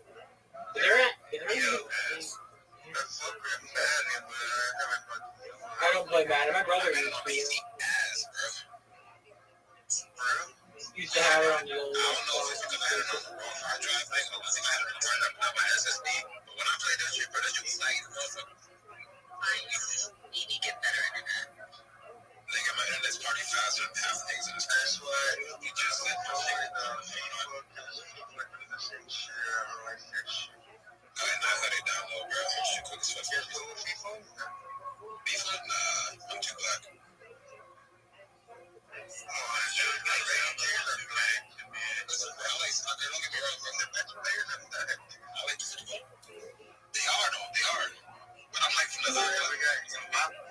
Welcome. Hello, how you doing? What's going on, B? Yo, B, what up, pimp? Kicking ass, taking names. How'd you find out about me? I've been here several times. Oh, okay, very cool. We're watching my man Omni Duck play. What game playing Omni Duck? Fallout 4. It's Fallout 4, but not it. How's your day going, B? Yeah, not bad, yourself. Kicking ass, taking names. Every day's a holiday, every meal's a feast. What's good in the hood? That's tight. Hey, Omni Duck, I just want you to know I'm talking with some other people in a Discord. I'm staying here, of course. But just in case you think, like, why is he... Like, I didn't ask him a question or something like that, just so you know I'm in another conversation as well.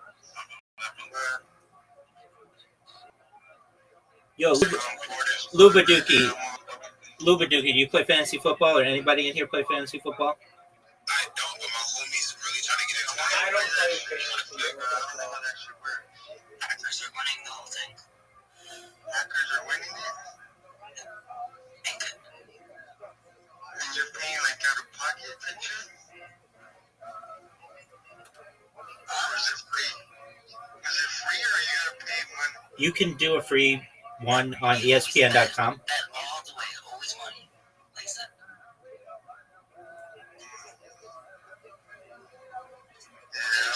Good job first. I have a job. I think they're trying to find people to do that shit, but I don't do it. I know people that's actually about it. It's so much fun. It makes the NFL season so entertaining. I highly recommend if you've never played fantasy sports of any kind, do it. You can play free versions on ESPN. It's amazing. So what you gotta do is you gotta just like draft good players and whatnot? Yeah, and if you don't know what to do, they have auto drafts. But basically what you can do is do the auto draft. Here's what I do if you want my advice, because I always like to win. So you can have up to 25 teams on ESPN's fantasy app. I draft 25 teams. I just have the computer do it. And then as the season goes on, I just have them basically automatically rostered. And then at the end of the season, I've got like 10 or 12 really good teams. And I end up winning at least like 5 different leagues every year. And it's a lot of fun. How much is the most you've won off for doing that shit, if you want me asking? Sure. So I'm in a cryptocurrency league, and I believe the total is a couple grand just in that one. That's tough. What did you put in? $50. That's tough. You want a couple grand? Yeah, especially because like over the course of the season, the cryptocurrency goes up. So like you may put in $50, but you know it grows over the course of the season, and then at the end of the season, it's worth quite a bit. Yeah, but it's a lot of fun. I mean, I could tell you, I like college football.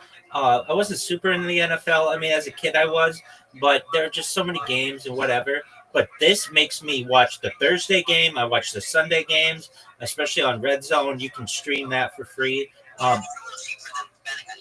And exactly. And then the Monday night game. And like, it just makes games that you would have never thought were going to be entertaining, extremely entertaining because your team is relying on it. Old enough.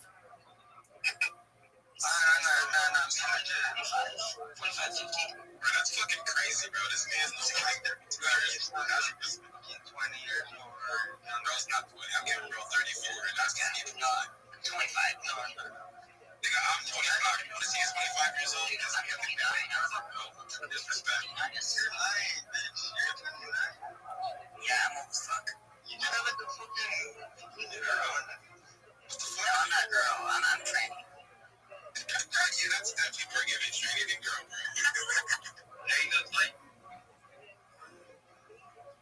not for you're ready to that. Hey, shut your bitch ass up with that all those live streams. That's the big ass pose, bro. I'm a streamer. No. On what platforms do you stream? Oh, I would porn, so 0 rating. Hey, it's late. What the fuck, bro? Bro, you sound like fucking, snaggy folks. Shut your bitch ass up. That dude in the back, I don't know, snaggy, bro. Oh, yeah, the guy is, probably so. Pierce. The guy that was, like, kind of whispering. Snaggy yellow. Yeah, whispering. Snaggy yellow, speak to me.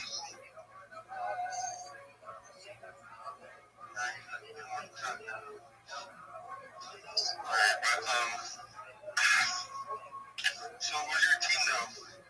Cryptocurrency do? It just got added to a group chat with Snaggy. Hey, Lions.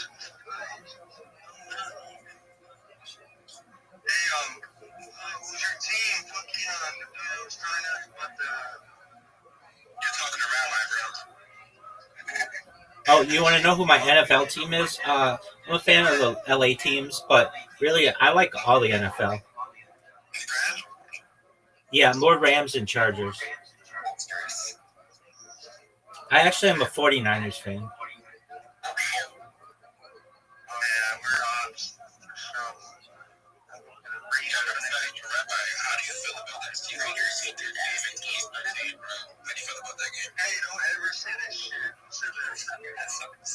Just one moment. What? Can you repeat that? How do I feel about the 49ers Raiders game? No. Seahawks and Patriots 2013. How do you feel about that? Are you? That was wild. That was absolutely wild. I still haven't recovered from that shit. I was only a teenager. Or preteen, actually. One of these days you'll recover.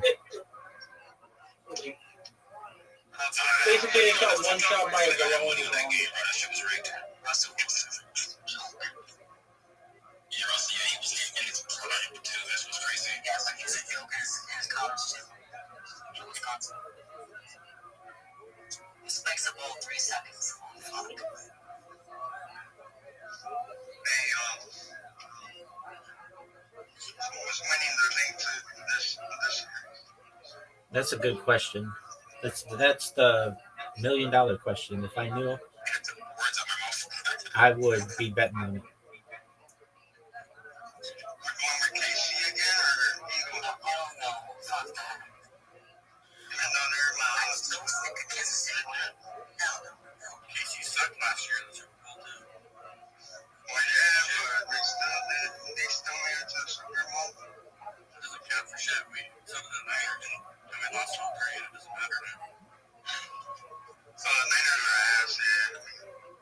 Someone that maybe the Seahawks and the Cowboys every year, though.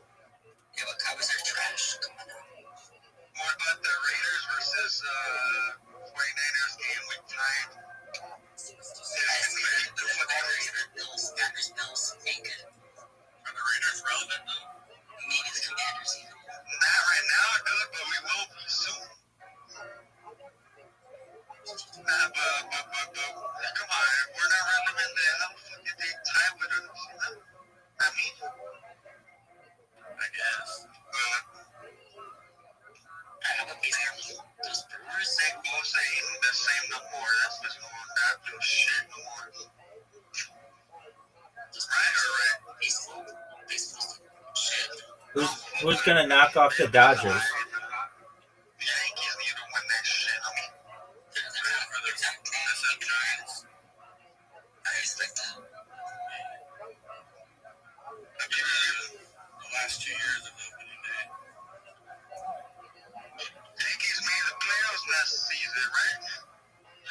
They were in the World Series.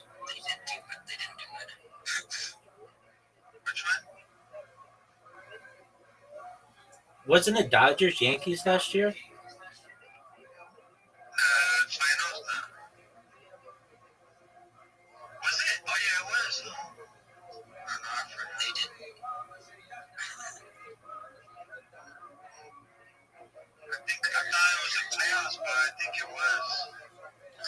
Yeah, it was Dodgers Yankees World Series.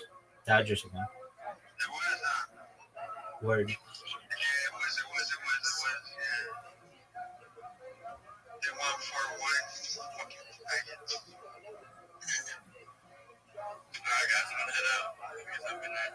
Peace out, Girl Scout.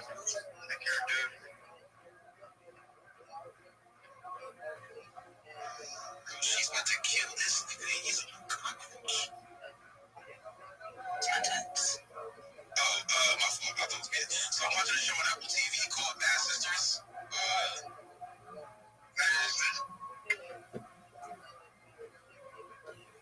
Stuff. Pure seems to be one. Oh, fuck. I'm just using that name because I use it. But there's a ton of like super legit supplement companies where you know if you're gonna get 10,000 milligrams of D3, that's exactly what it is. They're just above the board. They know what the fuck they're doing. Like everything else. Like you can get the shittiest car in the world, or you can get a fucking Mercedes. You know, they know what they're doing. Well, you know, people are listening to podcasts like this. We're just kind of like listening to influencers go. It's like, oh, Huberman, I trust you. So you have supplements you represent, all right? Well, Huberman is honest. And that's the most important thing. That's what we do now, right? We're looking into these, it could be documented, but these people who we put our trust in, it's like that's kind of like the bar that we're setting for them. All right, I'm going to trust you. Honestly, like that's everything, right? And including for yourself, like when everything falls apart, like what happened with Sean after the loss to Belong. That, the thing in your head, like what it is what it is, man. You know, like Max Holloway says, it is what it is. He always says that. It's a beautiful way to look at life, really. It sounds simple, but it is what it is. Like you're not gonna change it by freaking out about it. You're not going to. This is what it is. That guy was better than you. So what are you gonna do? How are you gonna improve? What did you do mentally that was different? Was there decisions that you made during the fight? Was there something going on? And if you can't be honest with yourself, you're not going to improve. But if you can be honest with yourself, it can make you stronger. You know, there's a lot of guys that have gone through losses and came back way more dangerous. And there's other guys that go through losses and maybe they didn't go through a process like yours, or maybe they have some self-belief issues already, and you know they were kind of manifesting themselves before the podcast. Maybe they're before the fight, rather. Maybe they were starting to get imposter syndrome. You know, like some fighters get imposter syndrome. They start winning, and they're like, "There's no way I can be the champion. This is crazy." And there's a governor, right? Like a governor in a car that comes up where it's like, all right, I can be successful up to this level, but anything beyond this is not safe. It's scary. Yeah, it's scary. But it's like that real animalistic primal part of yourself that comes out and goes, I couldn't even consciously tell you why, but like I can't go there. Like I can't get to that level of success. If I do, I'm gonna tear it all down. We see people do that. Well, it's a weird fear for people that are trying to be successful because they're listening to this and they're like, that doesn't make any sense. Like, why would you? It's because the pressure of maintaining it. Especially, I think, if you came from nothing. Because if you came from nothing, then you realize how lucky you are, and you realize that, oh my God, look how successful I am. I'm a world champion now, or in whatever you do in life. And then you start thinking, what if I fuck this up? What if I can't keep it up? What if I can't keep it up? What if it all goes away? And like, what am I gonna do? What am I gonna do? What am I gonna do? And you start freaking out. And then if you go on social media, you start reading comments about yourself. So for fighters, that's a real problem. There's a lot of fighters I see arguing with people. Fuck you, pussy, I'll smack you. Like, don't do that. You are wasting so much energy. I'd rather you do heroin than do Twitter if you're a fighter. Like, get off there. But what we want to do is we want to get to a place where they're matter of fact about what they're doing, which sounds like almost impossible for a lot of people who are listening right now. Like, what do you mean a certain person's talking shit about me? But Brady is matter of fact about this man. Like, truthfully, he's wired in a way that where someone starts to talk some shit about him, he can laugh about it. He can just matter of factly not be emotional about it. But it's also because he's on the hot win streak right now. He looks awesome.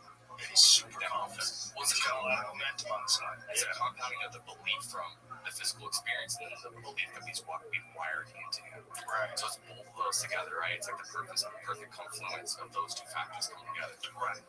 And then the confidence that comes from these wins, especially the last one. I mean, God, he looks so good. He looks so dominant. And to do that with a guy like Leon, who, we saw those Usman fights. We saw him knock out Usman. He's really good, man. And for Sean to do that, I was like, wow, that's a big turn of the corner, not just a little turn, just a giant turn of the corner. But stylistically, that was kind of a fight made for Sean, the right thing. Well, it could be until you take into consideration the second Kamaru Usman fight, because Usman couldn't take it down. That fight was primarily a stand-up fight because Leon's takedown defense had gotten so good. I think there was that bump in confidence after the knockout. He really felt like the champion now. So for Bilal to just step in and put a stop to all that, and then, to see then him lose the title to Jack Della, and then see what Sean just did, and you look at the whole thing, you're like, what a crazy Shark Tank of all these killers. Leon Edwards, Bilal Muhammad, Della Maddalena, now you got Islam Makhachev in there, and it's like, who can keep it together the most is a giant factor. Yeah. It's a giant factor. I know you don't really follow football, but like this is like the SEC in football, right? It's the division that's Alabama, LSU, Texas. It's like they're all killers. So any given night, anyone could be anyone. It's just like who's going to show up and execute the best. That's what it comes down to. And then you got Michael Venom Page, who's like the biggest puzzle in the entire sport. Like he's also a 170. That guy. Good luck. Good luck training for that guy. Like, just good luck. Good luck. Super tall welterweight who moves like nobody. Who's a world point fighting champion. Like, that is a totally different thing, that point fighting thing. You ever watch that shit? No. Okay. Michael Venom Page was, at one point in time, the best karate point fighters. And the way karate point fighters fight, they stop after one person gets hit. It's kind of like an elite form of tag with lethal weapons. Like, these guys are fucking good at these launches forward and blitzes, and they're really good at getting out of the way because guys are blitzing at them all the time. So because of the style of the competition, they developed this very unique skill set of being able to close the distance extremely fast with a lot of distance in between them and land very unpredictable shots. Like, he's super creative. And he also knows how to wrestle now. He also knows jiu-jitsu now. So, like, now he's a mixed martial arts fighter. But he's got this one skill set that's crazy unique. And I always said that's the thing that's missing in MMA. Because we see what happens when you get, like, a really elite boxer. We've seen what happens with a really elite kickboxer, a really elite jiu-jitsu guy, or wrestler. We haven't seen a really elite point fighter who learns all those other skills. Because it's a different thing. It's not like Pereira fights. He's not moving around a lot. He's coming right at you. There's not a lot of dancing. There's not a lot of, there's not a lot of finesse. Just Sandhagen moves. Sandhagen is like constantly giving you different looks and overloading your mind. Pereira's stalking you, right? It's very. What MVP is doing is something totally different. Like, you can't even touch it. He's hitting guys that have like a lot of experience in the UFC. He's hitting with shots they don't see coming. They can't hit him. Kevin Holland was like, where the fuck is he? I can't even find him. This is nuts. The guy just launches himself at you, pops you, cracks you, and then he's gone, and you're like, okay. He's moving way faster than anybody you've ever fought before. Covers way more distance quicker than anybody you've ever fought. I started out between someone who I started my street and just chatting in front of people and just chatting on screen and chilling. You ever seen like elite fencers? It's like the jumper This guy got so much positive feedback about this is him when he the was span of talking and everything. When we jumped in the game, this is what it looks like. It's really weird. now we're the starting screen talking on chat.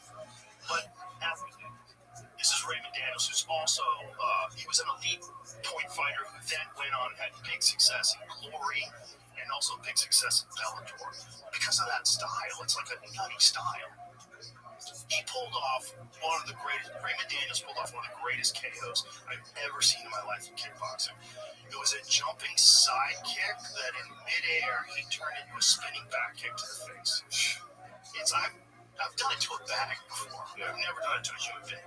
And for him to do it to a human being in glory, now see if you find the kickboxing one from Glory. This is the nutty one where he did like a 360-degree punch. Watch how crazy this is. Play that, because that's what that was, what you just had. Watch this punch. So he hits him with its spinning back kick to the body. He lets him get up. Now watch this. What is that? That is bananas. He ballet punched that dude. It's like anime. It's like Dragon Ball Z somewhere. If that was in the kick from like Mortal Kombat, you'd be like, get out of here, bitch. That shit would never work. But I want you to find his kickboxing KO. I wish I could remember the gentleman he was fighting, but the guy he fought is legit too. And he hit him with a jump side kick, spinning back kick to the face in the air. So it's like, that is a different thing. You know, Ankalaev's not going to do that. Pereira's not going to do that. Like, those point fighter guys are different. It's a different thing. You're dealing with this whole new skill set. This episode is brought to you by the Montana Knife Company. I'm very excited to do this ad because my good friend Josh Smith owns the Montana Knife Company. It was founded by Josh, who is one of the most experienced master bladesmiths in the world. He makes amazing knives. I fucking love them. I have a bunch of them. There are barely over 100 master bladesmiths in the world, and this guy's been one since he was 19. He makes the sharpest knives you will ever use right here in the US of A. Designed, tested, and built by hunters, Montana Knife Company is a hunting knife company first and foremost, but they also make some of the best chef knives on the planet. I use them all the time in my kitchen. And the best part is, all of Montana Knife Company's knives are backed by a multi-generational guarantee promise. If you ever need your blade sharpened, just send it back and they'll sharpen them for free. These knives sell out within minutes of being released, so head over to montanaknifecompany.com to see what's available now. My favorites, the insanely sharp Speed Goat 2.0. I carry that with me every time I go to the mountains. Montana Knife Company, working knives for working people. Leaping in and cracking you with shit. Like, what the fuck is this? So I know boxing a lot better than I know UFC. I'm just getting more in UFC recently. Where's this guy in his career right now? He's really high level. In the UFC, he's got to be top 10 in the welterweight division. But he shuts people down, man. He shuts people down in a wild way that you just don't see much. The only person who figured him out was Ian Gary. Ian Gary out-grappled him. You just got to hold him and grapple him. But watch this jump side kick. This is so bananas, dude. Watch this. Boom. Isn't that nuts? Jump side kick to the body and in mid-air turns into a spinning back kick to the face. I mean, not everybody can do that. But when a guy can do that, if you don't know that he can do that, you can get fucked up. Like this, Raymond Daniels can do some wild shit. And again, he's pulling it off against kickboxers. I mean, he had a couple of losses.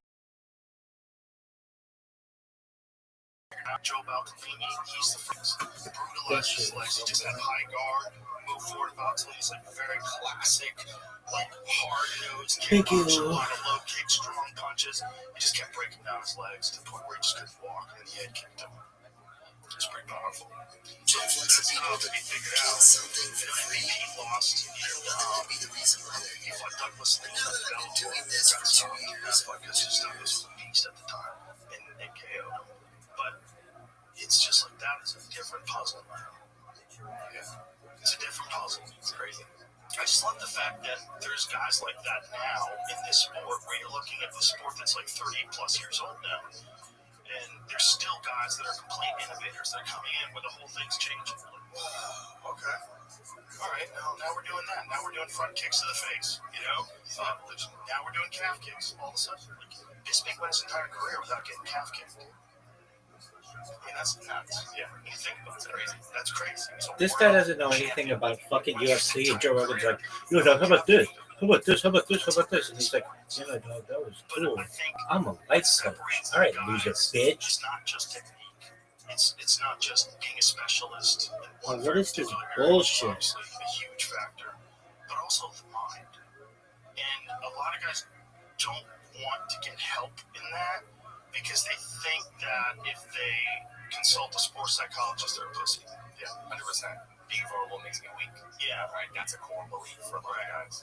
And so, when you believe that to be true, you're not going to create weakness within yourself, so you're not going to seek it out. Exactly. And there's also a big stigma around, like, guys in professional, like anything, right?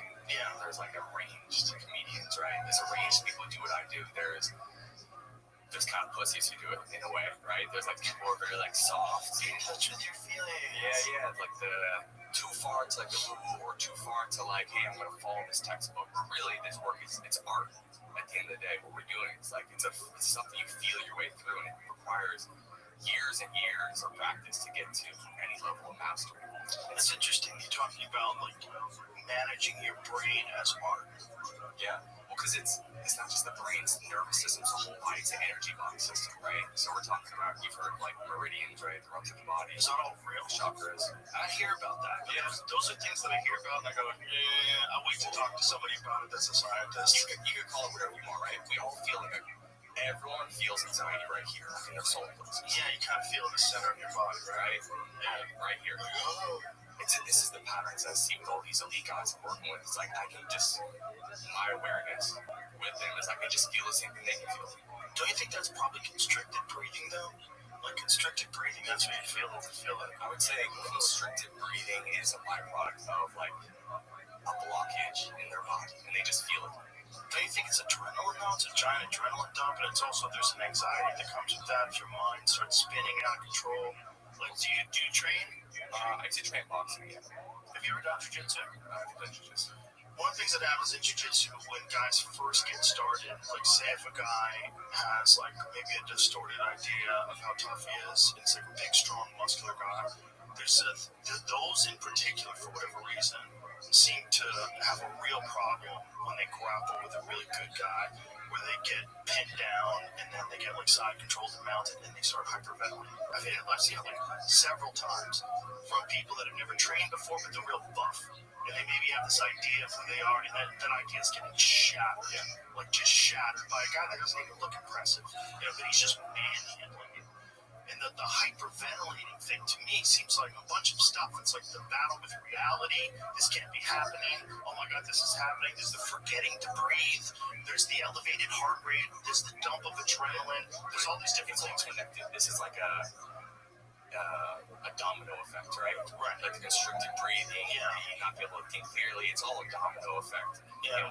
Kind of how I operate is like the belief is the thing that starts a domino. Right? Sure. And so if your belief is being destroyed in that moment, that's what creates that domino effect of the body and the nervous system reacts the way it does. Right. And so belief is formed in one of two ways. One is it's formed through life experience, right? Like the Goggins of the world.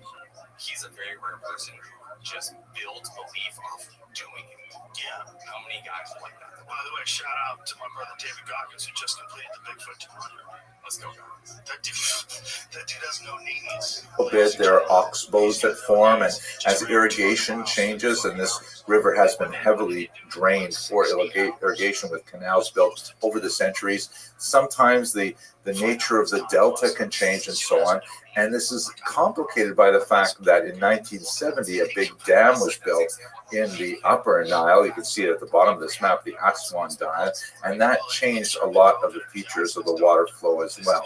So how does that affect what we know about the biblical sites that are described as the settlement of Jews in Israel?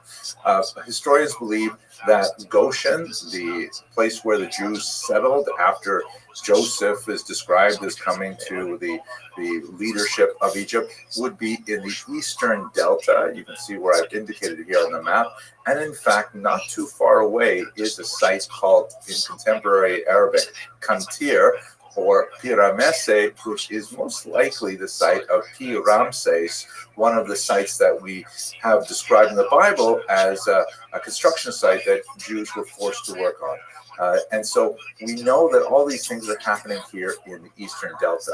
The challenge is that while some things are actually really well supported, for example, the Midrash talks about the actual soil of Pi Ramses being very unstable, and the Jews would engage in building buildings, and the buildings would collapse. That actually makes sense based on the nature of the composition of the soil in the delta there. But we don't have much archaeological, evidence from that period of any of the buildings that may have been constructed according to the biblical account. We do have, however, some new archaeological evidence that has come about as a result of the desiccation of the region related to the creation of the Aswan Dam that indicates some amazing things, like even these phenomenal mud pits that were described there, which are entirely consistent with what we know about brick making in ancient Egypt from, for example, the tomb painting of Rechmira that describes the entire process of brick making, which is consistent not only with the biblical account, but also with papyri that have managed to survive till this day. And in this particular mud pit that just blows me away, there's actually some remnants of a child's footprints. They measure to be about size 8.5 to 10, which would describe a child of 4 to 5 years old. We don't know, who this child was, Egyptian child, Jewish child, slave child. We don't know. What are they doing in the pits? Well, were they forced to work there? Were they playing there? We don't know, but it is nevertheless a very chilling reminder of the reality of work at that time. Still, doesn't say too much about the route that we're trying to describe. We know that the biblical account places the Jews in the Eastern Nile Delta. So how did they get from there to the Promised Land? The Bible specifically states that they did not take the shortcut, which is the Derech Plishtim, the Philistine way, also known as the Way of Horus. That would have been the easiest and most logical. That would go along the coast of the Sinai Peninsula, which actually had several established fortresses that were built by the Egyptians. The Egyptians frequently went this route when they went on raiding campaigns into the land of Israel.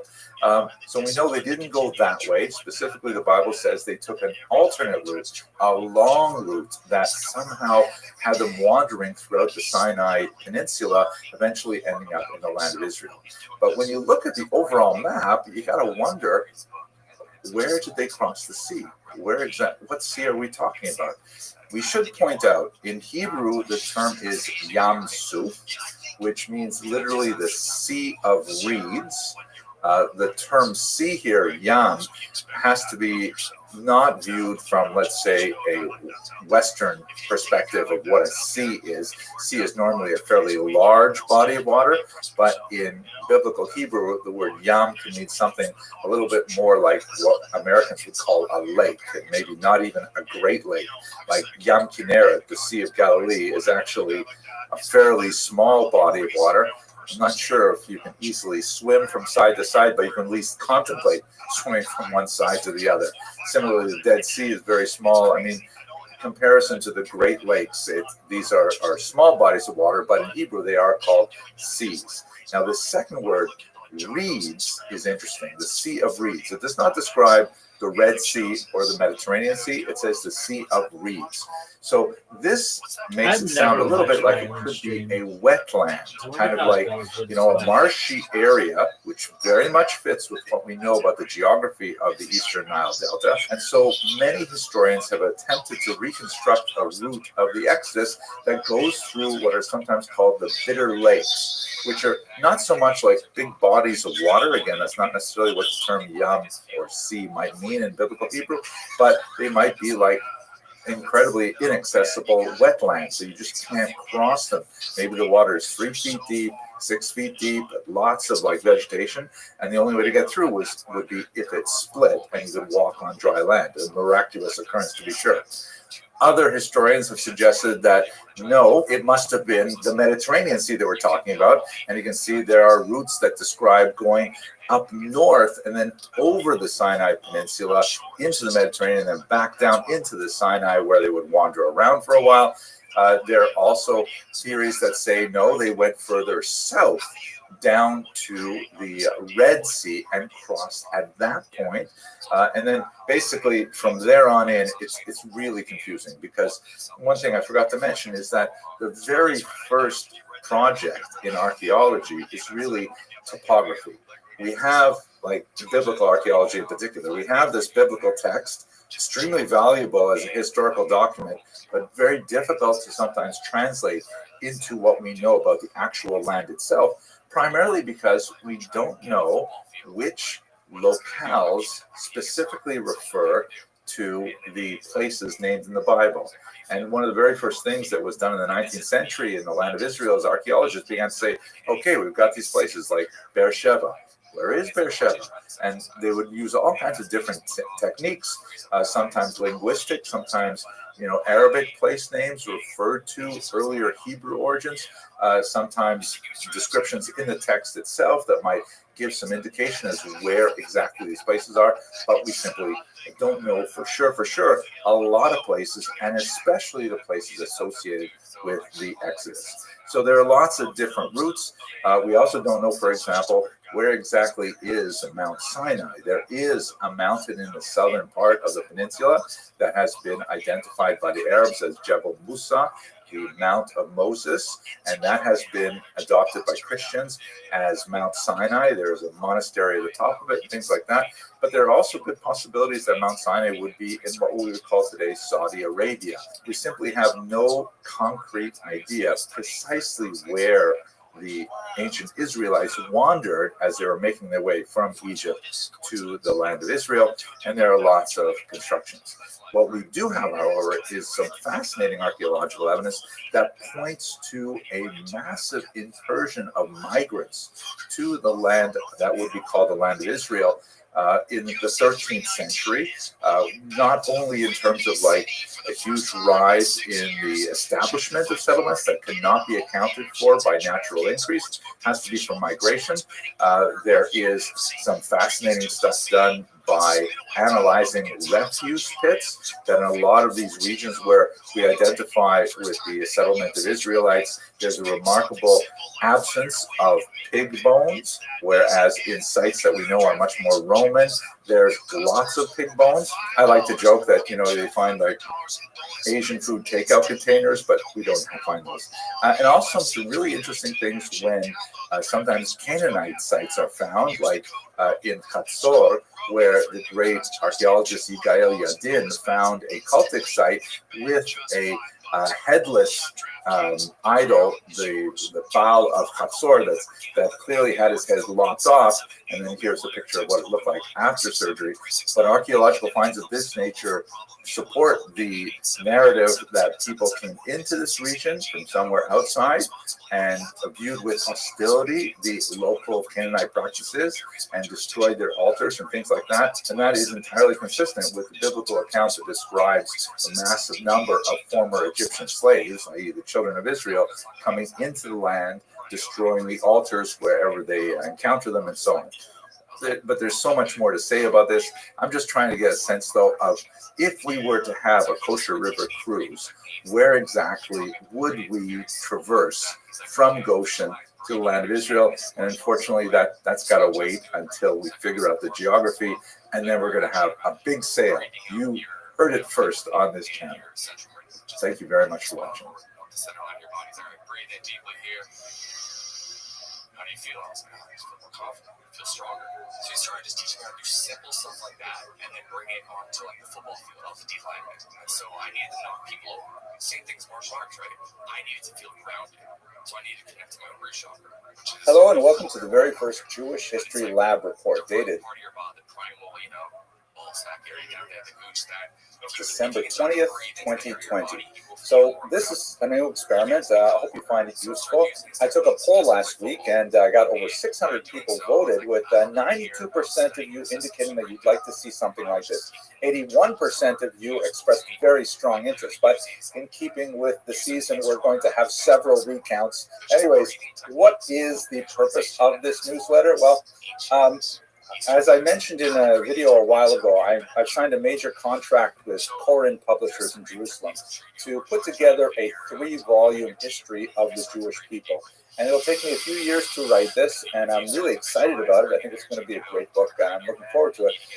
But one of the advantages of having a large audience of students who are interested in Jewish history on YouTube is that I can sort of crowdsource this. Obviously, I'm going to do the first stage of writing, and essentially the Jewish History Lab lectures are sort of my first draft of what I intend to put in the book. And I get a lot of feedback in the comment section, sometimes personal emails, and it's actually very useful. It's helping me shape the book. So this is what we intend to do in these newsletters. First of all, I'd like to tell you a little bit about what's coming up this week. The topic for this week is the birth of Christianity. This is totally coincidental. When I planned out the fall semester, I didn't realize that it would happen to occur right at this time of year, but there you go, serendipity. So we have 4 videos that are related to this, 4 shorter videos. On Thursday, the 17th, we premiered Judea in the Days of Jesus, which was a popular video, actually. It was the #1 popular for that week. And then later today, on Sunday at 1 p.m., these are Eastern time, by the way, New York time, we'll have a little bit longer video, Jesus and the Jewish Community. I'm a little bit concerned about this one. I usually don't speak about Jesus specifically in these videos because it tends to generate a lot of unwelcome comments. I'll talk more about that in a second. But, you know, this is the planned trajectory of the book. It's impossible to avoid this very crucial topic if we are going to write a comprehensive survey of the Jewish people. Then following that on Tuesday, we're premiering the separation of the church and synagogue, which is basically talking about the activity of the young church under Paul in particular and looking forward. And then on Thursday, we'll begin to look at the origins of the First Roman-Jewish War. So that's what's coming up over this week. Also, this morning, I'm premiering something, speaking virtually at Torah LA, which is a conference organized in Los Angeles by the Orthodox Union, and I'm giving a talk on Jewish history in Daf Yomi. For those of you who are not familiar with it, this is a global study of Talmud program. Daf Yomi means a folio a day, essentially like 2 pages a day, which allows people to complete the Talmud in 7 years. And my small part in this year's cycle, or this cycle, which takes 7.5 years to complete, is called Jewish History in Daf Yomi. It's a little video that appears on every daf of Gemara, 2,711 in total, and it's available on the aldaf.org website, and also there's an app that goes along with it. So please have a look at that. That's going to be airing at 10 a.m. LA time, but I'll also put it on this channel at 10 a.m. Eastern time. Okay, that's what's coming up this week. In terms of channel member news, you may have noticed that I have membership available on this channel. And, you know, when YouTube first made this available to me, I didn't really understand how it would be helpful, but then I realized a really great way that it will push forward my agenda of working on some serious Jewish history for the globe.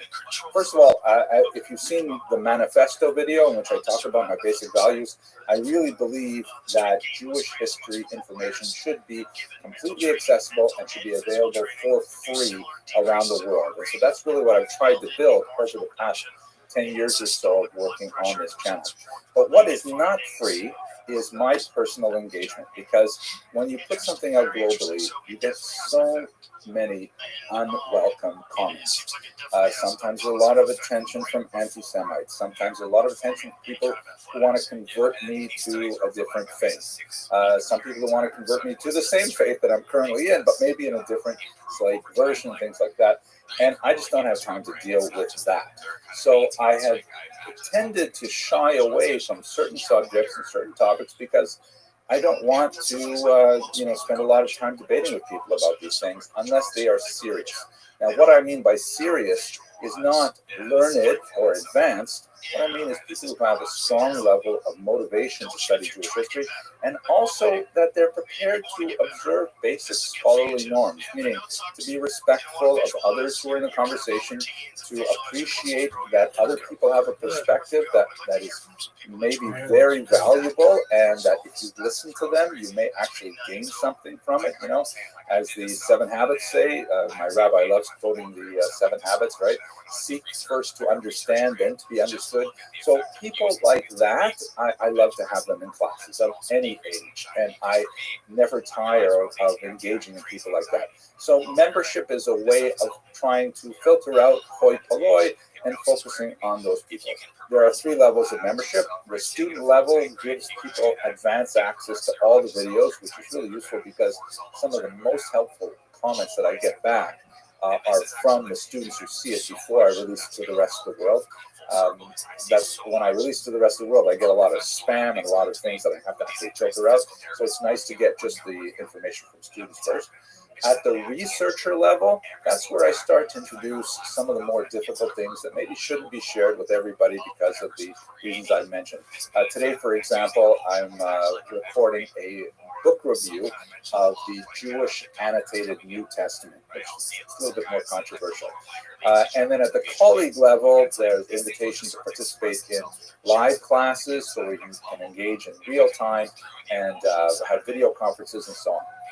So what's happening for the colleagues this week is we're going to be having a live class specifically on the first Roman-Jewish War, and then the video versions will appear over the next couple of days. Let's close with some fascinating Jewish history news from this week. One fascinating article that came out from Amanda Borschel-Dan, who is an amazing journalist who writes fantastic things, particularly in the realm of archaeology.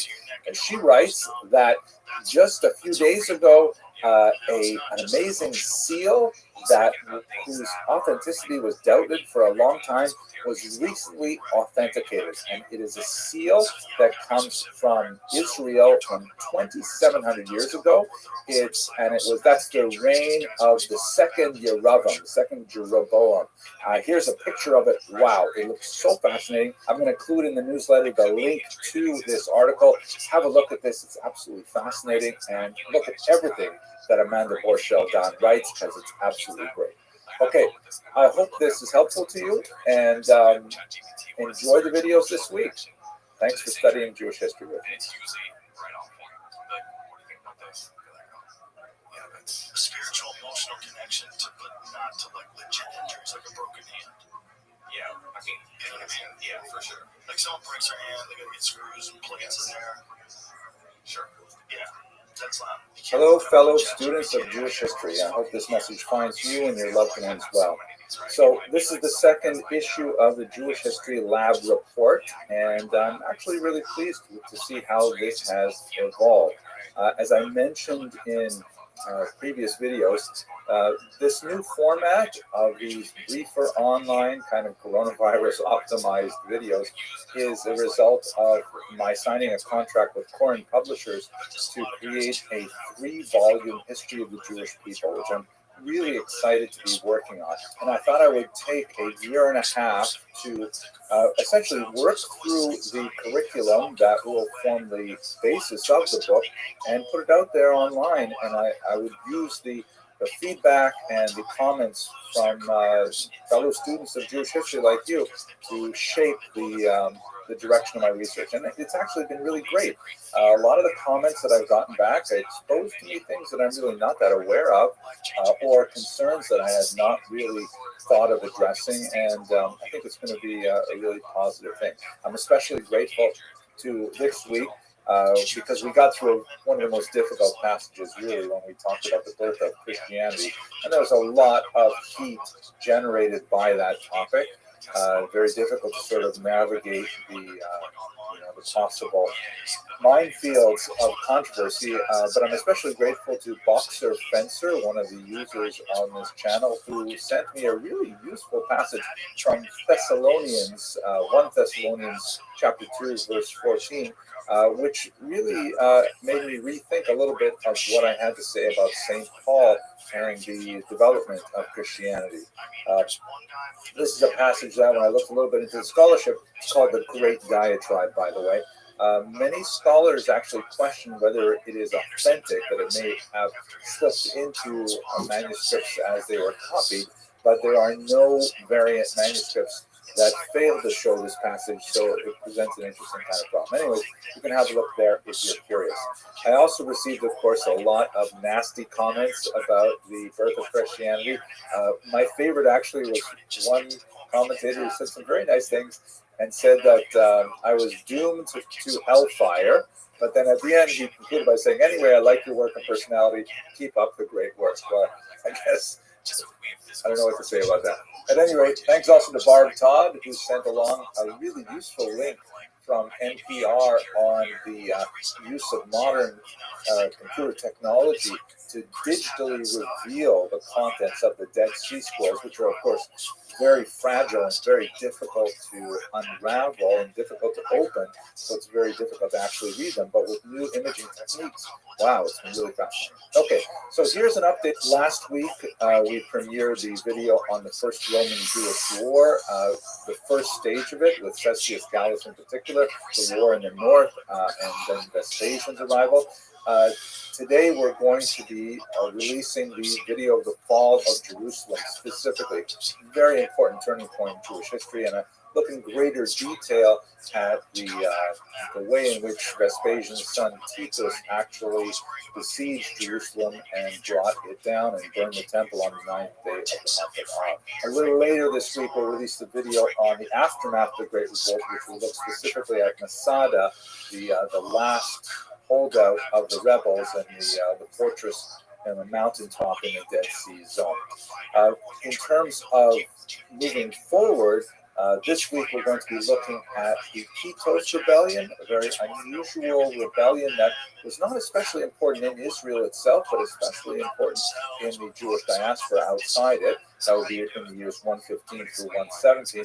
And then we're going to look at the Bar Kokhba revolt in much greater detail and its impact on Jewish thought and civilization and culture thereafter, with some focus on the Asara Ruge Malchut, the 10 martyrs of the state, very important element that has informed Jewish thought and shaped how Jews have related to the diaspora as a whole. In terms of membership perks for this week, the members at the colleague level, we're going to have our live class on Wednesday night, as usual, at 7:30. For researchers and colleagues, I've got a new video that I'm just hoping to release this week, which is a fantastic relook at Yigael Yadin's amazing book on Bar Kokhba, which was, such a classic, and I so enjoyed rereading it, so I thought I'd talk about it a little bit with you.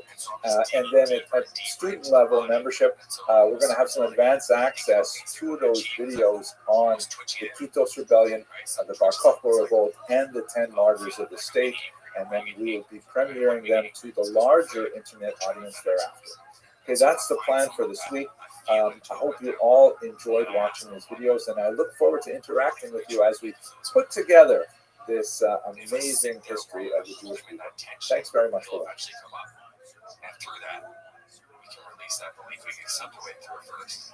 We can release it, we can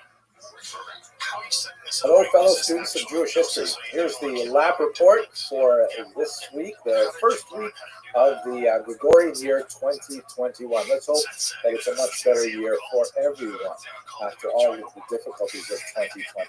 So last week we premiered a few videos specifically looking at the period of Great Rebellions. We looked at the aftermath of the Great Rebellion, the war that ultimately resulted in the destruction of the temple in Jerusalem.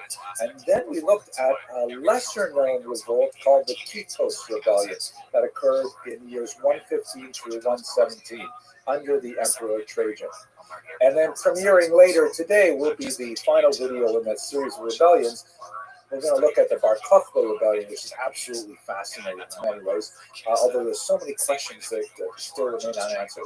I've also issued last week a brief researchers and colleagues video on Yigael Yadin's research in particular. It's so exciting. I really enjoyed so much of it. The plans for this week are to shift a little bit from the kind of chronological march of history and go back to a theme or an issue. And specifically, we're going to look at women in ancient Israel. We touched on this somewhat when we looked at daily life in ancient Israel, but now we're going to focus more carefully on a very difficult topic to study appropriately, because we really lack so many women's voices in the historiography, in the material itself. The connection to Bar Kokhba, though, is especially fascinating because I'm looking forward to talking to you about Babatha, who was a remarkable woman who left behind a cache of documents relating to her private legal life, dealing with a lot of personal crises that she was going through with multiple husbands and her widowhood, and conflict over inheritance, conflict over child custody. Really fascinating materials that give us a great sort of cross-section of what it must have been like to be a woman in the 2nd century. But we're going to start much earlier and kind of cover much more theoretical and historical grounds in that lecture. The live version of this lecture will be open to colleagues. You'll check the links in the separate posts for that material. I also want to let you know that we are coming to the conclusion of this semester. We'll go through January looking at the ancient period, and then we're going to make a transition to the medieval period. And as I've mentioned to you before, all of this work is in preparation for the much larger project of creating 3 volumes for Koren publishers on the history of the Jewish people. And I'm using these videos to collect feedback and get suggestions and get support and sometimes criticism to help me think about how I want to put together these eventual volumes. And I really appreciate all of you who have maintained, pretty steady diet of commenting on the website. I apologize that I can't get to absolutely every comment, particularly when the threads get longer and longer. But I am spending time every day going over the comments and trying to respond to you. And in this context, I want to let you know about a new idea I'm working on right now that I can't host here on YouTube because it doesn't work as well with text. It is, after all, video. But on my personal website, henryabramson.com, I'm thinking I will start putting up drafts of the chapters as they are written for comment from all of you. As much as I'm enjoying crowdsourcing this intellectual project of creating a book of Jewish history with a lot of support from other people, I don't think I can reasonably open up all of the text as it is in formation to 38,000 subscribers. So I'm going to probably set in some kind of mechanisms there to try and filter out people who are not necessarily as focused on the goal of really creating a final text. But I encourage you to go visit my website, henryabramson.com, where you'll see some of these ideas as they are developing, and I'm kind of excited about them. I'll let you know more about them. And in this context, I want to thank all of you for your feedback last week about that crazy idea of creating merch for this channel. I still feel a little queasy about it, and I haven't quite told my college-age son that I think I'm going to try it. But anyways, check it out. I'm especially fond of the mugs, and I want to give a special shout out to Jen Goldman and Tommy O'Donovan and Michael Alberta, who suggested some really great ideas, and some of them I'm going to put into place because it's actually kind of fun. So there it is. Have a look at the Teespring site. That'll be populating on YouTube later. We've got a Josephus mug, we've got a me mug, and we've got a Shabbatite ski mug, which my client says he's going to really enjoy taking to the mikvah, the ritual bath, for its proper immersion. Anyways, it's a strange world. I hope you have an amazing week, and it's great to have you as subscribers to this channel. Take care. For those, it's just going to be a longer journey. to get to some sort of positive outcome, but a lot of people just don't know how to begin the first steps. Like they want to. Like if you have like Hello, fellow students of Jewish history. I am so delighted to announce that beginning this Wednesday night, October 27th at 7:30 p.m., we will resume the Jewish History Lab series of lectures. This is going to be the third and final semester of this series, and we're going to look at the modern era. Unlike the two previous semesters in which I had the chutzpah to address many subjects which I knew not too terribly much about, I'm actually a little more adept in the modern era, so I hope it's going to be even more interesting for all of us and less sweat-inducing for me. At any rate, we're going to look at the last 500 years of Jewish history, specifically from the Spanish expulsion of 1492 right up until the contemporary period. And I think it's going to be so fascinating. There's so many amazing, dynamic things that happened to and happened as a result of the Jewish people over the last half millennium, and I can't wait to discuss them with you and hear your questions. So there are three basic ways to participate in the series if you would like to. The first is please attend in person. The classes are sponsored by the Young Israel of Lawrence, Cedarhurst. That's located at 8 Spruce Street in Cedarhurst, New York, led by the incredible Rabbi Yaakov Trump, no relation. Unlike the series that was so rudely interrupted back in the spring of 2020, we are going to be having them live and in person in the synagogue building. They're open to the community, free of charge. Please come by and join us. We would like you to please practice respiratory etiquette. This is a term that I picked up while I was traveling in Europe just recently. We encourage vaccination for everybody, of course, if you are eligible for a vaccine. Please do not come if you are not feeling well. Masks are welcome and encouraged for anyone who feels appropriate wearing one. They are mandatory for those who are not vaccinated.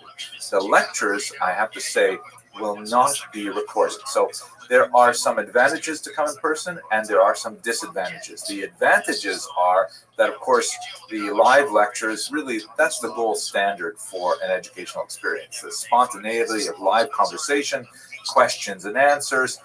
There is a small disadvantage that you may be exposed to some of my cheesy jokes, and I apologize in advance for them, but I simply can't help myself. So that's the best way to enjoy it, free of charge, sponsored by Young Israel of Lawrence Cedarhurst. Please join us. And they will be basically every week, every Wednesday night at 7:30. There are some interruptions to the schedule. The second way you can participate is you can attend via Zoom. We are, of course, in a bold new era of education. We're still trying to figure out exactly, what is education going to look like, both at the tertiary level, where I spend most of my energy, or in the adult education, in which I class this series, or even at the primary level. And so we're going to try this semester to offer this as a hybrid option. Meaning, the essence is going to be placed on the live in-person class. And again, that's the best way to appreciate the information that we're going to share. But we will offer the option of Zoom for those who cannot attend in person for a variety of reasons, not excluding the reality of, the January temperatures in this part of the world.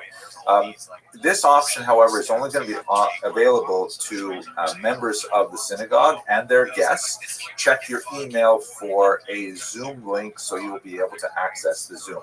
It's also open to members of my YouTube channel at the colleague level. So please have a look at your community announcements and you'll be able to get the Zoom link and you'll be able to participate. One of the challenges of offering this in a hybrid format is that it's not easy to address a live audience and an online audience simultaneously. So I'm going to put most of my energy into the live audience, but I will try and devote certain periods of time to the hybrid. And we'll see how this works out. Hopefully it will be successful, but we will tweak things as we go along. Finally, if you can't attend in person and you can't attend by Zoom, then you'll be able to watch pre-recorded versions of the lectures, which I have been putting online. There's more than 80 of them in this particular series already available. And this, of course, is open to all because I really believe that Jewish history yearns to be free, yearns to be out there so that people can learn about this amazing and fascinating history. The advantages of viewing the pre-recorded lectures are that One, they tend to be shorter and a little bit more tightly edited and so on. And there are very, very few cheesy jokes because I just got too many negative comments about them. There's not as much opportunity for interaction. I simply don't have time to respond to all of the questions and comments that are in the inbox there, but you will have the opportunity, of course, to interact with other audience members. And I do like to participate in live chats more or less once a week so that, we do have a chance to at least interact with each other that way. Okay, that's basically it. We're going to start Wednesday night, 7:30 p.m. Eastern Time. And we are going to be looking at the fascinating topic of the Jews of Asia. Thank you very much for listening. How about your career? Living a life where you have some sense of meaning, right? And starting to move towards that. Don't do something you hate. Hello and welcome to the first in a large series of projected small lectures that I'd like to call the Jewish History Lab. Now, I'm calling it a lab because this is somewhat experimental in nature. I'm very proud to let you know that I've signed a contract with Koren Publishers, Jerusalem, really important publishing house that does really beautiful work. I have so many of their books in my own collection, and I'm very honored to be producing a multi-volume, massive survey, history of the Jews for them over the course of the next few years. So these lectures are kind of like my rough draft of the materials that will ultimately find their way into the printed word, and I hope you will snap up copies of them when they're available because I think they're going to be great. I'm really excited about this particular work. So it's experimental in the sense that I'm going to put my first draft together in this video format and put it up on the internet. And I'd love to hear from you. Please insert your comments in the box below this video and let me know what you think and if you have any questions or suggestions. And then we'll see how we go forward as I transform these lectures into the written word. But let's get straight to the material. Let's look at this little piece of global real estate and try to understand how it fits within the larger perspective of the history of the Jewish people. Many people tend to look at the land of Israel, something like this amazing 6th century map that was discovered in Madaba, Jordan. Now, what do I mean? They look at it this way. It looks intriguing and fascinating, but at the same time illogical and confusing. So what exactly is this map? First of all, it was discovered in Madaba, Jordan. You can see here's a screenshot of where it appears on Google Maps, just a little bit northeast of the Dead Sea, a little south of Amman. And it was in the floor of a 6th century church that was designed for pilgrims, Christian pilgrims, who were making their way into the land of Israel from the west. And it was intended as kind of like a permanent physical reminder of how to find the various holy sites. It was discovered in the late 19th century in the course of church renovations, and unfortunately this gorgeous mosaic was badly damaged over the centuries. Nevertheless, a significant amount of it was preserved, and we can learn some fascinating things about how they viewed the region. Obviously, it's not to scale, but I think one of the most fascinating things is that it is disoriented with east at the north. That is, you can see the Dead Sea is right in the middle of that region there. It's got some boats, massive boats by scale, floating on the Dead Sea, and there's a river, the Jordan River, that's at the left, that would connect up to the missing Sea of Galilee, or Yam Kinneret. And so this is how pilgrims would have seen the land. They would have seen it with Jerusalem really at its center.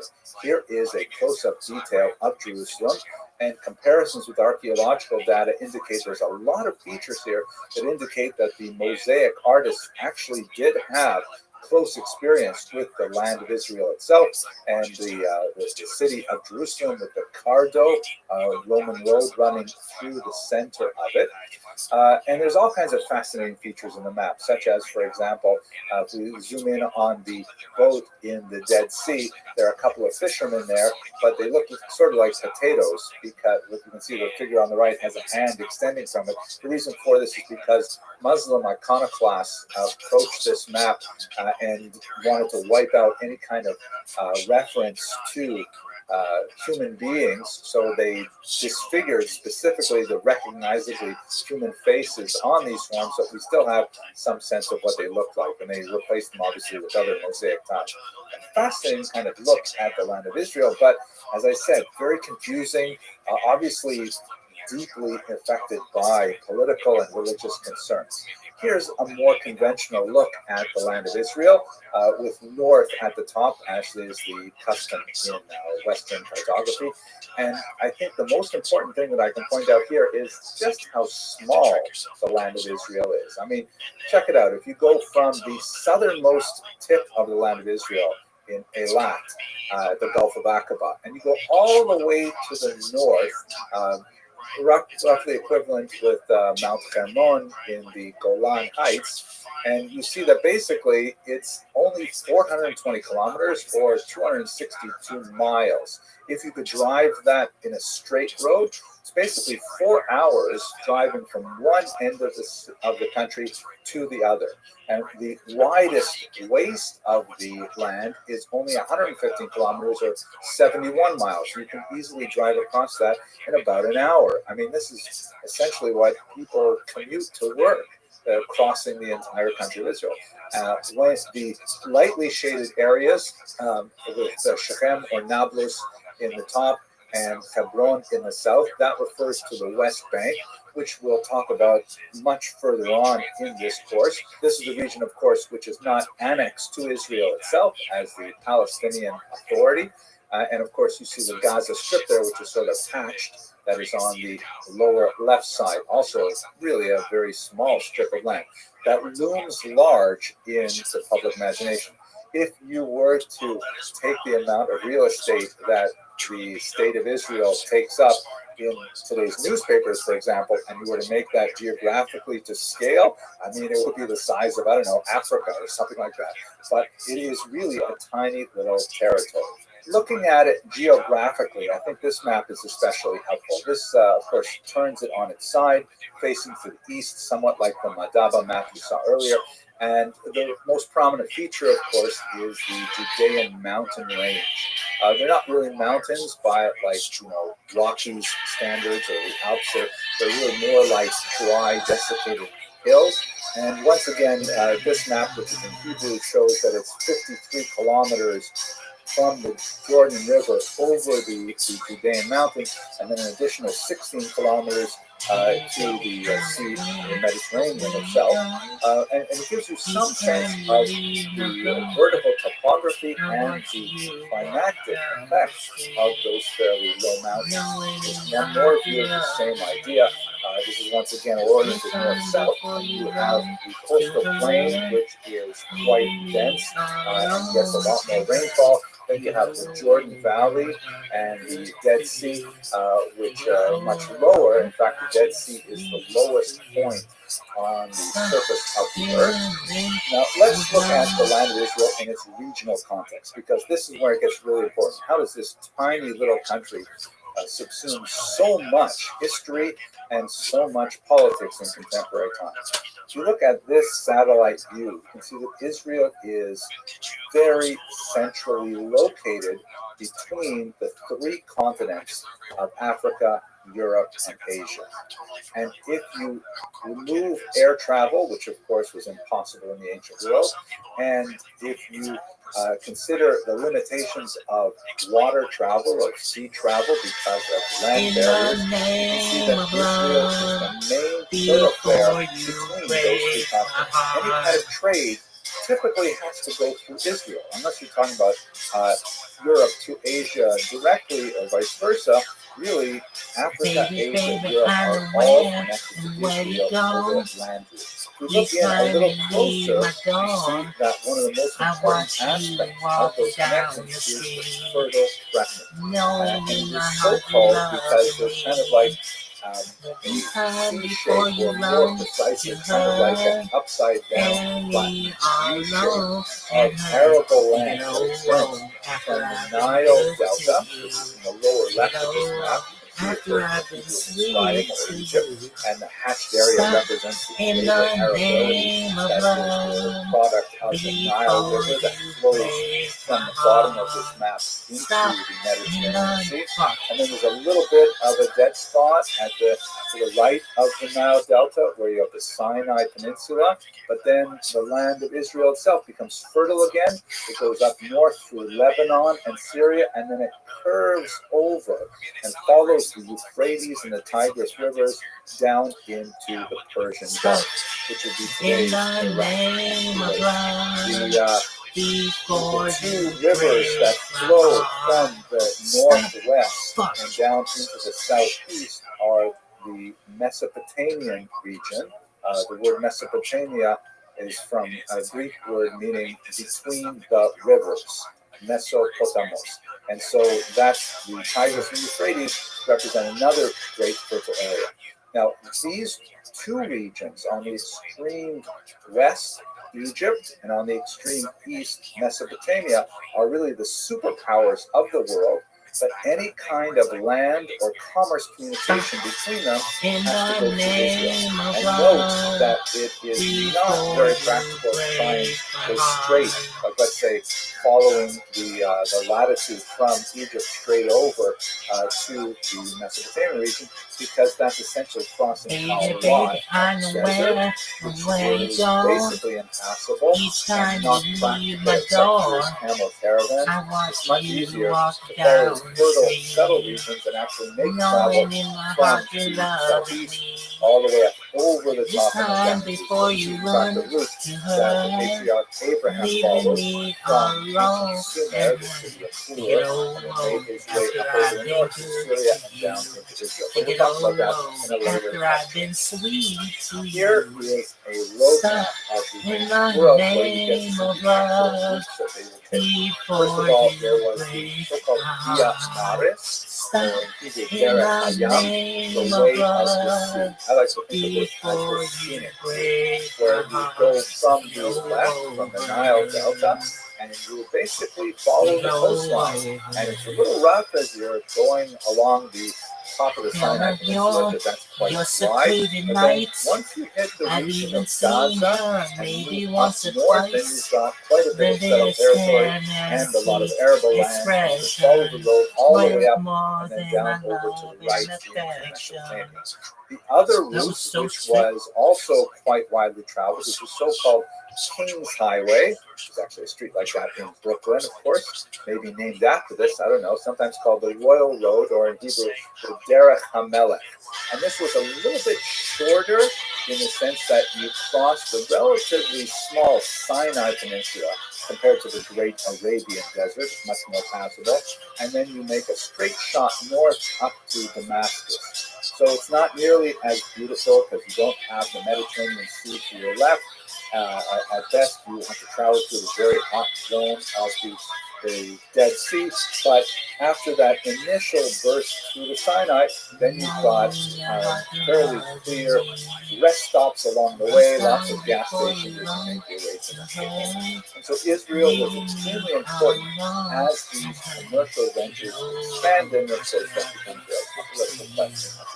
Perhaps what makes Israel so important to the rest of the world is the religious context. You're going to be exploring in a lot of lectures as we go on. It is the center really of three major world faiths, Judaism first, and then Christianity, and then Islam to a slightly lesser extent, and it's regarded as the navel of the world. In fact, that's a Hebrew term used in the rabbinical for Israel and for Jerusalem specifically. This is a sentiment that is echoed by many other cultures. I look at this amazing 16th century map by Heinrich Vincent, which is meant to be kind of a thematic map. He's published a lot of really beautiful maps that capture ideas in cartographic form. And you can see that he has indicated that Jerusalem specifically is at the center of European, Asian, and African history, like a clover leaf. And if we zoom in here on Jerusalem,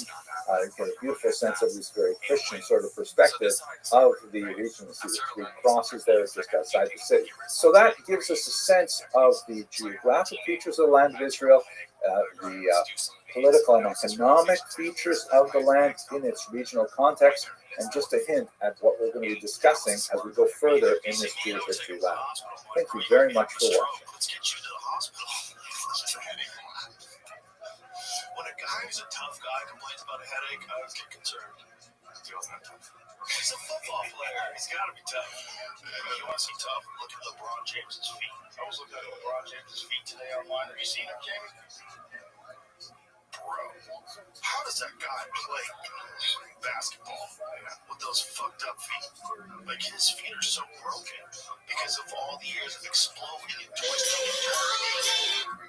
He's been playing professionally for how long? Hello and welcome to the second lecture in the Jewish History Lab series. So I'd like to look very briefly at the earliest population in the land of Israel. It's important here that we should distinguish three different types of There is history, which is the area in which I feel most comfortable, and then there is proto-history and prehistory, moving backwards in time. Proto-history is generally understood as the history when we have the earliest written documents, because historians, we like to work with text, we like to work with words. And as soon as you begin to get words, like in cuneiform or in hieroglyphics, and you begin to be able to tease out some of what the earliest generations are trying to communicate, then you have at least the basis of the kind of things that we prefer to work with. On the other hand, moving further back in time, you have what's often called prehistory, which means what happened even before people were writing things down, or we have any written record of what may have been written down but simply did not survive. And when you get into that area, well, historians like me start to feel distinctly uncomfortable. You've got to get into archaeology, you've got to get into geology, you've got to get into scientific fields to understand how carbon dating works and things like that. Those are things that are not really my strongest suit. We will be dealing with much of that, especially archaeology, in the next couple of videos. But for the time being, let's just All day long I hear my telephone ring. It's calling, giving me that advice. From the four I know, I can wait home. 5,781. That is, of course, the Jewish year that was celebrated on Rosh Hashanah, which occurred in October of 2020. How do we know that this is really the 5,781st year since creation? If you look at the book of Genesis, the first book of the Hebrew Scriptures, there is an accounting of years, but it's not really precise. All day long I hear my telephone ring. It's calling, giving that advice. From the boy I love, I should let go away. The hardest to bring one day. Nothing much better that advice, but it's not gonna happen twice. Cause all advice ever gotten me was laying long and sleeping. Now he's back in my arms again. Right by my side. And I'm back in my arms again. So satisfied. I ain't feeling fancy, say, let him go. I'm one that needs a soul.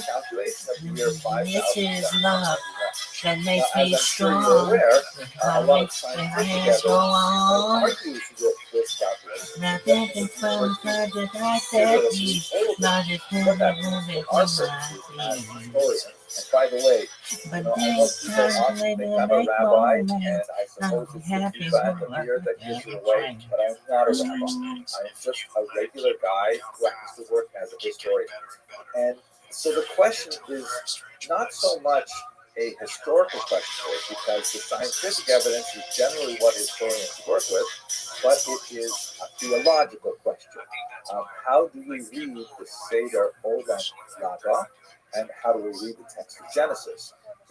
We're not going to go into those issues in this lecture. If you are curious to see how do we reconcile cosmology from the perspective of traditional Orthodox Judaism, and how do we reconcile that with scientific evidence, I strongly recommend you have a look at this great book, which I actually read twice because it is so fascinating. The Challenge of Creation by Rabbi Dr. Nathan Slivkin. It is not an uncontroversial work, but basically he gets deeply into both science and Torah to look at how rabbis in the past have dealt with these challenges. And this is nothing new. I mean, Jews have been dealing with the age of the universe questions really since the 19th century for sure, in a very forthright way, but there are even some fascinating earlier information on how to calculate these dates. Have a look over there if you want to go further in that direction.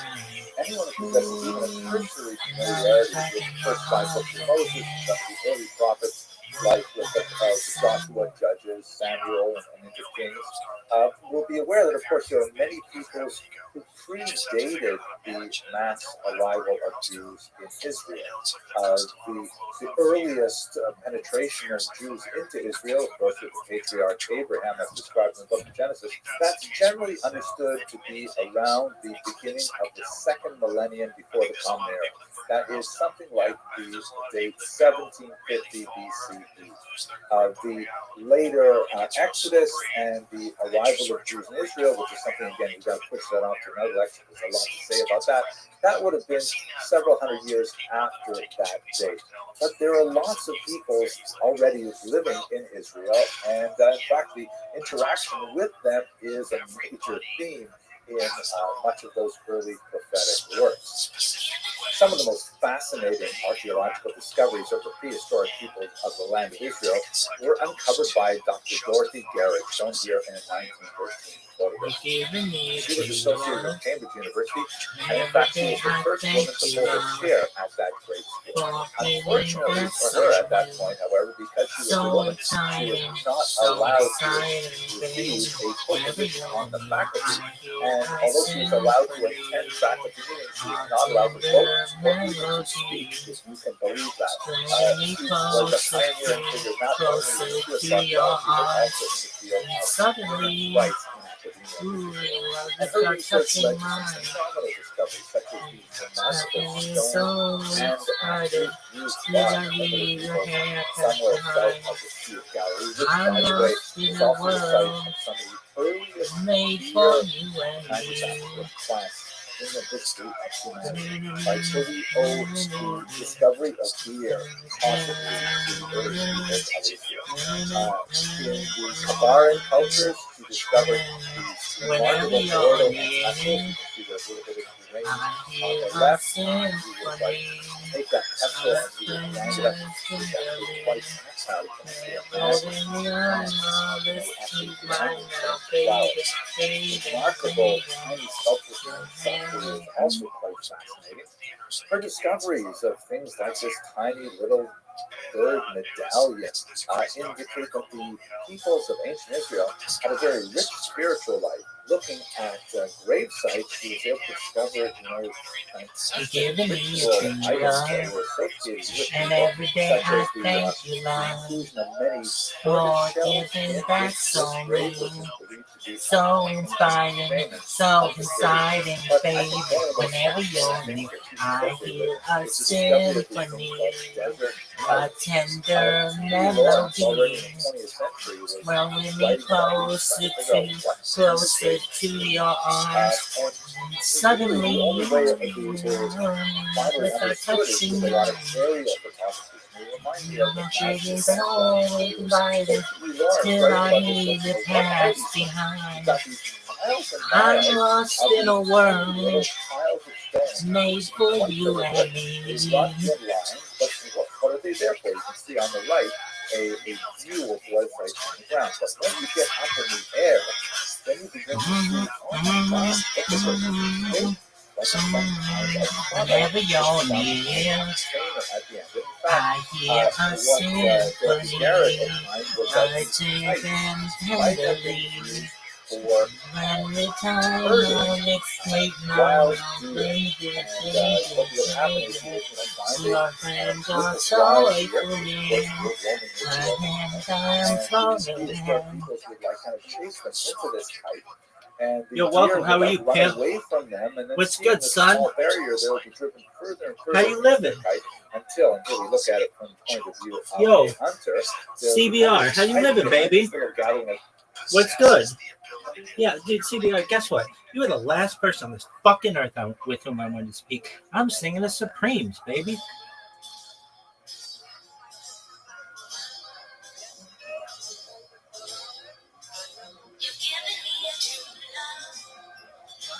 That was so sick. That was so sick. Dude, this Joe Rogan episode sucks, and this guy sucks. Joe Rogan, you need some new motherfuckers on there. Except for Bart Sproul. Bring his ass back on with the debate. He doesn't debate that well. Why? He doesn't talk about fucking swag. Things that were happening in Israel. I can go to 2-year-old, 12-year-old. Yo, dog. See the flag? Yeah. That's impossible if it happens. In particular, the discovery of these plastered human skulls, which appears that the ancient peoples of Jericho, one of the oldest cities in the world, would preserve the skulls, presumably of their ancestors, and then decorate them and bury them apparently under the floor of their homes. So you can see sometimes they have like plaster on top of them, and sometimes they have like specific decorations, like the use of these shells for their eyes and so on. And perhaps this is associated with some kind of ancestor worship. The people of ancient Jericho were also into defamation, which is a really wild practice that involves the drilling of holes into the skull, a procedure which people tended to survive, believe it or not, because the skulls actually show evidence of healing. It's uncertain why they were doing this, perhaps to as an early medical procedure, perhaps as an early psychiatric procedure, maybe some kind of cultic practice, who knows, but it was definitely very bizarre. Also discovered in the region of Jericho were a whole series of fascinating maps, which again give us some inkling of their spiritual life, perhaps their entertainment. It's hard to tell, but you can see here that the masks clearly had holes drilled at the side, so they could be attached to the face, perhaps for some kind of dramatization, maybe in connection with ancestor worship.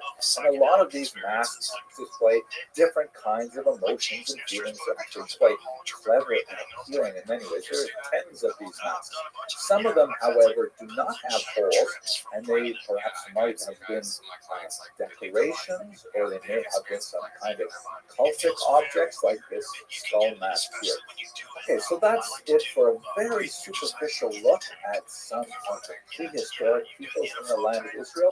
We're going to continue our story with the biblical data regarding the arrival in Israel of the Mesopotamian patriarch Abraham, and what that says for the beginnings of Jewish history.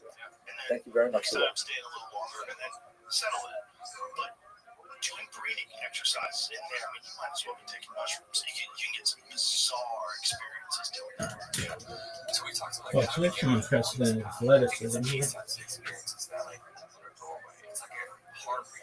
Really impressive. Unprecedented. People who are like in a really dark state. You think most people are in a dark state? I don't know. Most people who are in a very dark state, they're struggling with bad depression. I don't think they should go right to a second episode and just settle for them. I think they can do right talking, breathing, flow tanks. There's different. Before we begin to approach the earliest period of Jewish history, we have to address the question of how shall we approach the Bible as a historical source. The Bible is, of course, regarded by tens of thousands of generations, millions upon millions of people, as the Word of God, and it has a tremendous amount of authenticity simply because of that status. But if we're trying to approach it looking for historical data, is that an appropriate way to understand this text? I'm going to set that question aside for now, but I would like to give you a thought experiment that hopefully will clarify some of the questions that arise as we look at it from the point of view of a historian. One last caveat. I know when people look at me, especially for the first time, they think I'm a rabbi. I think it's the kippah and the beard that give it away. And it's true on a personal level. I have proclivities towards observing Judaism, and I do my best as much as I can to be as observant as possible. But let's just set that aside as well and look again at this question from a historical perspective. Because I'm not a rabbi, I'm just a regular guy who happens to work as a historian. Here's the thought experiment. The year is 1985, and you are in middle school. You're 12 years old, and your teacher gives you an assignment. She gave it to you a few weeks ago, but you ignored it. It's only due tomorrow. You have a few hours left to write it. The assignment is, please write 500 words on the life of Julius Caesar. Middle schoolers today would say no problem, but it's 1985 and no one has invented the internet yet. So you're stuck. You have a few hours left. The library is closed. What do? You scramble around the house looking for some kind of book that says something about Julius Caesar. And in your older sister's bedroom, you find some of her college textbooks, including a ratty old paperback who was probably published sometime around 1972 that has on the spine Julius Caesar by William Shakespeare. Great. This is fantastic. This is exactly the book you look at. It's kind of hard to read. It's not written in modern English, but you sort of skim through it and you figure out a few key things and you strap together a paper for your teacher. Now, the question is, how reliable is William Shakespeare's account of the life and death of Julius Caesar as a historical account? Can we say that the things that Shakespeare describes actually happened? Not terribly likely. First of all, Shakespeare's account was written about 1,600 years after the events described. Oh my God. Fuck. Now, Shakespeare probably had some other data, read other histories to be able to put together the story of Julius Caesar, but he clearly was not even writing a history book. He was writing something for popular entertainment. And what kind of poetic license did he take in producing that particular work? Can we actually say anything real about William Shakespeare's account of Julius Caesar? And just to take it to a meta level, which is going to be very relevant for looking at the Bible as well, the copy that you're holding in your hand was published in the 1970s. Who says that it doesn't actually date from the 1970s? Who says that it even dates from the 1600s? Maybe it really was published for the first time in the era of Elizabeth II as opposed to Elizabeth I. How do you know that this is an accurate copy of something that was actually written 400 odd years earlier? All these questions abound. Just to make it a little bit more fun, notice the iconic presentation of Shakespeare's Shana Punim, his visage. That's based on something called the Chandros portrait, which is named after its owner, not after the subject or the painter, neither of which are known for certain, but is generally believed to be a depiction of William Shakespeare himself. When you look a little closely at it, you see that Shakespeare himself apparently wore an earring, but that has been removed from his ear in the version that you hold in your hand. So there's just so many possibilities for inaccuracies in understanding the life of Julius Caesar. Shouldn't we say that as well about the Bible? Even according to the Word of God approach, whatever that means exactly, many of the events described in the Bible are written down explicitly as having occurred in the distant past. So what do we do with this as a historical account? One more word about the Word of God approach. Can we possibly penetrate the inscrutable mind of the Almighty to determine that the purpose of the biblical text before us is to give us historical data? Perhaps it's to give us religious instruction, moral instruction for our edification, without necessarily giving us a blow-by-blow chronicle of events. It's a big, complex, sprawling document. We will be exploring it in greater depth in the following lectures as it relates specifically to history. But it's like a real, tangled mess of complications to try to understand this text as a historical source. But by the time we get to the 19th century, there are a lot of questions about how to approach the Bible as a historical text. And we see people like William Albright who say, well, okay, without denying the higher Christian approach that is advocated by people like Wellhausen, we can still go back to the land of Israel and discover the facts as they occurred using this relatively new science of archaeology and construct the past and see how it conforms to the Bible as essentially the template for historical events. In other words, the way Albright looked at biblical history is he said, we have essentially got in the Bible the cover of the puzzle box. Inside are 1,000 pieces, but we see what it's supposed to look like. So all we've got to do is go to Israel, find the places mentioned on the biblical narrative, dig up the ground there, and we'll find evidence of things that happened. We'll go to Jericho, we'll find the walls of Jericho that were destroyed by Joshua and things like that. The thing is, once you get to Israel, you're confronted with a massive amount of data. And who says that it's going to conform to the picture box?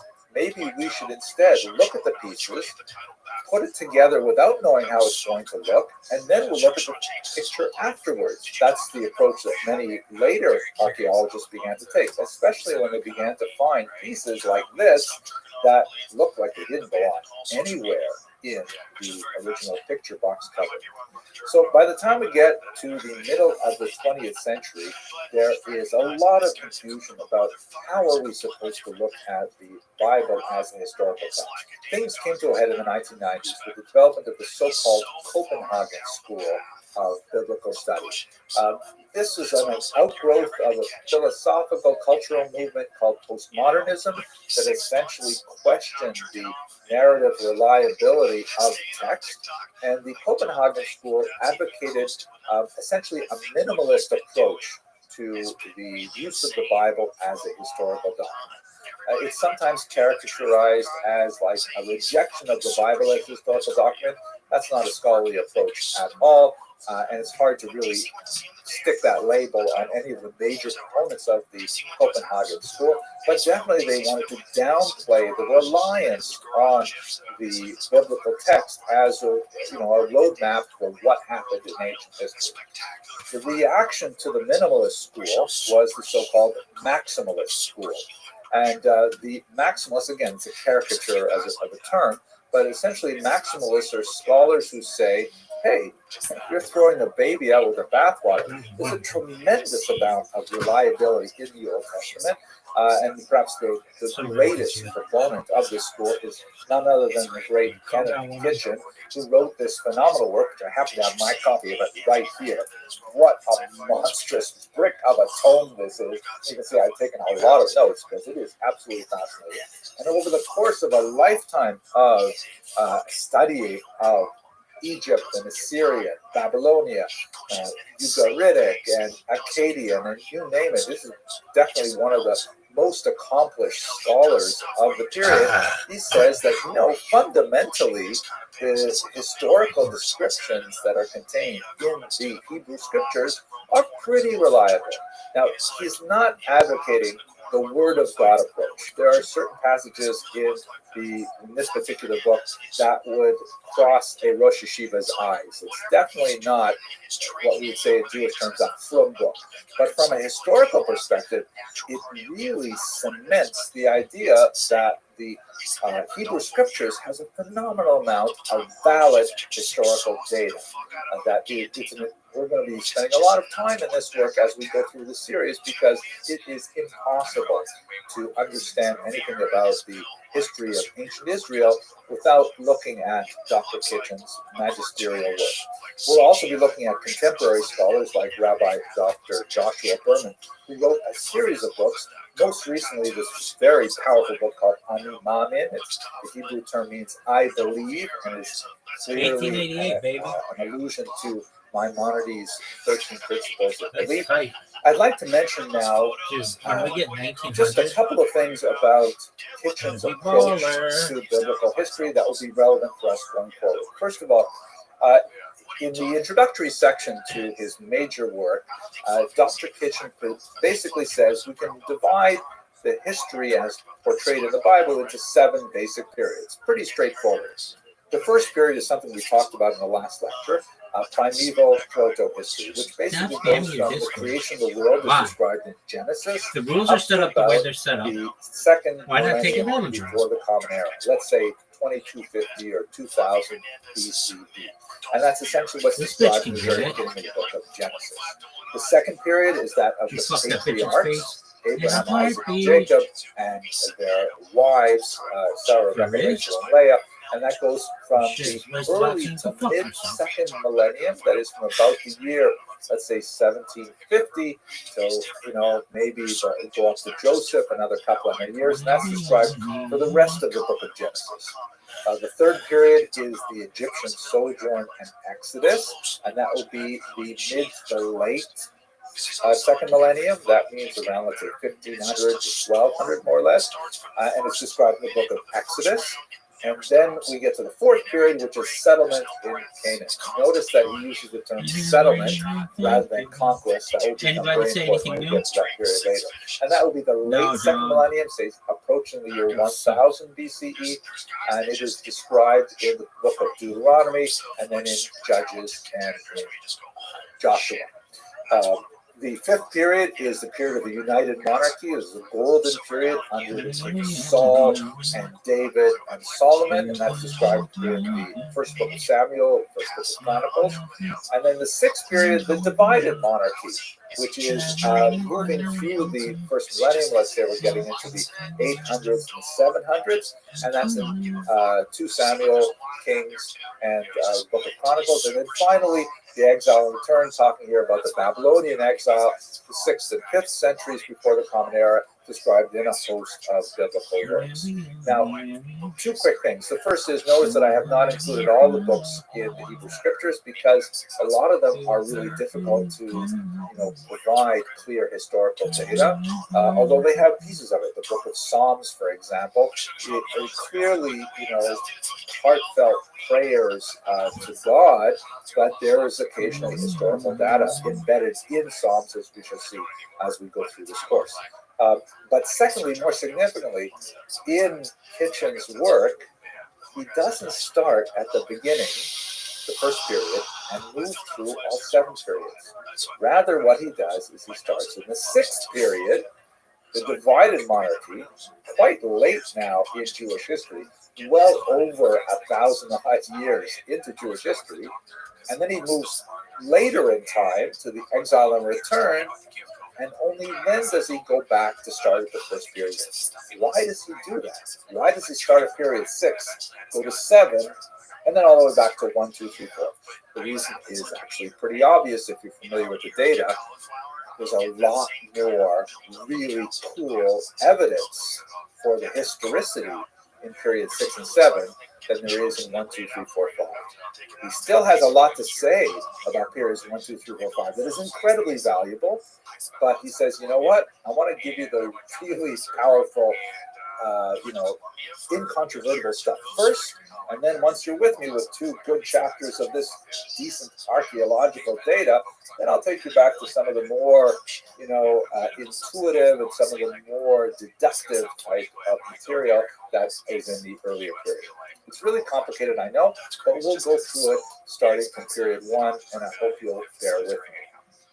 Let us give you an example of what is like some of the really cool data in both of those sections. So Dr. Kitchen argues that there's basically 2 types of data points that prove the Bible has reliability as a historical source. The first would be external evidence of historical reliability. And what he means by that is data taken from outside the text of the Bible that conforms exactly to the text as we have it. And a great example of this is archaeological finds. So, for example, this black obelisk of Shalmaneser III, which dates from the 9th century before the Common Era, clearly has King Yehu, who is described in the Hebrew Bible as, owing obeisance to King Shalmaneser III, and this monumental architecture clearly describes this from the perspective of the occupying power of Israel, and it seems to lock into place the account that we have of the historical relationship between these 2 powers. So this is the kind of evidence that we love as historians because it kind of confirms everything from an independent vantage point. And most of that really dates from the 9th century onward, meaning from the 800s onward. And since we're going to be going back to the year 2000 before the Common Era, it's it gets harder and harder the earlier you go back in time to find this kind of hard external material evidence for the historicity of the biblical narrative. But that doesn't mean that we're without resources. And a good 350 pages of Dr. Kitchen's work is based on looking at internal evidence of biblical reliability. Just giving you one little example here, and we're going to go through many more of them as we go through the next lectures. Look at the price of slaves in the ancient world. So Dr. Kitchen was able to comb through a tremendous variety of data points in dozens of ancient dead languages to find how much it cost in shekels to buy a slave in the ancient world. And then he compared it to the few data points of how much slaves cost as described in the Bible. So if you look at this graph, the red line describes how much slaves cost in various parts of the ancient world, from the Nile Delta to the Mesopotamian region. And we see that it follows that essential red curve from the year 2250 to about the year 500. And then when you take the few passages in the biblical text that refer to the this is the asshole who promotes himself on Kick. It conforms That's right. to the price of slaves that was the going rate in the ancient world. That's like very interesting. Now, it does not have the same kind of hard proof. It's not going to fall on your foot like a big piece of monumental architecture that will make you say, ouch. But nevertheless, it's really quite persuasive to say, hey, if it cost 20 shekels for a slave in the old Babylonian period, and Joseph was sold for 20 shekels around that time, that sounds like a reasonable piece of historical data that we can rely on.